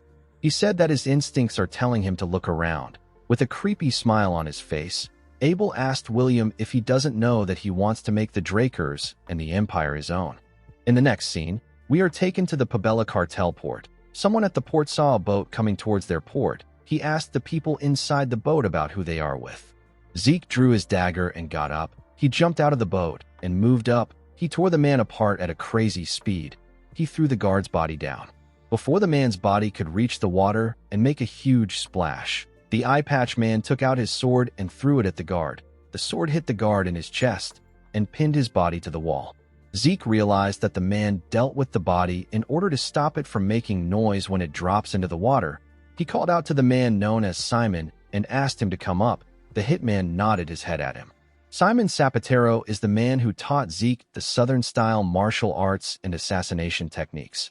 Even within the McCain cartel, where everything was terrible, Simon was the only person Zeke could trust. Even after our boy regressed, him and Simon still possess an incredible battle synergy. Zeke wanted to bring Simon to his side. After Simon and his subordinates got to the top, they went into the city. Simon informed Zeke that the Pabella has forces in all parts of the city. He asked him if there is a way to infiltrate the central area. Zeke told him that there is. He reminded him that this land originally belonged to the Holy Empire. Due to this, underground paths must exist there. Simon found it weird that Zeke wanted to go underground. He told him that it doesn't make any sense. He asked him about how he plans to find his way through the maze-like underground paths. Zeke asked him to simply watch. He assured him that there is a way. In the next scene, we see Zeke running through the underground paths. He used his mini-map guide function to search for a way to reach Mateo's room from the underground path. Thanks to his mini-map, Zeke is able to easily find his way in this maze. While running, Zeke noticed that there were some forces in front of them. He decided to follow another path. He was trying to be careful. He recalled that red knights and knights above them do not get marked on the mini-map. This is why he ran into Cain in the ruins. He told the assassins that they are almost there. He told them that they need to split up from there. He ordered them to set up bombs in many places as possible. He said that he is going after Mateo. The men accepted his order and split up. Zeke went to the waterways of the city. He saw 3 paths meant to carry water. The paths were covered with iron bars. He moved to the entrance with no water and removed the bars. Zeke knew that the Pabella boss will be furious if he kills Mateo. This will lead to a war between the McCain and the Pabella. As he went into the waterway, he wondered if Don Juan really sent him there to start a war. Someone who is so cautious that he would even kill his subordinate to prevent unrest in his organization. There is no way someone like Don Juan would do something like this. He probably hopes that everyone he sent here ends up dead. This ambush probably serves as a warning to the Pabella. Don Juan will be able to show that he doesn't care about a sacrifice on this scale. Zeke smiled when he thought of the Don's plan. He didn't have any intentions of letting things go as the Don wished. This is because he intends to kill Mateo. He kicked open the iron bars at the end of the waterway. The guards in the area were shocked to see the iron bars. Before they could do anything, Zeke jumped out of the waterway and tore them apart. He ran into the building. As he ran through the place, he recalled that the Empire and the Pabella were working together. He wondered why he hadn't seen any soldiers. Even his mini-map wasn't showing their location. The moment he thought of this, a bright light shined in his eyes. Zeke quickly used his hand to cover his eyes.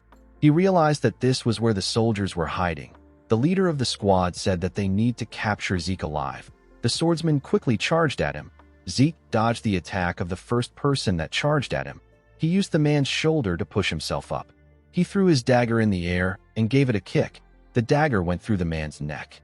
Immediately, the leader saw this. He activated a magic circle and ordered his mage squad to activate their magic and fire. Zeke instantly activated his swift step the moment his leg touched the ground. He was able to dodge the attacks of the mages. He charged at them. He took out another dagger and activated the wind field of the elemental sword. He used the technique to tear the soldiers apart.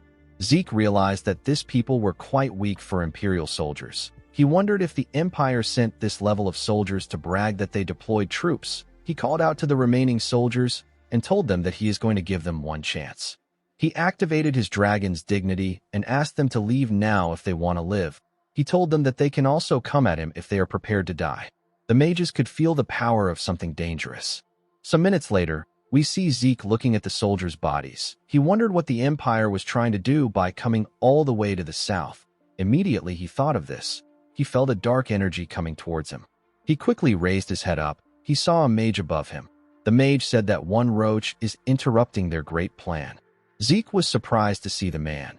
He wondered about when the man arrived. He wasn't able to sense him until now. He asked the mage about who he is. The man raised his hand and released some dark energy from his ring. His energy touched the bodies of the soldiers. The dead men got turned into zombies. The mage ordered them to capture Zeke. He told our boy that he will pull out his soul by himself because he interrupted the great plan. Zeke was surprised to see that the man was able to raise this much zombies in one go. He realized that the man is a high-level black mage. He knew that most black mages on this level are from the Scorpion clan. He wondered why he couldn't see the man's affiliation and magic circle. He decided to take care of the zombies.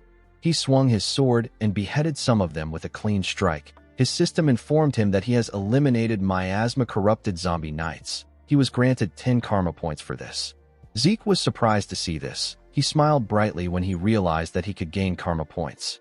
His system notified him several times that he had obtained 10 karma points. After he took out the last zombie, he got his last notification. Zeke turned to the mage. He expected him to make a move. To his surprise, the mage turned himself into his dark energy and left the place. Zeke ignored him and walked forward. He decided to turn the man into points later. As he walked through a hallway, Zeke realized that he will soon reach Mateo's office if he keeps walking. He knew that someone will be appearing soon. The moment he thought of this, someone appeared and pointed a dagger at his neck. Zeke told the man that he has been waiting for him. The man turned out to be Simon. Zeke told the man that he didn't expect him to come there. He asked him if the Don ordered him to eliminate him before things escalated. Simon moved his dagger to his other hand and moved close to Zeke. He informed him that the Don wants to destroy the Pabella cartel. He told Zeke that there is no place in the plan for a Central Continent guy like him. Zeke reminded him that the Pabella would have taken their distribution network from them if he hadn't interfered. Simon informed him that they will use K to control the syndicate. He assured him that the organization will be fine without him. The moment Simon said this, Zeke's system informed him that it has temporarily suspended his healing just as he requested. He grabbed Simon's hand and moved the blade closer to his throat. He let it cut him. He referred to Simon as the shadowless ghost and asked him about why he is not attacking him. Simon was shocked to hear this. He asked our boy about how he knew his previous name. Zeke informed Simon Zapatero that he knows his past and the reason he serves Don Juan. Simon was shocked to hear this. He didn't understand what was happening. Our boy told him that he is doing all of this to protect the last bloodline of the Cusco kingdom. Simon was shocked to hear this. With a terrifying look in his eyes, he asked Zeke to tell him how he knows this. Our boy knew that the man was going to attack. He quickly moved back and summoned a dagger out of his inventory. He used the dagger to push Simon's dagger down. The man raised his dagger and asked Zeke about how much he knows. He asked him for his identity. Zeke pushed his dagger back and revealed to him that he is a direct descendant of the Draker family. He shared his name with Simon. Simon was surprised to hear our boy's name. He asked him if he is the rumored youngest Blue Knight. He said that the entire southern continent will shake if the Drakers get involved. Zeke told him that this issue doesn't concern his family. He revealed to Simon that he is there on his own accord. He asked him not to worry. The hitman asked him about why he revealed his identity to him. He knew that Zeke could have hidden his identity till the end if he wanted.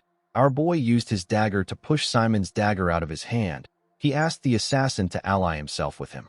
He assured him that he will help him protect the bloodline of Cusco and even help in the reconstruction of the kingdom. Simon was shocked to hear this. Zeke understood why Simon would find this hard to believe. He asked him if he doesn't already know that staying in the McCain cartel is hopeless. He asked Simon to tell him what he will do after he kills him there according to the Don's order. He asked him about what he will do about the Pabella members heading this way. He asked Simon if the Don has ever sent reinforcements for him or his subordinates. Simon told him that they have always had to save themselves. Zeke reminded him that the cartel took over their lands after the kingdom fell. He explained to him that Don Juan wants him, who is a former knight, to disappear. Once he is gone, the princess will be alone. She will be sold to the Cusco rebels at a high price. When the Cusco kingdom fell 10 years ago, Simon took the newborn princess and sought refuge at the border. He became an outlaw in order to become stronger. He did his best in hopes that he would one day defeat the rebels and restore the princess back to her rightful place. For this same reason, he became a hitman for the Don. Unfortunately, Don Juan already knew about his past. In the end, Simon was labeled a risk by Don Juan and got disposed of. The princess got sold off to the rebel forces. Before he died, Simon begged Zeke to take care of the princess. By the time our boy found her, there was nothing left for him to save. This is why Zeke wants Simon to leave the McCain. Since they didn't have a lot of time, Simon decided not to ask Zeke about how he knew his secret. He told him that he is correct. He said that the McCain, which he thought would be stable forever, is now shaking. He told Zeke that this is happening because of him. He said that everything has been spiraling ever since he attended the Don's birthday and got involved with the Pabella. He asked Zeke about what his ultimate goal is. Our boy reminded him that he told him that there is no place for a central continent bastard like him in the plan. He explained to him that he wants the two cartels to start going after each other. With a smile on his face, he said that he will go for the McCain once the fight is over. Simon was shocked to hear this. He couldn't believe that our boy's real goal was to take out Don Juan. Zeke told the man that he is quite serious about his offer. He asked him to join him. Simon nervously asked Zeke to promise him two things. He asked our boy to take him and his subordinates. He asked him to honor his promise to protect the Cusco bloodline and rebuild the kingdom. Zeke smiled and hit his chest. He swore to do everything on his honor as a knight. Simon Zapatero went on his knees and gave his greeting to his new master as the Cusco Guard commander. Zeke asked him to get up. He told him that this much formality is enough. He told Simon that he will give him the necessary information on the way out. He asked him about where his subordinates are. Simon explained to Zeke that his subordinates are waiting for his signal. They are to activate the exploding scrolls in their hand and meet up to escape once they receive the signal. Zeke asked the man to give the signal now. He asked him to call all his subordinates to the underground waterway entrance. Simon said that he understands. He informed his new master that he has already tied up Mateo in his room. Zeke walked forward and told him that he did well. In the next scene, we see Mateo fall to the ground. He called Zeke a bastard and asked him if he thinks that the McCain will be safe. Our boy smiled and moved close to Mateo. He explained to him that nobody will be safe when a war breaks out between the two cartels. He showed Mateo a paper containing a message and told him that the war will break out thanks to him. The man began to shake when he heard this. Zeke pushed the letter into Mateo's mouth. The letter states that those who wield their swords against the McCain will rest for eternity. After giving Mateo the letter, Zeke took him out. He stepped out of his room with the secret ledgers of the Pabella. He decided to leave the place. The moment he thought of this, Simon ran to him and informed him that he has sent the signal to his subordinates. Zeke quickly summoned his sword and pushed Simon behind him. He used his sword sheath to block several arrows. The cartel members were the ones who fired at them. One of them announced that they have intruders. Zeke drew his sword and activated the flame field of the elemental sword. The scene shifts and we see Simon and Zeke join the others in the underground path. Simon ordered his subordinates to greet their new boss. The men quickly bowed their heads to Zeke. Our boy told them that they will talk more later. He said that they need to move because the cartel will soon start tracking them. While they were running in the underground path, Zeke sensed the presence of others behind them. He realized that the cartel will soon catch up to them. He ordered the group to stop. He told them that they will need to split up. He said that he will lure the cartel members away. He ordered Simon to take his subordinates and run. He asked him to join Kay once he gets out. He assured him that Kay will understand once he mentions his name to her. Simon informed his master that the princess is still in the McCain cartel. Zeke asked him if he believes that he didn't prepare for something so obvious. Our boy remembered that he gave the Northern Rangers a mission. The mission was to save a girl imprisoned by the McCain in the time of chaos. Zeke smiled and informed Simon that he has already saved the princess. The scene shifts, and we are taken to Don Juan's mansion. We see the Don slam his hand on the table. He told his subordinates that it has already been a month since they attacked the Pabella cartel. He asked his scared subordinates if they know how many times they have been attacked by the Pabella in that 1 month. He reminded them that half of the executives are dead. The Don sat on his chair and thought about what he did. He told himself that Zeke and Simon were far too dangerous. This was why he tried to get rid of them by forcing a reckless mission on them. Contrary to his expectations, Zeke and Simon managed to pull off the attack and ended up provoking the Pabella too much. One of the executives called out to the Don while he was thinking. Don Juan asked him about what he needs. The man advised the Don to try distancing himself from the McCain for a while. Don Juan asked him if he is telling him to run away like a coward. The man explained to him that the crazy pirates are blinded by revenge right now. He told the Don that they will soon be charging straight into the McCain without knowing their place. He said that they will use this opportunity to go against them. Don Juan asked him if he is saying that he wants to lure them there and try to wipe them out in one go. The man told the Don that he is correct. He explained to him that he can continue giving his orders from his villa in Tawani. The Don agreed with him. He turned to his other subordinates and told them that crisis has always made them stronger. He assured them that this time will be no different. The men stood up and told him that they understand. After the meeting was over, everyone stood up and left the place. The man who made the suggestion was the last to get up. The moment he got up, Zeke entered the mansion. He pointed his dagger at the man's neck and told him that he talks really well. The man became scared. He told our boy that he did as he was told. He reminded Zeke that he asked him to lure Don Juan to Dawani. He begged our boy to let him live. Zeke slit his throat and told him that he did well. As blood gushed out of the man's neck, Zeke told him that he will finally be able to enjoy the main dish. The scene shifts and we see Don Juan arrive at his villa in Tawani. Don Juan carefully looked around when he got off the carriage. He couldn't believe that the Pabella cartel was able to push him to this villa. He promised himself that he would wipe out the pirates. Later in the night, we see the Don sitting in his room. He noticed that someone opened the door of his room. Without turning around, Don Juan said that he did not summon any servants. He asked the person to leave. To his surprise, the person moved closer to him. Don Juan turned around and asked the person to leave. He was surprised to see a masked person behind him. Zeke took off his hood and asked Don Juan if he is enjoying his nice and relaxing vacation, even though the situation has gotten ugly. The Don was surprised to see Zeke. He quickly calmed himself and picked up his bottle of wine. He asked our boy if he believes that he reached this position without ever facing threats like this. He poured himself some wine and told Zeke that this is a pathetic stunt. Our boy hit the glass cup with his dagger and broke it. He told the Don that he was worried he would beg for his life in tears. He told him that this would be boring to someone who is trying to take revenge. Don Juan was annoyed to hear this. He got up and called Zeke an arrogant brat. He called out to his guards and asked them to make Zeke kneel in front of him immediately. Zeke informed the Don that no one is coming. Don Juan was shocked to hear this. Our boy revealed to him that he has already killed everyone. He told Don Juan that he always regretted the fact that he didn't have enough time to make him suffer in his previous life. He hid his dagger on the table and told Don Juan that he has recently been having dreams of the days he crawled like a dog under him. He said that he remembers the countless people he had to kill because of his orders. Don Juan couldn't comprehend what Zeke was saying. He asked him about why he is spouting nonsense. He said that he never gave such orders. Zeke slammed his body on the glass behind him and asked him if he knows what the victims say to him in his dreams. With a terrifying look on his face, Zeke told the Don that the victims always beg him to spare them. He said that they were begging the bastard who enjoyed wealth and glory while standing on their blood. He raised his dagger and told Don Juan that they cried out desperately. The Don told Zeke that he is wrong. He said that he is a savior chosen by God. Zeke cut off his ear when he heard this. He began to torture the man. A while later, we see blood all over Zeke's clothes. He asked Don Juan to die slowly while feeling the pain of his victims.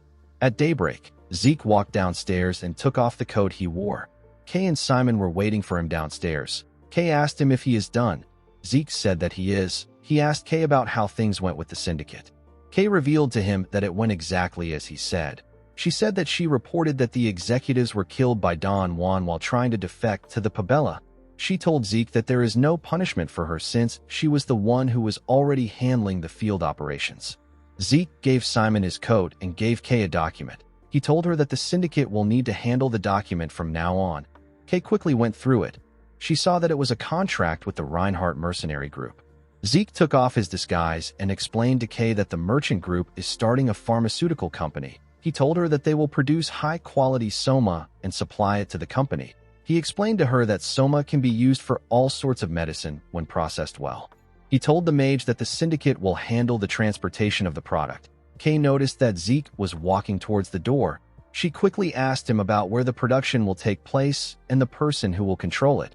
She told him that they can't transport soma openly with the syndicate's name. Zeke explained to her that they will get their cultivation permits after they help the Cusco Kingdom. He assured her that he has a plan for everything. He said that he can't explain things right now. He told Kay that he will see her later.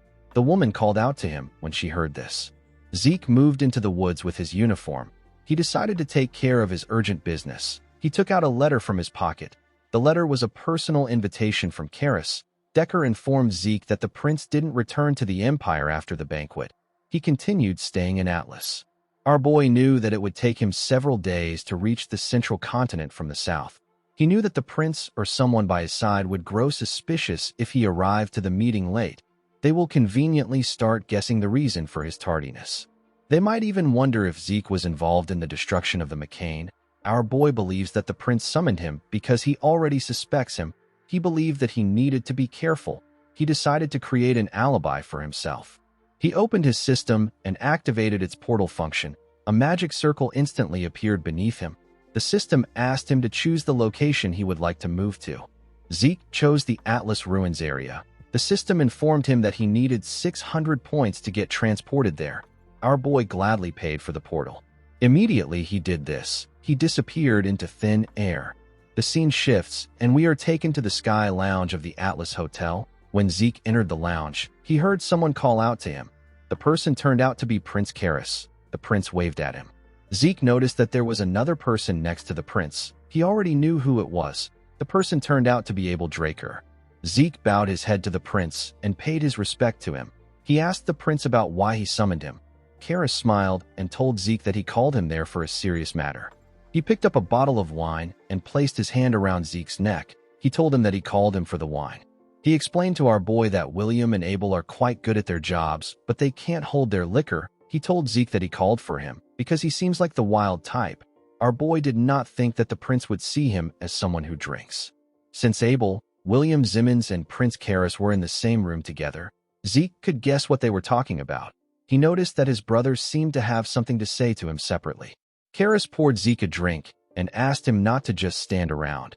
Our boy nervously accepted the drink. He clinked glasses with the prince. A while later, we see William escorting the drunk prince out. Zeke watched the man take him out. He wasn't drunk because the system detected alcohol and classified it as a poison.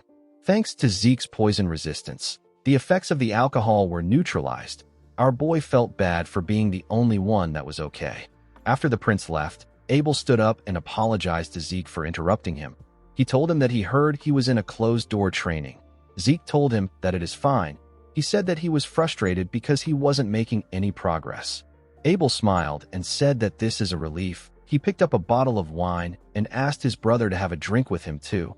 Zeke watched Abel fill his cup. He didn't think that Abel would make this suggestion.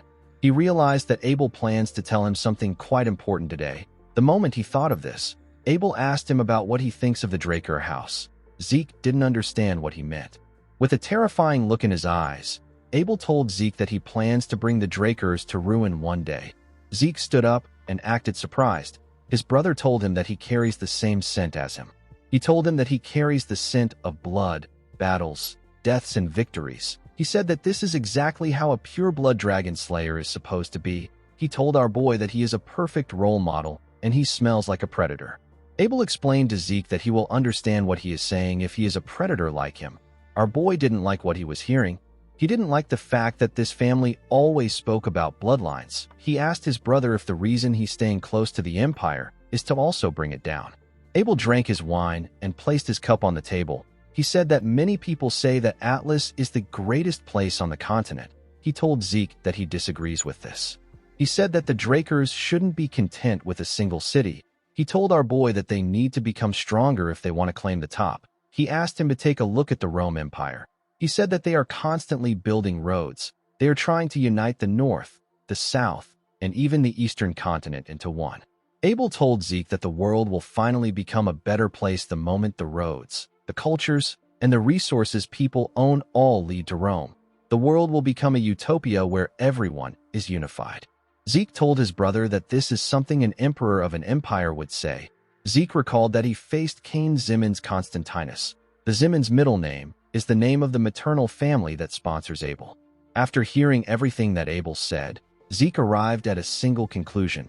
He concluded that Abel, the Ximenes family, and the Rome Empire are connected. Abel explained to Zeke that he believes that outstanding talent deserves an appropriate reward. He told our boy that he is certain that he can give him the most dazzling treasure that he will ever come across. He asked Zeke to join him in his conquest. Our boy realized that his brother was trying to bring him into his camp. He bowed his head and thanked Abel for his offer. He walked forward and told his brother that it will be difficult for him to join him since he has already made up his mind. Abel watched Zeke as he walked away. He told him that he will regret his decision. Zeke assured him that he won't. He stepped out of the room after saying this. Immediately, he got outside.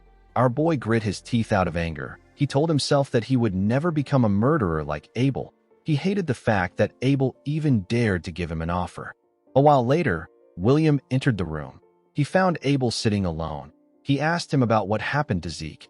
Abel informed William that his beloved youngest brother told him that he will walk in a path different from his. With a horrifying smile on his face, Abel told William that he has no choice but to crush the sprout. William was shocked to see the look on his face. Abel told him that he gave his brother a chance. The scene shifts, and we are taken to Valhalla. We see Zeke standing in front of the dean's office. Our boy was now a 17-year-old second-year student. He didn't plan to stay in Valhalla for the entire 5 years to graduate. He decided to submit an early graduation application letter. He wrote that he wants to support his family now that he has become a formal knight. He said that it is quite difficult to engage in eye-catching activities as long as he is a student. He told the dean that he requests his assistance in resolving his issue. After he made the appeal, an early graduation interview was scheduled immediately. While Zeke was thinking, someone called out to him and asked him if he also came to see the dean. Our boy turned around to see Diego and another student. He noticed that he didn't recognize the boy. He wondered about who he was. Zeke, Diego, and the other boy entered the dean's office together. The dean asked the boy, whose name is Asta, if it has been a week since they last saw each other. Zeke was shocked to hear the boy's name. He quickly realized that he was looking at the future illusionary knight, whose name is Asta Elidolf. Even though Asta was one of the 5 divine knights in our boy's past life, there was no known information on him. Zeke couldn't believe that he would meet this monster here. Asta apologized to the dean. He told him that it has been difficult for him to attend class because of his insomnia. Zeke realized that Asta must have a very severe insomnia. Diego moved close to him and asked him if he wants to hear a lullaby that will knock him out. Asta asked him to be quiet. He told him that his head is ringing. Zeke recalled that Asta worked for the Empire in his previous life. He decided to recruit him in this life. The dean sat down and informed the boys that he called them there for the same reason. He revealed to them that they all applied for an early graduation at the same time. He told them that the professors said that there are no issues with their graduation requirements. The dean gave the boys some documents and told them that he has decided to evaluate their abilities through the mission. Zeke saw that the document was a Delpoa cooperation document. The dean moved close to the boys and asked them if they have heard of Yiksha the Black Knight. Zeke said that Yiksha is an outlaw and an enemy of the continent. A public enemy is a target that the entire continent has acknowledged as an enemy to be eliminated. Yiksha is one of these people. He recently began to stay in Delpoa. The dean explained to the boys that their mission is to cooperate with the Delpoa Knight Order and subjugate Yiksha. He told them that outlaws are people who awaken their aura solely to kill. Their combat style is fundamentally different from that of the ordinary knight. This is why the Delpoa Knight Order asked the dean to only send students who are purple knights or higher. Flaubert told the boys that they must now understand how grueling the mission is. He asked anyone who wants to back out to speak up. Diego told the dean that he has a question. He asked him about the amount of rounds the test has. Flaubert revealed to him that the test has 3 rounds. He said that this mission is the first test. Diego told him that he understands. The dean asked the boys if they have any other questions.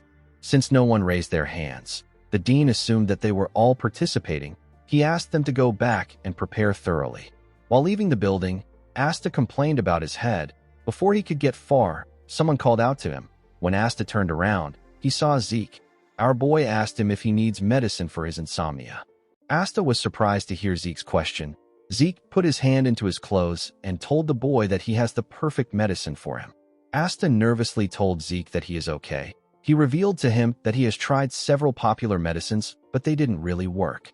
Zeke brought out a bag from his clothes and asked Asta to just try the medicine. He told him that he will make a contract for him if he likes it and continue providing more supplies for him in the future. Asta declined Zeke's offer. He was certain that our boy's medicine wouldn't work. Before he could do anything else, Zeke moved the bag close to his head and made him sniff the medicine. Asta instantly lost consciousness and fell to the ground. In the next scene, we see Asta eagerly sign a contract with Zeke. He referred to our boy as Master. Zeke told the boy that the contract is pretty one-sided. He asked him if he properly read through it. Asta said that nothing matters as long as he gets to sleep properly. Zeke decided to not question the boy. He was happy that he had access to the system's store.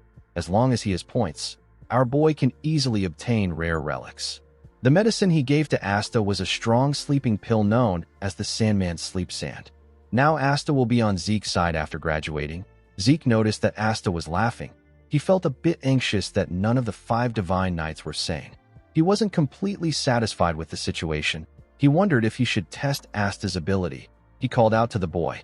He grabbed his huge sword and told Asta that he wants to see his ability before they go on the mission. Some minutes later, we see Asta spinning his spear with one hand. He took a stance and pointed his spear at Zeke. Zeke noticed that Asta's entire demeanor changed immediately. He wielded the spear. He asked Asta to come at him with his full force. He told him that he can even use aura. Asta decided to comply with Zeke's demand. He covered his spear with his aura and charged at Zeke.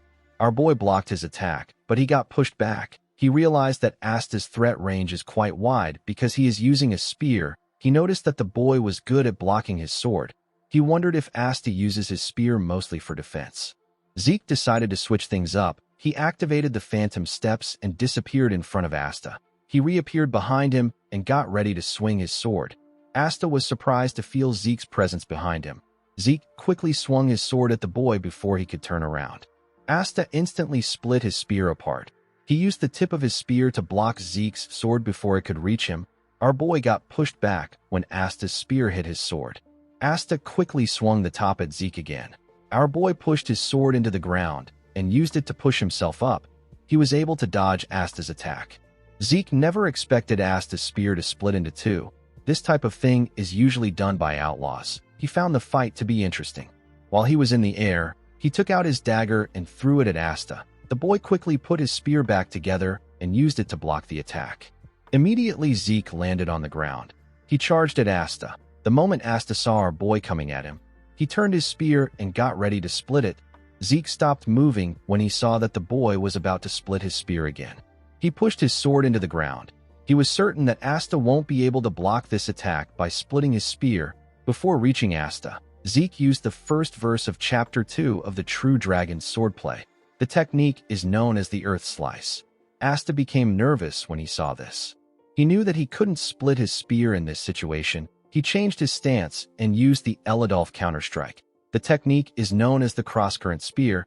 Zeke swung a large amount of dirt at the boy. The attack was mixed with his aura. Asta used his technique to attack him. A bright light shined when their weapons clashed. In the next scene, we see Asta looking at his shaky hands. He asked Zeke if he is a monster. He couldn't believe that he lost to Zeke, even though he is a well-known genius. Our boy told him that his spear's blade is dull because he has always heard that he is a genius.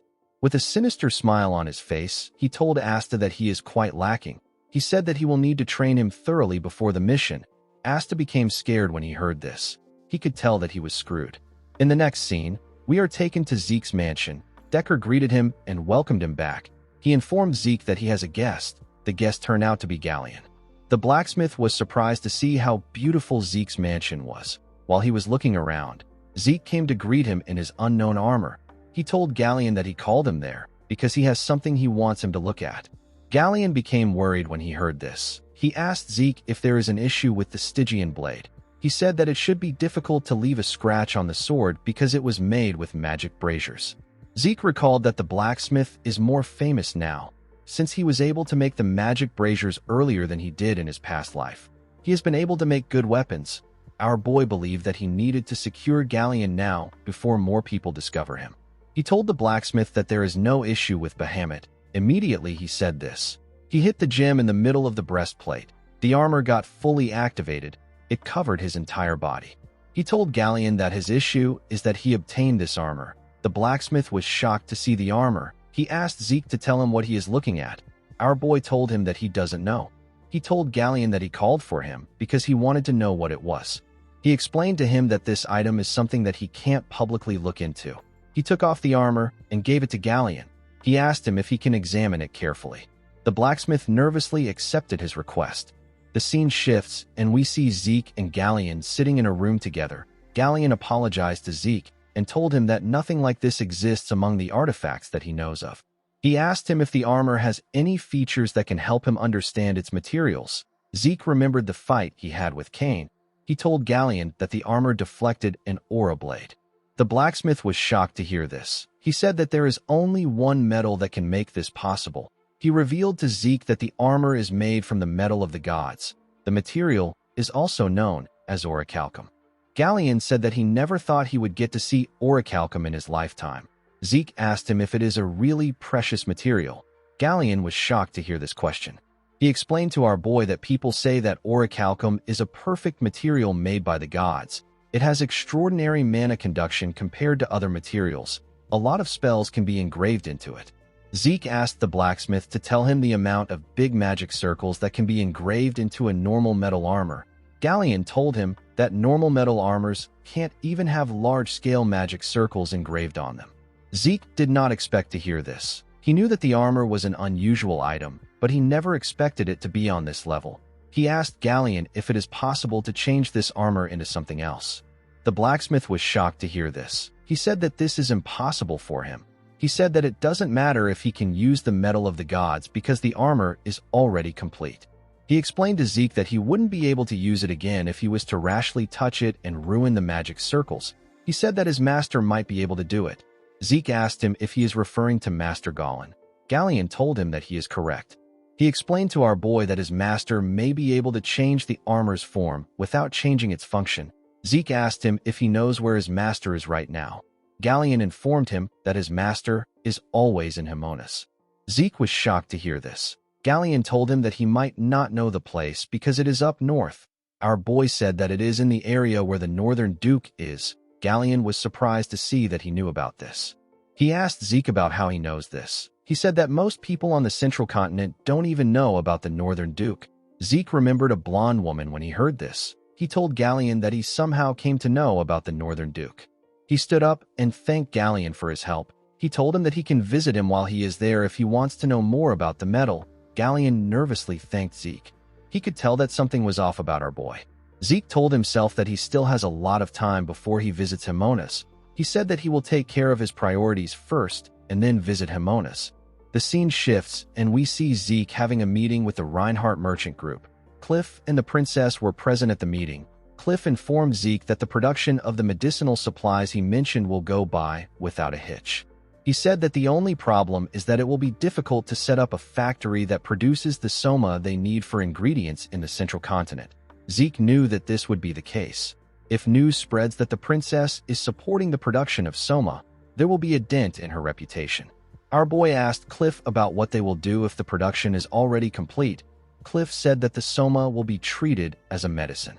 He explained to Zeke that there will be no issues as long as they can receive the safety verification from the magic tower in advance. Our boy said that it will be better for them to create a factory in the southern continent and use it to create the product. They can then import the product and distribute it using the merchant group. Princess Melissa explained to Zeke that their merchant group doesn't have enough influence to create a large-scale factory on another continent. She said that they were barely able to create a factory for the creation of the rose disease antidote. She said that it will be better for them to consider other plans for the construction of a factory. Zeke asked her not to worry about this. He said that they will be the ones to create the factory. He asked her to ensure that the magic tower provides the approval so that they can distribute the product. Melissa asked our boy if he is saying that the Draker household will support them. Zeke told her that this has nothing to do with his household. He said that he will cover all fees using his personal funds. He placed a file on the table and said that it is connected to today's main point. He asked the princess to read it. Melissa was shocked to see what was written in the documents. She was shocked to find out that the Empire was working with the Scorpion clan and conducting human experiments to create a synthetic poison. Zeke told Melissa that the rose disease might have truly been artificially created using magic. He said that it may have been an empirical clinical experiment with Alencia as its target. Melissa clenched her fist out of anger when she heard this. She couldn't believe that the Empire was willing to release such a terrible disease on mere civilians. Zeke explained to Melissa that he is sharing this information with her because these evil deeds need to be kept secret for a while. The princess was shocked to hear this. She got up and asked Zeke about what he is saying. She said that they need to reveal the Empire's evil deeds so that they never get to do something like this again. Our boy told the princess that he understands what she means. He explained to her that this evidence is way too poor to be used as a means of diplomacy. He made her understand that the Empire has carefully made it seem like the Scorpion clan is the main agent behind the experiment. The Scorpion clan is a famous black magic organization, so human experiments aren't a crazy concept for them. The Empire will deny having a relationship with them and simply express their regrets. Everything will be over once they have done this. Zeke explained to Melissa that it will be more advantageous for them to hold on to this information. Melissa asked him about what he means. With a serious look on his face, our boy told her that the Empire doesn't know that they have this information. As long as they continue carrying these experiments out extensively, there will be existing evidence that they are more involved than it seems. Melissa was surprised to hear this. She asked Zeke if he wants to obtain this evidence with this opportunity in order to properly pressure the Empire. Zeke told her that she is correct. He explained to her that the reason he showed her this information is to prepare for the future. Melissa asked him about what he means. Our boy reminded her that the rose disease was a temporary experiment in the Alencia conflict areas. He said that there is a possibility that the Empire will test other synthetic poisons. He told Melissa that they need to create antidotes to these poisons before this happens. The princess was shocked to hear this. She realized that her soldiers would have to fight while being poisoned if these poisons are used in conflict areas. However, if they are able to prepare the antidotes in advance, they will be able to prevent losses and gain the upper hand on the Empire. Melissa realized that she made the right call by bringing Zeke into her merchant group. Zeke told Cliff and Melissa that he won't be able to partake in these meetings for a while because he will be busy at Valhalla. Melissa told him that she would like to take him to Alencia if the opportunity arises. Our boy said that Alencia is a kingdom filled with beautiful mountains and lakes. Melissa was surprised to hear this. She asked him if he has been there before. Zeke turned around and smiled. He said that he has heard many stories about how good the kingdom is. He asked the princess to show him around the day he visits her kingdom. Melissa said that she will. She bowed her head and asked Zeke to have a relaxing trip. Our boy walked out of the room after hearing this. The scene shifts and we see Diego and Asta breathing heavily on the ground. They were on a stage with Zeke. Diego told our boy that they will die before they begin the mission. Zeke asked him not to say this. He asked Diego to pick up his sword again instead of wasting time. Diego raised his head and told Zeke that he is the devil. He told him that he truly has the Draker bloodline in him. He grabbed his swords and charged at Zeke. Our boy quickly blocked his attacks. He smiled and said that a person needs to bother this guys in order to create a desire in them. Under his command, Asta and Diego trained together for a week and began to influence each other. Instead of joking around like before, Diego began to take his fights seriously and listen obediently to Zeke. While the boys were busy training, someone entered the room and told them that they all look like they are working really hard. Diego greeted the professor when he saw him. The professor turned out to be Instructor Andre. He was now a professor at Valhalla. Zeke asked Andre about why he came there. The professor said that he has something to tell them. Zeke asked him about what is wrong. Andre reminded the three boys that they are being sent out for the Continental Public Conquest mission. He said that students can't be sent out by themselves, so he will be going with them. In the next scene, we see the group in a train. Zeke told Andre that he never thought that he would go to the Black Knight Yiksha mission with them. Andre said that students can't be sent out alone, and there are additional details that he needs to explain. He asked the boys if they know the kind of place Del Poa is. Zeke recalled that they got a basic summary about the city during one of their classes. According to him, mages are well favored in Del Poa. Andre told our boy that he is correct. He said that the place has a unique system. Unlike other places, the Knights of Del Poa focus on using shields. While the Knights drive into their enemies with their shields, the mages will attack from behind. Asta raised his hand and asked the professor if the allies of the mages won't also take damage while fighting up close. Andre told him that this is a good question. He explained to him that this is the reason Del Poa Knights train more often with their shields. It is also the reason why Valhalla graduates don't like joining the Knights of Del Poa. Diego didn't like what he was hearing. He asked Andre if the Knight Order was made only for mages. He said that the mages don't even consider them. Andre told him that he is correct. He asked the boys not to be too surprised once they arrive in Del Poa. He said that the mages there are incredibly arrogant. The scene shifts and we see Andre shake a knight's hand and introduce himself as an assistant professor from Valhalla. The knight was amazed to see that Valhalla dispatched someone from the Draker family. He told Andre that it is an honor to meet him. He introduced himself as Del Poa's 8th Knight Captain. His name is Jorge Outer. Andre told Jorge that the cadets who came with him are among the top students of Valhalla. He assured him that there will be no issues in the mission. Jorge laughed and said that he trusts the students since he went as far as to call them top students.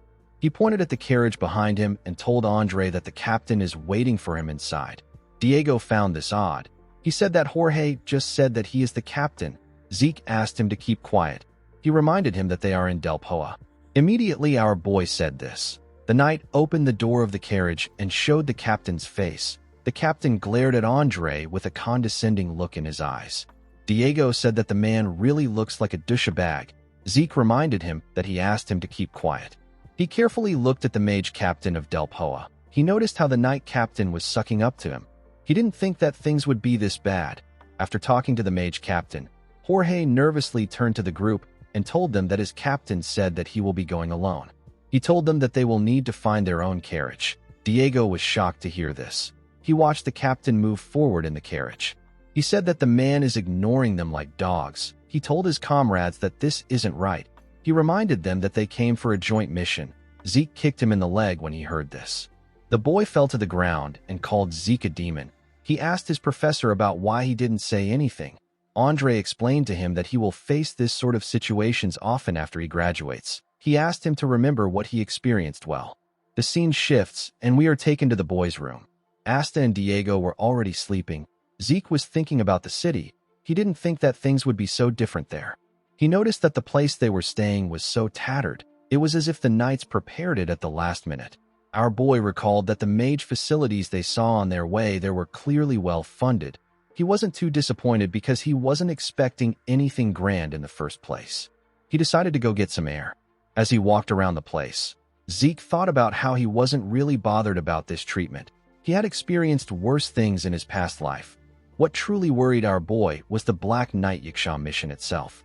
During the strategy meeting, Captain Jorge and his knights simply listened to the mage's discussions. Zeke knew that the discrimination would be bad, but he didn't think that it would be this bad. The moment he thought of this, someone asked him about what he is doing there alone. Zeke was surprised to see the person. The person turned out to be the mage captain. The captain said that he actually has something to say. He told Zeke that there is nothing they need from Valhalla. He advised him not to get swept into their magic and make things annoying. He told Zeke that it is better for them to quietly leave. Zeke was annoyed to hear this. He wondered why the city would request for a collaboration if the man was just going to say this. He wondered if he should beat the bastard up. The mage noticed the logo on Zeke's gloves. He asked him if he is a pureblood Draker Awakener. Zeke said that he is. He asked the mage if there is something wrong. The mage was annoyed to hear this. He grit his teeth out of anger and told our boy that he has a lot of guts for him to speak so arrogantly to him. He advised him not to take off his gloves if he wants to finish the mission and return safely. Immediately he said this, he turned around and walked away. Zeke was not too shocked that the man was quite sensitive. Pure-blooded awakeners like him have the power to disrupt mana. The moment he thought of this, someone called out to him. The person asked him if it is really him. Zeke turned around to see the person. He quickly recognized the man. The man happened to be Instructor Fannin. The mage laughed and told Zeke that he knew it was him. He moved closer to our boy and asked him about how he has been. Zeke told him that he has been good. He asked the mage about why he is there. The instructor smiled and said that there is no better place to gain experience as a mage than Delpoa. He told Zeke that he volunteered to enlist because he wasn't satisfied with just research. He asked Zeke about why he came there. Our boy revealed to him that he is there for the Black Knight Yiksha mission. Fannin was shocked to hear this. He asked Zeke if he can follow him for a moment. He took our boy to a different room. Our boy asked him about what he wants to say to him. Fannin clenched his fist and told Zeke that he cannot go on tomorrow's mission. Our boy asked him about what he is talking about. With a serious look on his face, Fannin told Zeke that he must not go on tomorrow's mission because it is expected to fail. Our boy was shocked to hear this. In the next scene, we are taken to Zeke's room. We see Diego raise his head up and say that he is still so tired. He felt like he didn't sleep at all. Zeke ignored him and thought about how his former instructor said that he couldn't share more information with him. He didn't understand what the instructor meant by saying that the mission was going to fail. Zeke could only come up with two reasons why Fannin would say this to him. It is either that the higher-ups of the subjugation squad are corrupt, or they made some kind of deal with the people they are about to attack. Zeke knew that Delpoa was a place where mages abused their power, but he didn't think that the inner workings would be so bad to the point where there would be rampant military corruption. Zeke believed that it is more realistic that the mages had some kind of alliance with the people they are about to face. He decided to go with his second possibility. The scene shifts, and we see the mages and the knights gather at the top of a cliff. The captain of the mages ordered Group 1 to 3 to go up through the mountainsides. He said that Group 4 to 6 will fight head-on. He asked Jorge if he has any complaints. The man said that he doesn't, before the captain could give his final command. Zeke told him that he has a question. He asked him about what him and his group should do. The captain got angry and asked Zeke if he didn't tell him that he shouldn't do anything yesterday. Our boy reminded him that he is a blue knight. He told him that Diego and Asta are purple knights. With a cold gaze in his eyes, he told the man that he was simply asking if he was just going to leave dispatched cooperation forces on this level unused. The captain was shocked to hear that Zeke was a blue knight. The knights and the mages were also shocked to hear this. They couldn't believe that the other two boys were purple knights. The mage grit his teeth out of anger. He knew that he had to give the boys a mission. He ordered Jorge to give them a scouting job. The knight captain nervously accepted his order. Andre moved close to Zeke and asked him if something is wrong. He knew that our boy wouldn't provoke the captain without any reasons. Zeke told him that there is something odd about this mission. Andre asked him about what he means. Zeke revealed to him that he suspects the raid squad of having an alliance with the Black Knight Yiksha. Andre was shocked to hear this. He quickly calmed himself. He knew that Zeke was rational, and he would have his reasons for thinking like this. He announced to the mages that they will carry out a patrol mission from there to the Black Knight Yiksha's camp. He asked the members of the squad to prepare. He turned to our boy and asked him to be the commander of the squad. In the next scene, we see a group of men walking in the forest. They seem to be patrolling the area. A man carrying a torch suddenly asked the others to stop. He informed them that there are trolls nearby. He told them that they are going to quietly walk past them. He warned them not to make any noise. He said that things will become annoying if they get caught. The moment he said this, someone threw a sword at him. The sword stabbed the man in his thigh. The man fell to the ground and screamed. The trolls quickly turned to the man when they heard his voice. They attacked the group. The men turned around and began to run. They screamed and asked for someone to save them. Before the trolls could attack them again, Diego and Asta appeared behind them and attacked them. They easily cut the two trolls down. Zeke landed in front of them and turned to the wounded men. He asked them if they are the Black Knight Yaksha's patrol team. He asked them to tell him where the Black Knight Yaksha is. The scene shifts and we see Zeke and his group looking at the fortress of the Black Knight Yaksha from afar. Asta informed our boy that the fortress is made out of sturdy natural stones. He said that it won't be easy to break through. Zeke turned to Jorge and asked him about where the mage core is. He told him that it will be difficult for them to raid this place by themselves. With a nervous look on his face, Jorge informed Zeke that the mages will support them from behind after they are done taking out the fortress. Zeke was shocked to hear this. He asked him about what he means. He asked him if he can see the number of enemies in the fortress. He asked the knight captain if he wants all of them to die. Immediately he asked this question, Diego saw something in the air. He was shocked to see the object. He informed the group that flying objects are coming towards them. Zeke quickly turned around. He instantly knew that the objects were shells. He turned to the men and ordered them to get as far away as possible. The moment he gave the order, the shells hit the ground and began to destroy everything. They caused a large explosion immediately they touched the ground. Jorge was shocked to see this. He couldn't comprehend what was happening. Zeke grabbed him and asked him to get himself together. He asked him if he is going to let all his subordinates die. The captain said that he won't allow this. Zeke grit his teeth out of anger.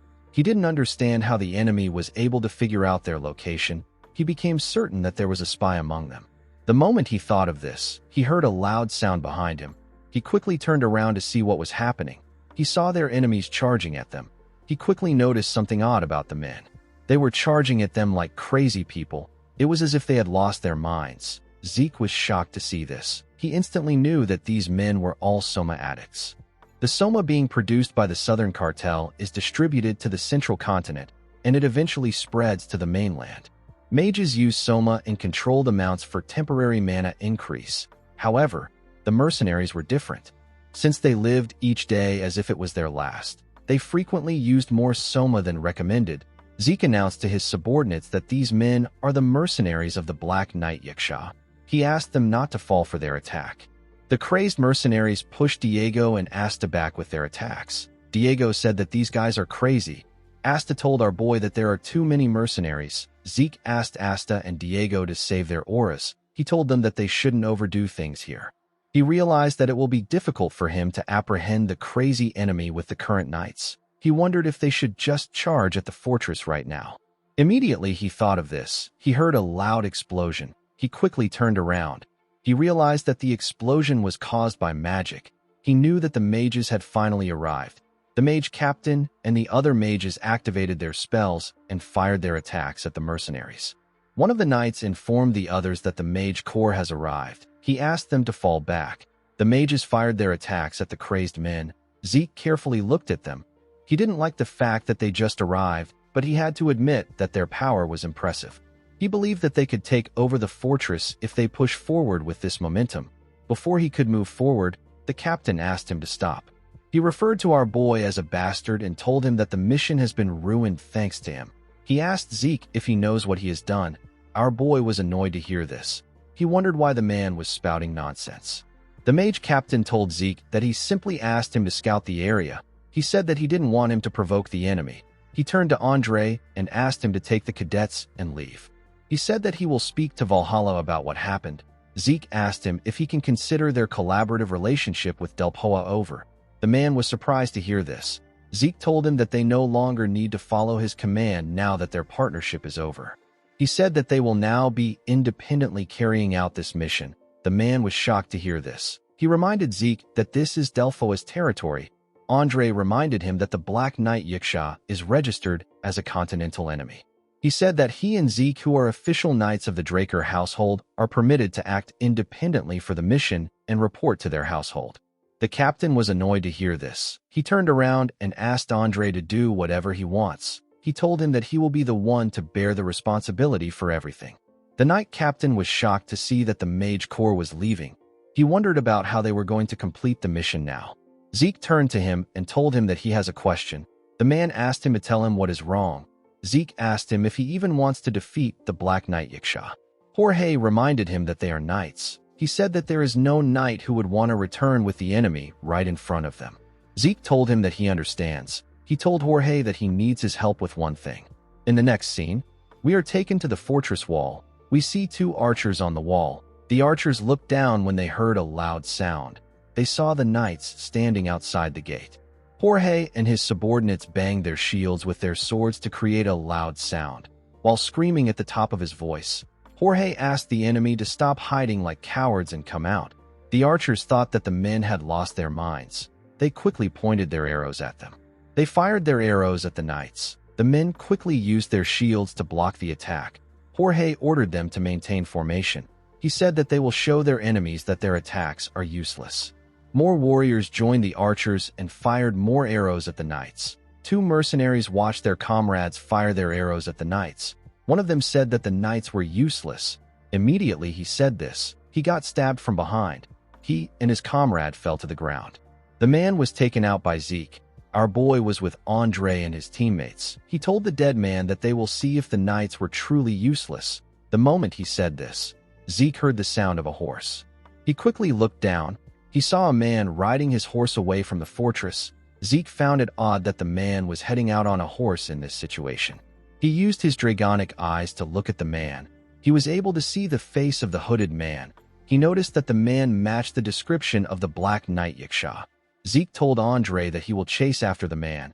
He asked him to take care of the fortress and to send a signal flare after opening the main gate. Andre told our boy that he understands. Immediately he gave out the order. Zeke jumped down from the fortress wall. Before his leg touched the ground, he asked Bucephalus to come out. Our boy landed on the back of his beloved horse. He asked Bucephalus to chase after the Black Knight Yiksha.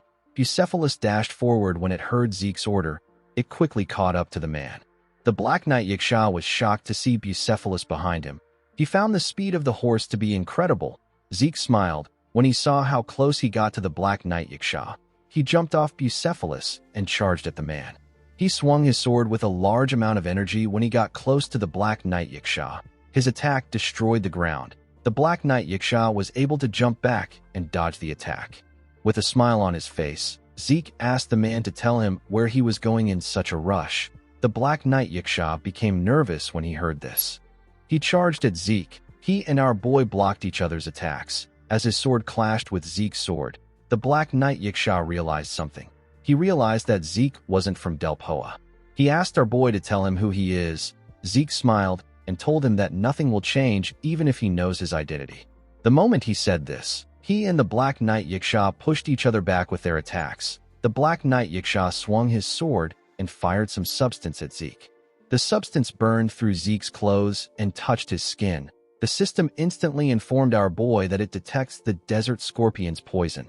Thanks to his poison resistance constitution, the poison did not affect him. Zeke didn't expect the man to use poison.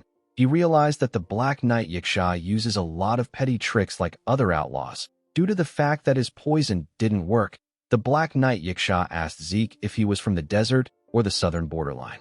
Our boy told him that he has quite the curious mind. The Black Knight Yiksha took out some daggers and said that it doesn't matter. He threw the daggers at Zeke and told him that he is still going to die. The daggers moved close to Zeke from all directions.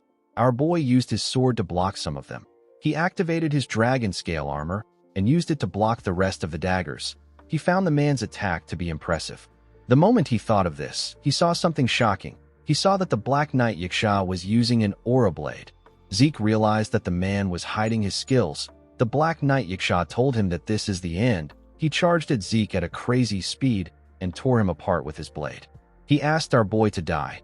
The moment he said this, Zeke told him that he can tell from his swordsmanship that he is from the Empire's Intelligence Bureau. The Black Knight Yaksha was shocked to hear his voice. Before he could do anything, he felt a large amount of pain in his body. He fell to the ground and dropped his sword. Zeke moved close to him with his aura blade and told him that it is now his turn to ask questions. He asked the man to tell him why a bastard from the Intelligence Bureau is making a fuss at Delpoa. The man quickly bit his tongue when he heard this. He decided to take his life in order to not answer Zeke's question. Our boy poured a potion in his mouth and told the man that it is pointless. He told the Black Knight Yaksha that he is well aware of how determined agents of the Imperial Intelligence Bureau are. With a smile on his face, he told the man that he might let him kill himself if he says something that satisfies him. The Black Knight Yaksha was shocked to hear this. He realized that the person standing above him is insane. In the next scene, we see the Black Knight Yaksha struggling to catch his breath. Zeke was holding his dagger. He asked the man if he is ready to talk. The heavily injured man asked our boy to tell him what he is curious about. Zeke asked him to share his identity and what he has done. The Black Knight Yaksha revealed to him that he is an agent of the 13th Unit of the Imperial Intelligence Bureau. Zeke was surprised to hear about a 13th unit. He always believed that there were only 12 units. The Black Knight Yaksha was shocked to hear this. He asked our boy about how he knows about their units. Zeke moved close to him with his dagger and reminded him that he is the one asking the questions. He asked the man to tell him what he was doing out here. The agent became scared when he saw the dagger. He revealed to Zeke that he was carrying out experiments on stimulants. Our boy was shocked to hear this. He realized that the mercenaries who attacked them were using the stimulants. He asked the Black Knight Yaksha if the mercenaries weren't just Soma addicts. The man said that the stimulants were actually made using Soma. Zeke asked him about why he created the stimulants. The man revealed to him that he was trying to create soldiers that felt no pain or fear. Zeke didn't expect this entire situation to be one of the Empire's human experimentations. He realized that the Empire used the war of attrition against Delpoa to observe how the experiments would fight. He now understood that the reason the Black Knight Yaksha was able to survive for 3 years at this fortress and absorb the bandits and mercenaries to increase his organization was because he had the Empire's support. Zeke wondered about what the Empire is doing throughout the continent. He turned to the agent and asked him if he knows that the Empire will kill him first. The man said that he does. He begged Zeke to kill him now that he has told him everything. Zeke asked him about what he will do if he told him that there is a way for him to live. The Black Knight Yaksha told our boy that it is impossible for him to escape the Imperial Intelligence Bureau. Our boy told him that it is possible with the power of the Drakers. The man was shocked to hear this. Zeke took off his glove and removed the mana in the area. The Black Knight Yaksha instantly realized that our boy is a pure-blooded awakener of the Draker family. The man also didn't want to die in a place like this. He had lost all his patriotism for the Empire after doing so many dirty jobs. He knew that the Empire would kill him for security even if he was to return alive. He realized that the best thing he can do is to become a witness under the Draker's protection.